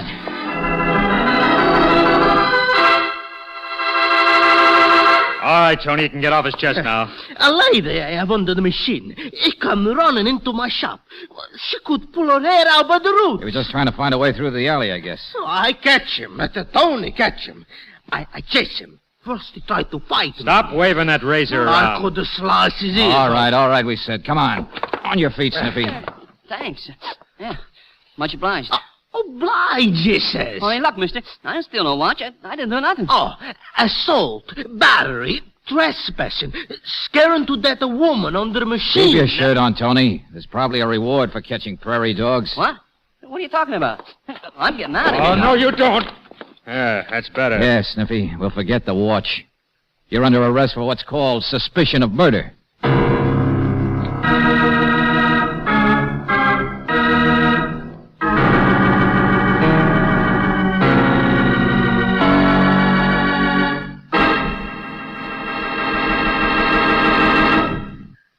We'll return to tonight's adventure of George Valentine in just a moment.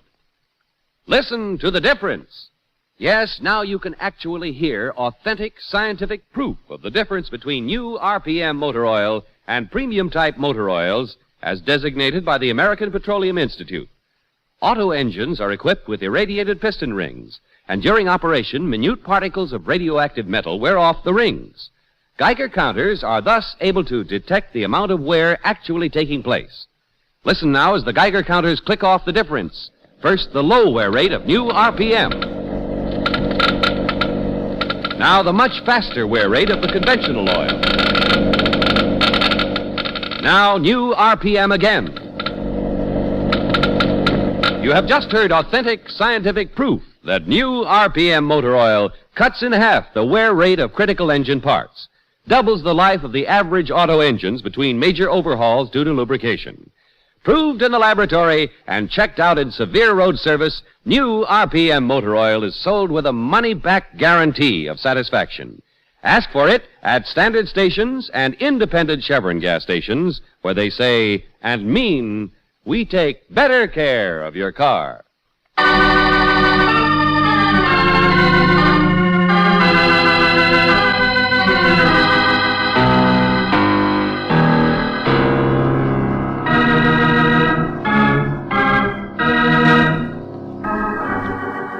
And now, back to tonight's adventure of George Valentine. 6 unsolved crimes in the past 2 years, all done by a man they call the Prairie Dog. Why?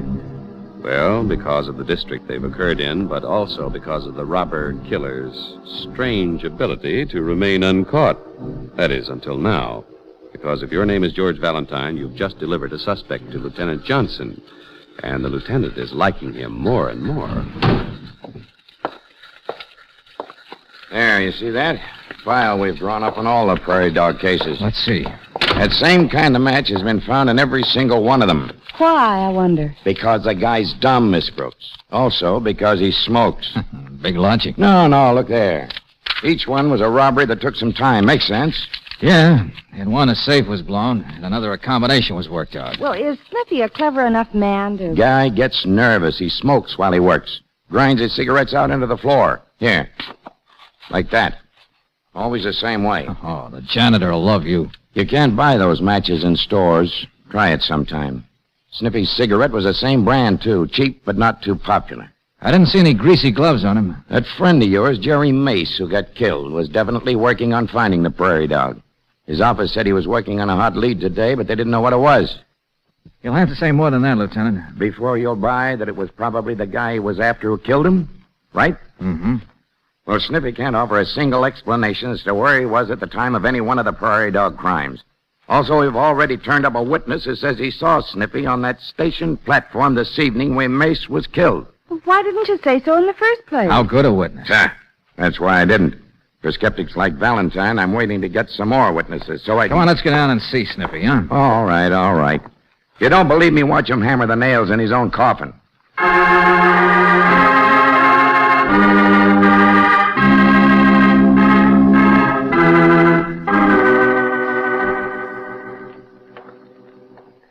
Now, you understand, I want to cooperate all I can, gentlemen. Just a simple misunderstanding. Oh, I don't blame you. know how these things can happen. Why'd you steal that wristwatch you tried to sell to Felix, Sniffy? Yeah, I'm glad you asked me, because I've been trying to explain to this other gentleman. Can it? Valentine, we can't find any record of it being stolen. Well, of course you can. See, my grandfather... Can it, I said. Yeah, well, I just want you to understand. Now, I have stolen things before. I've even been to jail for it. I certainly wouldn't do a thing like that again. Ah, so you've got a record, too, huh? Oh, yeah. Yeah, they'll find it out sooner or later. I might as well be honest, don't you think? Just like that business of the station platform, it's suddenly occurred to me that I was there this evening. Oh, is that so? Yeah, it was just hard for me to remember. Oh, not that I was there when any murder took place, but, well, I find the inner urban's a very cheap place to sleep, and there are always plenty of newspapers to read, and so you see, I generally am at almost every station in town every day. Speaking of coffin nails, Johnson. Oh, would you like a cigarette? Excuse me. Of course. Oh, thanks. New brand, huh? New matches, too. I only want to be helpful, that's all. Hold it. Where'd you get these?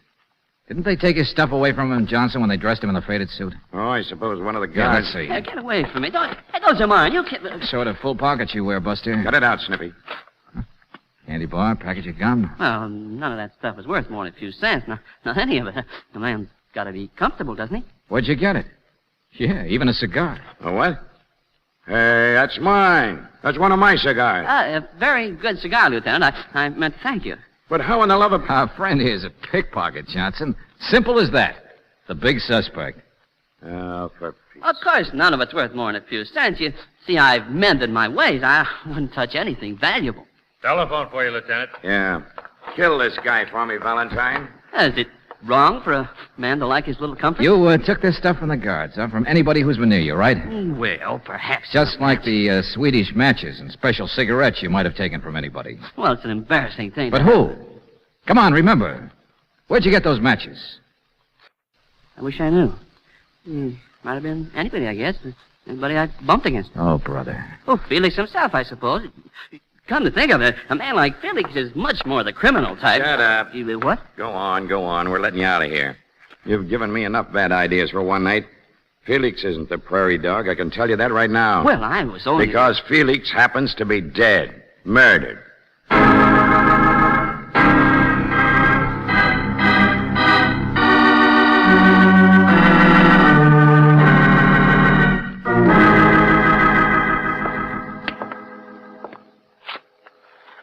That's Felix, all right. How about it, Sergeant? Now, the Prairie Dog, sir, fits all the patterns.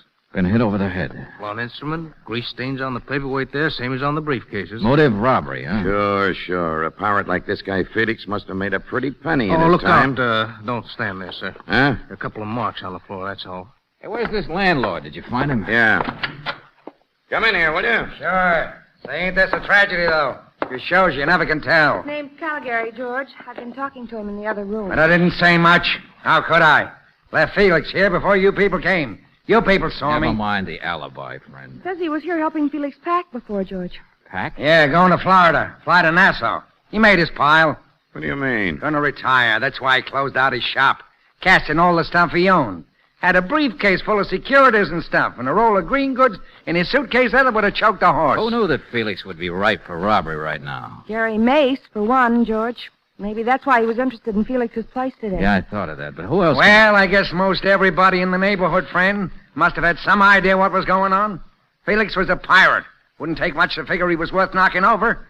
But knowing his exact schedule, the fact he'd be late in the shop tonight, be leaving from here and so on, well, maybe not so many. Uh-huh. Bit more than just you, I suppose. Don't think I'd fall into that one, do you? I wasn't born yesterday, tourist. Lieutenant, come here. Take a look. Tennis shoes. Huh? Marks from them, I mean. The killer was wearing them. On the floor, you see? Same as in the last Prairie Dog case. Same type shoe. What are you trying to do, rub it in? Every time we learn more and more about less and less. Clues. I just thought you'd want to know. The pattern is so... Cigarettes, matches, greasy gloves. Did we get any fingerprints? No. I tell you, this Prairie Dog is one guy who Take it easy, Lieutenant. Valentine, he could be practically anybody in this entire city. He's killed 2 people today.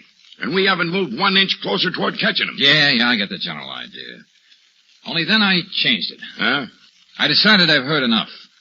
And if I'm right about what I've heard, then it's all over but the shouting. Now, look, Mastermind. Suppose you and Caligari here just sit tight, and I'll be back later. Come on, Angel. Let's go to work on a prairie dog while he's still out in the open.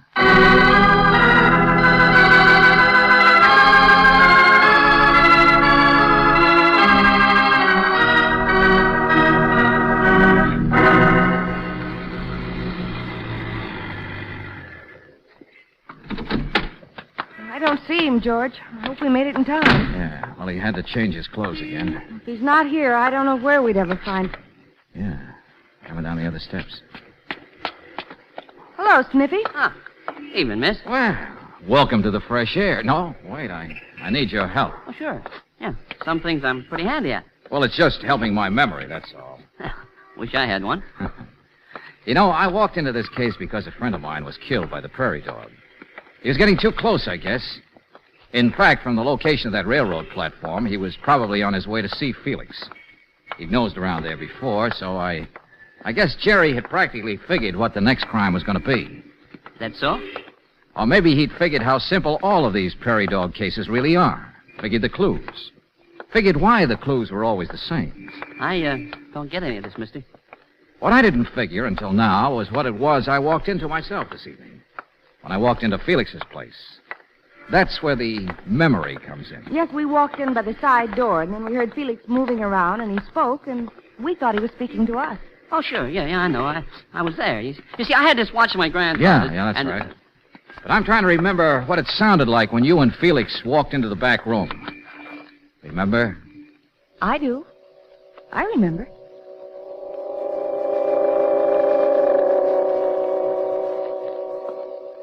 Your grandfather, huh? Only, of course, it's a lady's wristwatch. Yeah, I know. I guess he must have bought it for my grandmother. Yeah, a piece of junk. But all right, come on out back here for a second. Pieces of junk are worth something sometimes, though. Don't you think?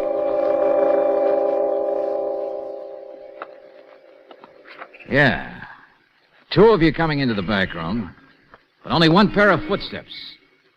His. I don't get it. And I remember the same thing when he pretended to get that phone call and you ran. He didn't make any noise. I don't get it. I suppose you dragged that watch in just so he'd invite you to the back room, where people would be less likely to see when you robbed and killed him. I don't get it. Why don't you say something different? What we walked in on was murder. That's the real reason you ran. Look, you're worse than that lieutenant. I didn't kill Felix. Remember? I was in jail. You weren't in jail when Jerry Mace was killed. Huh? You don't understand why the same clues were always left by the Prairie Dog? Of course not. You're dumb like everybody else, so it never occurs to you those clues, the cigarettes ground out, the special matches, the greasy glove marks, the tennis shoes, were only to make people think in terms of one man. But suppose the Prairie Dog is two men, working together. And how to fool people. Not bad. Each would have an alibi one time or another. All sorts of neat ramifications. Huh. That's a pretty word. And you're trying to make something against me just because you think I was wearing tennis shoes. Well, you don't make sense. Look. That's leather. Best pair in the city don't. And don't the rest of your memory work? Felix gave a yell. The cops started after me. I've been in jail ever since. This is the same pair I got dragged in with. No spares in my pocket, see? That's why I'm so sure it's you. You've changed shoes. When could I change my shoes? What you had to change them. Your murder of Felix was interrupted by us, and there you were with all the evidence ready for planting. Well, you could save yourself on the matches and cigarettes by that little pickpocket exhibition in jail. But if you'd been caught with the shoes on, they would have hung you. So, I wished a pair of hard ones out of the air, mister. When could I have? So simple it hurts, Buster. Because there's only one person who could be your partner. Only one person you could have given the evidence to, so he could go ahead and kill Felix and get you off the hook as well as collect the loot. Only one person you could have run to when you knew the cops had you surrounded and would nab you any second. The guy who caught you. That barber, Tony. Yeah? Is that so? It's the only way it could work, Buster. Just like the only way Jerry Mace could have had his pockets emptied before he was shoved in front of that train. He couldn't have been slugged in public and then rolled and then pushed, could he? George, that's right. Yeah, Angel, we missed that before. His outside pockets were empty. In the crowd, the only way that could have happened was if a pickpocket did it before Jerry even knew he was there. So you hung yourself on that one, Buster, showing off your ability. Now, come on. We're going to go see the barber about a two-headed haircut. Look out, Georgie! Thanks for giving me an excuse, Buster.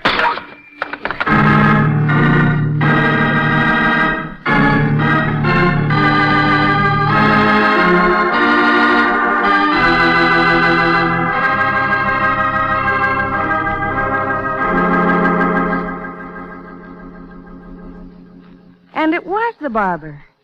George, no one would ever have guessed if he'd been given time to get rid of the things he stole from Felix. Yeah, a couple of pretty sharp boys, Angel. Like Sniffy's act of being a bum. Just a nuisance trying to resist the urge to pick pockets. And the barber pretended to catch him. Last two guys anybody'd possibly suspect. Except you. Only way it could work. Well, that's the end of the Prairie Dog. Both of them. I thought the Prairie might be a real place. I mean, when Lieutenant Johnson first told us about it. Oh. Yeah. I thought for once we might be lucky. Because there's some nice places out in the desert. Real fancy places where there's sun and moonlight and things. Mm-hmm. You like those places? Well, it's a little nicer setting. I mean, for... Oh, well, anyway. Yeah, I know, Angel. You and I might get out there sometime. But who knows what might happen? A bomb might go off.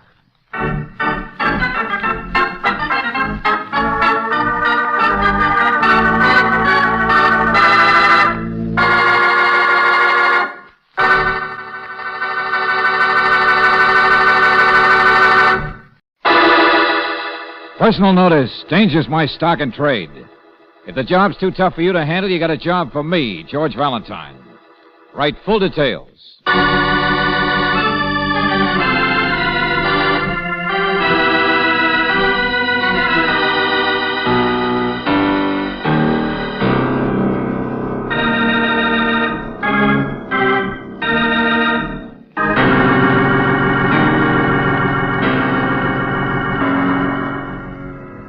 Standard Oil Company of California, on behalf of independent Chevron gas stations and standard stations throughout the West, invites you to Let George Do It.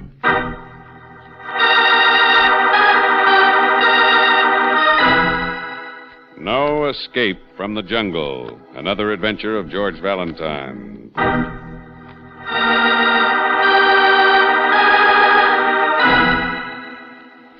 My dear Mr. Valentine, my name is Peter Van Russell. I'm a research chemist for one of the rubber companies with offices in Rangoon. I have devoted my life to my work, which I suppose to someone else would be about as dull as my own person. It has been years since I have even followed the American newspapers, let alone kept abreast of your customs. I have never been in your city before. Now, I say all this so you will understand how impossible it is for me to locate a certain man without your help. A man who, like myself, has just arrived from Burma. A man who is here, but is not here.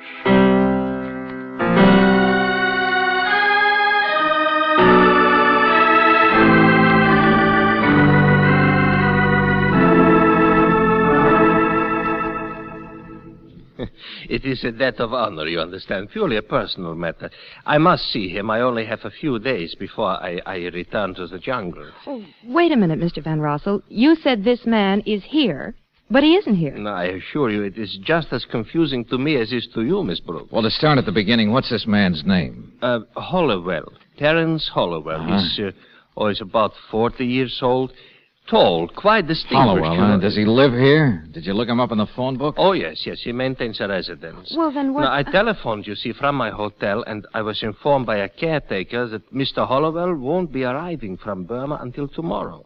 Well, okay. Then he just hasn't got here yet. Now, yes, he has. I came by plane. I'm sure he was at least a day or so ahead of me. Here. Now, that's a little torn. Cablegram.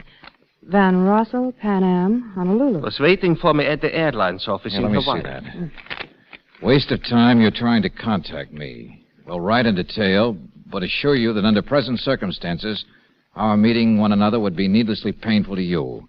A stroke of fate, that's all. Please understand, Terence Hollowell. Now, here, this piece here, you see? That cablegram was sent from this city. He sent from here. So he is in town. Yet... at his house, they insist he is not. He is here, and he isn't. Mr. Van Rossel, apparently this man doesn't want to see you wherever he is. What sort of person is this Hollowell, anyway? Oh, a traveler, a lecturer. You know, most charming fellow. He stayed with me for a week or so at my plantation north of Rangoon. No, but so easygoing. Not the sort to be mixed up in anything troublesome, you know. And you have no idea what he's talking about in that cablegram? No. And I think I should find out, don't you? There is a pearl necklace, 10 black pearls in a necklace. What's that? Well, that's the only thing I can think of. Hollowell is a man who admires beauty. I helped him to obtain a necklace, that's all. Oh, it's valuable. He paid nearly every penny he had, nearly $2,500 for it over there. So it's worth a lot more here. Oh, yeah. But what could be that... Yeah, I understand you, Mr. Van Rossel. What could have happened to a perfectly nice guy that made him disappear and yet not disappear? Yeah, precisely. Only what do I do when and if I find him? What is it you wanted to see him about in the first place? Oh, naturally, Mr. Valentine. I will explain anything you wish when the time comes. But right now, the urgent question seems to be, why is Terence Holloway trying to hide? And most important of all, where?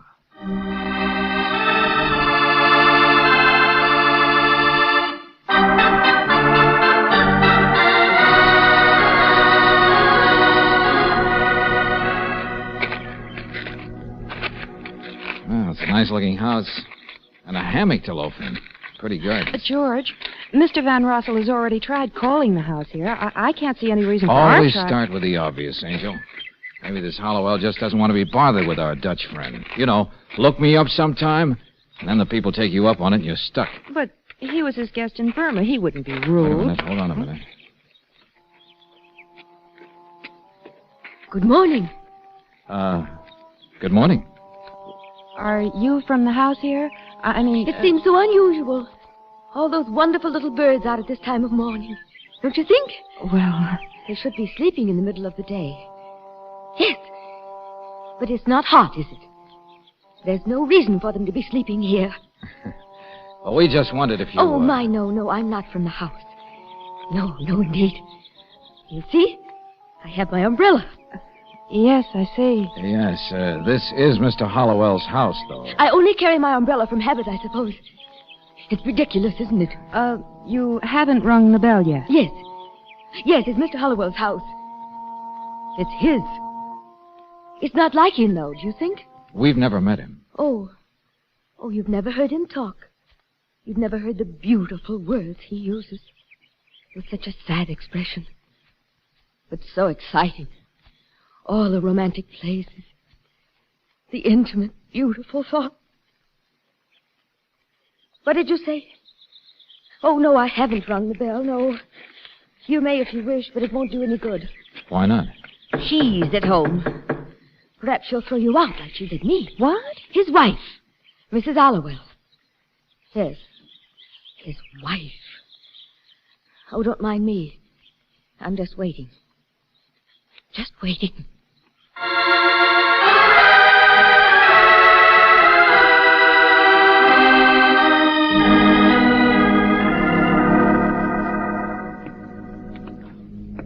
Who hired that maid? I asked you, who hired that maid? Lisa, for heaven's sakes. Not a day over 18 and straight out of a model agency, if you ask me. You've seen her. How could any man help seeing her? But I tell you, George, I listen. didn't. Yeah, the maid said to wait in the hall, I but... won't have her around the house. I did not, Lisa. Now, please, why do you care? It's not your house anymore. You get your separation checks. That's all That's that why matters. I'm here. I haven't had a check for 2 months. You've been holding out again. There isn't any money, I tell you. You're lying. Oh, Lisa, darling, I couldn't lie to you if I tried. Don't you believe? hello. Is anybody... Oh, excuse me. How do you do? Excuse us. I'm Miss Brooks. This is Mr. Valentine. The maid said to come... Of course. Visitors all over the place. Why not? I'm Mrs. Hollowell. Oh, but then you must be Mr. Hollowell. My name is Cy Kirby. And you walked in and are offended because I make a lot of noise. All right, I don't mind. I'm a nasty woman. Mr. Kirby is my husband's business partner. He belongs here. I don't. He's the one you want to see. What club do you represent, Mr. Valentine? What club? Don't tell me you're a process server. Which one of my husband's rich women friends do you... Lisa. Isn't it about a lecture? Really, that's our only business, you know, travel talks. And I just assumed you were like the lady out there with the umbrella or the committee of women out in the hall. No. Newspaper, that's all. Wanted an interview. We understood Mr. Hollowell had just arrived from Burma. He won't be back until tomorrow. Yes, that's right. Tomorrow. Oh, I see. Well, I understood he might have arrived already. No, but I'm sure Mr. Kirby can tell you everything you want to know about my husband. Of course. Every bit of publicity counts. Uh-huh. Well, look, I wondered if we could get a picture of Mr. Hollowell. Naturally. Delighted. I suppose even Burton Holmes needs a little press cooperation now and then. Come along. We'll find a photograph in his desk.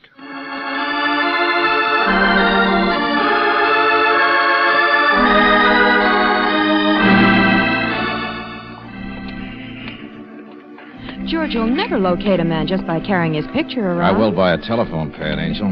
What? Yeah, it was on his desk. There's the name of an employment agency scribbled on it.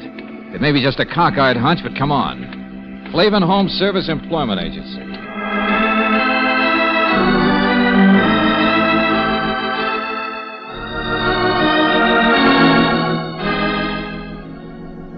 No, Mr. Flavin, there's nothing wrong. I just phoned you to check, that's all. So Mr. Hollowell did hire the girl himself, huh? I see. And he phoned from the Benson Hotel. Okay, thanks a lot.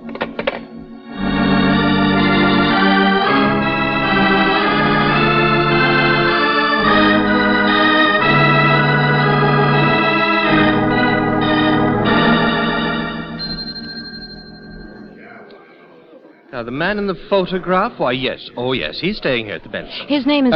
Could you just tell me what his room number is, please? 325. Oh, but his key is in. I think he's probably across the street. What's this all about, Mr. Valentine? You mean that theater over there? No, a little jewelry store. I've seen him go in there before. Jewelry? Yeah. George, remember the pearl necklace? Yeah. What's that? I don't know, friend. It's all too much for me. Suppose we just wait. What's the matter?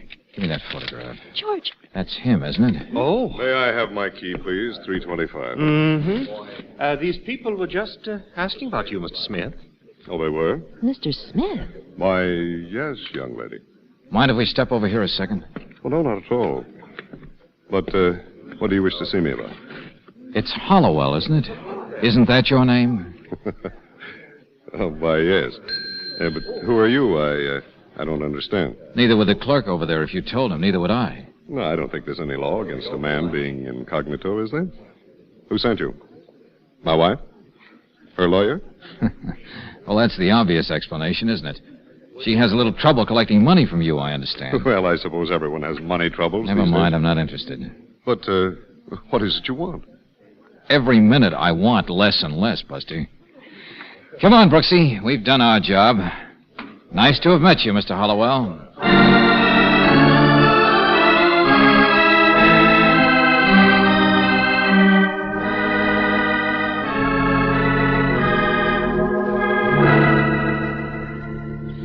But, Mr. Valentine... I located him.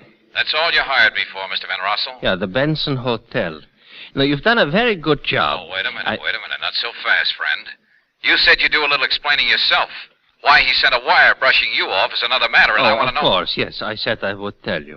Well, a debt of honor, that's all. And I appreciate so much your finding him. I am really not concerned with whatever his little problems are. Well, then? Because I am only here from Burma, you understand, to kill him. Thank you again, Mr. Valentine, for finding him for me.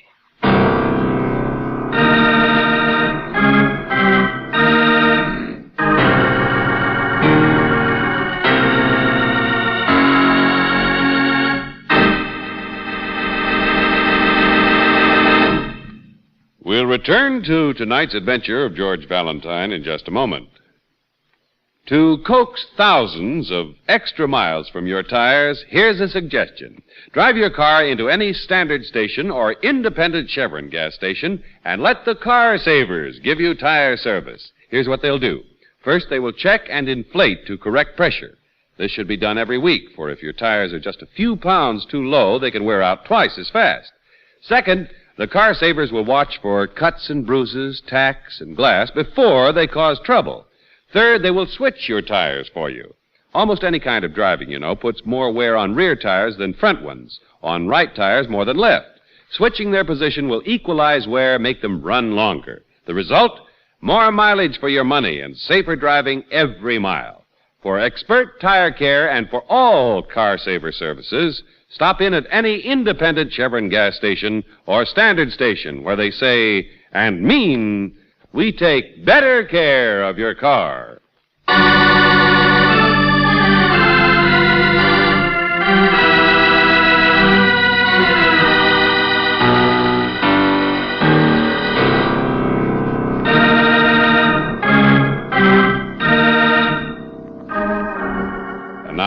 back to tonight's adventure, George Valentine. The business of Terence Hollowell is travel talks, only from what his partner says, they're not making much money at it these days. Hollowell has trouble with his wife, too, but most of all, he's likely to have trouble with your client, because if your name is George Valentine, then you have a harmless-looking client, Mr. Van Rossel, who has just said, thanks for finding Hollowell, because now he can kill him. Hey, wait a minute. Van Rossel gone, George? Oh, yeah, sure. Hung up and ran. But it'll take him at least 15 minutes to get over here to the hotel. Well, he wouldn't just come and kill him. Why would he tell you? Why would he warn anybody and then do it? Oh, lots of crazy people in the world, Angel. But this is no time to argue about it. Hollowell went upstairs to his room, didn't he? That's right. Okay, play it safe. Find the house detective. Tell him what it's all about. As if I knew. Tell him to keep Hollowell there until I meet you. Where are you going? To try and tie this together fast so it does make sense. The jeweler's across the street, Angel. That pearl necklace is the only thing I know about that ties a would-be murderer to his corpse.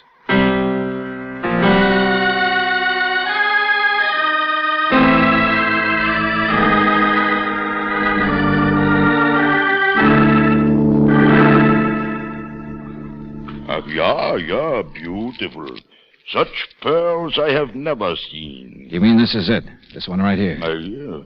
Relic from the days when there was time to collect, when beauty was not rhinestone. Ah. Now, look, I asked you. So even to buy something, you must be in a hurry. All right. $15,000. There, you see. Now you think it is too much. Such a hot day, you should take your time. You should sit down. No, I was just surprised they were for sale. But Mr. Hollowell's pearls you asked about... Now, look, he sold them to you. These are the ones he bought in Burma. I know the man who helped him get them. Well, of course he sold them to me. Now I sell them. But he's been spending a lot of time over here. His hotel clerk said he was over... What do you do? Make puzzles for yourself? 2 days I spend making another necklace for Mr. Hollowell. That's all. Cheap, bad one, culture stuff, junk. Wait a minute. You mean he sold you this one for a nice profit, but got you to make an imitation? Every time you turn around, it's got to be a mystery. No imitation, just a bad one, that's all. Pearls, yeah, black ones, but nothing illegal, nothing to fool anyone. Nothing to fool a jeweler. Only to fool a wife, perhaps. Huh? I know this man from before. Well, what's wrong with that? I fool my wife. You fool yours, don't you? So, all right. It's a hot day. Yeah, Brooksy. George, he's gone. Mr. Hollowell's gone. You sure? He piled some of his luggage into a cab the minute we left earlier. Oh, brother, everybody disappears. No, George. The starter remembered the address, or at least enough of it. Well, where did Hollowell go? His home. The big travel expert's gone home, that's all. Such a strange thing to do, such goings on. Lady, this George, you should put in a mystery show.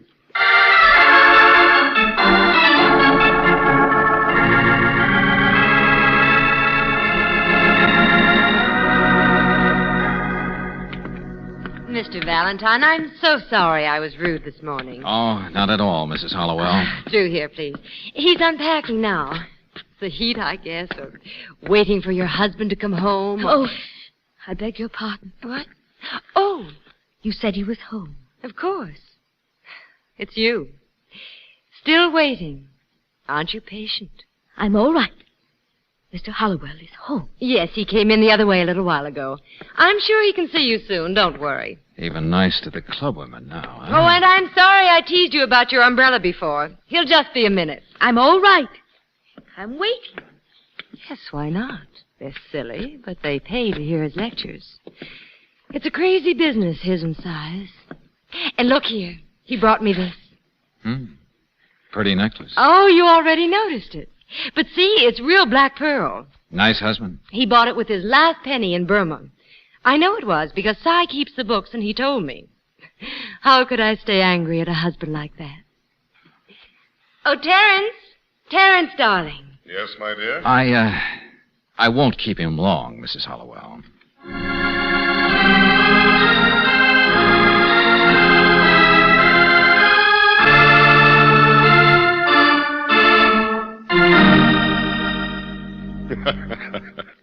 And he wants to kill me, you say. Van Rossel. Imagine. Imagine his even being here. Sure. It's very amusing. He's insane. Of course you know that. Lived in the jungle too long. Nothing but work. I think it's very amusing the way your wife fell for the phony necklace, too, Buster. What's that? Oh, don't worry. I'm not going to tell her. She'd start worrying again about that pretty maid you hired. How much does your partner, Cy Kirby, know about that little profit you made on the necklace? Buying it for $2,500. Buying? Well, didn't you? In Burma? The real one? Or is that what Van Rossel is upset about? Something to do with that necklace? Oh, get out of here. You've given me your little warning, and thanks very much. Goodbye. Oh, no. My curiosity gets bigger and bigger the more I talk. This is my house. I've done nothing criminal. I got out of here, I said.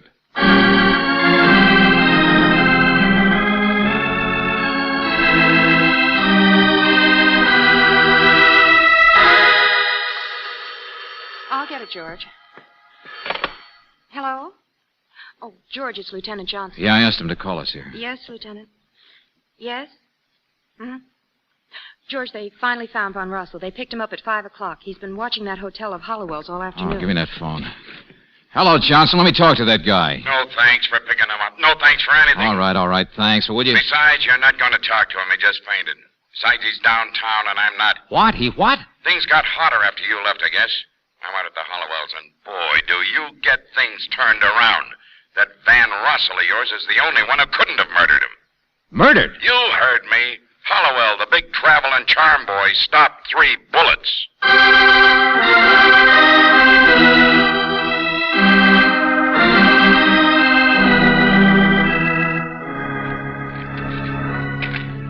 I don't know. I barely got here myself, Valentine. Well, his wife was upset. First she was hating him, then she was... Yeah, I got that. But after you left, she drove to the hotel to get some more of his baggage for him. Took the maid with her. They were the ones found the body when they came back. Yeah, right here in this hammock. That's right, in the hammock. What a life. Not if you did. We got the place pretty well roped off and fast, but it's big, lots of space. Cy Kirby. Been this guy's partner for years. Says he was upstairs and didn't hear a thing. We tried it out, and you can't hear from there. Johnson, wait a minute, will you? What's the matter? Look, Johnson, I could have stopped it. I could have added up all the little tips and stopped it. Take it easy. The guy was a heel, big, soft soap artist, big fake, romance with a buck. But I could have figured out why a man would tell me he was going to kill in advance. Sure, a debt of honor. Look, I told you Van Rossel wasn't within miles. He hired me to find the guy, showed me a wire. But suppose it wasn't his wire. Yeah, Torn, that's right. First part of the name was Torn. Beat yourself with something I can recognize, will you? Look, Johnson, every little thing adds up in one direction. So funny the bird should be awake in the middle of the day, she said. Said it wasn't hot on a very hot day. Look, I know I'm crazy, but so's murder. We don't even scratch the edges of it, Johnson. But an umbrella does. Huh? Yeah, look. Suppose she came from Burma. Suppose Van Rossel was chasing after her, too. Trying to protect her in advance. Or trying to get Hollowell protected in advance to stop it. Well, the umbrella over there. Can't you see it? Suppose it belongs to her. Suppose she's not a clubwoman, Johnson, but Van Rossel's wife.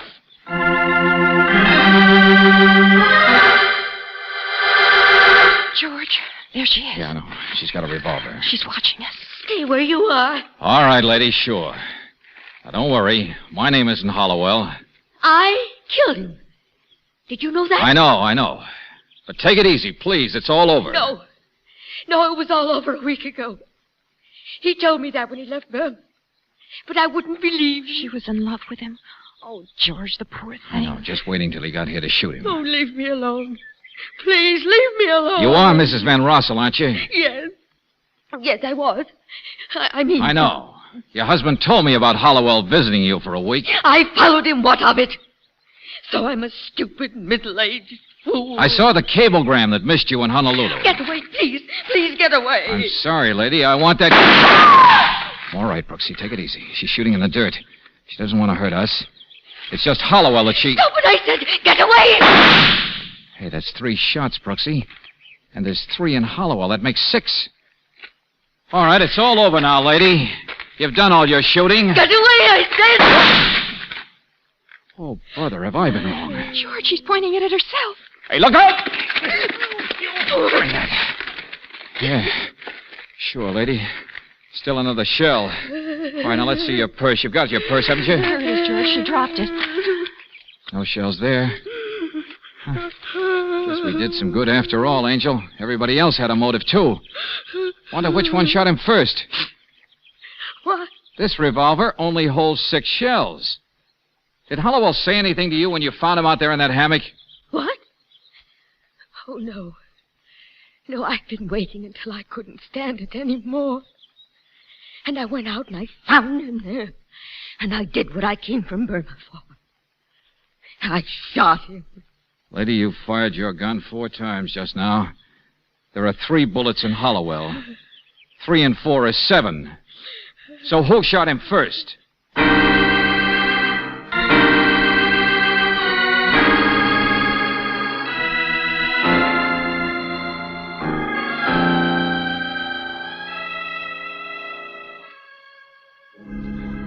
Cy Kirby, Mr. Van Rossel. He was the only one it could have been. You see the others, his wife and the I maid. understand, yeah. Well, they got him fast enough. He didn't have any story cooked up. It wasn't premeditated or anything. Of course. I think they'll be able to prove that your wife only shot a dead body, Mr. Van Rossel. Yeah, I see, yeah.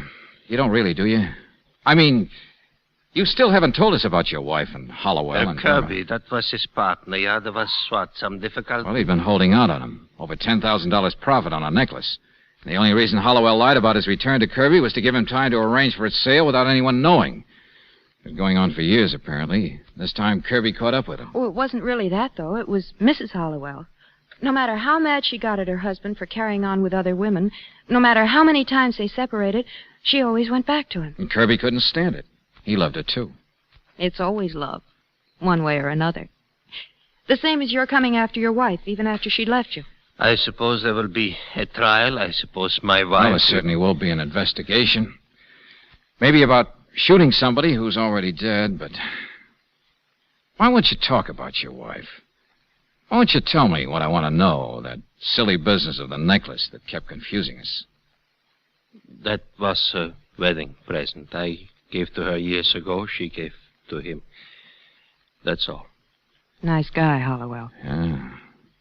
But your wife, I mean, she knows that you came after her trying to help. She knows what you're really like, or she wouldn't have tried to kill Hollowell. Don't you understand that? Yeah. This is a dull place we live in. And I am not much excitement myself, not glamorous like United States. No. We work it out somehow. Don't worry so much. Goodbye. What was that line of yours, Brooksy? One way or another, it's always love. Go on, darling. There's nothing I'd rather hear you talk about.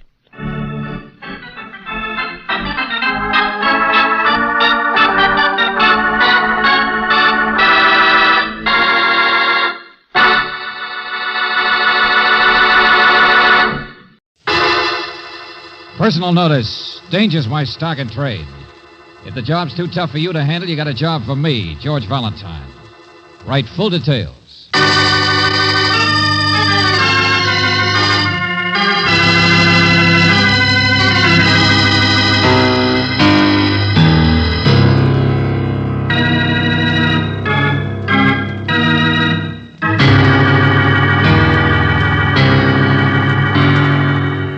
Standard Oil Company of California, on behalf of independent Chevron gas stations and standard stations throughout the West, invites you to Let George Do It.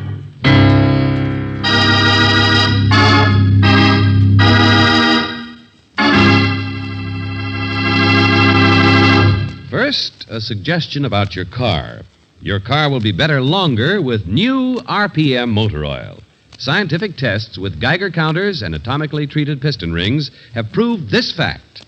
New RPM actually doubles the life of auto engines between major overhauls due to lubrication.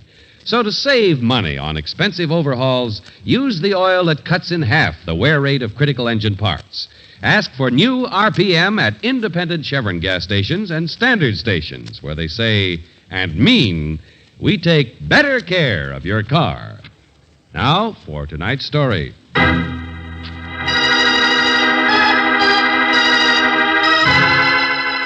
The 8-Ball, another adventure of George Valentine.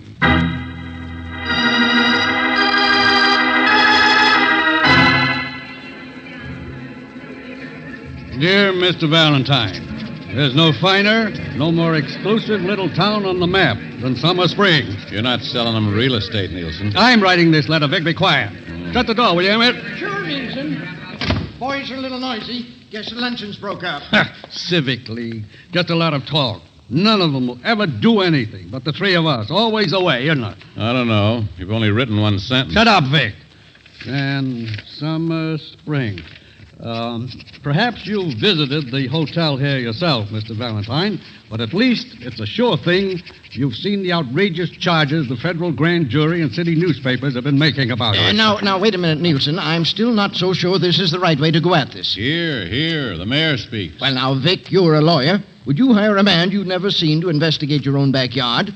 Now, there's a man I know, a fine detective, who would be only too glad to come down here. Fine detective like that police force of yours, I suppose. Can't see what's under their own noses. Well, I'm the responsible one, and it seems to me that I should be... Wall, his back's to the wall, and his head is all full of surmises. Now, see You've here, got Vic, to stop being cautious sometime, Emmett. In my bank, I make decisions, and I make them fast. Yes, but I agree with Nielsen, Emmett. If we don't get in an outside investigator quick, the grand jury will do it. I say let's us find out first. Clean up our own town. Objections overruled. Now we're getting someplace. Mr. Valentine, I'm enclosing railroad tickets. A public-spirited group, of which I am the head. Three of us. Don't we sound fancy, though? Expects your immediate presence. It has been alleged that Summer Springs is being used as the center of payoffs for the big city collection rackets. That our fair town has a jackal in its midst. And it's your job to find him. There. I do it? That's all right. Now we'll get some action. I'll mail this right now. Only, see here, both of you. Nobody knows about this but the three of us. Remember, nobody else knows about Valentine.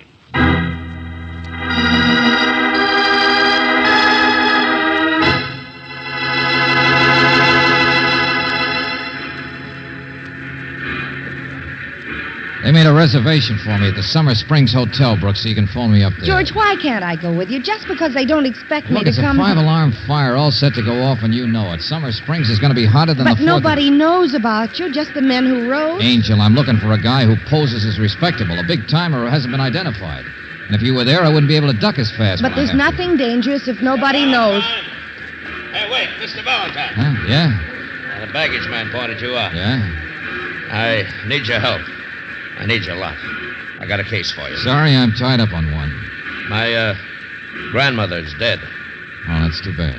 My grandfather killed her. Used an axe. What? I'm not interested. You see, my aunt's insane, and what happened I doubt was if you ever had a grandmother, Gorilla Boy, or even a mother. Now say it in English and fast, because I'm not going to miss that train. I got $1,000 here for you to take my case. I could think of one. Uh-huh. You mean if I don't take the train? I don't mind. I could tell it to you on the way to Summer Springs. That's where you think I'm going, huh? No, just where you think you're going. So somebody else does know. Hey, Buster, get out of my way before I miss stay that. away, I'm telling you. Oh, no, you George, don't. look out! now. Yeah, easy. We're attracting attention. A corpse would attract more. Who hired you? $1,000. Trip ain't necessary. Stay home. Okay, maybe you're right, mister. Too late now anyway. There she goes. It's a sooty kind of a trip. You wouldn't have enjoyed it. Uh-huh. Shall we go count the money? Sure. My name's Lemuel. You're a smart guy. I thought you'd see the light. Yeah. I hope you do. So you get to go after all, Angel. Yeah, you get to drop me off in Summer Springs yourself. From the car.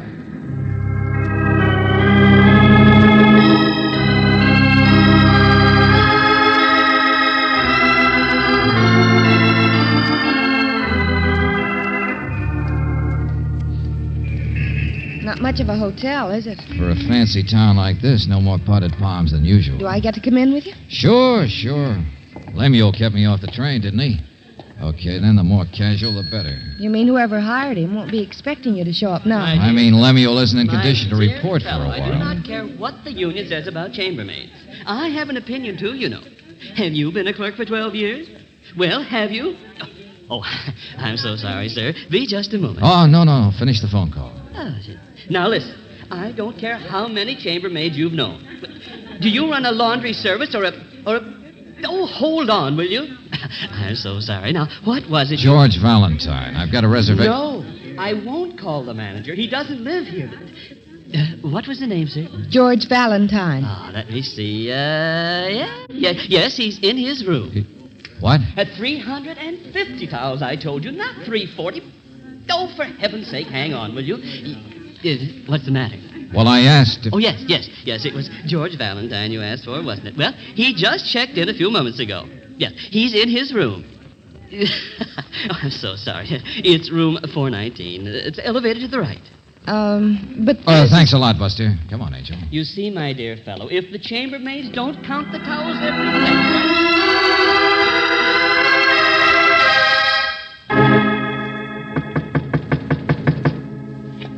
But who is it, George? If somebody took your room... I don't know, Brooksy. Looks like they're still one step ahead of us, whoever they are. It's essential Lemuel couldn't have revived in time. Well, whoever the impersonator is in there, he doesn't seem to answer very fast. Come on.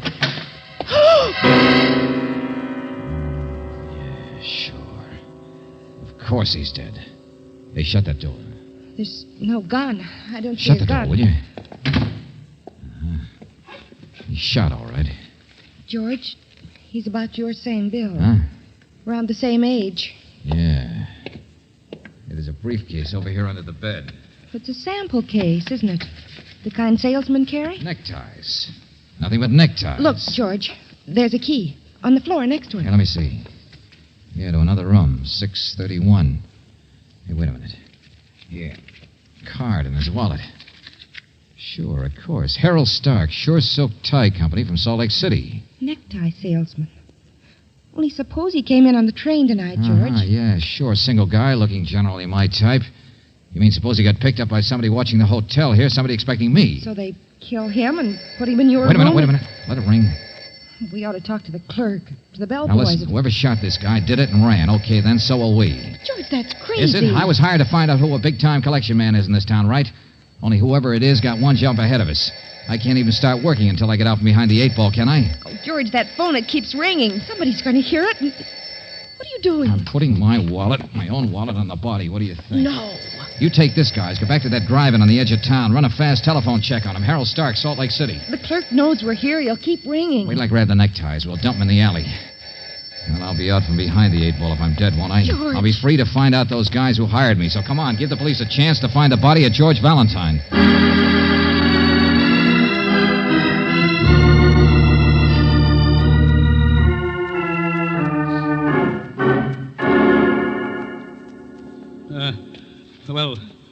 Yes, come in, Mr. Valentine, I told you.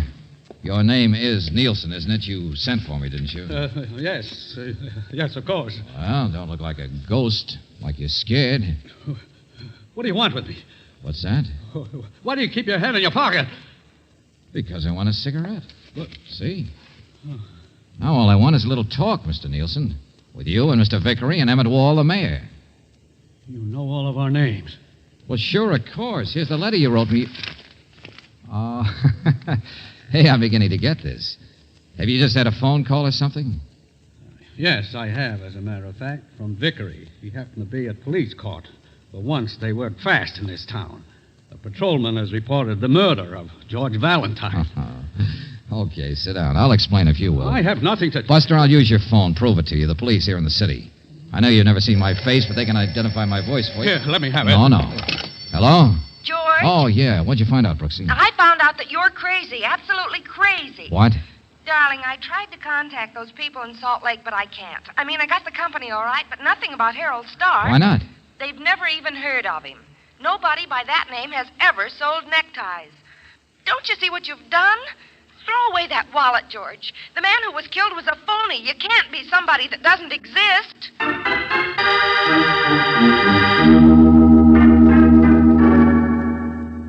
All right. I believe you. I agree you're Valentine. Then you realize how fast I gotta work, Nielsen. I told you what Miss Brooks said. The body was a plant of some kind. This thing gets deeper every minute. And you haven't even started your investigation. Whoever the man is I'm after is calling the shots in advance. And you claimed only 3 of you knew about me. Yes, I understand. You think it's one of us. But I'm afraid it doesn't make much difference if I do help you now. What do you mean by that? Well, Mr. Valentine, I'm not a cowardly man, but I'll admit, when you knocked on the door... Yeah, sure, you were scared to death. But what's that got to do with... Valentine, I don't think you realize yet just how far behind that 8-ball you are. That same patrolman who found the body also saw a man and woman throw away a briefcase in an alley. Huh? You and Miss Brooks. There was identification with the neckties. At the door just now, I thought you were the man every policeman in town is looking for. Harold Stark. He doesn't exist, you say? His description is yours. And you know who you are? Never mind. I get it. I dug my own grave, didn't I? Yeah. I killed George Valentine.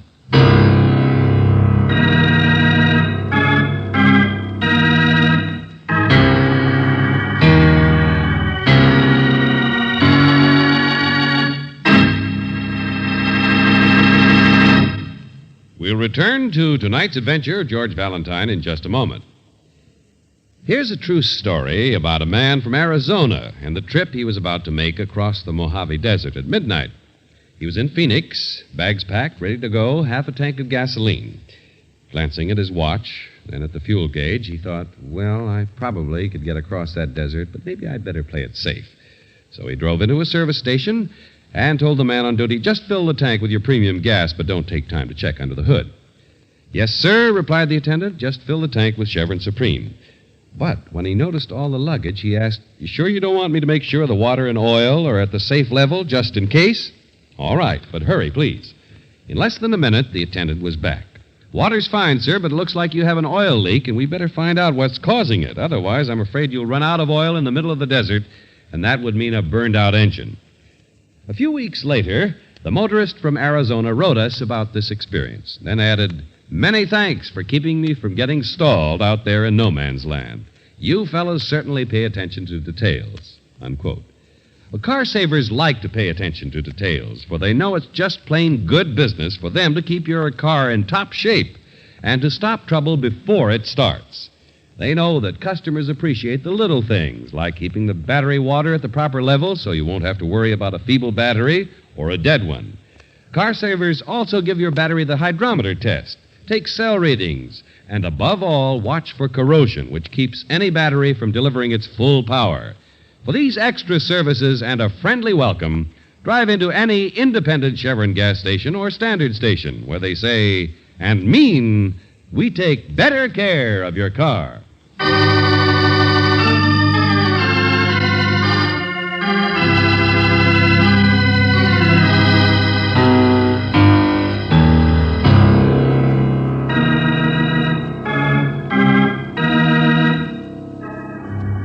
And now, back to tonight's adventure of George Valentine. It's quite simple. 3 men want you to find out who's been using the little town of Summer Springs as collection headquarters for the city rackets. They want you to do this before the federal grand jury moves in. Well, if your name is George Valentine, you think this might be an interesting case, if you could ever get to work on it. Yes, the trouble so far is in getting out from behind the 8-ball, because as matters now stand, you're wanted by the police for murdering yourself. Well, Valentine, for once it seems the police wasted no time discovering a mistake, that George Valentine was not killed. Well, that's nice to know. You mean they re-identified that body I found? Clarence Prell, up-and-coming accountant. His name's been mixed up in this thing already. He's been making a tremendous amount of money the past few years. It's just possible our big shot is already dead. Well, why would this man, this accountant, have the identification of Harold Stark on him? Who killed him? Who put it there? Who put him there in my hotel room? Now, listen to me, Valentine. You can get to work now. You're off the hook. They know it's not your body. Now, look, I've been in trouble because it wasn't kept secret that you 3 were hiring me. Is that right? Oh, there you go again. We're honest. Stupid? Yes, but honest. None of us are mixed up in any rackets. Okay, skip it. But even if the big shot isn't one of you, you're now in the way, aren't you? What? Well, maybe I'm wanted by the police, but if the killer with Strong Boys knows about me, he also then knows about you. Yeah. Lock your doors tonight. Shh. Turn out those lights. Huh? A car just stopped out there. I could see the lights blinking. Take it easy, Nielsen. It's only Miss Brooks. I'll see you later.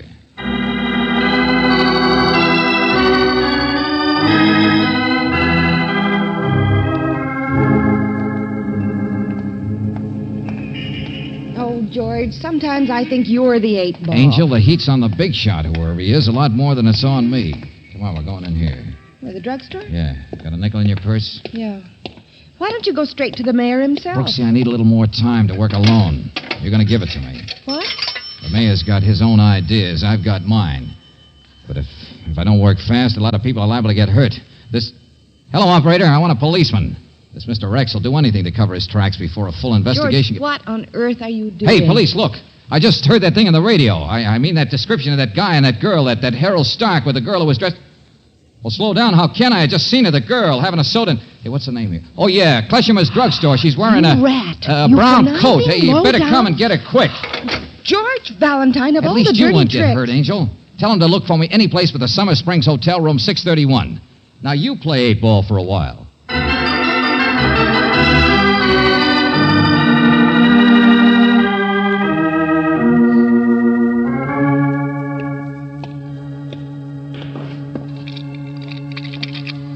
$6.31.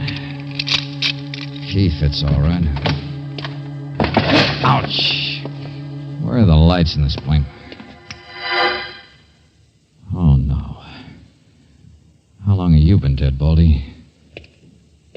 Huh. Just about as long as the other guy, I guess, huh? Only what's your name? You the real Harold Stark? Are you the... Hey!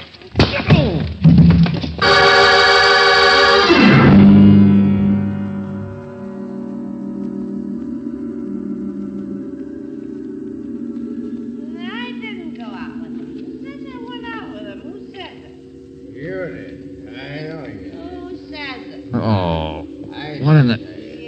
Hey, where am I? Hey, who in the name of... Shut up. People in the next room. Hey, Lemuel. Yeah.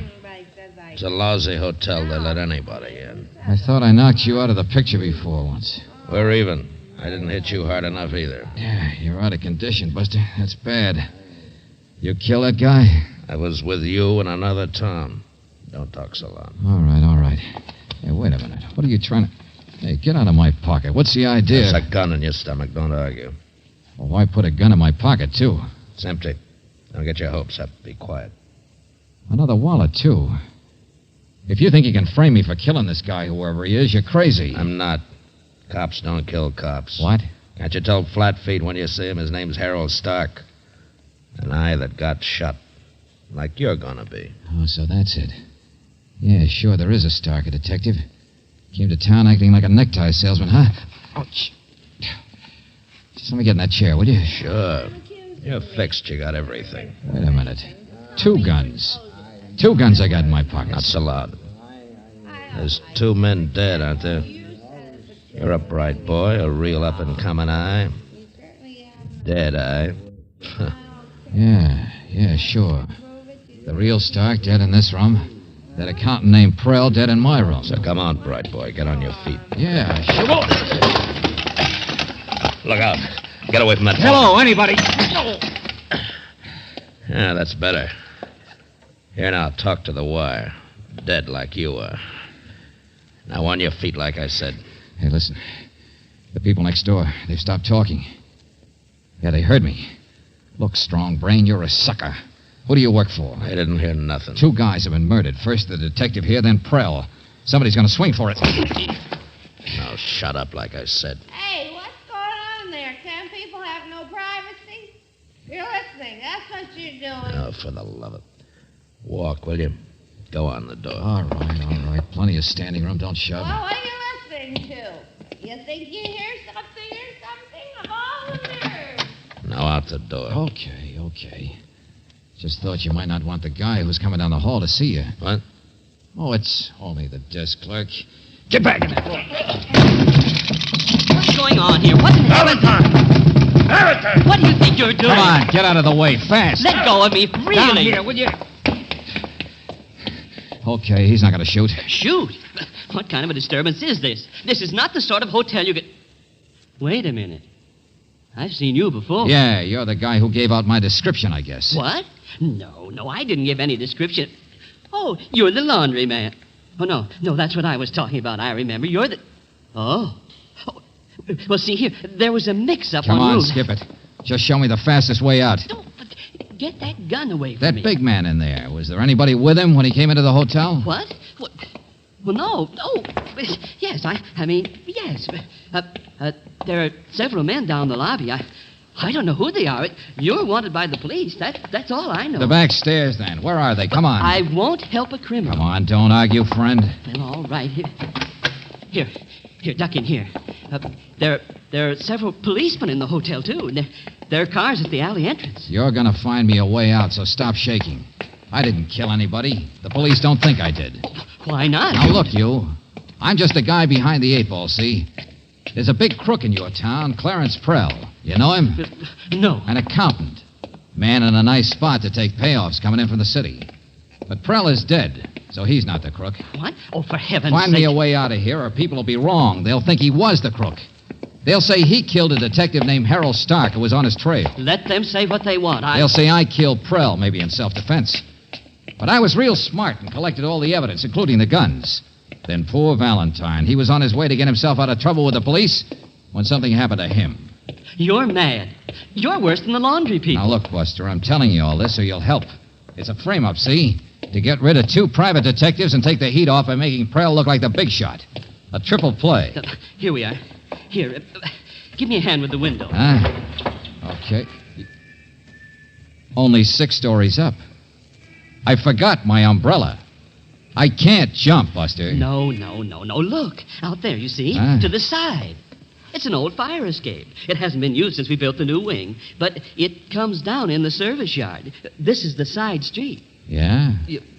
Well, go on. How much help do you need?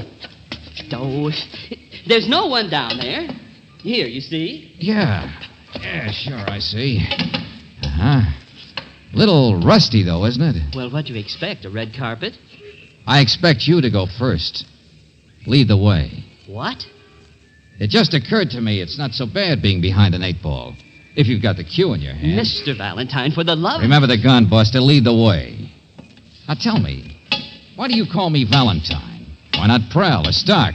Or any of the other names thrown around tonight? Well, back there, Lemuel called you Valentine. How do you know his name? Well, I'm a hotel clerk. I see lots of people. And that switchover of rooms today. I don't see how anybody could have done it but the hotel clerk himself. Well, but what on earth are you talking about? Human nature. How you and your boy Lemuel found out about my coming here. How I? An accountant sees lots of people, sure. But a hotel clerk sees a lot more. Now, who's in a better spot to receive payoff deliveries on the QT than the man behind the desk? I'm going back. You're going nowhere. Now, listen, Buster. It had to either be one of my 3 clients or you. What? Yeah, so take human nature again. It couldn't be one of them, or why get me in it? But they did write the letter right after a Civic League luncheon. What do you mean, human nature? I mean how people mail letters in hotels. In a hotel, you just hand the letter to the clerk to mail, don't you? Get out of my way. Oh, no, you don't. I'm going back. What's the matter? Don't these rusty stairs go on down there? Do they just fall off in the dark someplace? That's you who's going to fall off in the dark. Not even afraid of the gun, are you? You already know it's not loaded. Just evidence to be found on the patsy. Look out. Don't. This is where you get racked up, 8-ball.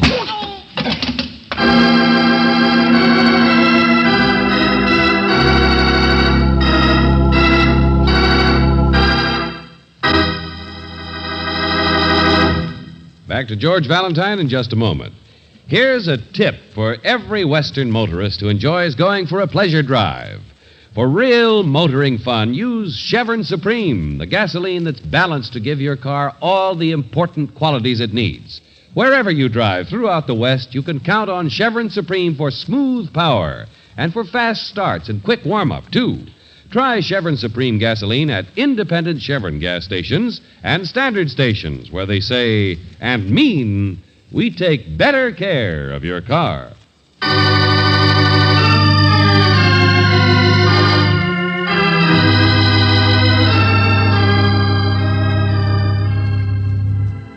But, George, how did you get off that fire escape? It was rusty. You would have fallen through. That's why he led you out there. What he expected you to do... Hey, slow down, will you? How'd you get out of jail, Angel? Oh, George, please, I want to understand. Oh, he was a guy, all right, the hotel clerk. Yeah, he kept the job so nobody'd ever guess, as well as because it was such a perfect spot for payoffs. He knew the heat was on when he heard I was coming, and Lemuel couldn't stop me. He had me all set for a double fancy frame. But that other detective. Well, the mayor said he wanted to handle things himself, didn't he? That he knew a man he wanted to hire. Harold Stark. Posing as a necktie salesman. Yeah, and that accountant had been working with the clerk on the rackets, so he figured he'd make him fall guy. Strictly from desperation, Angel. But it all might have worked. But you would have died accidentally, fallen and been killed, and that would have been the end of it. Mm-hmm. Only how on earth, after you knocked him out, how did you get him off the fire escape? How did you get out of jail? Well, you saw him. That big, good-looking policeman. So what? You said you didn't tell him anything. No. Well? He was very sweet. Well, after a while, there was no reason to hold me. In jail, I mean. Oh, why, Brooksy. And, well, why should I tell you if you won't tell me? Good night, Georgie.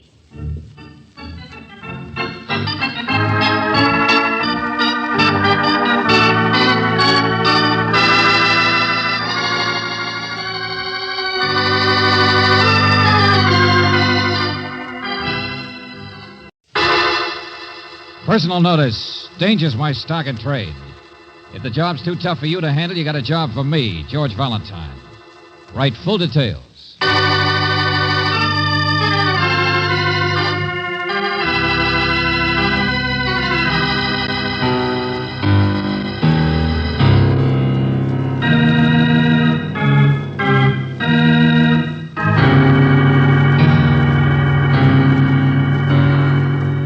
Standard Oil Company of California, on behalf of independent Chevron gas stations and standard stations throughout the West, invites you to Let George Do It. First, if your car is equipped with an automatic transmission, let specially trained car savers check and drain and refill, if necessary, according to your manufacturer's recommendation. Stop in for this convenient, dependable service at independent Chevron gas stations and standard stations, where they say and mean, we take better care of your car.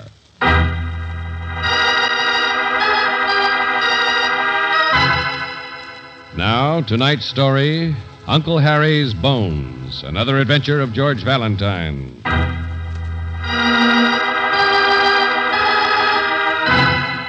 My dear Mr. Valentine, you will please report to me at the Steadman Farm. That's 2 miles down the road from Pine Lake if you turn right at the Red Silk Post Office, or the house with the unpainted shutters if you come over the hill. I want you to clearly understand that you're working for me, no matter what anybody says. And Lordy knows the people around here know how to say things. For instance, they all say Uncle Harry is their uncle, but he's not.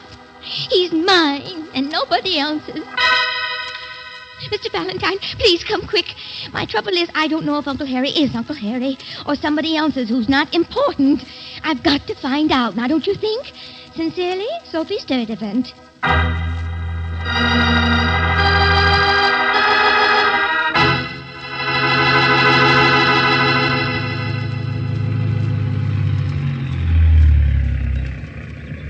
Hey, friend. Hey, you. What's your trouble? Hello. We're looking for the Sturdivant place. Oh, down the road, past the hill. If you're looking for Doc Sellers, he's just gone into town, I think. Doc Sellers? Who's he? No, it's Sophie Sturdivant we wanted to see. Oh, Sophie. Her. Oh, what's funny? Nothing. Doc's her brother. He's all right.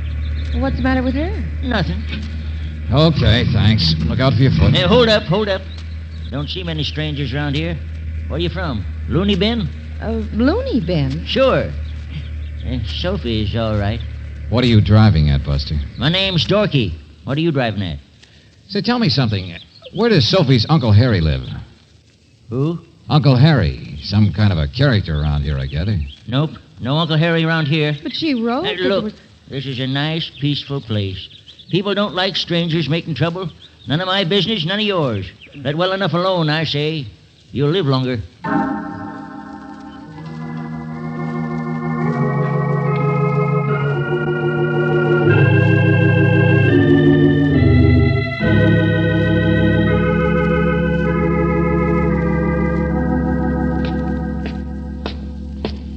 It's kind of a run-down place, isn't it? And all places around here seem to be, George. Yeah. Red silk, I figured that out. Used to be a big breeding farm up in this neck of the woods. I don't know how people earn a living now. Mrs. Sturdivant? The door's open. She's probably out back in the kitchen. Mrs. Sturdivant? Sophie? She's not in the kitchen, George. Of course she's not. Who do you think does the cooking around here anyway? Hello. Yeah. We didn't mean to walk right You must in. be Doc Sellers. Well, I ain't Abraham Lincoln. You looking for Sophie? Uh-huh. I'm George Valentine. This is Miss Brooks. I seen your car out there. Just come in myself. Hey, sis! Come to the party. You're a doctor, are you? Sure. Want a pill? Here. Oh. Pretty good size, huh? No, I haven't practiced for years, but I still got these. I was over trying to unchoke a neighbor's horse yesterday. Eminent Sawbones, that's me. Uh-huh. You're a vet. Yep. Retired livestock killer. Sophie! Hey, Soph! Upstairs, I guess, working on her butterfly collection. Come on through.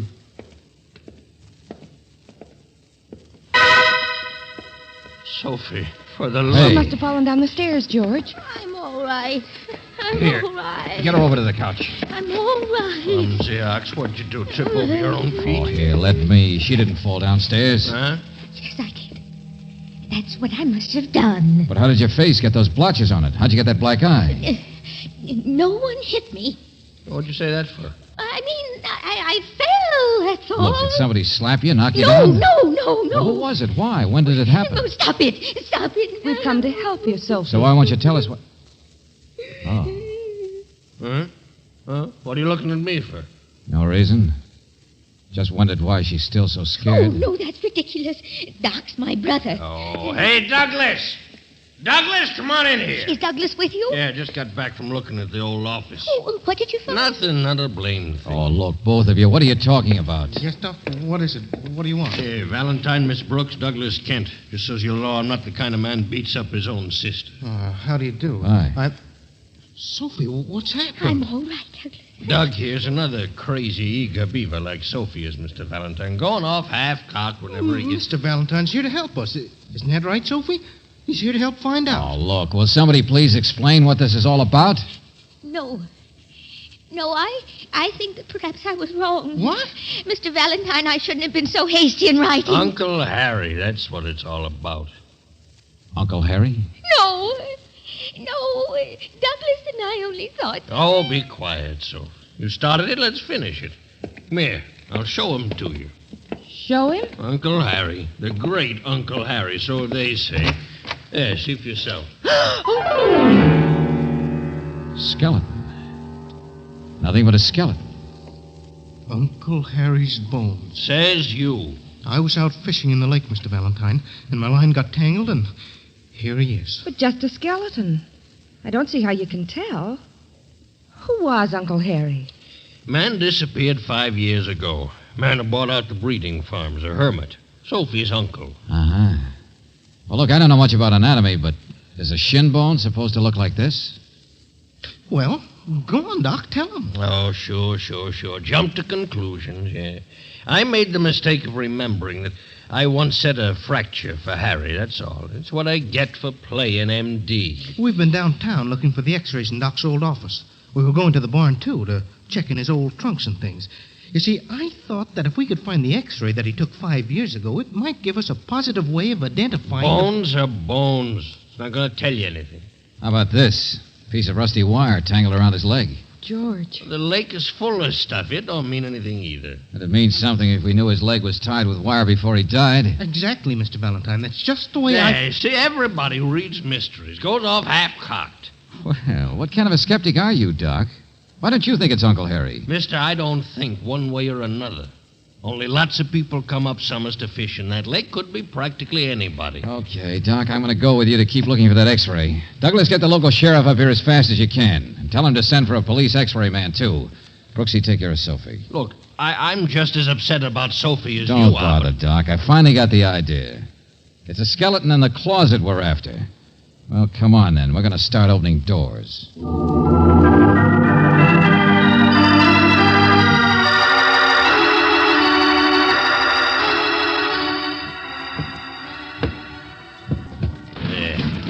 set the blame leg in the first place if there was a real Sawbones around.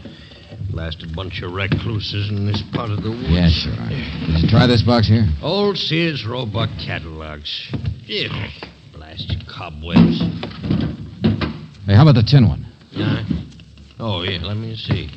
Your x-ray stuff ought to be boxed up somewhere that you could find it. Doc, where are you? Oh, that you, Sheriff? Right here. Come here, meet Mr. Valentine. We're some cleaning out an old attic. Hi. Don't stick your paw at me, young man. Well, what's your trouble, Sheriff? Don't you like to know what's going on in your territory? I know all about it. Don't need any city boys to come telling me what my job is. Uncle Harry disappeared 5 years ago. Let's leave him that way, I say. You're not interested in skeletons, huh? Sheriff, I think I'd like to have a little talk with you before quit your blabbing. Give us your pocket knife. Oh, yeah, here. It's airtight box. Maybe you got it. I don't know. Yeah, sure. Yeah, that looks like negatives. Hey, look out for that spider. Open up closets. Got to expect being bit. Here. Let's see. Oh, that's a horse, isn't it? Uncle Harry, horse, spider, what difference does it make? Uncle. There you are. Yeah, name, date, shin bone. Yeah, that's him, all right. Here, let's get it in the light. Well, Doc? Yeah, could be the same as the skeleton. Looks the same to me. Set crooked on top there. Like 100 others, I suppose. Holy smokes, Mr. Valentine, I can't tell for Sheriff, sure. did you get that police x-ray man? Yeah, over at the house. Mr. Kennedy. Okay, give me that x-ray. Come on.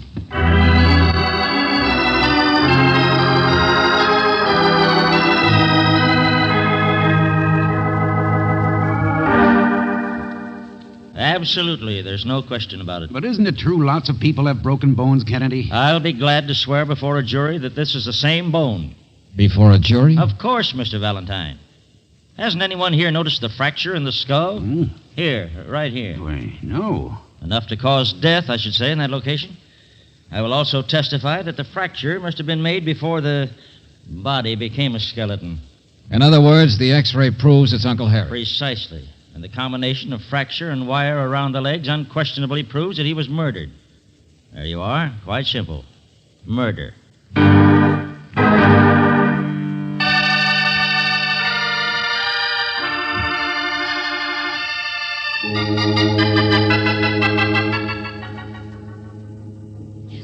I knew it was Uncle Harry, all right, Sheriff, but the important thing is who did it. Sure, Sophie. Now me and Mr. Valentine Wait a minute. Listen to her. Young lady, I've known Sophie for years, and anything But she knows who killed him.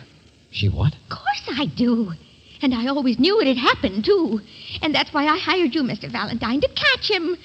Somewhere in Manitoba, Canada, I think was the last place. You know, he sends me checks. You see, that's because he feels guilty about the way he treats me. Harry was a skinflint, a miser, a bloodsucker. I've sent descriptions. I've had detectives after him lots of times, but they've never been able to Wait a catch minute, please, both of you. She's talking about her husband, George, her second husband. He only married me because of Uncle Harry's money, and I was the relative. But Uncle Harry was too smart for him. He'd never give him any. Oh, no, not him. Sophie, why do you... Bunker, his name is, and when you find him, you'll hang him, won't you, Mr. Valentine?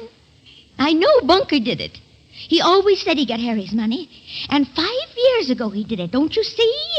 And then he disappeared. Hold it, will you please? This Bunker, what happened? Was he a husband that ran away from you? I beg your pardon? I sent him away, don't you understand? He was no good, and I sent him away. That's why I'm using my first husband's name. Bunker was a lying cheat.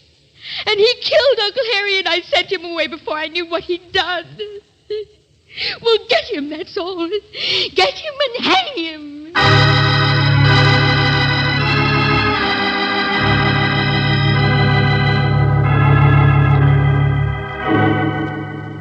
And now, Valentine, will you listen to the voice of reason for a minute? Bunker ran away from Sophie in San Francisco, but it was 2 months before Uncle Harry disappeared. Oh. Sophie's just a little cracked on the subject, that's all. As I figure, Bunker's the one person probably didn't kill Uncle Harry. Forget him. What do you mean? Lonely area around here. Anything can happen. Nobody will be able to remember. 5 years is a long time. Mm-hmm. It's been nice and peaceful since... Valentine, I mean Harry was the man who ruined this place. He was old Harry himself. I mean, if I'd had the chance, I probably would have murdered him. Maybe I did. Mm-hmm. Okay, I understand it all now. It isn't just the skeleton in her closet, is it? Nope. Yeah, Sophie wanted me to prove it was Uncle Harry so she could prove it was her no-good husband who did it. Instead, now we've got to solve a 5-year-old crime that everybody else would have to have hushed up. Because everybody in the whole area is a suspect for murder. And you know who'll get the last laugh? Uncle Harry's bones.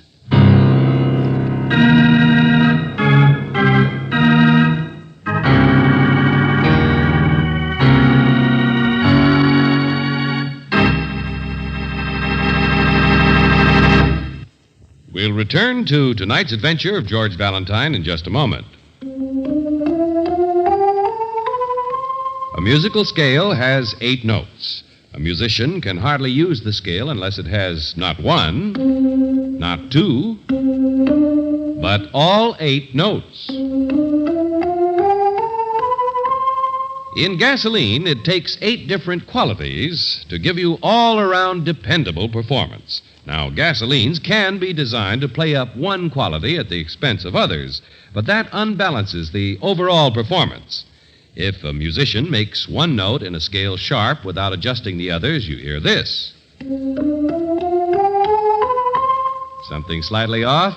Well, that's what you'd find in an unbalanced gasoline, but not in Chevron Supreme. Chevron Supreme gasoline gives you not 1, not 2, but all 8 top performance qualities. Just what are those 8 qualities? Here they are. Area blending quality, mileage, power, anti-knock quality, vapor lock prevention, starting quality, warm-up quality, acceleration. These are the 8 qualities that mean dependable performance in your car. Count on Chevron Supreme to give you not 1, not 2, but all 8 high-performance qualities. For sweet music under the hood of your car, wherever you drive in the West, ask for Chevron Supreme gasoline at standard stations and independent Chevron gas stations where they say and mean, we take better care of your car.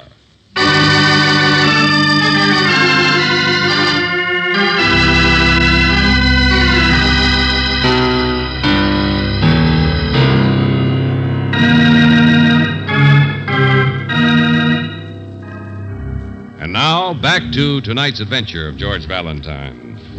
It seems your client, Sophie, is the only one who ever liked Uncle Harry. Everyone else, including the sheriff, would prefer to let sleeping dogs lie. And if your name is George Valentine, you know how hopeless it will be to try to solve a 5-year-old crime when everyone in town is a suspect. Sheriff Harry was a miser, wasn't he? A hermit and a miser. What are you getting at? I don't know.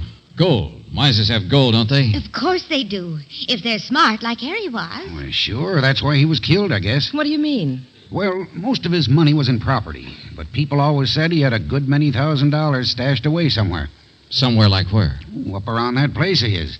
I could never find any, and I'm the one who boarded the place up after he disappeared. Uncle Harry's place? You mean there's a house, a farm, or something? It's a cabin. Nothing but a cabin. Well, come on, Brooksy. What are we waiting for? About a mile around the lake from here.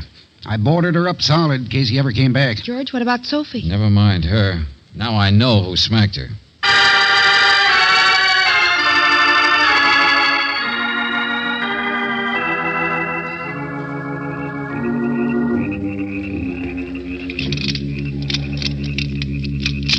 Not much of a cabin for a rich man, is it? No. Here we are. I don't know. At least he kept it neat and clean. Turn your flashlight over here. Oh, Just a desk, that's all. you think there's any point in going through it? Not if you're looking for money. Listen. Oh, it's just the wind, I guess. Hey, wait, Brooksy. What? A brick out of the fireplace. Yeah, a nice little hole underneath. Oh, maybe Uncle Harry did have some money. Sure, of course he did. What's the matter? Hole in the mattress. Place for a box. Oh, Hey, look out. I tripped. Well, there's nothing funny about it. Yes, there is. Loose board, Angel. This place is honeycomb with old hiding spots. Yeah. All of them empty. Look, here's a coin. This one wasn't empty. I mean, once upon a time. None of them were from the looks of it. I mean, that doesn't quite make sense, does it? What do you mean, George? With the kind of tough old guy that Harry must have been. I don't... Duck, Angel. Get down. Turn off that flashlight. George? Take it easy now. This is who I think it is. The man with the shovel. I can see him in the doorway. All right, shut the door, Buster. There's a draft. Never mind the match. George, look out for the shovel! Get away from me! All right, I guess now we can have some light, Angel. Well, it's our neighbor. What's your name? Dorky, that right? Let go of me. Sure, I'll let go. The man who warned us away. The man who said Sophie was The just man a who ridiculous... warned Sophie away, you mean? What? I did not. You got mad and hit her, too. That's assault. Now, look. Listen to All me. a matter of geography. I remember what she wrote me about the two roads.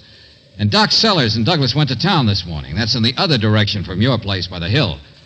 So how did you know that Doc had gone to town? He wouldn't have gone past you. That's the wrong direction. So I guess you knew he was gone because you'd been over there. Sophie herself must have told you where he was. All right. Don't prove anything. No, but your shovel does. I wondered why a guy who'd committed murder 5 years ago would be stupid enough to commit an overt act today. Murder? Now, look, I hated Uncle Harry, I didn't say you did I? Relax, Buster. You're just a little greedy, that's all. Come digging for the miser's cash. George, I don't understand. When people thought Uncle Harry disappeared, they'd naturally assume he took his loot with him. Now it seems he was murdered. That makes it a little different. Nobody alive would be smart enough to kill him and find all of it. An old cowhide skinflint like that... I know. That's why you wanted Sophie to stop raising alarm. If everybody knew for sure Uncle Harry was dead, why, you'd get trampled in the rush up here. He bilked me out of some of my property. You can't blame me Buster, for... I'm not blaming you for anything. That's not my job. Now get out. Go on, go home. George, what on earth... Come on, you heard me. There isn't any gold around here. Well, what's the matter, Angel? Don't you understand? We're all through with this case.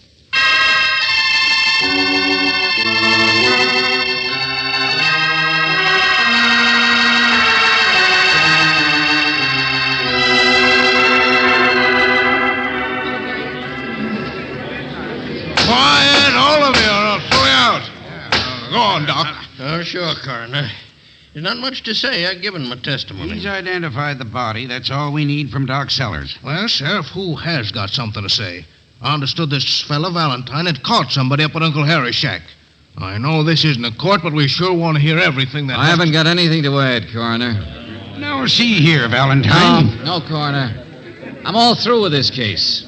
Yeah, I'm on my way back to the city.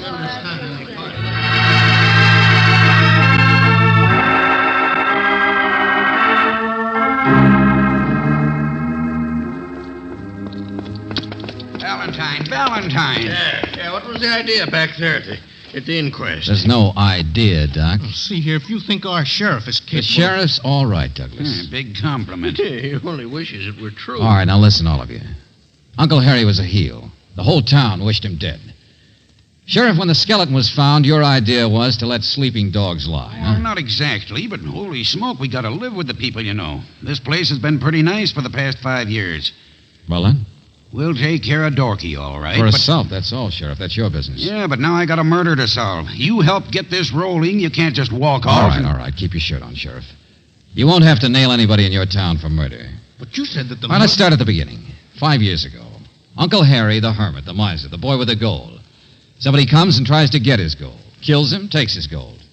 But you've been up to the cabin, Sheriff. How did the killer find all the loot in at least 3 separate hiding spots? Well, he could have twisted the old boy's arm or dug around. Nothing was disturbed. He went right to the spots. Yeah, I remember. And if he got rough with Harry, would Harry have told him where all the spots were? Well, no. I see what you mean. No, you don't, Douglas. Maybe Sophie's an unhappy, bitter woman, but she had the right idea.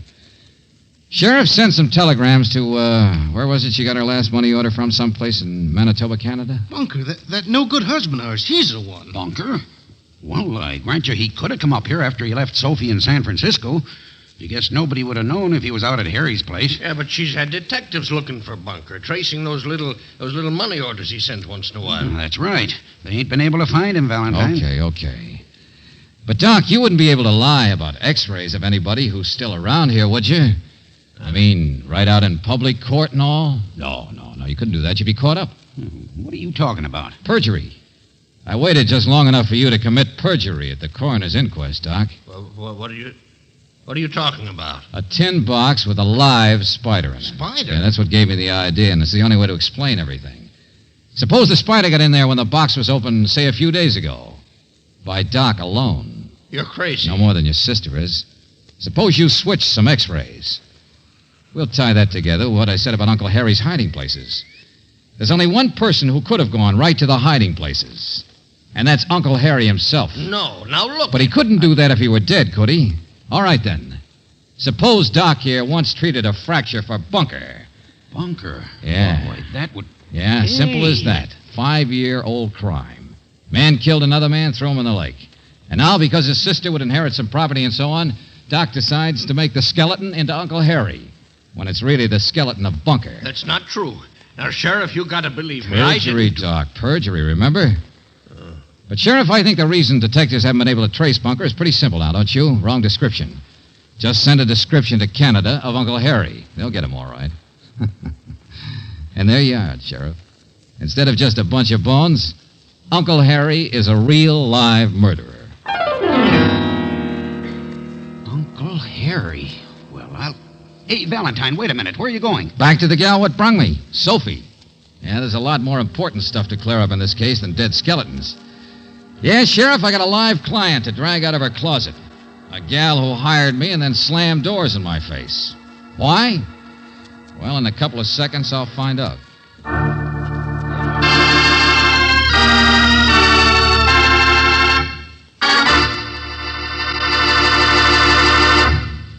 New RPM motor oil is the finest engine insurance you can buy. Compared with today's premium type motor oils, as designated by the American Petroleum Institute, new RPM cuts in half the wear rate of critical engine parts. No wonder in the toughest test a motor gets, new RPM doubles engine life between major overhauls due to lubrication. Ask for it at independent Chevron gas stations and standard stations where they say and mean, we take better care of your car.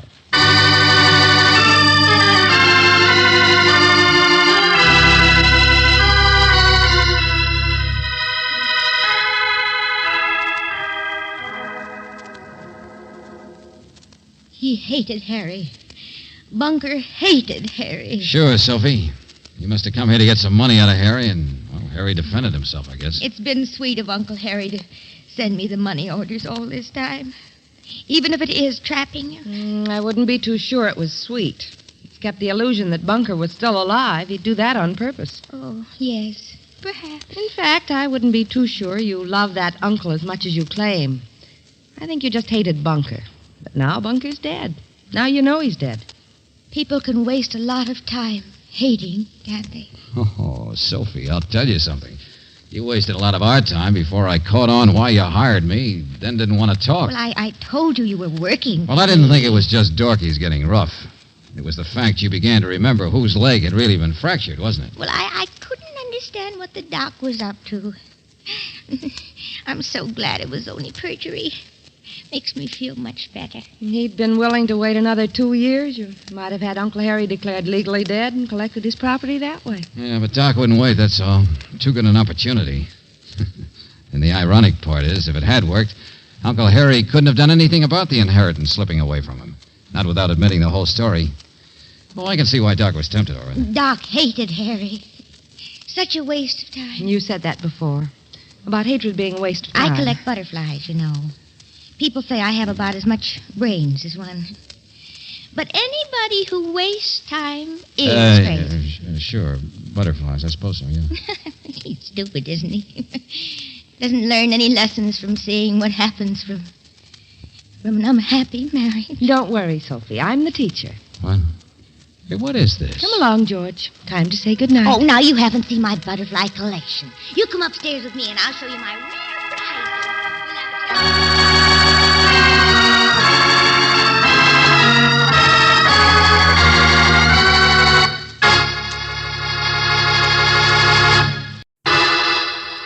Personal notice. Danger's my stock and trade. If the job's too tough for you to handle, you got a job for me, George Valentine. Write full details.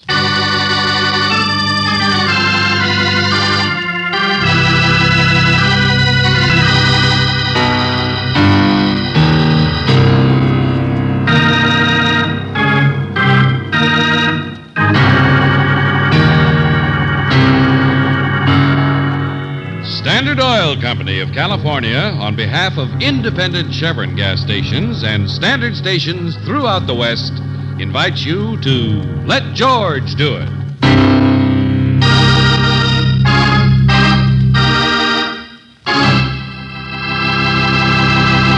Friends, here is a value that starts paying dividends immediately and keeps on paying in years to come. It's new RPM motor oil, the oil that doubles engine life between major overhauls due to lubrication. Try it at your independent Chevron gas station or standard station, where they say and mean, we take better care of your car.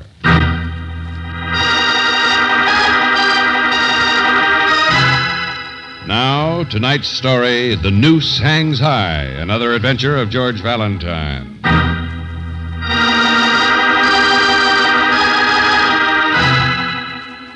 Dear Mr. Valentine, I'm J.H. McHugh. I'm editor of the local Sunday magazine section, and come to think of it, I've always wanted to run a feature on you, that crazy admiral, but I figured the true revelations of a Turkish secret policeman had more family appeal, and so I forgot about it. Anyhow, this letter concerns a different matter. Valentine, I'm going to make a reporter of you. You're going to be the author of a serial on the Tover emeralds. What became of the exotic prince's wedding stones? Did the eminent ornithologist Ansel Fairweather find them, or didn't he? What was the mysterious curse that brought death to Fairweather 10 years ago? Read it. The riddle of the two recluses. Why have the two Biggs brothers refused to cross the threshold of their own gloomy mansion? And for that very same 10 years. What is the mystery of number 37 Ashton Street? Well, isn't it the greatest story you ever heard? Well, Mr. McHugh... I noticed you came trotting over here fast enough. I tell you, it's the best feature we've had for years. Since the last mummy sued King Tut for alienation of affections. What? Well, I always preferred the classic case history of the two-headed werewolf. Now, see here, both of you. Oh, come on now, McHugh. You've been mashing your own corn too long. I gather all the purple double talk has something to do with a man named Ansel Fairweather. Well, I looked him up. He tied a rope around a chandelier and hung himself at 37 Ashton Street 10 years ago. 10 years ago today, in a gloomy brownstone. Control your local color. He'd been to the Himalayas looking for rare birds once. He was probably one himself. But any talk about emeralds is strictly for the birds, too. Ones like you. Well, I may have overstressed that aspect a bit. Just a bit. All right, forget them. Look at the facts. It took a jury to decide his death was suicide, didn't it? Well, it was a very unfair trial of his two cronies, yes. The Binks brothers. And they still live in that same house. Never stepped out of it since. Oh, we didn't know that. I thought not. That's the story. The rest is all trimmings, I'll admit. Big Jared Binks and little Tom Binks have holed themselves up for 10 years in the place where Fairweather committed suicide. Why? It only took 2 minutes for the jury to exonerate them of his murder, if that's what you're driving at. Fairweather was sick, despondent, out of his mind. No. I'm not trying to say they killed him. And to be unfairly accused of his murder might make anyone withdraw from the world a little. You think I'm trying to make something out of nothing? Cook up a story that's a little too wild? We think you're an expert at it.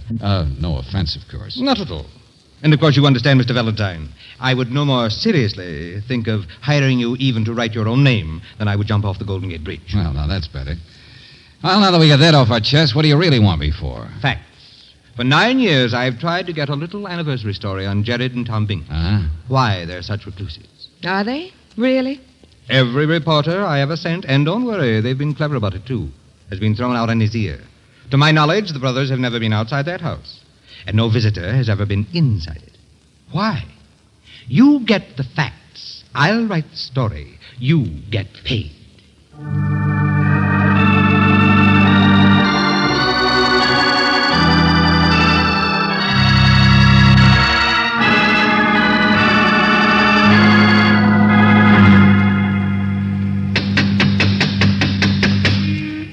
I hate to leave before I see you thrown out. Brooksy, you're a sadist. Look, you go and check on Fairweather's death, would you? Uh-oh. Here's the little one. Oh, and how do you do, Sam? My name is Valentine. How do you do? I represent the City Fire Protection League, Department of Fire Inspection Service, in the interest of fire prevention. I'm sure you won't mind my taking a few minutes of your time for an examination of the premises before I... What's the matter, friend? You're not listening. Well, perhaps they have a card here which Is that girl with you? What? Me? No, I was just asking directions. You're not busy, young man? Huh? You're free for the next few hours, perhaps? Well, thank heaven. Come in. Please, do come in. I'm so glad to see you. Yes, come right in. Oh, Jared, where are you? We have a visitor. Isn't that wonderful? What in the Jared? name? Come right in. George, are you sure it's the right Somebody's throwing curves. Now work fast, will you, Angel? I'll see you later. house? Yeah, good luck. Yes, hurry, Jared. This way, sir. Valentine, you say? Yes, that's right. You're, Tom Binks? Oh, yes, quite. Tom Binks. Uh-huh. Some house you have here. Don't you ever open the shutters? Oh, yes. Forgive the lack of furniture. We've never bothered about the hallways. And the parlor in there makes such a handy place to store things, don't you think? We're very informal here. Oh, brother, there's an understatement. Pile of magazines, clothes, boxed up books. Oh, look out. Oh, this way, please. Here. What's the matter? Afraid of a loose chain on the chandelier? What? Oh, no. No, not at all. Oh, yeah, sure. The chandelier. That's what Fairweather hung himself from, isn't it? I thought you said you were from the fire department. Of course it's where he hung himself. What of it? Why, Mr. Merton. What are you doing here, young man? Well, I invited him in. There's no reason. You might answer the same question, friend. I thought these guys lived alone. Yeah. The name is Merton. Binks boys aren't crazy. I am. I handle their business affairs. Mr. Merton is just on his way out. Yeah, see what I mean? I've been trying to leave for the past 3 hours. Now Tom kicks me out. Oh, no. But I think all of our That's business... because you walked in. I make one visit a year to this place. I spend the rest of the year calming down. I don't follow you, but I guess that's all right. Yeah, of course you don't. Who could? You don't know it, but you've been tapped to take my place holding hands. What? Now, Mr. Valentine is interested in our work, and I was just going to show him through the house. It's all yours, son. You scare the boogeyman for a while.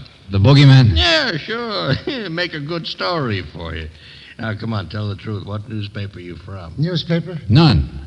But what's the story? Oh, I don't really care who we are. Tom, where's my coat? I hung it up. I'll get it for you. Boogeyman. That's the story, you know. It's a haunted house. Okay, Buster, I'm dumb. What's going on? So am I. Valuable property, but kept in a mess. Good securities, but all gummed up. Couple of loony clients, that's all. Well, look around you. Nuts. Lived alone so long, they imagine that this... No! Hey, what's the matter? The light cord. Merton, look. Oh, Jared, come down for here. the love of... What? Hey, you see? Another knot. It's tied in a knot like the others. The light cord in the closet here. Tied in a hangman's knot. A noose. He's found some others around like that. Well, now, who's the practical joker that did None this? of us. That's it. None of us ties those knots. What is it, Tom? What is it? Look here. I didn't do it. Well, of course you didn't. No one did. Oh, Jared, this is Mr. Valentine. I asked him to... I could hear you from upstairs. I could hear. I don't think it is good to ask people in. Hey, you see, young fella, you haven't got a card to the club like I have. You have finished your business, Mr. Martin. Get out. Jared, now wait. I know what happens when people come in, but... I'm not afraid of any nooses. There is nothing for anybody to be afraid of. Please, Jared. Perhaps you tie the nooses yourself, Tom. What? Perhaps you don't know that you do. But it's all right. There's nothing to be afraid of. No, I don't. It occurred to me when I saw the shadow on the stairway. From this same noose, I suppose. What shadow? Stairway? Oh, no. This door was shut. Oh, brother. Now, take it easy, Tom. Oh, look. Yes. You can see it on the wall. It's a shadow of a noose this time.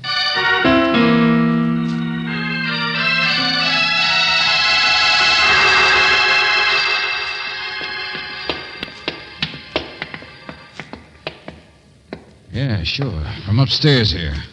Only place it could have come from. There is nobody else in the house, Mr. Valentine. Hey, now you can't see the shadow anymore down there. Oh, Jared, for the love of... Well, that does it. I'm getting out of here. Where's your telephone? There's one in the library, but we don't want any policemen. This is nothing to be upset about. Who said anything about policemen? Hey, they've got an extension. They'll listen while you call. Come on with me to the drugstore. Let them listen. I'm like you are, Jared. I'm not nervous. I don't get a guilty feeling when I look at a noose. Not yet.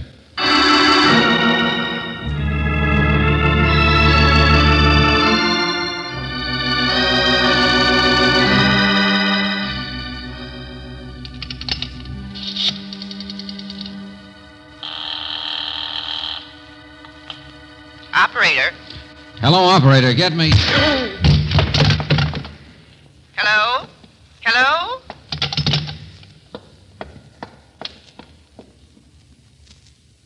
Mr. Valentine? Oh, Mr. Valentine! I wondered if you were on the telephone. Mr. Valentine. Mr. Valentine.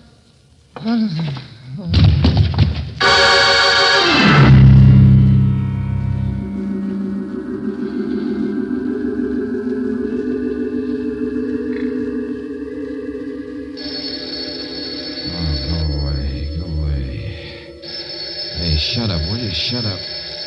All right, I'm coming. Yeah? Hello, is Miss...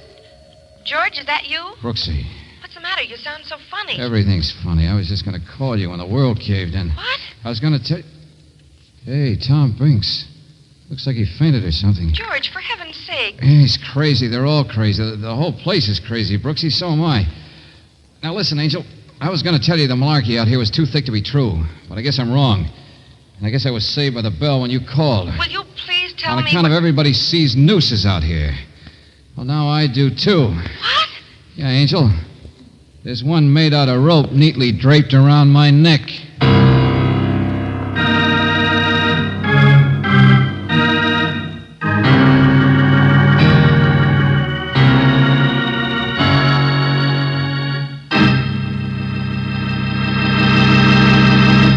We'll return to tonight's adventure of George Valentine in just a moment. In the next few seconds, I'm going to tell you a short story in sound effects. Listen. That's the artificial wind your car creates when you're driving around 30 miles an hour. Now, that's the sound of tiny particles of road dirt and dust hitting the body of your car. And that's the sound of a drop of water on the body of your car after it's been exposed to the sun's heat for a few hours. Now, those are the three troublemakers in my story: wind, grime, and heat. They can literally put an end to your car's finish, make it dull and drab instead of slick and shiny the way you want it. What to do about these three? Get dependable auto body protection. Here's where the hero of the story comes in: the car saver at your nearby independent Chevron gas station or standard station.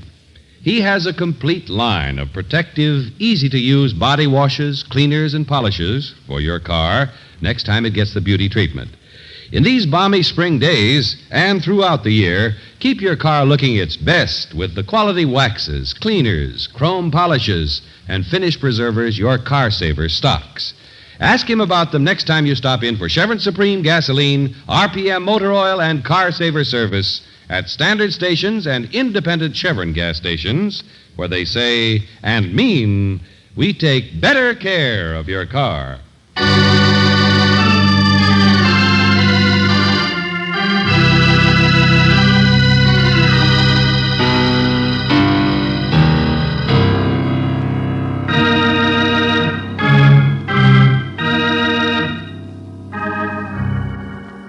Now, back to tonight's adventure of George Valentine. The two Binks brothers, Jared and Tom, two recluses whose friend hung himself 10 years ago. And now the Binks brothers are seeing the shadow of a noose. Light cords and sash cords have been tied with hangman's knots. Well, if your name is George Valentine, the whole thing looks a little wild to you. That is, until you yourself get knocked out and come to with a rope around your neck. Angel, I don't know what hit me, I tell you. But, I got a George, plenty sore neck, though. if I hadn't telephoned, someone must have been trying to kill Oh, you. Brooksy, skip it, will you? I'm all right. What did you find? Well, all that silly stuff about emeralds may not have been so silly. Huh? What? Oh, Mr. Fairweather's death 10 years ago was suicide. But he was supposed to have picked up some stones in India, and the only ones they've ever found have been in Kansas. Just one or two. Oh, you make a lot of sense. How would some of the Tover emeralds get in Kansas if they're supposed to be lost somewhere in India? I mean, someone must have found them. Huh? Yeah.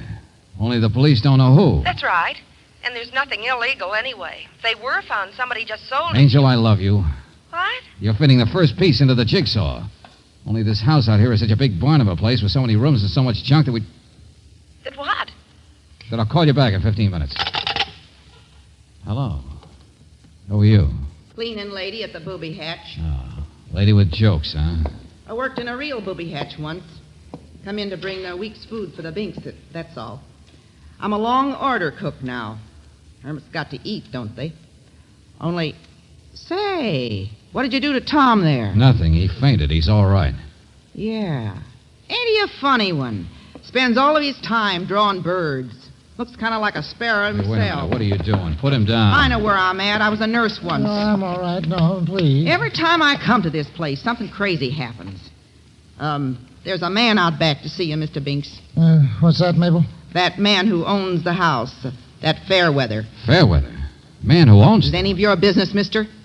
Duchess, go tell the man to wait. What? Yeah, you're losing your job as nurse. Get out.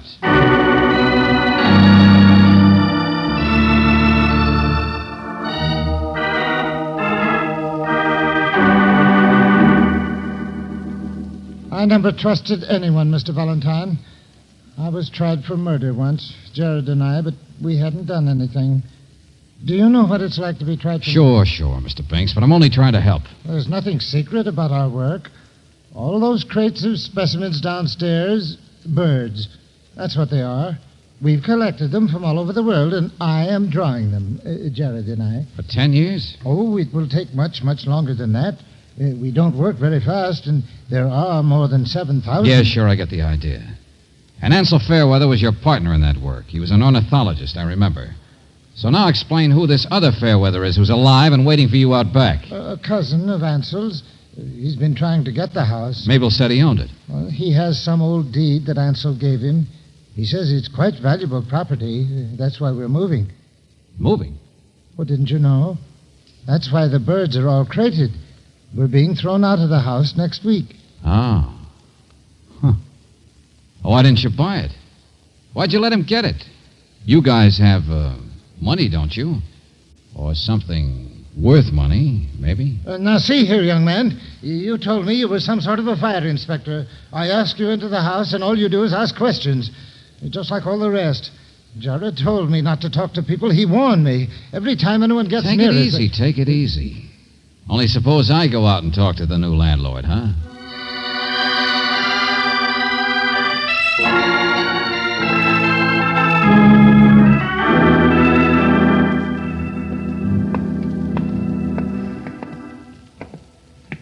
Hey, all this stuff on the back porch, do you suppose it's going too, Mr. Fairweather? How should I know? A couple of blame crackpots. I'm having the house torn down as soon as they get out. Yeah, sure. Go over it inch by inch, huh? What's that, Mr. Valentine? Never mind. You're a real estate man, huh? A business deal? Business deal, that's all it is. I know. I met that lawyer or whatever he is of theirs. Huh? Oh, Merlin, Yeah. sure. I just saw him down at the drugstore. And he's smart. He won't even eat their food. He didn't offer to buy the place for them, though, huh? Mac, a cousin of mine I never met, used to live with these birds here. So that's ancient history. But a friend of mine discovered this old deed, and I found I could get the place. So why not? So I've got it. Mm-hmm. Got a key, too, I suppose. Come in and out any time. What? 30 rooms, 3 stairs, an army could be wandering around. Trash barrel. What's eating you anyway? Just because I won't sell the house to Looney and Goony Binks? Well, sure they offered to buy it. What of it? I'm in real estate. I got plans for the whole block. Yeah, sure. Just stop justifying yourself. Flashlight. Oh, go jump in the lake. Hey, how long do you figure it'd take to tear this house apart? If a man wanted to find some emeralds. Oh, that old story. You're just another loony yourself, huh? Well, I'm in business, friend, and I don't have... So blame much junk, isn't there? Here. Ever see a flashlight rigged up like this? What's that wire thing? Found it in the trash barrel. When you put the button on, see, the wire's twisted around in a circle. Makes a nice shadow out there on the back wall. Shadow of a noose.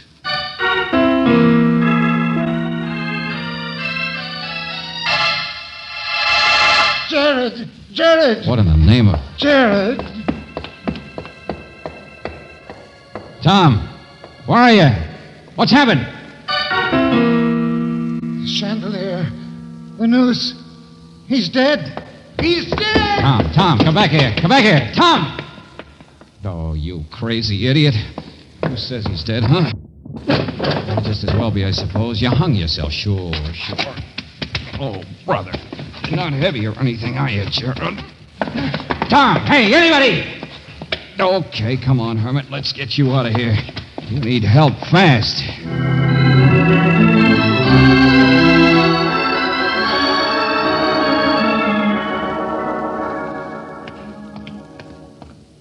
Hey, you.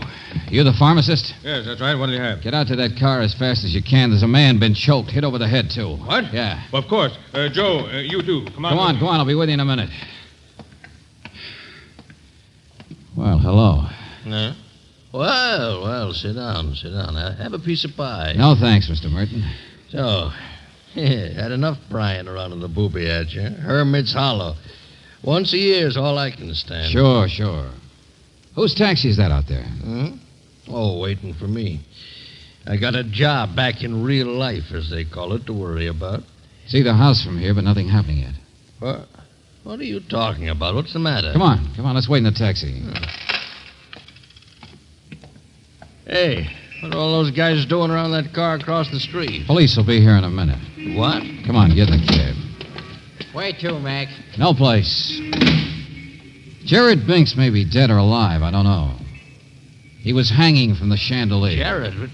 Now look Only here, person son, strong enough around there to lift him up for it is that woman, I guess, that Mabel. Well, get your eyes off of my muscles. Oh, you weren't there. I haven't got any muscles. Unless Jared hung himself, but that's a fat chance. Besides, I've got a sore neck, too. Now, look, And that Valentine, rope around me wasn't pulled tight. And I don't know what knocked me out. But if Mabel was telling the truth, if she had been a nurse and worked around an asylum, well, it's one way to quiet somebody in a hurry. Slap him in the back of the neck, heel of the hand. Hey, what are you guys talking about? Just keep turned around, driver. I'd like to know what you're talking about, too. Well, why wasn't the rope around me pulled tight? Why wasn't I killed? Go ahead, watch the house. I can see the alley entrance. What for? Oh, we're not waiting for Mabel to show up. That's a police job.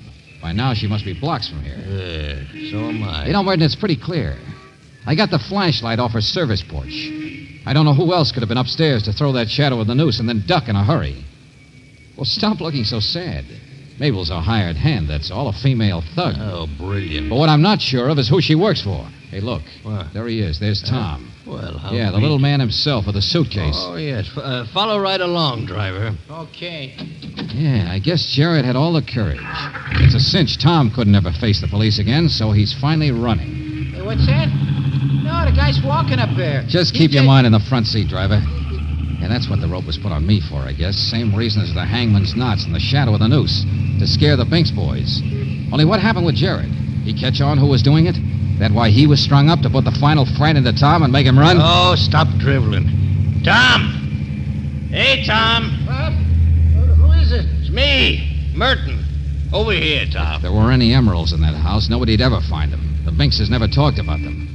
Must have been pretty hard on you, Merton, wondering how you could get your hands on You're them. smart enough to know a gun when you see it, I hope. Huh? Hey, what the... You too. Shut up. Oh, hello, Tom. Hop in. Well, I don't know. It's all right, Tom. You can tell me some things. Like who this guy Merton really is. I told you... Tom, get in here. What? Get in. Oh, of course. Oh, Merton, don't point that gun at me. You see, Merton's been so careful to get himself an alibi. Taxi all ready and waiting. Shut up, I told you. And Merton told me he came to see you men once a year to handle your business affairs. Well, I have. What of it? Once a year in April? 1 month after income tax? Does that make any sense for a business manager? All right, genius. You've said enough. Goodbye. Merton. Give me that suitcase. Come on, I'll step on it. No. You get out from behind the wheel and turn around. Hey, what in the... I'm leaving you right now. Get your hands off that. Give him the suitcase, Binks. It has the emeralds, right? Isn't that the point of the whole business, to scare you into running? And when you run, the one thing you take with you is the emeralds that a man could spend his life searching for in that house? That a man could get one at a time, you mean, once a year. Yeah, that's who I am. I handle a business all right, one at a time, once a year. Merton, please. But never a glimpse of the rest of them. Well, now I've got the whole mess. Get out of my way. You got a mess, all right, Buster. But look out! I'll kill him. Not in April, sweetheart.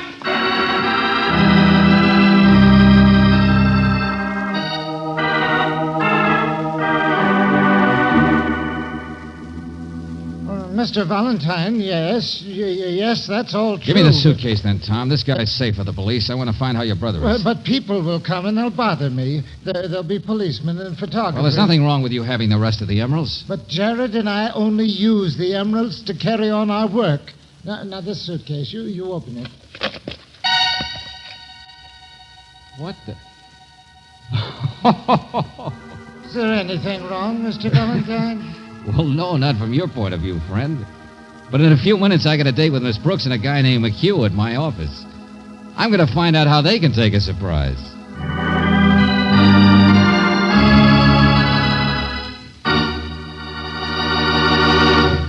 Count on Chevron Supreme to give you all 8 gasoline qualities you need for dependable all-around driving.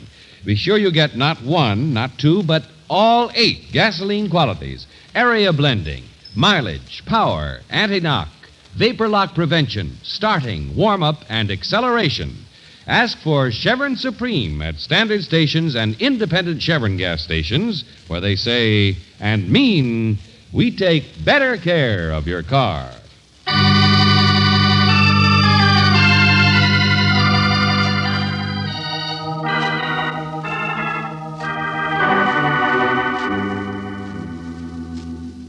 Bird feathers. You heard me, McHugh. Skins of birds. That's what he carried in that suitcase. Uh-huh. Yeah, if Tom could take one thing of value from the house, that was it. After all, what are emeralds compared to birds? Jared Binks will be all right, George. Good, Brooksy, that's fine. And the police caught that woman, Mabel. She had been working for Merton. Birds. Yeah, you see, McHugh, Merton finally got an itchy palm and ganged up with Mabel to try and scare the boys into running. That's the only way they'd get excited enough to tip where they'd hidden them. Bird feathers. They had over 100 emeralds. And how many did Merton sell for them through the years? 7. Well, what's the matter? What are you sore about? He wants to know where the rest of them are, George. But Tom and Jared will never tell. Mr. McHugh, we got your story for you. What if we didn't find the emeralds? It's certainly a better story than the usual vampire Scotland Yard confessions of a werewolf that you usually print in that story. Yes. But it's a little wild, don't you think? The noose hangs high. See what I mean? Who'll ever believe it?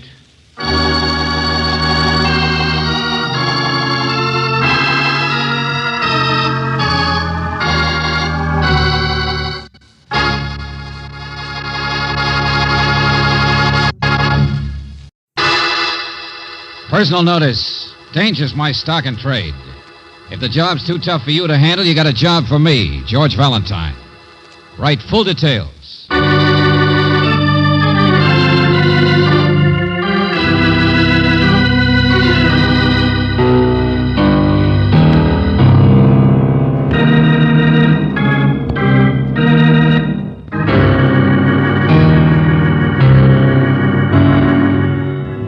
Standard Oil Company of California invites you to Let George Do It.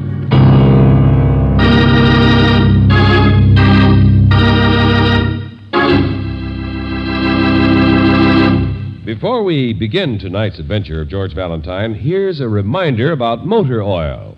Compared with premium type oils, as designated by the American Petroleum Institute, new RPM motor oil doubles engine life between major overhauls due to lubrication. And it doubles protection against gum, acid, and corrosion. For longer and better engine performance, change over to new RPM motor oil at independent Chevron gas stations or standard stations where they say and mean we take better care of your car.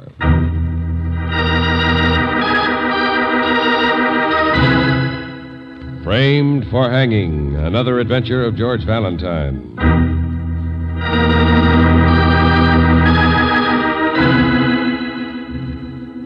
Dear Mr. Valentine, my name is A.W. Anchors. The card I'm enclosing will introduce you as my representative. Anchors. Surely you realize the importance of that name.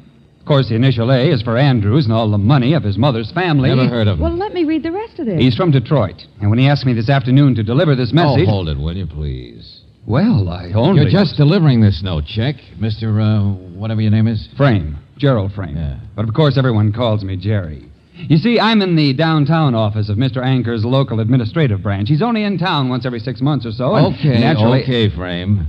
I get the picture. Everyone makes his little joke. Yeah. So, Mr. Frame, tell me what's in this note from this big shot boss of yours, Anchors. Well, of course, I don't know exactly what. Well, if you don't know, tell me why you should know. You delivered it like the man said. Thanks very much. Goodbye. No, he asked. I don't mind, though. Certainly, if Mr. Anchors needs assistance, we should all do what we can. Curiosity killed a cat. Doesn't that worry an office boy? What? I beg your pardon. I'll have you know I'm in a position of some trust in the organization. Take your frame out of here. Now, see here, Mr. Valentine. Eager Beaver. Yeah, go on with the letter, Brooksy. Oh, dear Mr. Valentine, my name is A.W. Anchors. The card I'm enclosing will introduce you as my representative. I expect you to meet me at the office of the Dewey Company, one of my local holdings, promptly at 5:30. Uh-huh. As Nibs has spoken. Well, it's almost 5:30 now. Think I'm supposed to tremble? George, listen. My local inspection tour suggests that I have one problem of personnel to clean up. Oh, personnel. So that's it.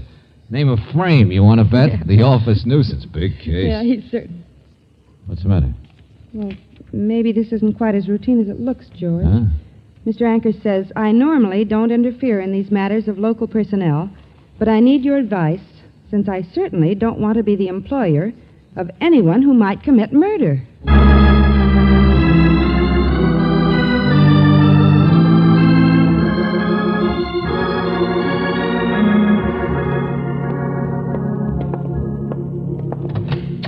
Only a few minutes late, George. Don't see anybody waiting in the reception room. I'm dreadfully sorry, but we're closed now. Well, this is the office of the Dewey Company, isn't it? Administrative section, but I'm dreadfully sorry. I'm just locking up. We were supposed to meet someone here. Please leave your name on the pad. Besides, I have a date myself. I'm sure you understand. Supposed to meet Mr. Anchors. Dreadfully sorry. Who? A.W. Anchors. I have a card he wrote to introduce me. Oh, no, that's not necessary. I'm so sorry. Yes, of course, you're his personal representative. I mean, I had no idea. It's just that I had a date and I was trying to get away. Oh, please excuse me. Oh, sure, but where is he? Well, he was in and left. I don't know, but he'll be back if he said he'd meet you. Why don't you just sit down and wait? I mean, here, you take the keys. That's it. And for heaven's sakes, don't tell him I treated you like a salesman. Oh, hey, wait a minute. I've got to get my coat. You just lock up when you leave. Leave the keys here tomorrow. Well, the little card seems to work wonders. Imagine knowing a man who knows A.W. Anchors. Oh, sure. Big man except in words. If he'd only told me what it was he wants me to do, I'd probably... Your name isn't George Valentine, is it? Oh, back again. That's right. What's yours? Angela Barclay. There's an envelope out there on the table. It's in Mr. Anchor's handwriting. For me? Yeah, let me see it. Well, he must have left it when he was here. Yeah, thanks. Well, what are you waiting for? Mr. Valentine, what exactly are you doing for Mr. Anchors? You expect me to answer that? Well, I don't want to be personal quite so quickly. No, of course you don't, darling. Mr. Valentine is nothing but a personnel man. Oh, well, I might be personnel, mightn't I? Yeah, I guess you could be a problem. Oh, why, thank you. But that wasn't George, quite what I... Miss Barclay seems to have a date with Jerry Frame tonight. Ah. I'm sure she's in a hurry. What? Well, how did you know? Guessed. He's a man we met once. Oh. I noticed Mr. Frame's picture on your desk, that's all. He looks much better without his glasses. Oh, well, he doesn't mean anything. He's just the pursuing type. You know how it is. And when your job throws you together with someone who's ambitious... Sure. You're curious and what? Oh, but I'll stay here if you like. I meant I could break the date or... I know. That's what I mean. You and Frame have one thing in common. You'd like to know what's in this letter. Well, good night, Mr. Valentine. Well, if looks could kill George, she might be the type any employer would worry about. Brother. You know, this case is crazy. More orders from the big man. Oh, what does Mr. Anchors say? Sorry, but I see no reason for waiting. Besides, the person I want you to meet and give me your opinion on is right there anyway. What? Well, then it is her. Wait, I'll call her. His name is Joseph Portland. Huh? Oh, that does it. Somebody we haven't even met yet. Joseph Portland. Yeah. He's right here. In the woodwork, I suppose. All the silly, crazy things. George, where are you going? To give Anchors the benefit of the doubt for about one quick look, then we go home. But that's the wrong door. Oh, where are the lights back here anyway? This might lead to another office, but from the street it just looked like warehouses in the back. I know. Oh! Ouch! Oh! He's right here. Sure, investigate the little man who wasn't there. Ah. Yeah. Only that's no employee. Somebody snooping around. Stand still, Angel. There's a side window here. I can see the streetlight. I'm going to take a look at it. Oh, George! Stop! I'm all right. Hold still there. I see you. It's crazy. There he comes. Don't move, I said. I got the drop on you. The heck with him, trigger-happy Good job. fool. Be careful. Thought you'd get me, did you? Well, this'll... Hey, where did you... Give me that gun, Buster! Okay. Think you're smart, do you? Creeping in here like... George, where are you? George, what happened? Oh. Relax, Brooksy. I can't even see where I am. No, you don't. I'll get those lights. Well, two of you. Guess I better get the police. Night watchman. Oh, brother. Nobody's going to creep up on me, I'm telling you. Watchman. And I suppose your name is Joseph Portland. Stand there, you. You bet it is. I'm no Hank Wales. I'm no sucker. Stop waving that thing. You stand over there, too, sister. Now, Portland, wait. I didn't know who you were, that's all. And now you're educated. Operator, give me the police. Now, listen, Yeah, I don't right. blame you for jumping. That's Portland. Hey, Portland, look. I work for your boss for Anchors. Huh? Yeah, sure. Here, look. I got a card. Says I do. Careful there. This is the Dewey Company, Mac. Dewey's my boss. But Mr. Anchors owns the company, doesn't he? Yeah, I take my orders from Dewey, see? Sure. I understand that. But you're a sick man. You've got palsy of the trigger finger. Hey! There. Now shoot somebody. George, he can reach the gun. No, he can't. Come on, Brooksy, let's get out of here fast. I don't have to dislike this case anymore because now it's all over.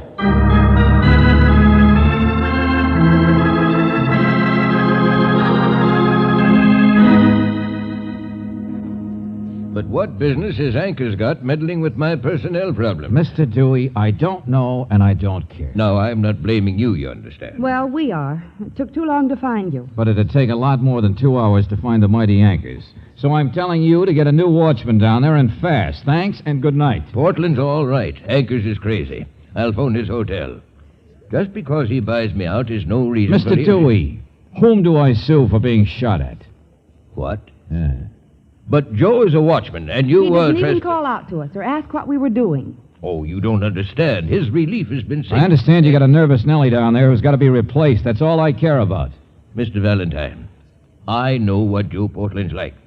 He's been with me for a long time. So had Hank Wales. Who?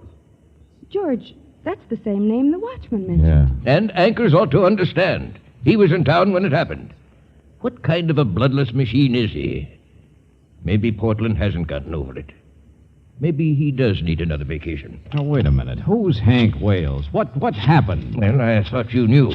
Hank was a buddy of Portland's before he was killed. Killed? Sure, last year. Oh, hello. Give me room 1610, please.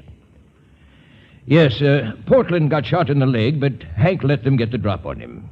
Just from being such a polite watchman. Who got the drop on Wales? Who killed him? The same whoever it was who got away with the payroll and the rest of it.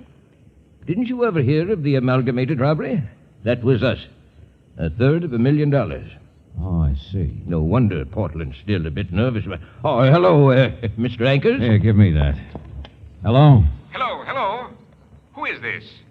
Hello? Mr. Anchors, this is that sucker named George Valentine you sent down to get shot at. What's that? What are you talking I'm about? sorry to wake you up like this in the middle of the night, but I wanted to give you a report. That's more than you gave me before I started. What? No. I gave you his name, Joseph Portland. I wanted your opinion, having such a nervous watchman, but you didn't wake me up. The police did. They're standing here right now. What? I just hired you too late, that's all. Joe has murdered a man, just as I was afraid he might. Joe has... Yes, killed a prowler not over half an hour ago. Prowler. I knew that man should be fired. Okay, Buster, let's have it.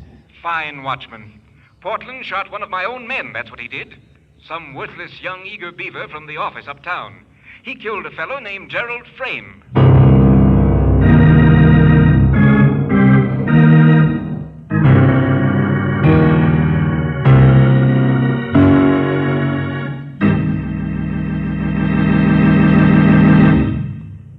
return to tonight's adventure of George Valentine in just a moment. You don't have to be a musician to know that you can't play a melody with just one note. And trying to make your car give all-around performance with just one gasoline quality is equally impractical. Refinery engineers can make a gasoline that will stress one performance quality above all others. A gasoline can be produced that gives you quick starting but very little mileage. Another may give you lots of power but lack other necessary performance qualities. The makers of Chevron Supreme take into account the fact that a gasoline must have many different qualities in order to give all-around performance. Chevron Supreme gasoline gives you not one, not two, but all 8 high-performance qualities in correct balance. They are power, mileage, anti-knock, vapor lock prevention, starting, warm-up, acceleration, and area blending, qualities that are right for the kind of driving you do where you do it. Be sure your tank is filled with not one, not two, but all 8 high-performance qualities. Qualities you get in every gallon of Chevron Supreme at standard stations and independent Chevron gas stations where they say and mean, we take better care of your car.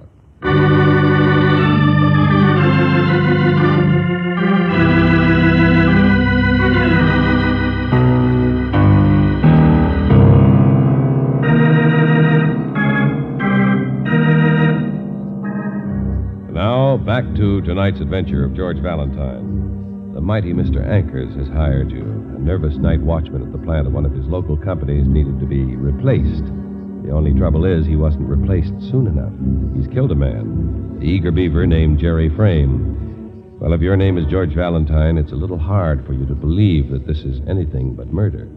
He was crawling along there, I tell you. I thought he was trying to get in where the files are kept. But couldn't you recognize him? Worked for the same outfit that you do? I'm a night watchman. I never seen him before. It's true Frame had no business coming down here, Lieutenant Johnson, except in the daytime. Just a minute, Mr. Ankers, please. Joe, didn't you challenge him or anything? You think I'm doing guard duty? So you shot first and asked questions afterwards. Oh, leave me alone. You should have been fired months ago. Yeah, you can say that again. I'm not going to end up dead like Hank Wales. You cops ought to know what it's like to be all alone and responsible when people are snooping around. Yeah, he's right about one thing. This Frame guy was snooping, all right. Came in through a side door to the plant entrance. Well, I'll grant you the young man was apparently the type who nosed into everything he could. What was worth snooping for? I understand you don't keep oversized payrolls around anymore, Mr. Ankers. Of course not. Not since the robbery last year. Insurance company won't allow it. Oh. You're insured now. Why? Wasn't he before? Not completely. That robbery where the other watchman was killed and Joe here wounded cost me the tidy sum of $75,000. So if you think this was none of my business, if you think I can sit around and be kind-hearted like Dewey has been doing... Okay, I get the idea. Thanks very much. Of course. Whatever you wish. He's sure the high and mighty, ain't he? Hey, Joe, what did you mean people had been snooping around? Huh? What you said a minute ago. I don't mean Jerry Frame because I'll believe it about him. I don't know. Sure, there's been something going on, but I don't know what. Past week or two since my relief's been sick, 2 or 3 times somebody's broken in, but I couldn't catch him. Better be more specific than that, Portland. Nobody's going to get the drop on me like they did on Wales. I got a gun, I use it. This plant was robbed once, mister. Sure, Wales, he yelled to see what the noise was, like a sucker. They slugged him, then they killed him with his own gun. Same one got me in the leg. Sure, me, I come running like a sucker, too, but not anymore, I'm telling you. Joe, I'm stop it, Joe! I know. Jitters. That's what's wrong with me, ain't it? Maybe Ankers is right. Maybe I ain't got no business working here. Sorry I shot that man tonight. Okay. Come on, Portland. We got some records to Wait fill a out. minute, Lieutenant. Yeah? Hello, Sergeant. Listen, we got the gun. Huh? What gun? You're way behind times. Portland here is going to sign a statement he killed a man. What are you talking about? No, here, look. Let me see that. Property of J.F. Dewey Company, police special. Hank Wales' gun. What? I worked on the other case last year, Lieutenant. So did one of the ballistics men. He thinks it'll check out. The gun that killed Hank Wales a year ago. The one that was taken away from him at the time of the payroll robbery. That's it, sir. Holy smoke. Might explain why that Gerald Frame was snooping again. We found this gun in the top drawer of the desk in Frame's apartment. First lead we've had in a year. I know, but wait, Johnson. All I want to know is whether that old robbery and murder was committed by one man or by a gang. One man, and I bet it was an inside job. Maybe it was Frame himself. He was snooping again tonight, wasn't he? He had the gun, didn't he?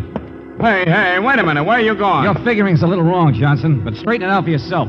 Meantime, I'm going to see a girl about a date.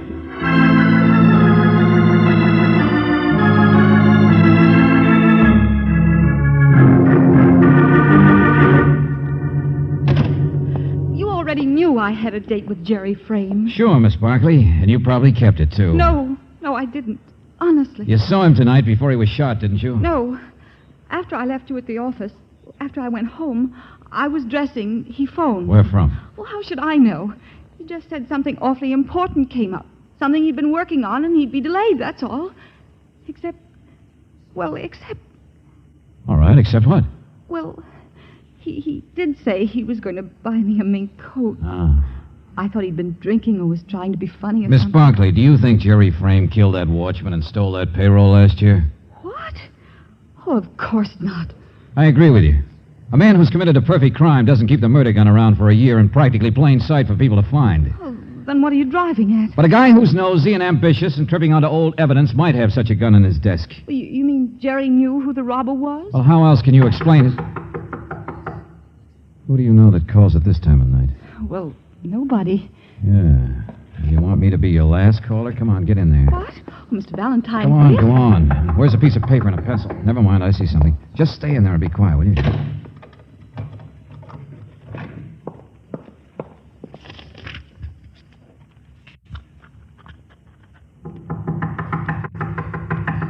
Miss Barkley? I'm sorry, I didn't hear... Oh, hello, Mr. Dewey. Valentine. Yeah, me. Your receptionist doesn't seem to be here. Well, I thought she might be upset, that's all. She knew this boy who got killed. Yeah, I know. What are you doing here? Same thing you are. You knew she had a date with him tonight? No, I just thought she might be able to help tell us what Frame was up to. But if she was actually planning to be with him, was actually in on whatever he was... I don't really know that. I just thought... there's a note here. Oh, I didn't pay any attention. Just sitting here waiting for her to show up. Lane 62, 1:15 a.m. Well, yeah, but it's not her handwriting. It might be his, mightn't it? See here, Valentine, she's not mixed up in any of this. I'm waiting to find out. I mean, well, it's Anker's company now. He's the one responsible. But I know my personnel. This is all up to the police, not us anyway. Sure. Run along if you want. Yes, I guess I might as well. Sure, you do that. Mr. Valentine! Valentine! What do you think you're doing in there? Be quiet, lady. I'm thinking. Let me out of here. I heard those things you said. There isn't any note in there. Be quiet, I said. You're running away. You've already left for the airport. What? You're crazy. Get that key and let me out of here. Have a nice time in the waiting room. Happy landing. See you later.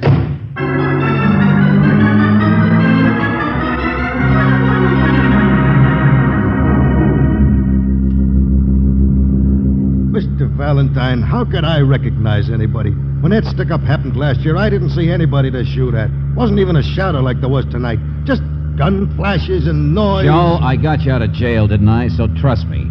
Brooks, are you sure Mr. Ranker's got that message all right? He's convinced that Angela's running away, if that's what you mean. That's what I mean. Well, here we are. Here's the airport. Big, dumb, trigger-happy. That's what those cops call me. Joe, don't. Hey, Valentine. Yeah, you got men watching outside, Johnson? Sure. I'll play ball with Angela's anybody. supposed to be running away on the 1:15 plane. It's still half hour or so. From what, may I ask, Miss Brooks? For you to figure out the obvious, Lieutenant. Joe here is nervous. He's trigger-happy. You should hear what the police doctor had to say about him. Come on. Let's move out of the light. Sure. Call me anything you Oh, wait, like. Joe. I meant that somebody took advantage of you. Don't you understand? Sure. I can figure that If far, last but... year's robbery was an inside job, then whoever did it must have been scared to death of what Gerald Frame was finding out. And what nicer way to handle Frame than to trick him into going down to the plant at night? Like throwing him in a buzzsaw. Only how was he tricked into getting killed as a prowler? What difference does that make? The important thing is that everyone knew that Jerry Frame was going around with Angela Barkley. The one who committed last year's crime and who sent Jerry to be killed tonight must think that Angela knows who he is. Well, now that's the trap. That's what we're doing. I hope for your sake it pays off. But you know yourself, Frame was the kind of nosy, ingratiating man who could have been tricked into using his nose once too often. Anybody, Mr. Ankers or Mr. Dewey. Mr. Dewey's an awful nice man. He couldn't have had anything to do with robbing his own Sure, plan. sure. Skip it, Joe. Come on, we better stay out of sight. Let's go over there by that hangar and wait.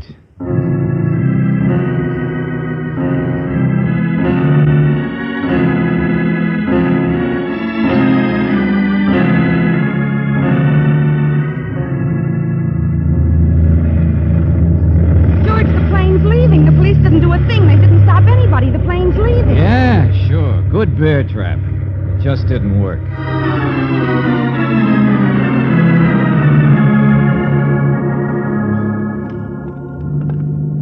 Not a smell of anybody. Anchors is still at his hotel. But didn't anybody try to send Miss Barkley a message or a telegram to the plane? 25 men checked every taxi, every family waving goodbye, everything. So she really could have left on that plane, and no one would have tried to stop her. Yeah, we're right back where we were a year ago, trying to solve that original robbery. Okay, Johnson. So if you haven't got evidence, you make up some. Huh? Oh, there's a bright idea. I just did. Don't you get it? What are you talking about, George? Well, if it was either Anchors or Dewey, this stunt tonight would have scared the daylights out of them. Okay?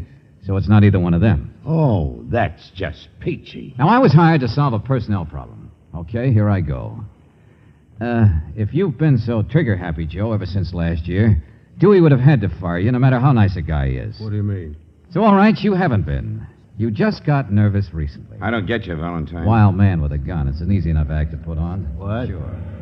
Joe, who could get Gerald Frame down to the plant easier than yourself? Just phone up and ask him to come down for a talk. And who else knew that I'd already tangled with you? That you'd be jerked off that job fast, that there wouldn't be any more golden opportunity to get rid of Nosy Frame? You're crazy. You don't know what you're talking about. When you pulled the original crime, when you shot the other night watchman last year, and even shot yourself in the leg to make it look good, you slipped up, didn't you? You lost the gun or it disappeared. So you had to stay on, had to keep your job. It was the best cover anyway. And then finally you discovered who had the gun. It was Frame. And he was breathing close to figuring it all out, so you got rid of him.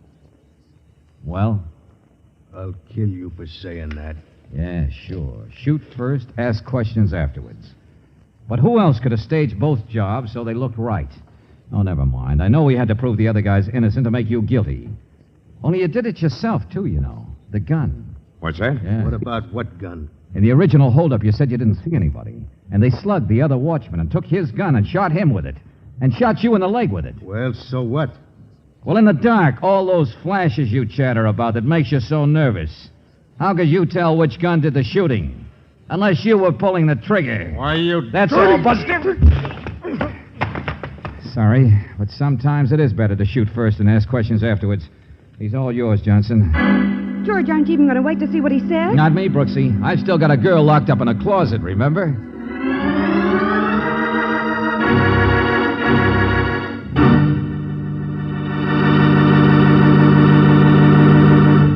You know, every evening it gets dark a little earlier, and you're probably doing more driving during the twilight hours, the time when most accidents occur. So don't take chances with a dirty windshield. Clear visibility means extra safety. Next time you're out driving, stop in and let our car savers clean your windshield quickly and expertly. It's just one of the many extra services at standard stations and independent Chevron gas stations where they say and mean, we take better care of your car.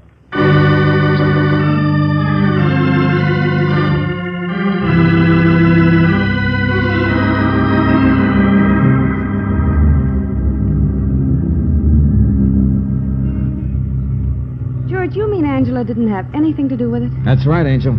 Joe Portland ran strictly a one-man crime. That was all there was to it. I wonder if Mr. Anchors guessed. Wonder if that's why he hired you. I doubt it. Here, this is the street she lives on. No, Brooksy, Anchors might be a little high-handed, but I got over being sore at him a long time ago. Just like Dewey. Perfectly nice guy who hates to fire people, that's all. It was a pretty neat stunt of Joe's, wasn't it? Pretending to be nervous. He could shoot anybody, and it'd be called justifiable manslaughter. Sure, he even built up the legend by trying it out on me. Wait a minute, here we are. Oh, George, it's so late. Why don't you just give that key to the doorman there and ask him to go up and unlock the door? Oh, I don't know. Personnel problem. For Anchors, of course, Angel. Her name's Angela, isn't it? Yeah, but she can scarcely fly out. No wings that I noticed. You call me Angel sometime. You did just now. Sure did. What's the matter? She's not that good looking. George, I don't have any wings either. Hey, you doorman, catch. Go upstairs and open the door, will you? I'm busy here. I got a little personnel problem.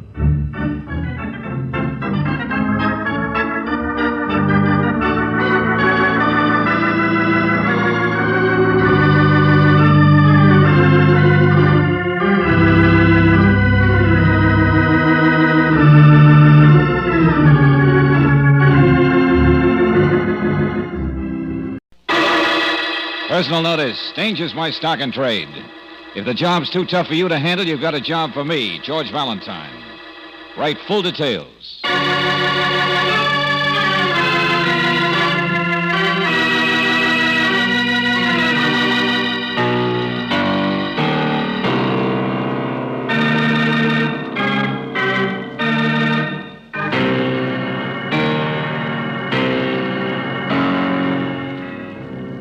Standard Oil Company of California invites you to Let George Do It.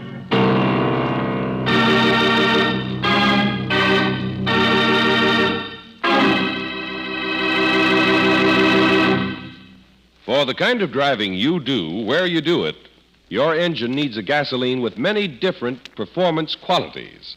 That's why Chevron Supreme gasoline was designed to give you not one, not two, but all 8 high-performance qualities. Starting, warm-up, acceleration, anti-knock, vapor lock prevention, mileage, power, and area blending. They're all yours in every gallon of Chevron Supreme gasoline at standard stations and independent Chevron gas stations where they say and mean, we take better care of your car.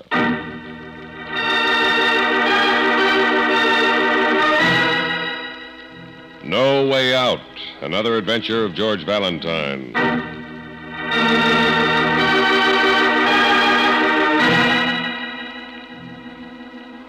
Dear Mr. Valentine, I guess I need your help as much as anybody ever did. I'm scared. I'm in something up to my neck and I want to get out of it. But if I do, I'll be killed. And if I don't, I'll probably be arrested. I live at 1003 Ransom Place, but don't come there. Please meet me in Morgan Park tomorrow noon.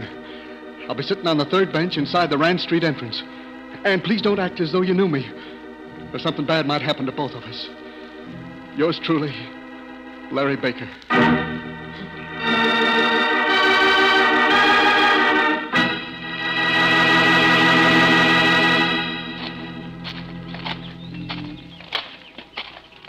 Third bench. Oh, there he is, George. Yeah, must be our boy, all right, Brooksy. Let's park on the other end of the bench. Okay. Hello. Hi. Mind if we sit down here? Oh, help yourself. Thanks. Larry. That's all right. Oh. You're George Valentine? Yeah, that's right. This is Miss Brooks. Don't look like you're talking to me. Act like you're talking to her. Brother, you are scared. Okay. Brooksy, I'd just like to know what this is all about. I think Larry's going to tell us, George. Yeah, but I got to make it fast. All right, make it fast, but start from the beginning. I will. I was working in a lunchroom, short order cook, making $42.50 a week. Yeah, go on. A man who'd been coming in once in a while talked to me one day. Said he was opening up a dry cleaning place. And how would I like to manage it? That sounds like a good break, doesn't it, George? At $200 a week. Wow, I'll say it's a good break. Keep looking at your girl. I don't know who's watching. If they knew I'd told anybody, they'd kill me. Okay. Brooksy, I wonder why they'd want to kill Larry. I'll tell you.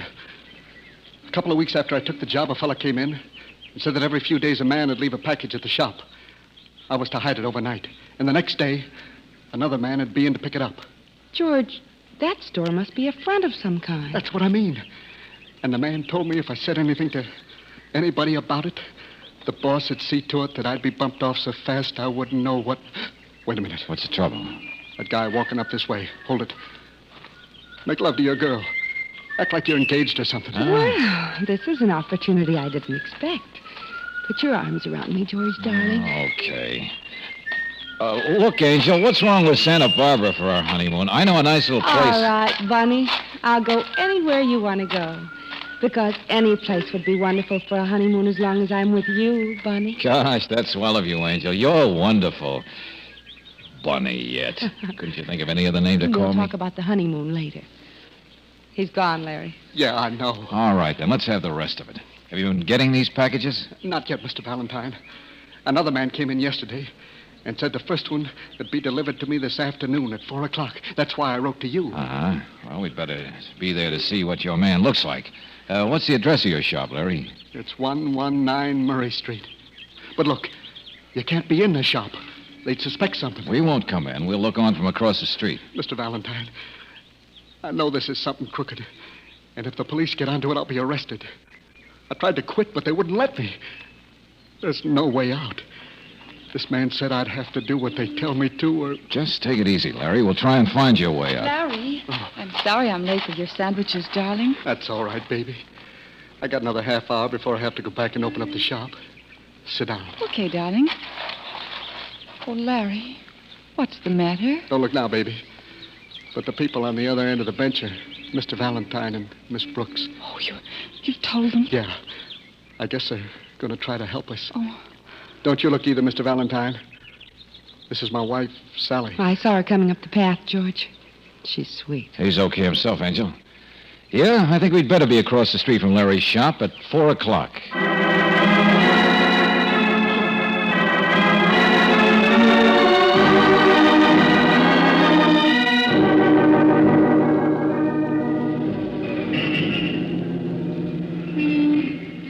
George, Yeah, Brooksy.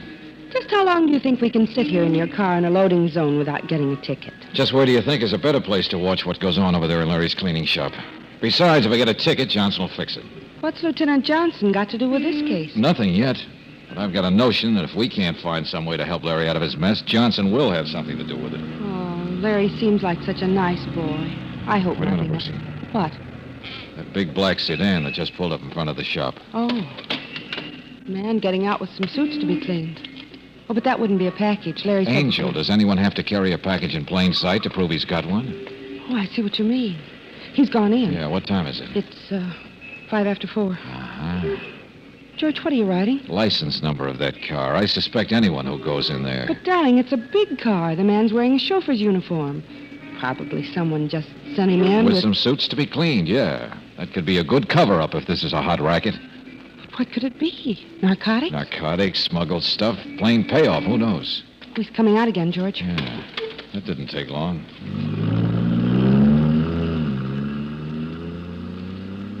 Well, he was certainly in a hurry. That's right. Come on, let's get across the shop. George, the suit you brought. Oh, yeah. We've got our cover-up, too, haven't we? Let's go.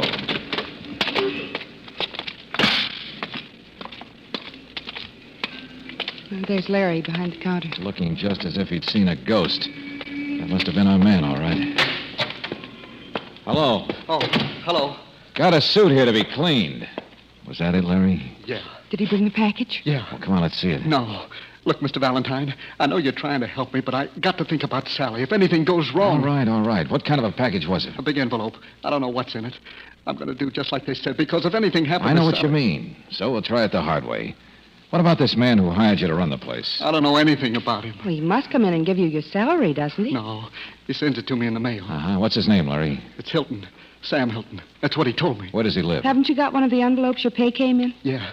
I got one in my pocket. Well, come on, let's see it. Oh, I hope nobody catches me showing it to you. Nobody will. Let's have it. Well, okay. Here. There's a return address, George. Number 6, Berwick Towers. Uh-huh. Swanky address, all right. Put that down someplace, Angel. Yeah, I'll get it. Mr. Valentine, what are you going to do? Drop in at Berwick Towers? But don't tell him I said anything. All right, Larry. Go ahead and do just what you were told to do, and I'll see you tomorrow. Tonight, I'm going to pay a little visit to your boss.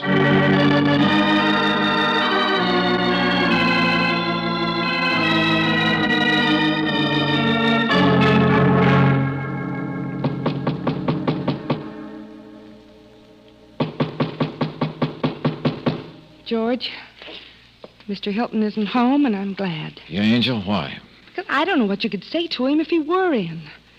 Anyway, why did we have to come tonight? Oh, I don't know. Just a social call. George! Yeah. A man who doesn't lock his door deserves visitors.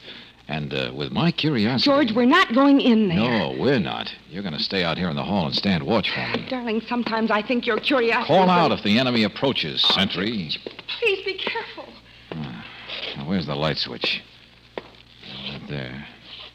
Here we are. Wow. Nice room. And a nice big desk. Might be just full of information. Memo. The boss says to stay out of sight until... Hey, Brooksy. Why'd you turn off that light? I can't see... I didn't turn it off, George. I'm out here in the hall the way you told me.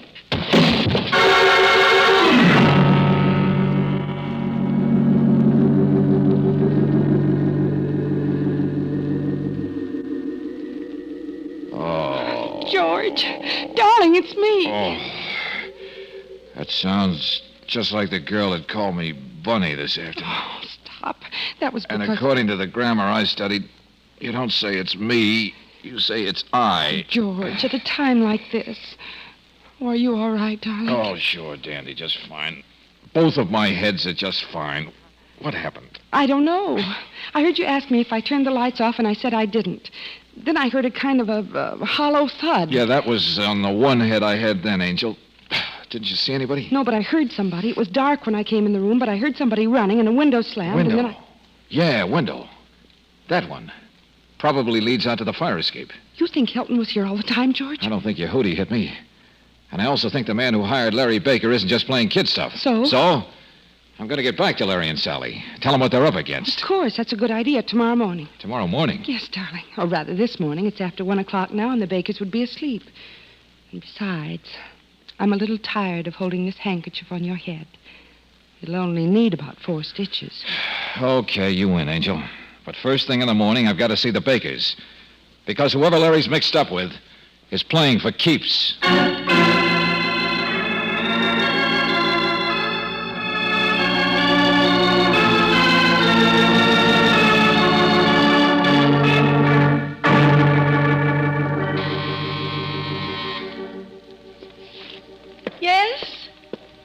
Yes, just a minute. What do you... Oh, Mr. Valentine. Miss Brooks. Hello, Sally. May we come in? Wait, yes, but I... Don't mind the bandage on Mr. Valentine's head, Sally. Last night he got into a little accident. Oh. Has Larry left for work yet?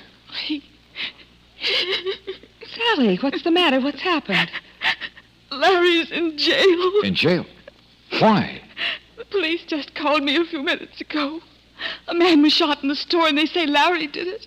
Oh, please, Mr. Valentine, can't you help us? I don't know what to do. All right, Sally, all right. At this point, I don't quite know what to do either. But I told you both yesterday that I'd help you, and I will. Come on, Brooksy. We got to get down to police headquarters.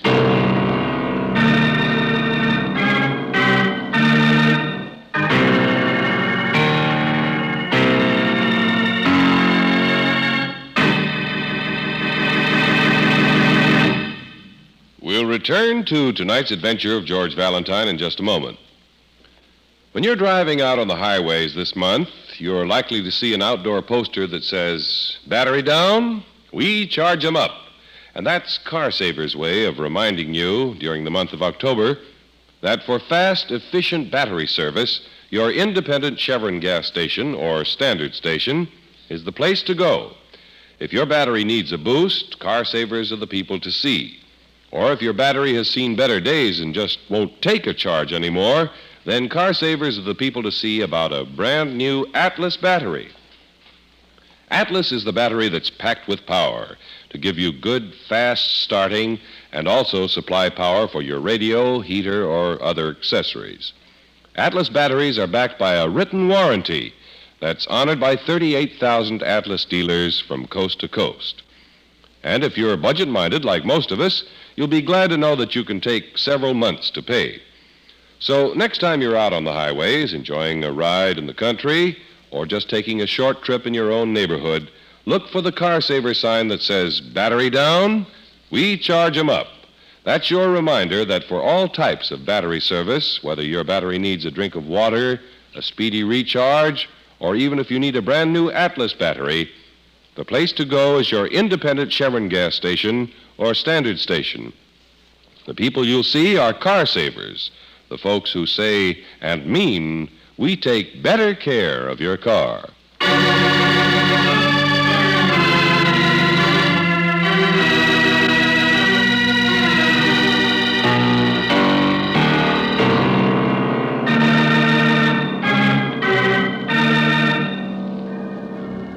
Now, back to tonight's adventure of George Valentine. A very frightened young man sends for you because he suddenly found himself right in the middle of some kind of racket.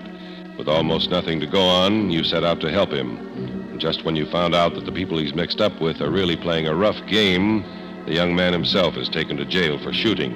But if your name is George Valentine, you'd like to talk to your client and find out just what he has to say about it. I didn't shoot him, Mr. Valentine. You got to believe that. I didn't say you did, Larry. But if I'm going to help you, I've got to know what you know. Now, who did shoot him? How can I tell you that? I wasn't there. All right, now just calm down and tell me what happened, will you? I went in to open up the shop at 8 o'clock like I was supposed to. When I opened the door, there he was, lying on the floor, groaning and mumbling something about getting a doctor. What did you do? I knew he must be hurt bad. And I knew the fastest way to get an ambulance was to call the police, so that's what I did. I see. Did you know who this man was, Larry? No. Well, I don't even know what he looked like. He was lying face down on the floor. There was blood all around him. And I don't think you're supposed to touch anybody like that until the police come. The police will find out who he is anyway. Oh, by the way, what about the package you got from that chauffeur yesterday? Was that gone when you got to the shop? I had it. You... What? I was so scared. I thought if I left it in the shop, it might be stolen and I'd be blamed. So I took it home last night and kept it under my pillow. I had it with me when I went in this morning. Yeah? Where is it now? Well, it's... Look, Larry, I know you're frightened about everything. You thought the police might tie you up with that, too. But you'd better tell me. Well, before the police came, I hid the envelope under the rug in the shop near the big chair. Okay, good. First thing I'll do is try to get you out of here. Just take it easy. I don't want to get out now, Mr. Valentine. Why not? Well, I'm pretty safe here. But if I get out, they'll be after me. I know they will, and I... Valentine. Oh, Lieutenant Johnson. You've had time enough for the kid. Come on out. I want to talk to you. Okay. Take it easy, Larry. I'll be back. Thanks, Mr. Valentine. All right, Valentine, come on. The kid confess? Confess? To what? Oh, look, Valentine, I've got a job to do. So have I. Did you locate this Sam Hilton that Baker was working for? No, disappeared. No trace of him. Find the gun that shot was fired from? No, but we will. This Baker had plenty of time to hide it someplace before our men got there. This Baker didn't hide it any place, Johnson, because he didn't do the shooting. Oh, no? Oh, no. Got an ident on the guy who was shot yet? Sure, from his fingerprints. Joe McMath, small-town hood around town. Couple of arrests. Yeah, that makes sense. You don't mind if we stop in the receiving hospital and have a look at him, do you? For what? Look, Valentine, you know something you're not telling. Sure I do, Johnson. I know a kid is being framed, and you're helping to do it. Now wait till I pick up Brooksy, and then we'll get over to the hospital and have a look at your victim.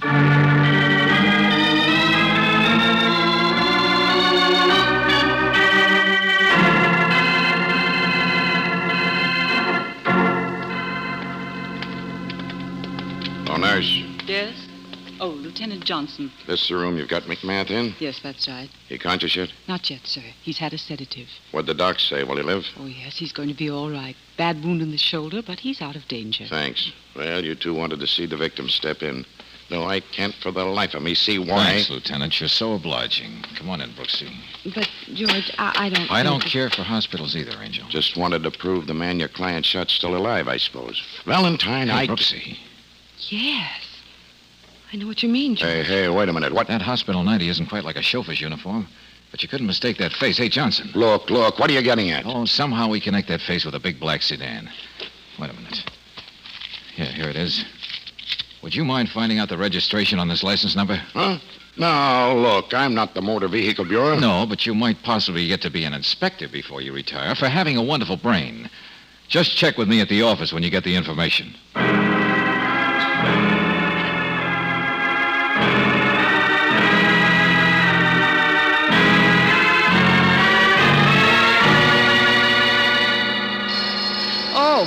I'll get it, George. Okay, Angel. Hello, George Valentine's office. If the job's too tough for you to handle... Oh, Miss Brooks, will you stop that foolish chatter? Lieutenant Johnson. Yeah, let me talk to Valentine. He's busy right now. May I take the message? All right, that license number your boss wanted traced. Yes? The car's registered to Mike Lazzetti. Mike Lazzetti? Big Mike Lazzetti? Hey, Angel, give me that phone. Hello, Johnson. Yeah? I thought you were busy. I'm going to be in just a few minutes. And, Lieutenant, maybe you will get to be an inspector. George, Mike Lazzetti, the big gangster, he owns the car that brought the package to Larry's shop. That's right, Angel. So it is a racket. Right, a big racket. And you can cross off the narcotics and smuggling. That character is strictly a numbers racket, man. George, where are you going? Brooksy, I got an idea. I've just discovered that Larry's boss isn't this Sam Hilton at all. So, I'm going to a little office back of a large pool room and see his real boss, Big Mike Lazzetti.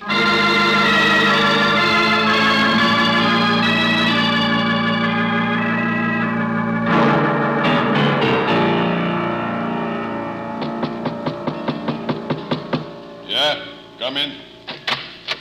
Thanks. Yeah? Who are you? What do you want? Well, you see, I'm new in town, Mike. I just come in from Detroit a couple of weeks ago. Name's Gray. So? Well, just trying to make a few connections out here, Mike. All of a sudden, I find I'm in a position to do you a little favor. I hope you'll remember me for it. Anybody does Big Mike a favor gets remembered. What is it? Well, I guess you heard about a friend of yours getting plugged this morning, Mike. Guy named Joe McMahon. Yeah, I heard about it. Too bad. Good guy. Don't know, never met him. But I guess you know the cops are holding a young guy named Larry Baker for the shooting. Yeah? What's it got to do with me? Say, who are you, anyway? I happen to know one of your boys, Sam Hilton. Yeah? Yeah. I figured I'd tell Sam about this first, but I couldn't locate him. So I thought I'd better get to you fast. Well, come on, what is it? I still get that favor? Yeah, sure. Okay. The Baker kid says he didn't shoot McMath, and the cops can't prove that he did. But he claims something was dropped in the store this morning that'll prove who did. Huh? Look, friend, you say you want a favor from Big Mike, but you tell me nothing. What you say is nothing. Yeah? Suppose this Baker punk says one of your boys did it. Then he's crazy. Sure. He's crazy as long as he's in jail.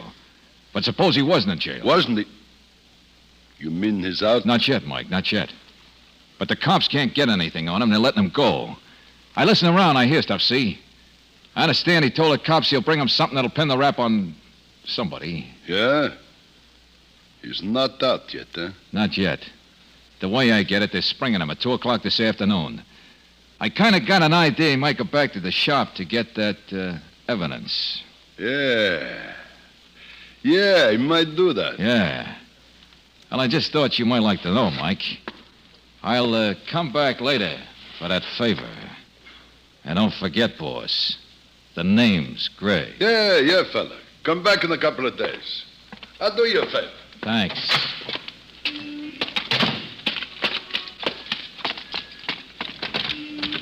George, you're all right. Step on it, Brooksy. Get down to headquarters as fast as you can.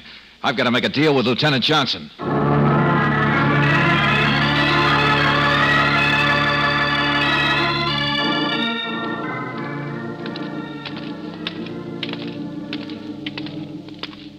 Valentine, you're mad, and I'm mad to even consider it. All right, Johnson, all right. Now, let me ask you this. Have you got any evidence that Larry Baker shot McMahon? Well, no, not yet. But we will. We can hold him for 72 hours on suspicion. Of assault with intent to... Yeah, I know. But how'd you like to get the guy who really did the shooting, Johnson, and clean out a big racket at the same time? Well, sure, How? Do you think it'll work? I don't know, Inspector. Lieutenant. Oh, sorry. Just looking in my crystal ball, old boy. You see, I'm going on the theory that a big crook can't afford to leave himself in a bad spot. How about it, huh? Oh, I suppose so. Here's Baker's cell. Good. Hi, Larry. Hi, Mr. Valentine. Come on, they're letting you out of here. That's right. Come on, son. But look, Mr. Valentine, I don't want to get out now. I told you. I know what you told me, Larry. But you're getting out anyway. You're going to leave here at just 2 o'clock. And at 2:15, you're going to be back in your shop. I don't want to go out. Please, can't you understand? I know what they'll do to me. Just a minute. Valentine, you've been hiding something. Who are they? I didn't have any idea until a few minutes ago, Johnson, but I think I do now. And you can't play it any other way. Now, look, Larry, you asked me to help you out of a spot. Yes, sure I did, but I... You won't get hurt. Nothing will happen to you. Just go back to your shop. Okay, Mr. Valentine. I'll go back to the shop if you say so. But I'm just hoping I'll be around to tell about it tomorrow.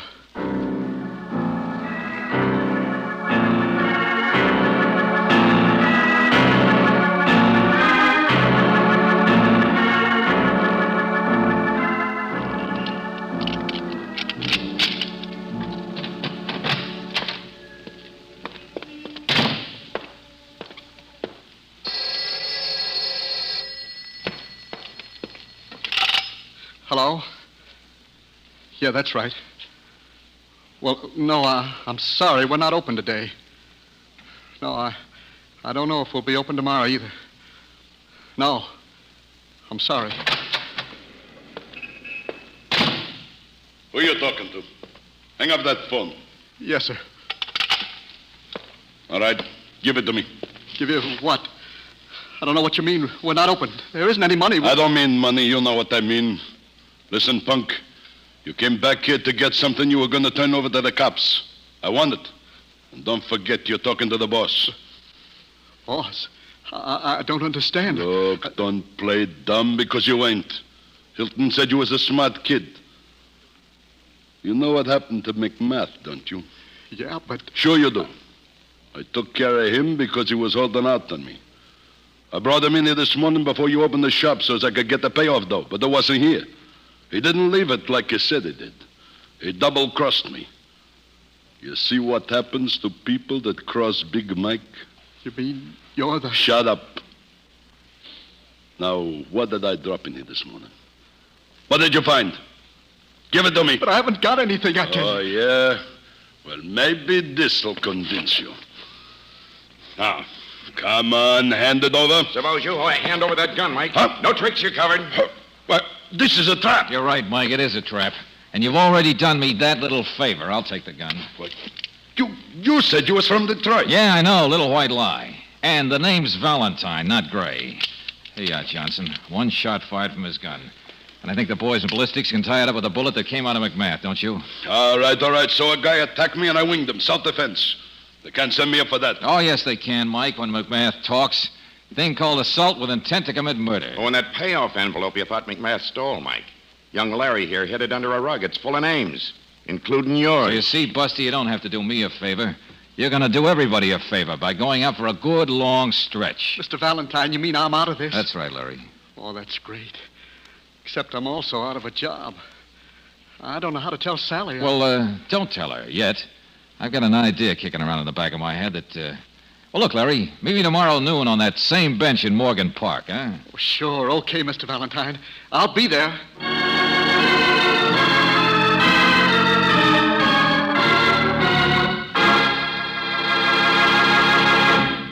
Compared with premium-type motor oils, as designated by the American Petroleum Institute, new RPM motor oil doubles engine life between major overhauls due to lubrication. Your car needs that kind of protection, for new RPM cuts in half the wear rate of critical engine parts. Get new RPM for your car at independent Chevron gas stations or standard stations where they say and mean, we take better care of your car.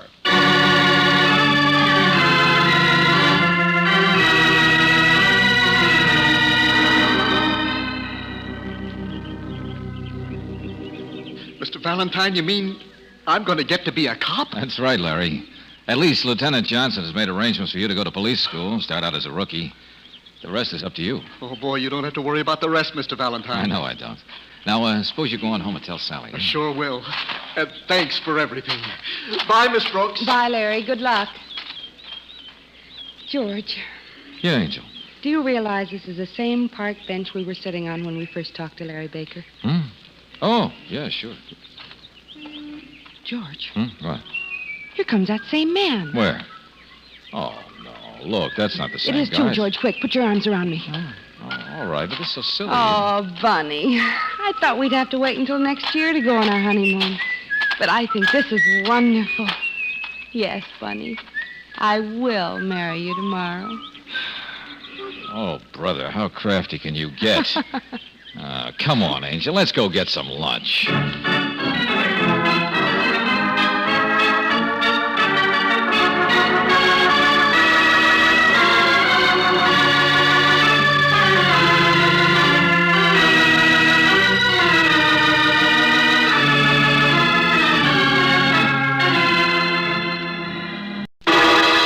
Personal notice. Danger's my stock and trade.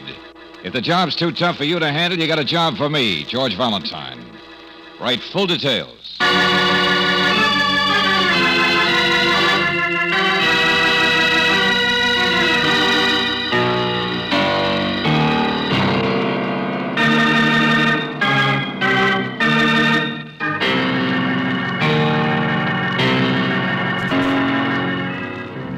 Standard Oil Company of California invites you to Let George Do It.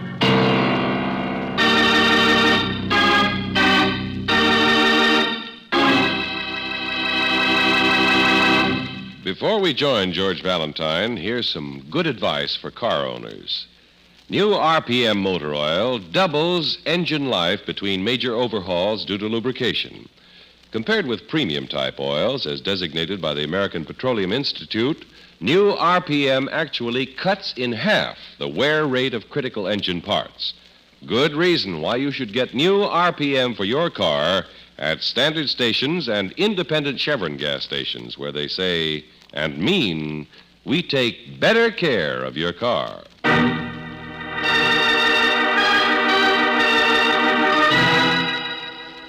And now, tonight's story, A Crime Too Simple, another adventure of George Valentine.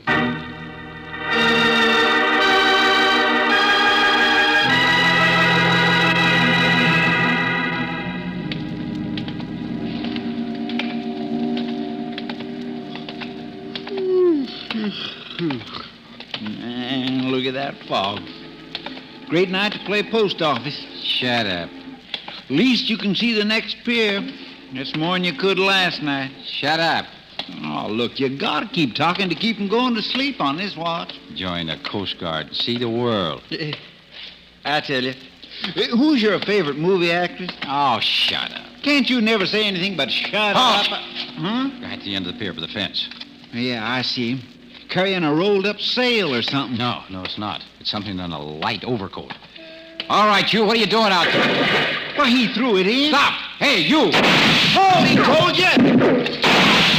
Well, you asked for it, brother.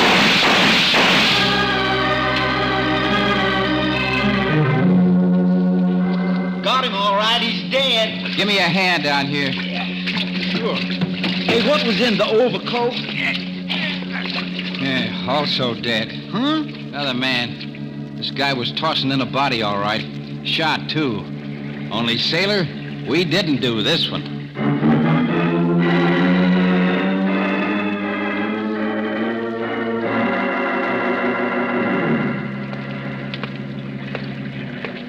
Well, what am I supposed to do about it, Lieutenant Johnson? Be patient, my friend. You like riddles, don't you? Like puzzles? Well, not always in the middle of the night. Miss Brooks, pity those poor newspaper men over there. They have to do this every night. Man throws a body off the end of a pier, then shoots it out with a couple of sentries. Yeah, that was his mistake. Picked a spot too close to the Coast Guard section base, that's all. Sure, and it may be a story, all right, but it's nothing that exciting. Color, my boy, the feature story, romance, the thrill of mystery. You sound disenchanted, too, Lieutenant. The body in the water corpse, say, was somebody named Ferroni. He was a cook on the boat. Well, sounds ordinary enough so far. Now, the whole thing is, just so happens Ferroni only got in a few days ago. He was working on the tug that brought back the Apperson expedition. The what? I don't know. Some bunch of characters just came back from Venezuela. But that's all the newspapers need to climb up on their Sunday supplements. What was the other corpse, Johnson? Now we get warmer. Come here. You ever hear the rumors about a guy in town called 3 Grand? You mean that's a name? Yeah, I have, vaguely. Don't really know anything about him, though, do you? I don't need to, my friend. That's him. Corpse 2. Oh, but George, $3,000. His price for murder, Miss Brooks, a hired killer. Nice guy. Maybe those sentries deserve a medal. Sure, it wasn't their fault. I can't blame them. Well, what's wrong, then? Here, look. Found this letter with the killer's identification. Read it. Thank you for getting in touch with me. From your reputation, I know you're the man to handle my job. Fan letter to a killer. I have recently involved myself in a partnership where there's plenty of money to be made if I play it smart in dealing with my partners. I have a plan, but there's a man named Ferroni, a cook, who knows about it. He wants me to pay him to keep quiet. I guess you understand how to earn your $3,000. Ferroni is coming to my place tonight. Instead of me, you'll meet him. That's all. Type note, naturally. No signature. Man's not crazy. And bullet from the killer's gun there killed the cook. Yeah, one shot. Neat and efficient. Toss him in the bay and forget him. Certainly simple enough. For once, you have all the facts. Of course it's simple. 1, 2, 3. But Valentine, don't you catch on why I thought you'd be interested? Yeah, Johnson, yeah. I'm beginning to get the idea. Hey, you officer. Your name Johnson? Huh? My name's Apperson. Apperson. Well, well. And I suppose they woke you out of a sound sleep. Out of a mug of beer, you mean? All right, so you need Apperson to work out your little problems. Dead people or typhoons, all the same to me. Hold it, will you, please? You mean you're the head of that Apperson expedition, whatever it was? Expedition.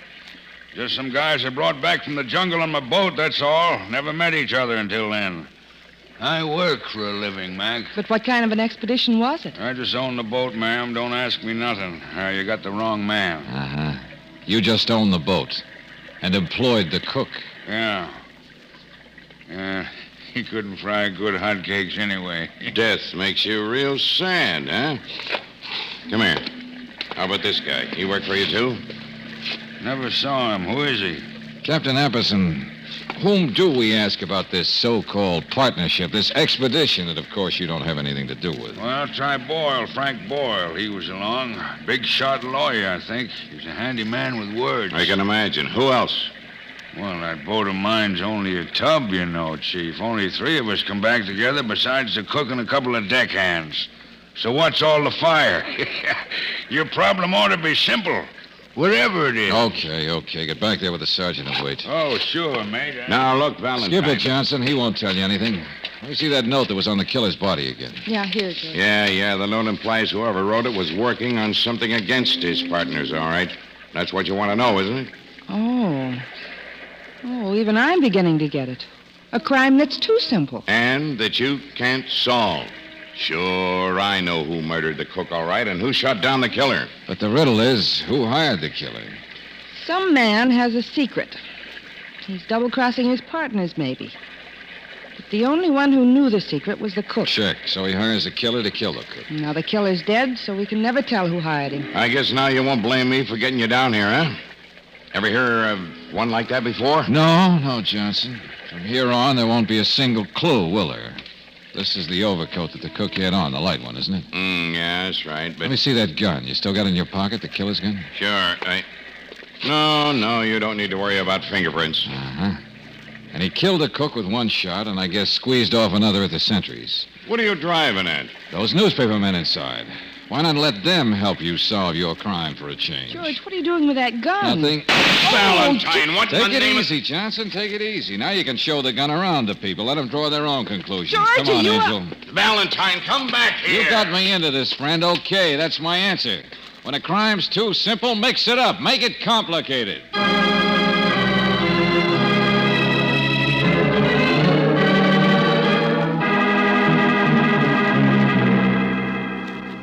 And what's your conception of a big shot lawyer, Mr. Valentine? Well, it's generally not of a man who hangs his shingle outside of his own house. Captain Apperson's a fool. So am I, probably, for talking so much.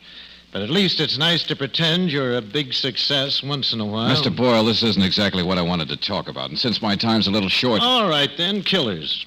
Let's talk about killers. Do you think I'd have enough money to hire one, let alone the good sense not to? Well, why is it called the Apperson Expedition? What sort of a partnership is it that ties you with a man like Apperson and this third party, whoever he is? Oh, that? Mr. Eilers. He's the third one. Lived down in Venezuela. Several years, I believe. Rather a sleazy character, too, in case you're interested. We will be, but right now it's you. Well, what about it? They don't have a legal partnership or anything. They're just 2 people I happened to meet down there. We went up country together and came back home together. That's all. What were you doing in South America, Mr. Boyle? My health. And I mean the kind in physiology books, not mystery stories. You can ask my doctor if I'm... All right. Take it easy. Found something together, isn't that it? What? Down there, the 3 of you. Word expedition means you plan to go back there together, isn't that it? Such a brain. You're doing very well. Well, it's pretty obvious. What is it, a mine? Steel? Oil? Gold? Or maybe some kind of a land swindle that you plan That's to enough, exploit. young man. I'm quite familiar with the law, remember? And you're only to inquire about murder. Any business plans I have for the future are quite out of your... Time's up, Valentine. Well, Mr. Boyle, if you don't mind, we'd like to take you down to headquarters for a few questions. I know. I'm familiar with the procedure. But don't worry, Valentine. They have no right to find out any more than you have. Oh, I'm happy. Oh, is that so? Well, come on. You won't be happy when I get through with you. Johnson, why don't you let your driver take Mr. Boyle down? You come with us, huh? Oh, so nobody likes to ride with a lawyer. All right, sure. Go on. Do you mind? It might be mutual. I'll see you there. Well, Lieutenant? Oh, Valentine. Valentine, look what you've done to me. You and your tricks. Newspaper says mystery bullet. Oh, sure. Somebody noticed the extra bullet missing from the gun. All right, Valentine. Come on. They're around the corner now. Huh? Yeah, come on. Window in the hall looked like it wasn't locked. Yeah, here we are. You're going back inside, George? Sure, if I can. There we are. Come on, Brooks. Give me your hand. Okay. Okay, Johnson, let's go. So now we're housebreaking, huh? That does it. Valentine, for the love of Pete, you're not going to find anything here. This bird's a lawyer. What kind of clues do you expect to find laying around? Give me your gun this time. Hey. Now, wait Will you a do as I minute. tell you, please? Of course there aren't any clues in this case. That's the trouble with it. Too simple. Simple, he says. All right. There you are. Now, Johnson, listen. This would be a good place to shoot a man, wouldn't it? What? Hallway? Sure. And the caliber's near enough the same. Can't tell anyway from the slug. Now, look out. Hold your ears. Oh. Am I crazy? You just shot a hole in the wall. Sure, that's number one. What's the matter? Haven't you figured what I'm doing yet? I'm just fixing it so that you, for once, will have a crime solved by itself.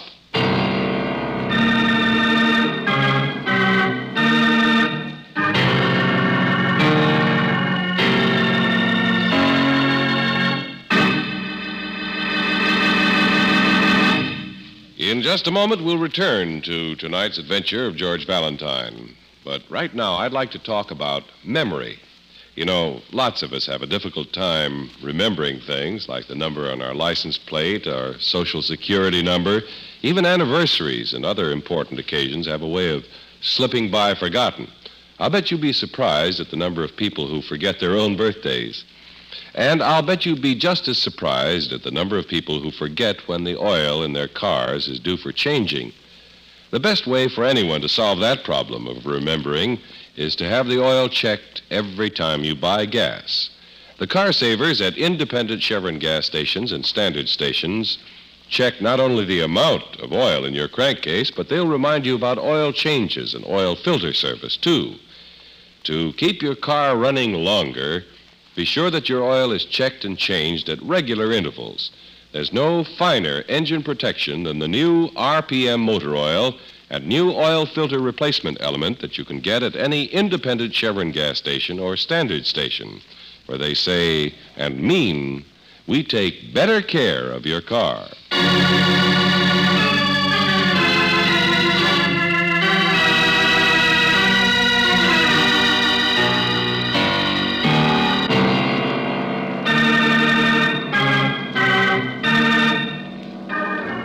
Someone hired a killer, one of 3 men. Well, the killer did his job all right and disposed of the only person who might have known whatever secrets there are. But unfortunately, the killer, a mysterious man known as 3 Grand, is dead too. So who hired him? And what are the secrets? Well, if your name is George Valentine, you know that when a crime is too simple, the only way to get clues is to make your own. George, someone's coming. Yeah? A man just got off the streetcar. Well, probably this Eilers himself. He's been down to police headquarters, I suppose. Did you check the other cabins in the motel? Yeah, nobody in. Wouldn't make any difference anyway. Cabins are so spread out. Hurry up, Take Ken. it easy, will you? Take it easy. There we are. Any place will do. It doesn't make any difference. Here, strike a match, will you? No, he might see it. Hurry up. There's enough light. He'll be here. He'll hear you. All right. Here goes. George, listen, what's that? Little piano over there. Hit the side of it, that's all. Now, come on. Bullet number 2's taken care of. Get back outside.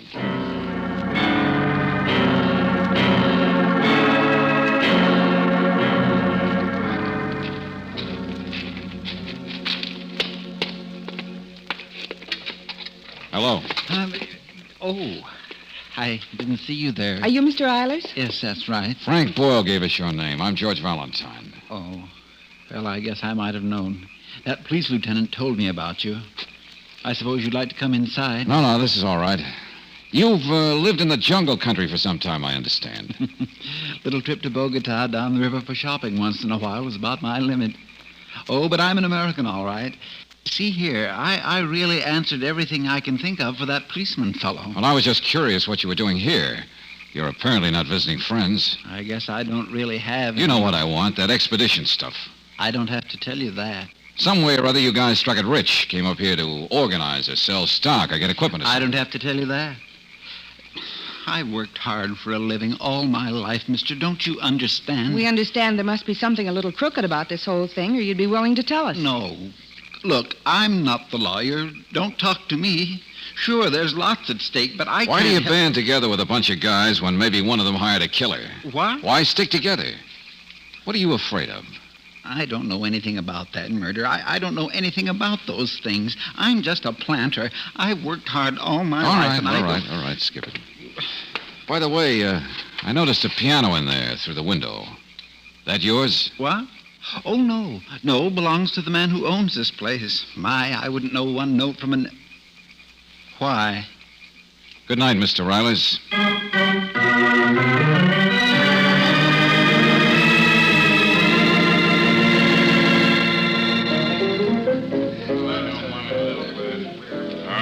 I could tell you stories by the hour, lady. I can imagine, Captain. Yeah, but you wouldn't believe them, huh? All right, now how about a glass of beer? No, thank you, Captain Apperson. Besides, Mr. Valentine will be back in just a moment. Oh, sure, the snoop. Now, there's an unpleasant job. What do you bother me for? I got an alibi. I imagine everybody has an alibi. Okay, Angel, let's go. Oh, no. Sit down. Sit down, Valentine. How'd you like my ship? That's where you've been snooping. Oh, it's a tub, all right. Of course it is. But you didn't find anything, did you? Yeah, dirty dishes in the galley, that's all. Nothing to find. Now get off your horse and act like a human. Not tonight, sailor. Huh? All work and no play. And don't get me wrong, either. I'm all through work. What? Yeah, you heard me. For further details, read the newspapers.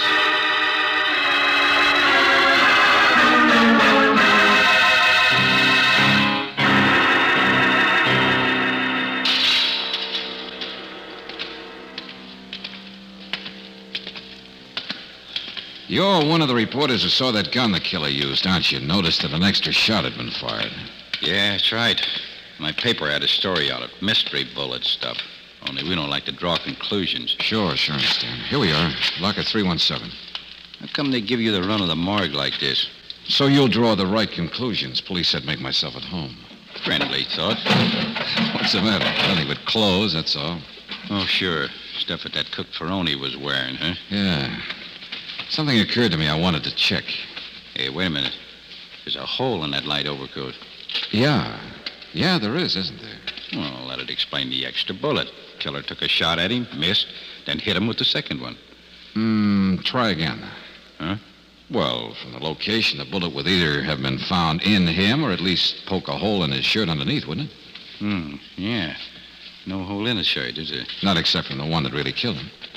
Wait a minute. Light beginning to dawn? Just means the overcoat wasn't on him when it got that extra hole. That's what I want to make sure of. Looks that way. But then it means... Listen to this. Killer murdered the cook at a place unknown. But it had to be a place where he wasn't wearing his overcoat. Uh-huh. Gives us a new lead, doesn't it? Killer put the guy's overcoat on him afterwards, when he carried him out to toss him in the water. But inside, don't you see? Indoors. Someplace where his coat could be hit separately by a first wild shot. Proves the cook was murdered indoors, huh? Well, it was a cold, foggy night. What else? A note was found on the killer's body. I think the police will give you the exact text of it now. They will, eh? Well, that's great. Only, that wasn't quite what I meant. Huh? How come you're handing me all this on a platter? Or is it on a slab?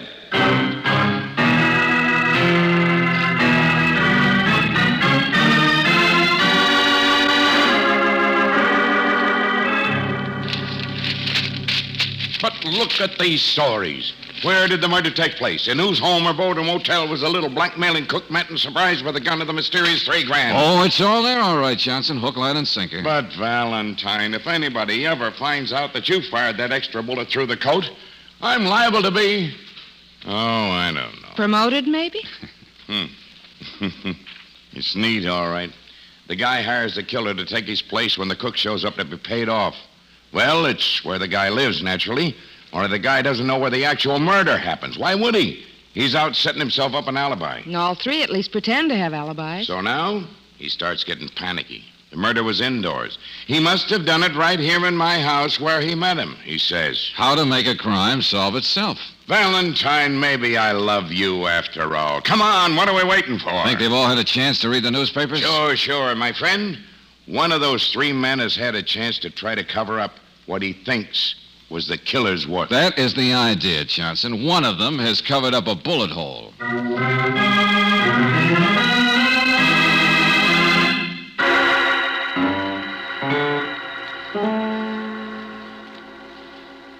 I don't understand. What are you doing there? I told you, I don't play the piano. There it is, all right. I'm not surprised. What? Where'd that come from? Bullet, Mr. Eiler. Splintered the finish, too. Well, I don't know how it got there. I've never noticed it. I've only been in from Venezuela a couple of days. I don't even understand what's going on. Take it easy, Eilers. Relax. You just got crossed off the list.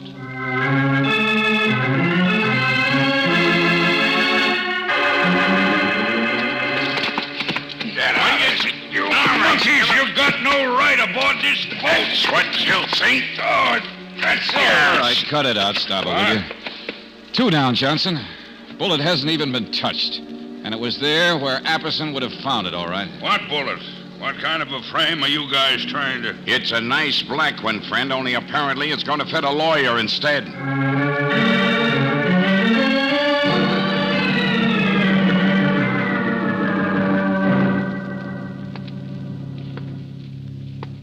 Mr. Boyle? Mr. Boyle! Don't waste your lungs, Johnson. Come here. Find the bullet? No. He's puttied up the hole where it was. Well, that's it. Simple crime, and we finally got a simple answer. Only what do you suppose he could have... Hello? Hello there. All right, Boyle, put him up. Oh, I thought I heard someone. I was out back in the garage getting my car. You won't need it. You'll ride in ours. What? See here. Put that gun down. No, you don't. Mr. Boyle, it gives me great pleasure to tell you that you're under arrest for... What? Now, stop it.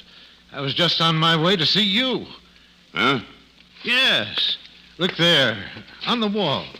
You see that putty? Yeah. I just put it in. I think someone must be trying to kill me. Here, look at this. I found a bullet in my wall. Valentine, I'll murder you. Make a crime simple, huh? Now look what you've done. Johnson, I know, but don't blow your top. Shenanigans all over the place, and now what happens? Not one of them suckers. Not one of them tries to cover up for what he thinks is the work of his killer. Oh, Valentine, for Would it 2 change cents, your opinion if I told you our stunt really worked? Huh? Yeah, sure. Get them together. I'll show you.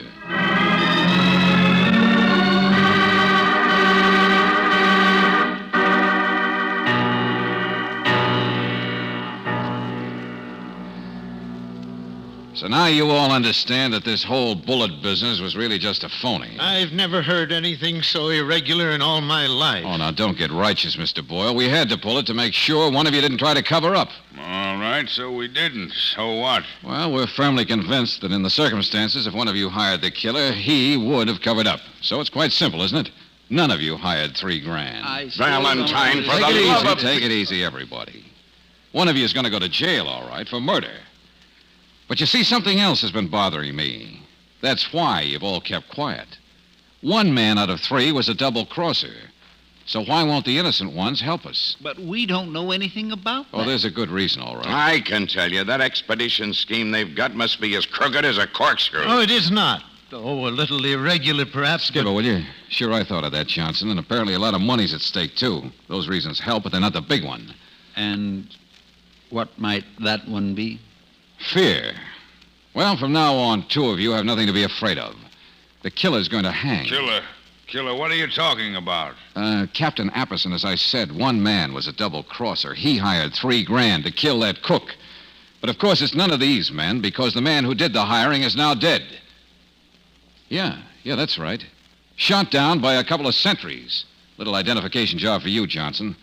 So, anybody ready to talk now? Well, see here, What else, Valentine? Okay, point 1. 2 of you are afraid of the third because he's the professional killer. He's the mysterious $3,000 who decided this looked like a good little group to join, I guess. How about the murder? Probably killed a cook, all right, then waited for his employer to show. Said, here's a body. You get rid of it. Poor guy had to. But a professional wouldn't choose a place like the pier next to the Coast Guard base, would he? Unless he sort of hoped his employer might get shot down. But how would he know that? How would he know the guy would... Johnson, he wouldn't, but it was worth a try. Slip his identification and stuff into the guy's pocket. Well, it paid off, that's all. If it hadn't, he probably wouldn't have taken the next step. Wouldn't have slipped into the personality of the man who hired him. Okay, Valentine. Shut up, you're Apperson. Pretty bright. You want point two, Mr. Riley? How difficult it would be to assume the role of a lawyer or a sea captain. But on the other hand... Lay out!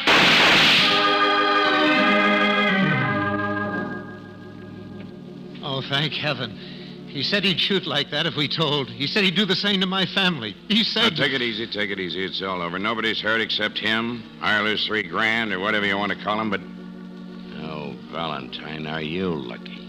Pulling that one out of a hat. Why, Johnson, you mean you still don't know what the clue was? Huh? Let's see if Brooksy got it.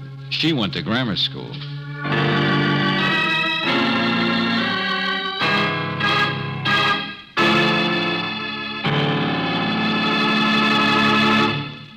Next time you need gasoline, remember this fact. Chevron Supreme gives you all 8 necessary high-performance qualities in correct balance. Power, mileage, starting, warm-up, anti-knock, vapor lock prevention, acceleration, and area blending. Not 1, not 2, but all 8. Yes, for the kind of driving you do, where you do it, fill up with Chevron Supreme gasoline at standard stations and independent Chevron gas stations where they say and mean we take better care of your car.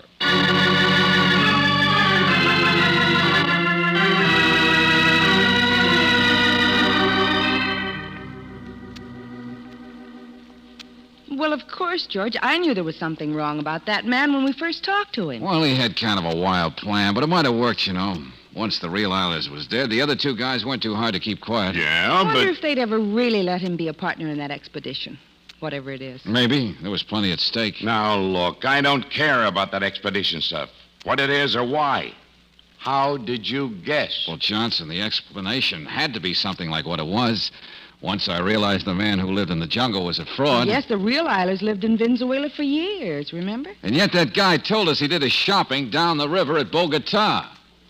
Well? Oh, Lieutenant, really? Anybody knows that Bogota is clear across the mountains. It's the capital of Peru. Oh, Brooksy.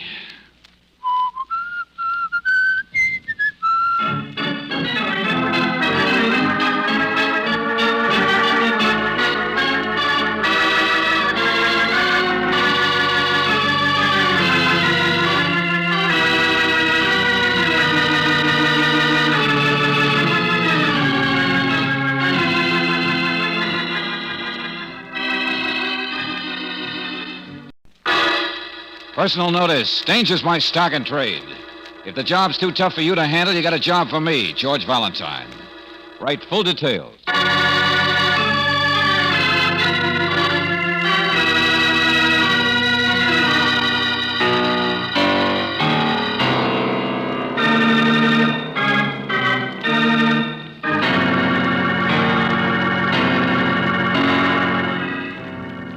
Standard Oil Company of California invites you to Let George Do It.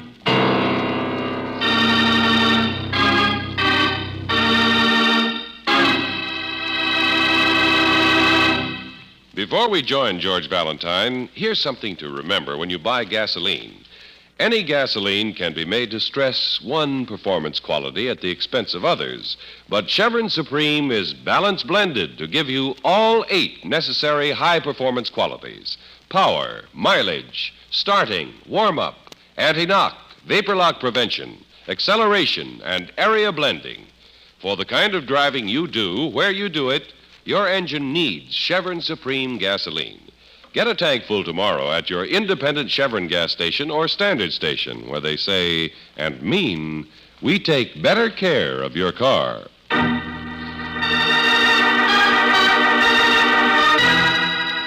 And now, tonight's story, The Woman in Black, another adventure of George Valentine.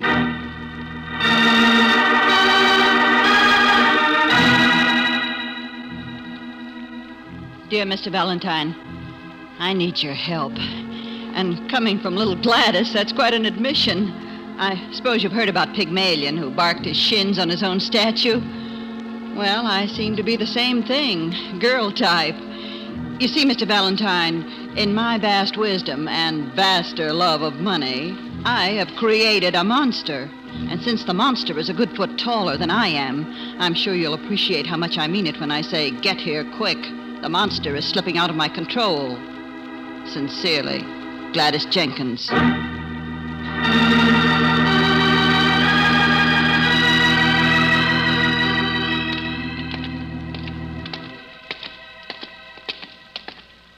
Well, this is the address, all right, George. Yeah, but nobody's lived here for Well, years. they can't have. All those weeds and the paint coming off. It looks like a castle. It was. Yeah, that's right. Been deserted since about 1952, as I recall. How do you know? Ever since the Bunko Squad or some jealous movie queen took care of him, whatever it was. George, what are you talking about? Angel, didn't you ever hear about Gregory? Oh! Yeah, sure. Gregory the Great. Gregory the Mighty Soothsayer. Gregory the Widow's Wailing Wall. Yes, of course. The greatest crystal ball man. Yeah, that's the one. Gregory the... What's the matter?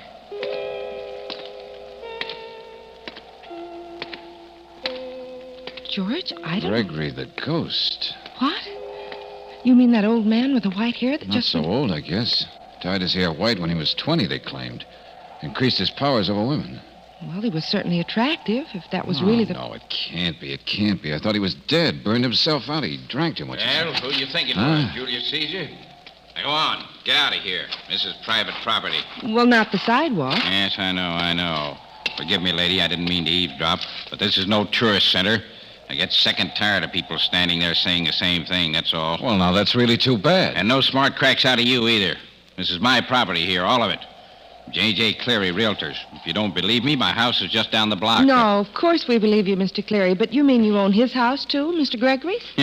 Where do you get that Mr. stuff? Don't insult the mighty G. No, I got an option on it, though. It'll be mine soon enough, don't you worry. And when it is, you can bet your bottom dollar there's nobody like that coming back to this neighborhood. Okay, but when did he come back? A couple of weeks ago. Visions of opening up his old temple. The master will once more comfort a long line of rich women. You sound a little bitter. Well, why not? He's a fraud. He always was. Ought to be locked up. Between you and me, I've just had a few words with Gregory. He clearly understands that when I get back from meeting with my lawyer tonight, I'll have the legal ammunition to do it. You mean you've got a big real estate deal on, and a crackpot in the middle of it doesn't help the desirability of property around here very much? Well, all right. I'm not ashamed of trying to clean this city up, and I'm going to. You can remember that. Sure. Come on, Brooksy. And when you see him, you can tell him I said so. Tell him I'll sing at his funeral.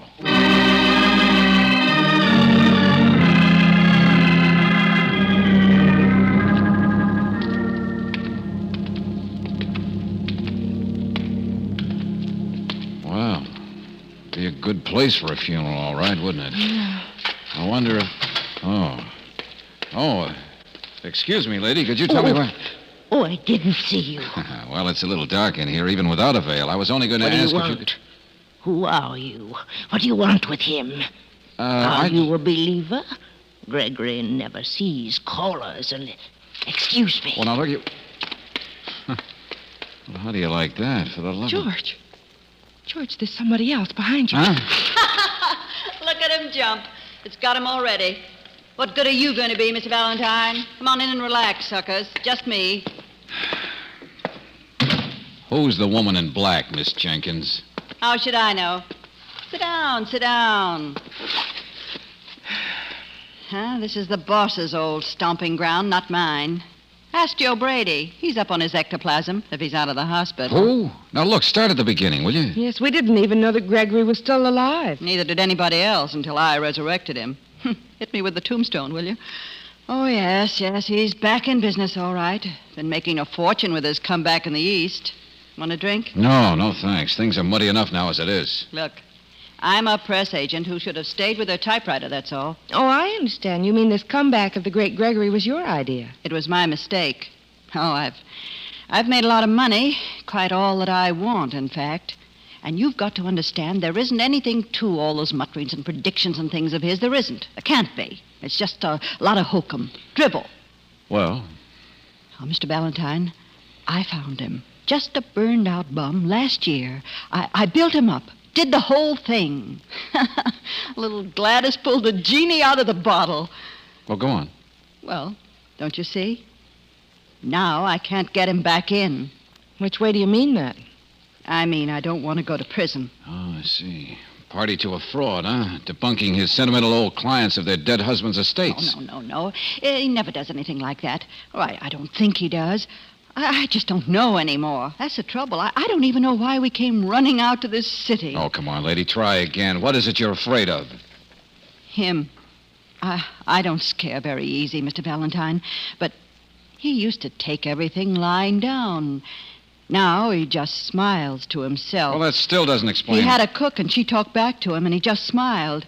He started laughing, and she had a heart attack right then and there. What? I know. You think I'm stupid.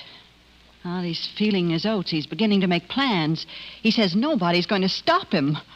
Well, I don't know what sort of thing he really used to do in the old days. Maybe he does have some sort of power. Oh, now, look, he has lady, disciples that come to him. Like that woman in black out there. You saw her. She sneaked in here to see him 5 times since he's been back. I don't know what he does to people, but they get a funny, fanatic gleam in their eyes. Oh, all right, wise man. Joe Brady's a skeptic, too. He writes bifocal articles exposing psychic frauds. The man in the hospital? Yes, he threatened to make Gregory look silly in a magazine article, to expose him. And the master laughed, I suppose. He said a man should never act like a cat. That night, Joe Brady, out walking across the lawn here, heard this awful screech. And that's all he remembers. When he came to, his face had been clawed. Okay, Gladys. I begin to get the idea. Mr. Valentine, I want to quit my job. But when I speak of it, he says, no, I'll never leave him. Well, what do you expect me to do? Spit in his eye?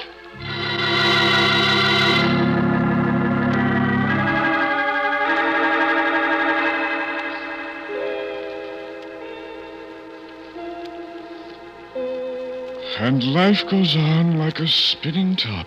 Yeah, sure, you said that before. Now let's clear some things up, huh? No, young man. No, don't turn on the lights. For what I have to say, Mr. Gregory, we don't need dim lights, nor incense, so we'll open the windows, too. No. Many people before thought I was a fraud. And they were experts in expressing themselves. Now, look, I want to talk to you about Miss Jenkins. Life goes on like a spinning top. She seems to be afraid of you. No beginning. No end. Hey, just what are you up to? I see what the future holds. I tell it to him who listens. Uh-huh. What have you been doing lately that has brought you so much money? Truth. The cook who died of a heart attack. Truth. Now, don't go into a trance. I want to talk to you. Truth. The writer, Joe Brady, he had an accident. I don't know anything about that. What about the woman in black, your disciple? What kind of nonsense did you fill her with? Like a spinning top. No beginning, no end. Oh, come on, snap out of it, will you? No beginning, no end. Okay. Now get this. Miss Jenkins is going to leave here, Gregory, and I wouldn't try to stop her. No beginning. Gladys? Leave me? Oh, no. You heard me, Buster. Oh, she mustn't. I won't let her. Never. You have nothing to say about it.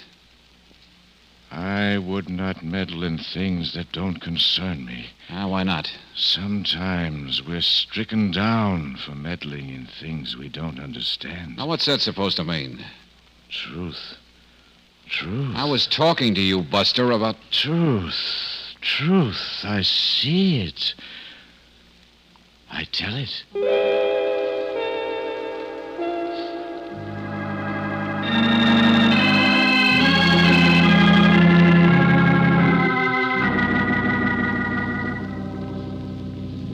No, Gladys, I didn't get very far with him either. Gregory the Vague. Just as I expected. He's made a lot of money in the last few years, George. Couldn't you find out how? No, Brooksy, I couldn't. And frankly, I think a lot of this is just so much malarkey. You're an optimist, my friend. All right, so you're no use. A temple like something out of India. A woman in black. Life is a spinning top. All the trimmings. Enough to make anybody imagine things. But I know that, and I still don't know what to do. Well, now, did I say I wouldn't take your case? All I want is a fresh air viewpoint on this whole thing. Now, Gladys, the woman in black, you say you don't know who she is? No one does. All right. Maybe I'll find out. And there's this Joe Brady to see, and a side trip to police headquarters to find out what they have on our boy. Yeah, I got work to do, ladies. Oh, George, no, I'll go you stay here with Gladys. Now, even though I have a hunch there isn't much to worry about, someone just might get hurt.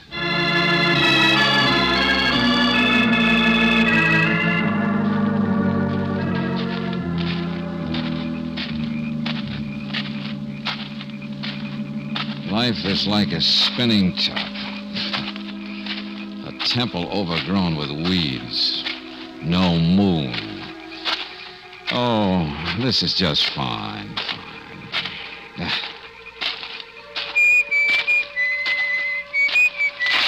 What? Who's that?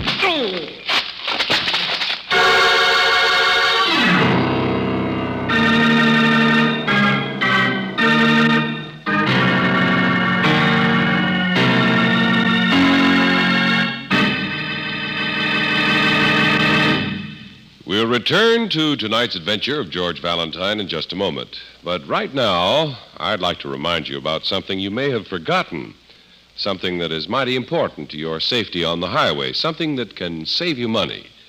I mean the tire switching service that is available at all standard stations and independent Chevron gas stations. Nowadays, it's important that you take care of your tires.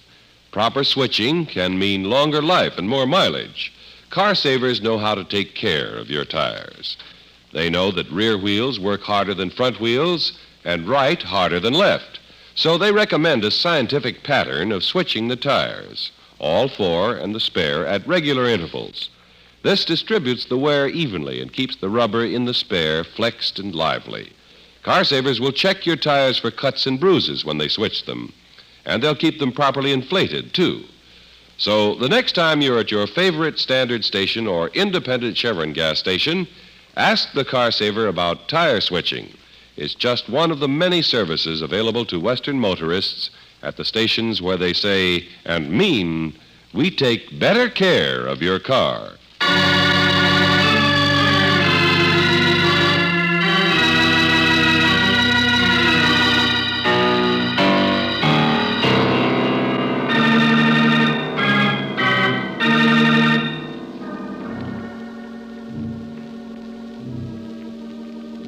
Gregory the Enigma, a fabulous crystal ball man who, after 20 years of oblivion, is back in his weird temple, resurrected by a hard-boiled publicity gal. But now Gladys is afraid of him, doesn't understand what he's up to, and so she hires you. Well, if your name is George Valentine, you don't believe in all the trappings you find, except for one real, very real fact. Oh. It's all right, darling. Please don't move. I never thought I'd say it, but where am I? Right out on the lawn. I thought I heard you cry out. Oh. Did you see anybody, Brooksy? No, just a vague shadow disappearing behind those trees. Yeah, well, there's nothing very vague about this lump on top of my head. Oh, George, let's get out of here. Let me get you to a doctor. Whoever had this grudge against me sure used his strength with the right goodwill. To paraphrase our good friend Lieutenant Johnson, this was done with a blunt instrument with intent of mayhem. Gladys is scared to death. I told her to lock herself in her room. God, she don't...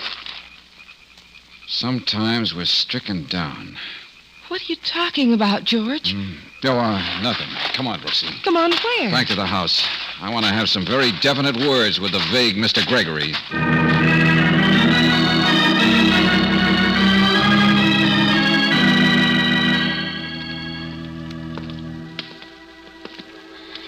This looks more like a museum than a library, George. Yeah, wait, I'll find the light. Hey, the window's... George, look, out there, the lady in black. Huh? Hey, you, wait! She was peering in on us. Yeah. Maybe she was looking for Gregory the Elusive, too. She found him. Huh? Yeah, in the chair. Is he? I mean, just sitting there. Wait a minute now. Hey, Gregory. Gregory! George! Wait a minute. Gregory! Oh, he's alive. You mean dead to the world. He's been drinking, that's all. Uh-huh. The genie is back in his bottle.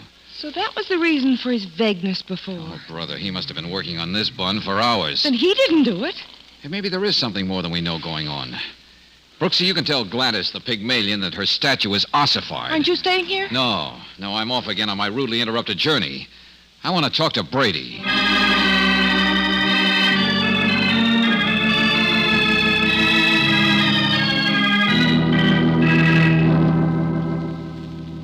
It was very nice to inquire about me, Mr. Valentine. Well, Mr. Brady, I was under the impression you'd be in the hospital. I'm surprised to find you here at home. People underestimate the strength of little men. Gregory always did. Oh. I suppose you can't wait to get even with our mysterious friend. Oh, no, on the contrary, I have nothing against him. I wish him the best. Huh? Don't you see? His is the most interesting case I've ever run up against. I'm not going to stop until I understand it and explain it away. I don't want anything to interfere with that. Well, tell me, Mr. Brady, just what do you know about Gregory's recent activities? Frankly, Mr. Valentine, I thought Gregory was quite through before his retirement 20 years ago. Oh, you knew him even then? Oh, yes, indeed. And he was very excellent in his field. Quite good, really. Well, what does he do now? I'm sure I don't know. But it has come to me that he's made a lot of money. Yes, a lot of money since his, shall we say, rebirth. The ladies still find Gregory quite irresistible. Yes, I saw one of the ladies back there at the temple. A lady dressed in black. Yeah. You know who she is? A very interesting phenomenon. A true disciple, I believe. Even when Gregory wasn't there, she would come to the temple and walk through the empty rooms, a sort of one-woman pilgrimage. Yeah. She'd do anything for him, I suppose. I wouldn't be surprised. I wouldn't be surprised if she already did. What was that supposed to mean? My accident, Mr. Valentine. The doctor who took a few stitches on my face was quite a joker. He made a number of facetious remarks about my wife scratching my face and already fancying herself a widow. A widow? Yes, wearing black. There was some black lint in one of the scratches. So that's the way it is. Of course, I hold no grudges. Each of us fights any way he can. I am Gregory's worst enemy, and I shall solve his mystery. Oh, yes, indeed. In 2 or 3 weeks of investigation, Mr. Valentine... Sorry to walk out on your friend, but you're not Gregory's worst enemy. What? And it's just occurred to me you don't have 2 or 3 weeks. Neither do I. And what's most important, neither does Gregory.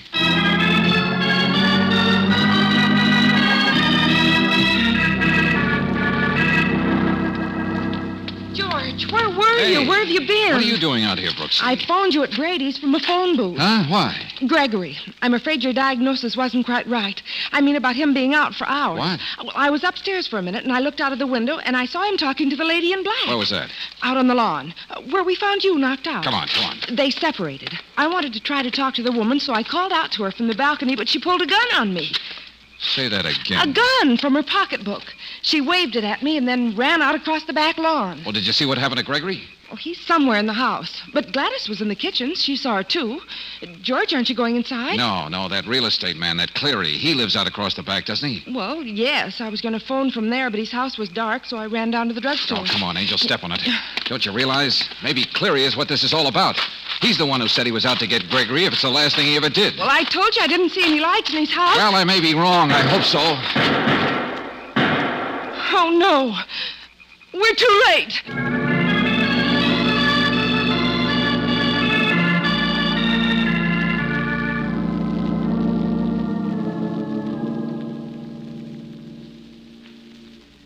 The woman in black. Dead? You're sure she's dead? She can't be. I could barely see her. But who are you? Yeah, your concern is a thing of beauty, Buster, whoever you are. Look. Her gun is still in her hand. Who do you think I am? I'm the one who shot her. What? There was somebody at the door, her. She didn't say anything. She was like in a sort of trance, and the minute I opened the door, she started shooting. What would you do? Well, what are you doing in Mr. Cleary's house? What are you doing with a gun? I got a license. I work for him. Private investigator. Oh. Sure. To see what I could get on that Gregory guy. That's what Cleary hired me for. Oh, poor crazy woman. She came here to kill Mr. Cleary, didn't she? Thought I was him, I guess. Well, that's it. Where's the phone here, Buster? Dan Ritchie. It's over there in the corner.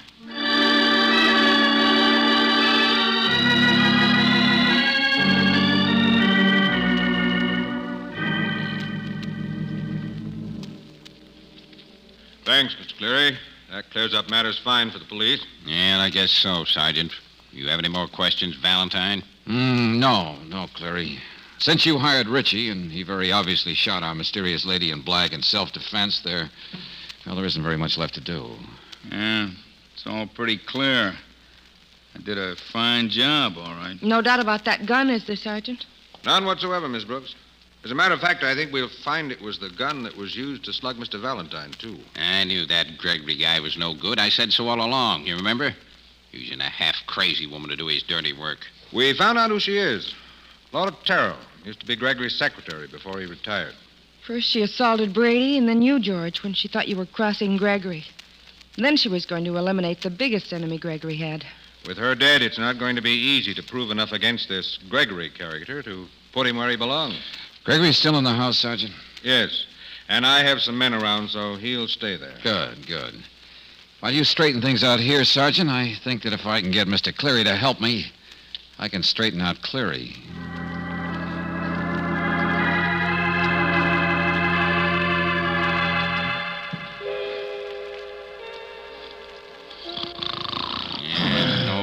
Now about Gregory being no use to anybody until morning. The sleep of the innocent. He must be insane to do anything like that.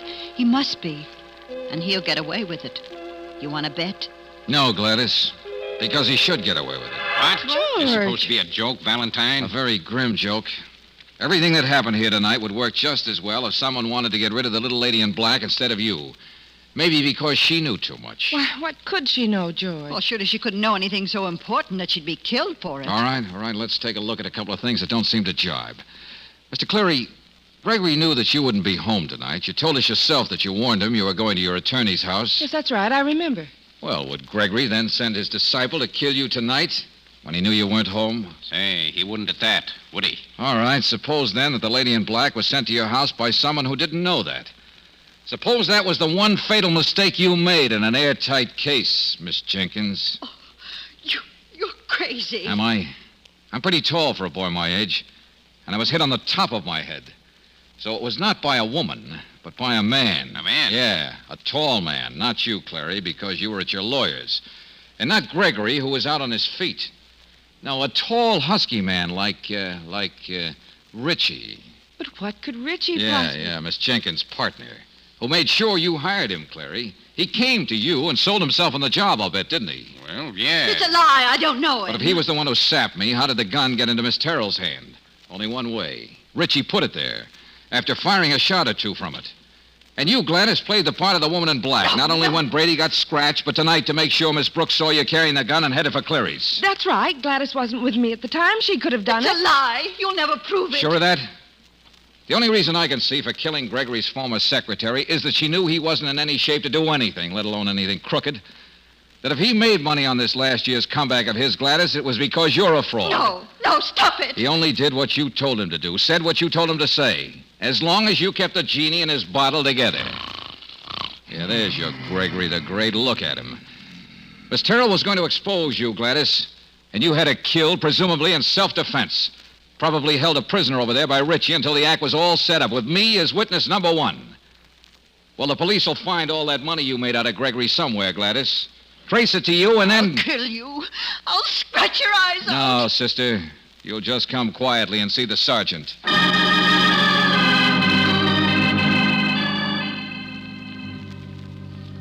George, it was such a silly, dangerous thing for Gladys to do. She thought she was smart enough, and she and her strong boy almost got away with it.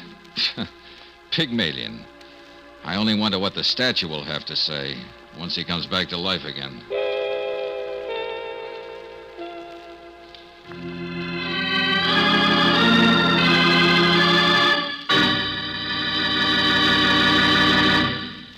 Several leading automobile manufacturers now recommend a heavy-duty motor oil to give top protection and lubrication for today's engines. New RPM motor oil is the answer. It not only exceeds the requirements of those manufacturers, but compared with premium-type motor oils, new RPM doubles engine life between major overhauls due to lubrication. For better protection for your engine, get new RPM motor oil at independent Chevron gas stations or standard stations where they say and mean we take better care of your car.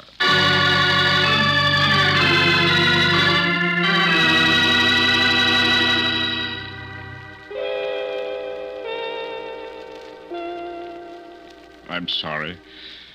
Ashamed and sorry. Yeah, well, it's lucky for you that the police did find enough proof to clear you. Richie worked for Gladys, all right. You didn't know any of those things you told the susceptible rich ladies. Gladys was smart enough to hire a private detective to dig up facts. I don't remember a thing. All these months. They mean nothing.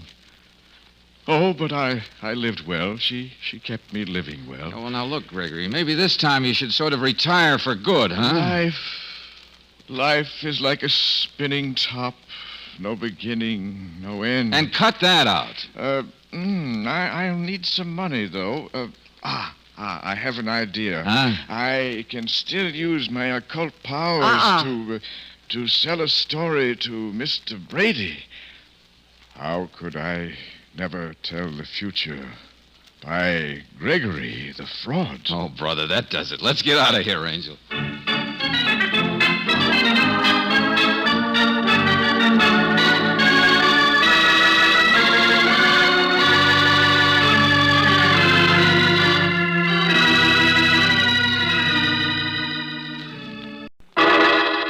Personal notice. Danger's my stock and trade.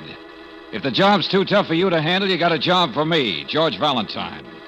Write full details.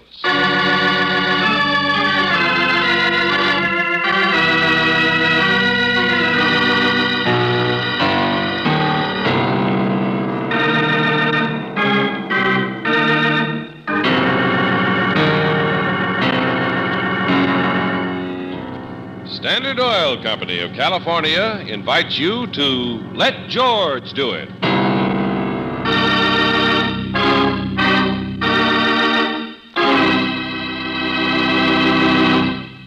As a motorist, you know that the job of a motor oil is to lubricate and protect your car's engine, so you'll be interested in this. New RPM doubles engine life. Yes, compared with premium-type motor oils, as designated by the American Petroleum Institute, new RPM motor oil doubles engine life between major overhauls due to lubrication. More than meets heavy-duty requirements of all car manufacturers.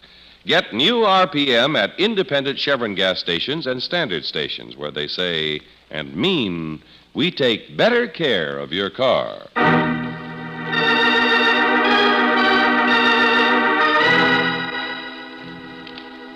Destination Danger, another adventure of George Valentine.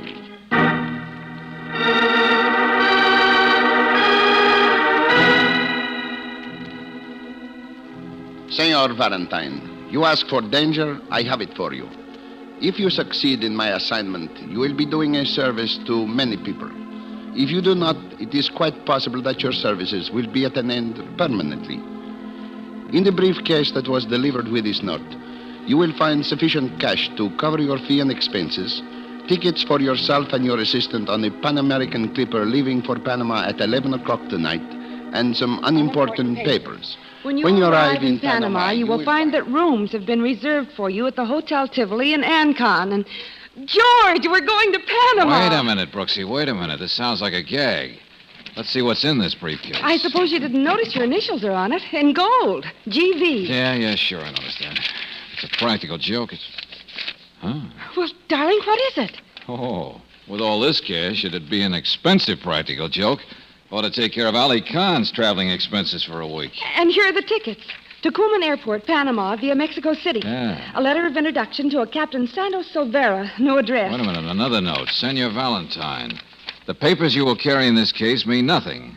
They are only to make you appear as a traveling businessman from the States. Please destroy both this note and the first. A young man at the Tivoli will give you complete instructions. Hasta la vista. Hasta la vista. Until we meet again. Yeah, bad choice of words. Up to now, my so-called client and I haven't met.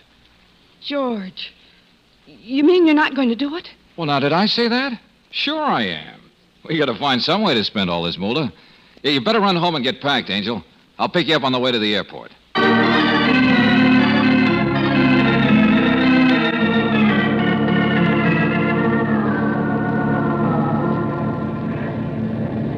George. Yeah, Brooksy. You don't even know what we're supposed to do in Panama, do you? Just relax. We need a vacation anyway. Where'd you put the briefcase? The fancy prop? Under the seat. The letter of introduction is in my pocket here. Oh. Darling, when the man wrote about danger... Senorita. Yes? Pardon for the intrusion, but do you play canasta? Canasta? Well, of course. Well, then, would you care to join two others and me in a game? Unless, of course, you wish to rest. Well, no, I'm not sleepy, but I think... Go ahead, Angel. Have some fun. She's quite a canasta player, young lady. You better watch it. Oh, that is fine. Come, it is a few seats ahead. All right.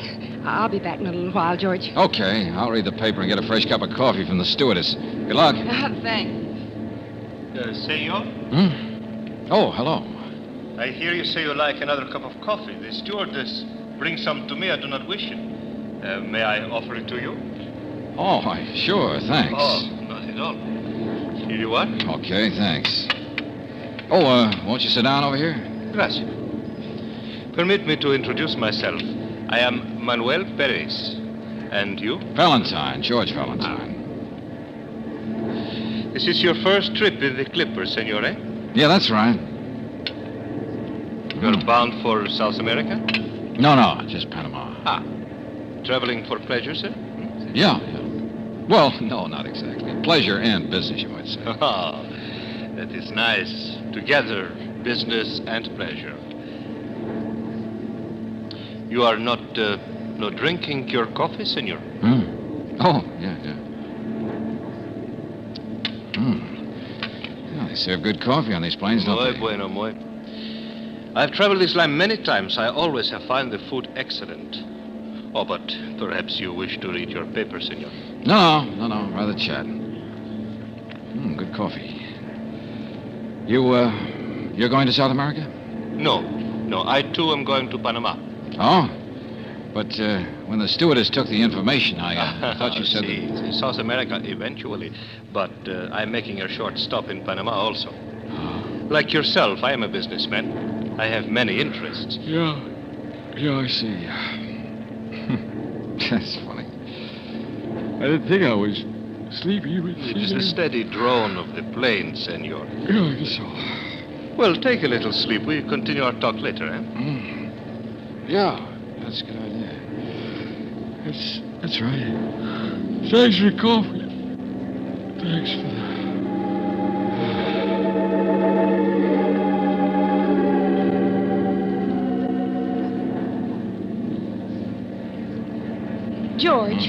George, wake up. What?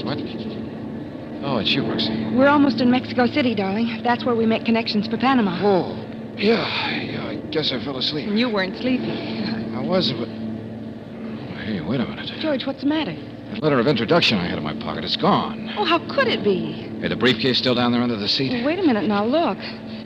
Yes, George, it's right where you put it. Hey, I didn't just fall asleep. I was drugged. Yeah, it was in the coffee, that guy across the aisle. Hey, where is he? George, you're not even awake yet. Oh, yes, I am. Somebody took that letter out of my pocket while I was asleep.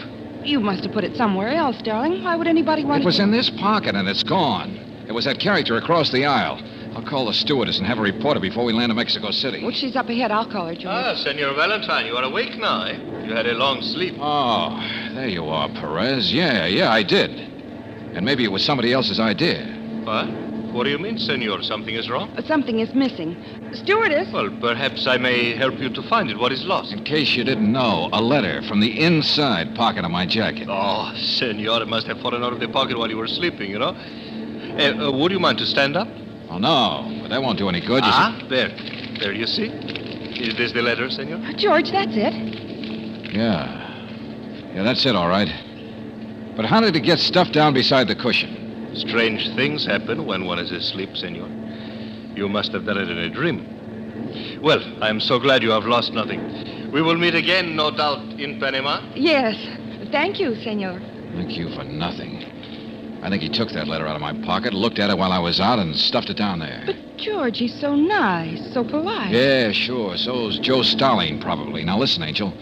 Somebody knows more about why we're going to Panama than we do. And when we get there, we'd better have eyes in the back of our Fasten heads. your seatbelts, please. Everybody fasten your seatbelts.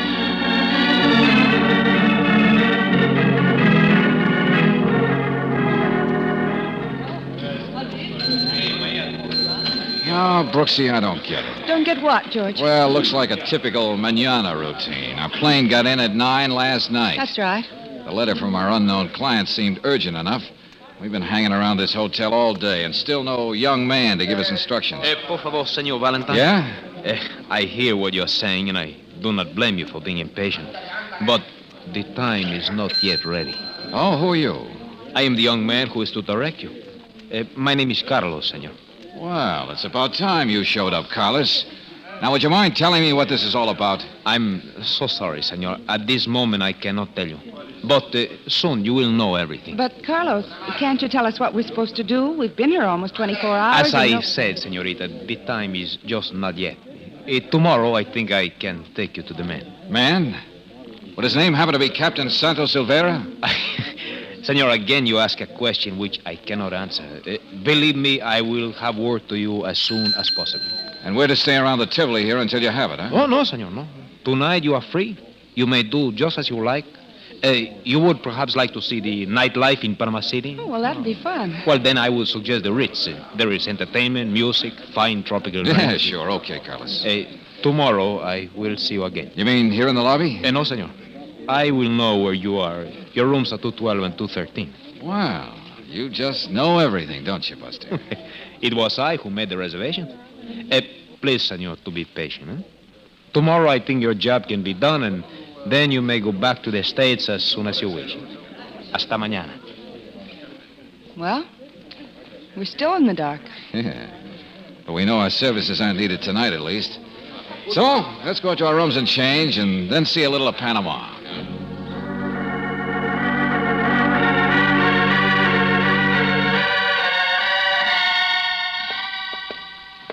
$212. There's your room, Brooksy. Don't be too long putting on your face. No, I won't. Not when you're ready. Yeah, sure. Okay, Angel.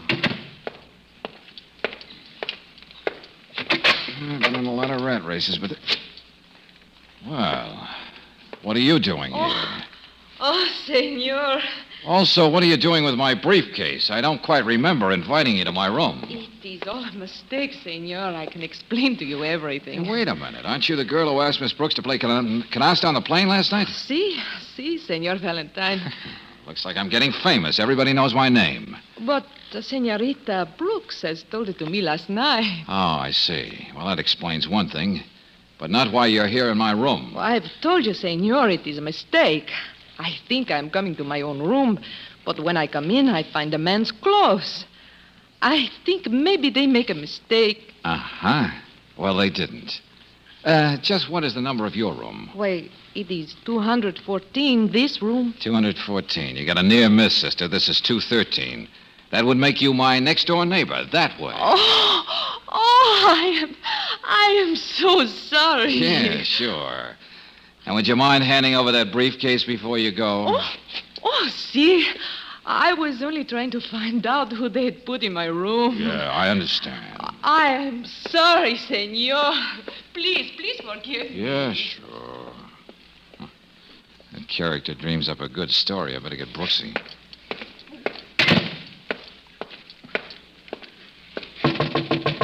Yes, George? Yeah, Angel. Come on in. I'm almost ready. Hey, look, Brooksy, I'm going to take this briefcase down and leave it at the desk for safekeeping while we're out. Meet you in the lobby. That briefcase? Why? George, there's nothing in it but those silly catalogs. They don't mean anything. Yeah, that's what the man wrote, all right. But I wonder if he was telling the truth.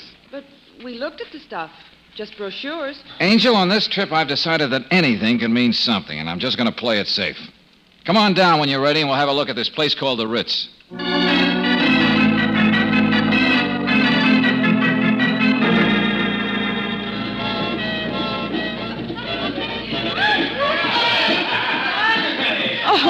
think this place is cute, George. Yeah, it is, Angel. Darling, Yeah, Brooksy. you're not even here. You're still thinking about that girl in your briefcase. Ah, you're so right. But why? She made a perfectly understandable mistake getting in the wrong room. I'd have picked up the briefcase myself just to see what... Sure, I know. What bothers me is that it all fits into a pattern. Oh, what kind of a pattern? Well, don't you get it, Angel? On the plane, this gal asks you to play canasta, gets you out of the way. The guy across the aisle gives me some doped coffee, picks my pocket for a letter. Oh, don't you think you're dreaming a little, darling? I'm afraid I don't. But it could have been just a coincidence. I don't think the girl and the man had anything to do with each other. And that letter could have dropped out of your pocket, and the girl of your... No shot! Take it easy, Angel. There's one of those Panama policemen over there in the door. It's all over now, I guess. Who were they shooting at, George? I can't say for sure, but look at my drink. Your glass, darling, it's broken. Yeah, somebody was a pretty good shot, but not good enough. Somebody was trying to shoot you. Looks that way. Senor Valentine. Senor, I saw what happened to your glass. That was very close. Wow, Senor Perez. Coincidence that you're here, huh?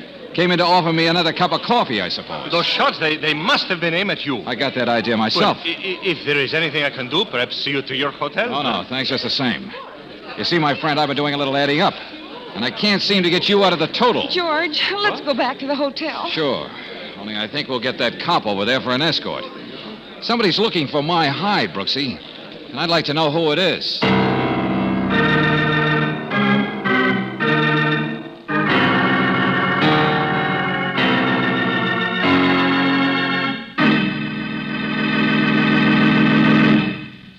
We'll return to tonight's adventure of George Valentine in just a moment. Last Saturday afternoon, my neighbor Whitey and I were driving home from a football game. Whitey'd been rooting for one team, and I was sort of cheering for the other. So as we drove along, we were arguing the game and the talents of some of the players. But you know, the thing that impressed me most was the teamwork. It reminded me of the way that car savers work as a team to take better care of your car. For instance, when it comes to lubrication service, car savers are a smoothly balanced combination. Car savers know where and how much to lubricate. They have factory-approved specifications to guide them, and they have a complete line of the very best petroleum products with which to do the job. And when they're through, car savers sweep out your car and shine up the windows till they sparkle like an all-American. Even Whitey had to agree with me that a team like Car Saver Service and Standard Oil Products is a tough one to beat. No matter where you drive in the West, you'll find the Car Saver team ready and waiting to serve you. Once you get a sample of real Car Saver service, you'll know why so many Western motorists root for the folks at standard stations or independent Chevron gas stations where they say and mean, we take better care of your car.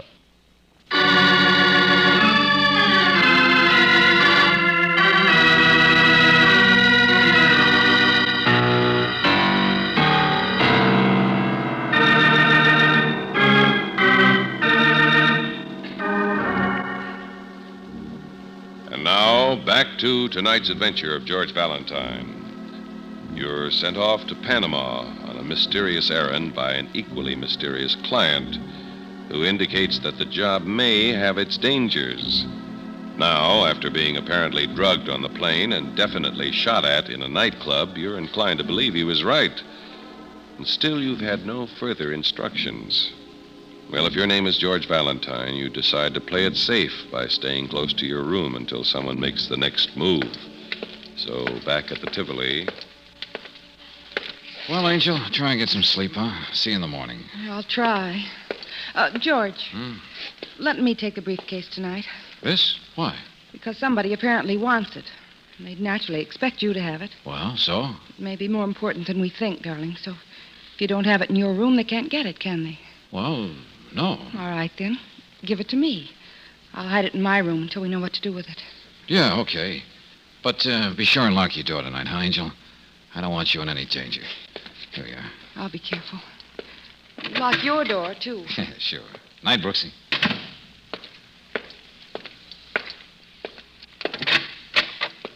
Well. Oh, Senor Valentine.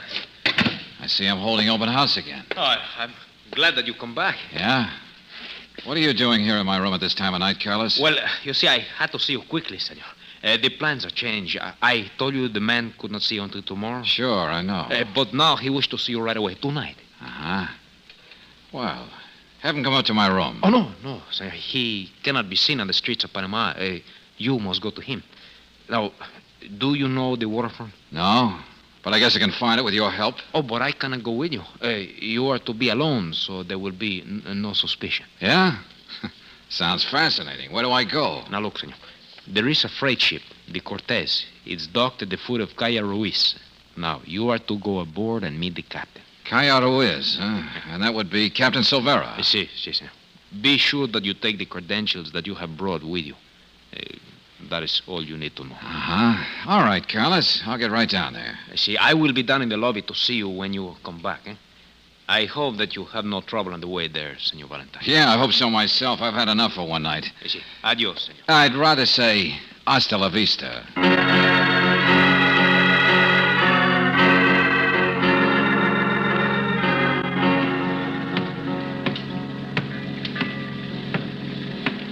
This is Cortez. Here she is. Well, it's dark aboard. I wonder if... Who is it? Huh? Where are you? I can't see in the dark. Call out your name. The name's Valentine. Are you Captain Silvera? Well, Senor Valentine, we meet again. Oh, hey, now, wait a minute. You're that guy from the plane. You're Perez. That is right, senor. Now, what are you doing here? You asked for Captain Silvera. I am his friend. Very old friend. I came aboard to stay with him tonight. Oh, yeah? See, the Captain is not feeling well. He asked me to get from you some papers he is expecting. Uh-huh. Now, look, Perez, I wouldn't trust you as far as I could throw you. On the plane, you tried to pick my pocket after you drug my coffee. Oh, senor, please, that is all in your imagination. I put nothing in your coffee. I did not search your pocket. I am your friend and the friend of the Captain. You make it sound all very simple. But it is. Now, where is the briefcase? I didn't bring it. Oh, you didn't bring it? No, I left it at the hotel for safekeeping. All I brought was a letter of introduction to the captain. That was quite unnecessary. But he will be very upset if he knows you did not bring the case. Well, now, that's just too bad. Look, Perez, I'll talk this over with Captain Silvera myself. Where's his cabin? I have told you he is ill. He does not wish to see you. So you will do as I say. I will, huh? See. You will return to your hotel and get the case and bring it back here immediately. Uh-huh. If you do not, you are quite apt to cause trouble. It must be here tonight. Yeah, I see. Okay, Perez. I'll have the briefcase back here in half an hour.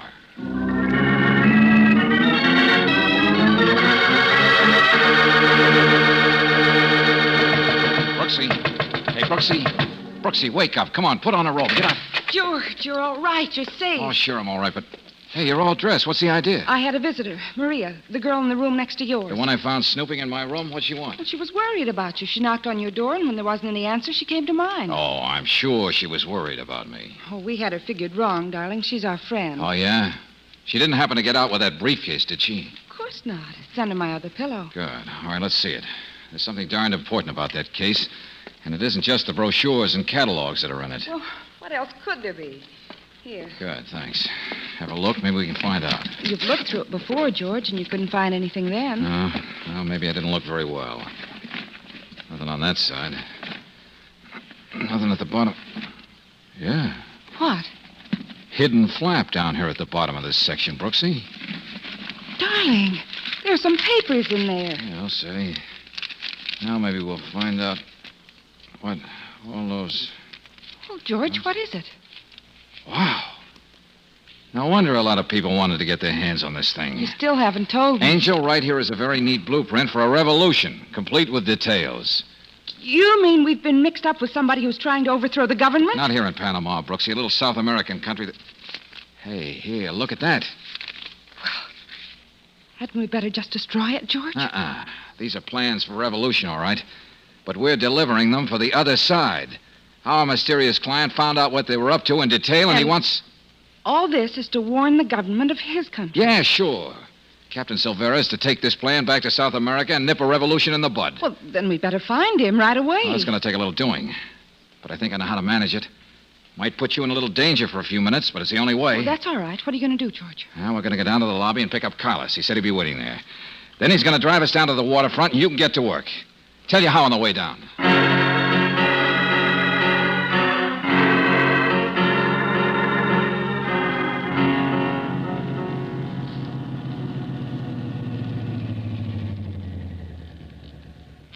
This is as far as we should go, Senor Valentine. All right. All right, now there's the Cortez, Brooksy, right over there. Yes, I see it, George. You know exactly what you're to do? Go aboard and meet this Perez character. Tell him that your life has been threatened and you don't dare leave the hotel. That I have the briefcase in your room, and you'll bring him to me. You got it? I've got it. Good. Good luck, Angel. See you back at the hotel in just a few minutes. Right, but don't waste any time. Caray, the senorita is brave, senor. Oh, brother, she's scared stiff, and I don't blame her. But I couldn't figure any other way to get Perez off that ship. She's gone on the gangway now. Yeah, things ought to start happening. Valentine? Is that you? Senor Perez? Huh? Is Senor Perez there? Well, what are you doing? Oh, Senor Perez. See? Mr. Valentine sent me. He's Cross your fingers, Carlos. Cross my... What's that? Oh, nothing. Let's just hope Miss Brooks makes her story stick. You see. It's very quiet up there in the day. Yeah, I know. Oh, come on, Brooksy, come on. Sell him a bill of goods. Get him to get off. Senor, there they are now. They're coming down the gangway, both of them. Yeah. Hey, it worked all right. Yeah, they're heading for that car parked over there. See, it's probably the car of this Perez. Yeah, it's his car, all right. Hey, there, they're in. Now get ready to run on that ship with me as soon as they're out of sight. See. Now, Carl, let's run for it. Senor, what do we do when we get on the ship? Find Captain Silvera if he's still alive. You think maybe they have killed him? I hope not, but I don't think he's just plain sick. Hey, here we are. Sign on the door, El Capitan. Captain Silvera. There's no answer, senor. No, we'd better get in there. There he is. They have tied him up. I'll say they have, gag and all. All right, Carlos, start untying those ropes while I get the gag. Si, senor. Hurry. Here we are. Captain Silvera. See, who are you? What you are going to do with me? Nothing, except get you out of here. My name is Valentine. Valentine, you're the man from the States. You're to bring... Some papers in a briefcase, yeah. But I'll have to turn them over to you without the case. Here, this is what you want. Gracias. I was afraid you might not get through with that. So was I for a while. There we are. The ropes are all loose now. Okay, good. Come on, quickly now. And you'd better go with us, Captain. It'll be safer that way. Where we are going, Senor Valentine? I gotta catch up with a goon by the name of Perez before he starts to get rough.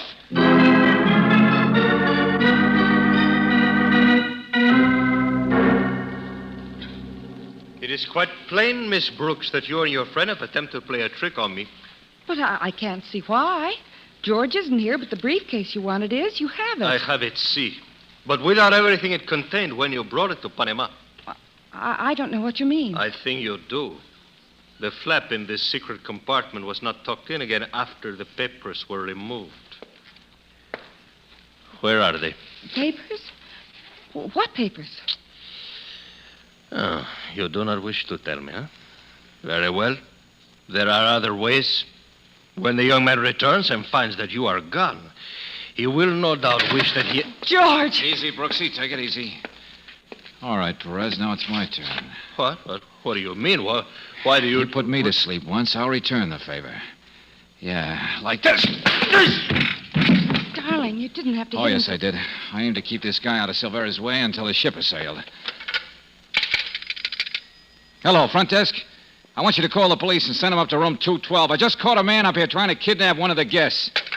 Yeah, that ought to do it. George, what happened to you after I came back here? Tell you later, Angel. Right now, I want to make plane reservations back to the good old USA.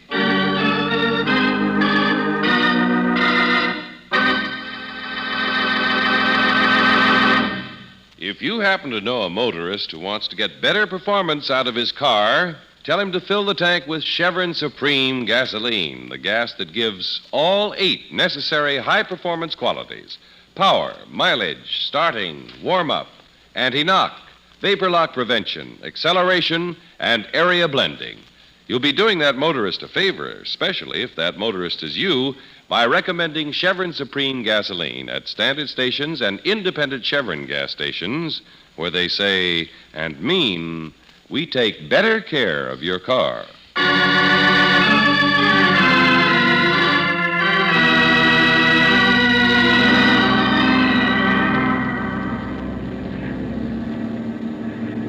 Angel, that's the story. All wrapped up. And a nice piece of cash left over for the fee. You were wonderful, darling. Figuring out that Perez wasn't the captain's friend at all. Well, the way he talked to me on the ship did that. If he'd been on the right side of the fence, he would have taken me to Silvera. Well, it was exciting. Oh, Senor Valentine. Well, our friend Maria. Senor, before we left Panama, I have talked to my employer on the telephone.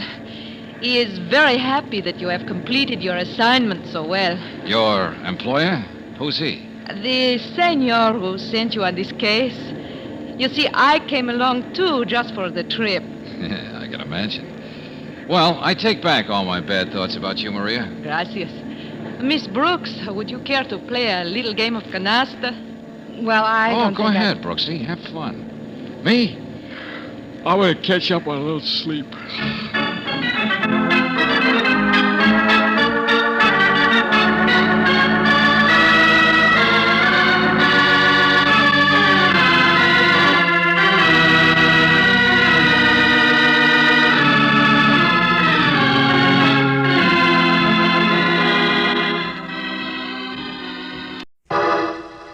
Personal notice. Danger's my stock and trade. If the job's too tough for you to handle, you got a job for me, George Valentine.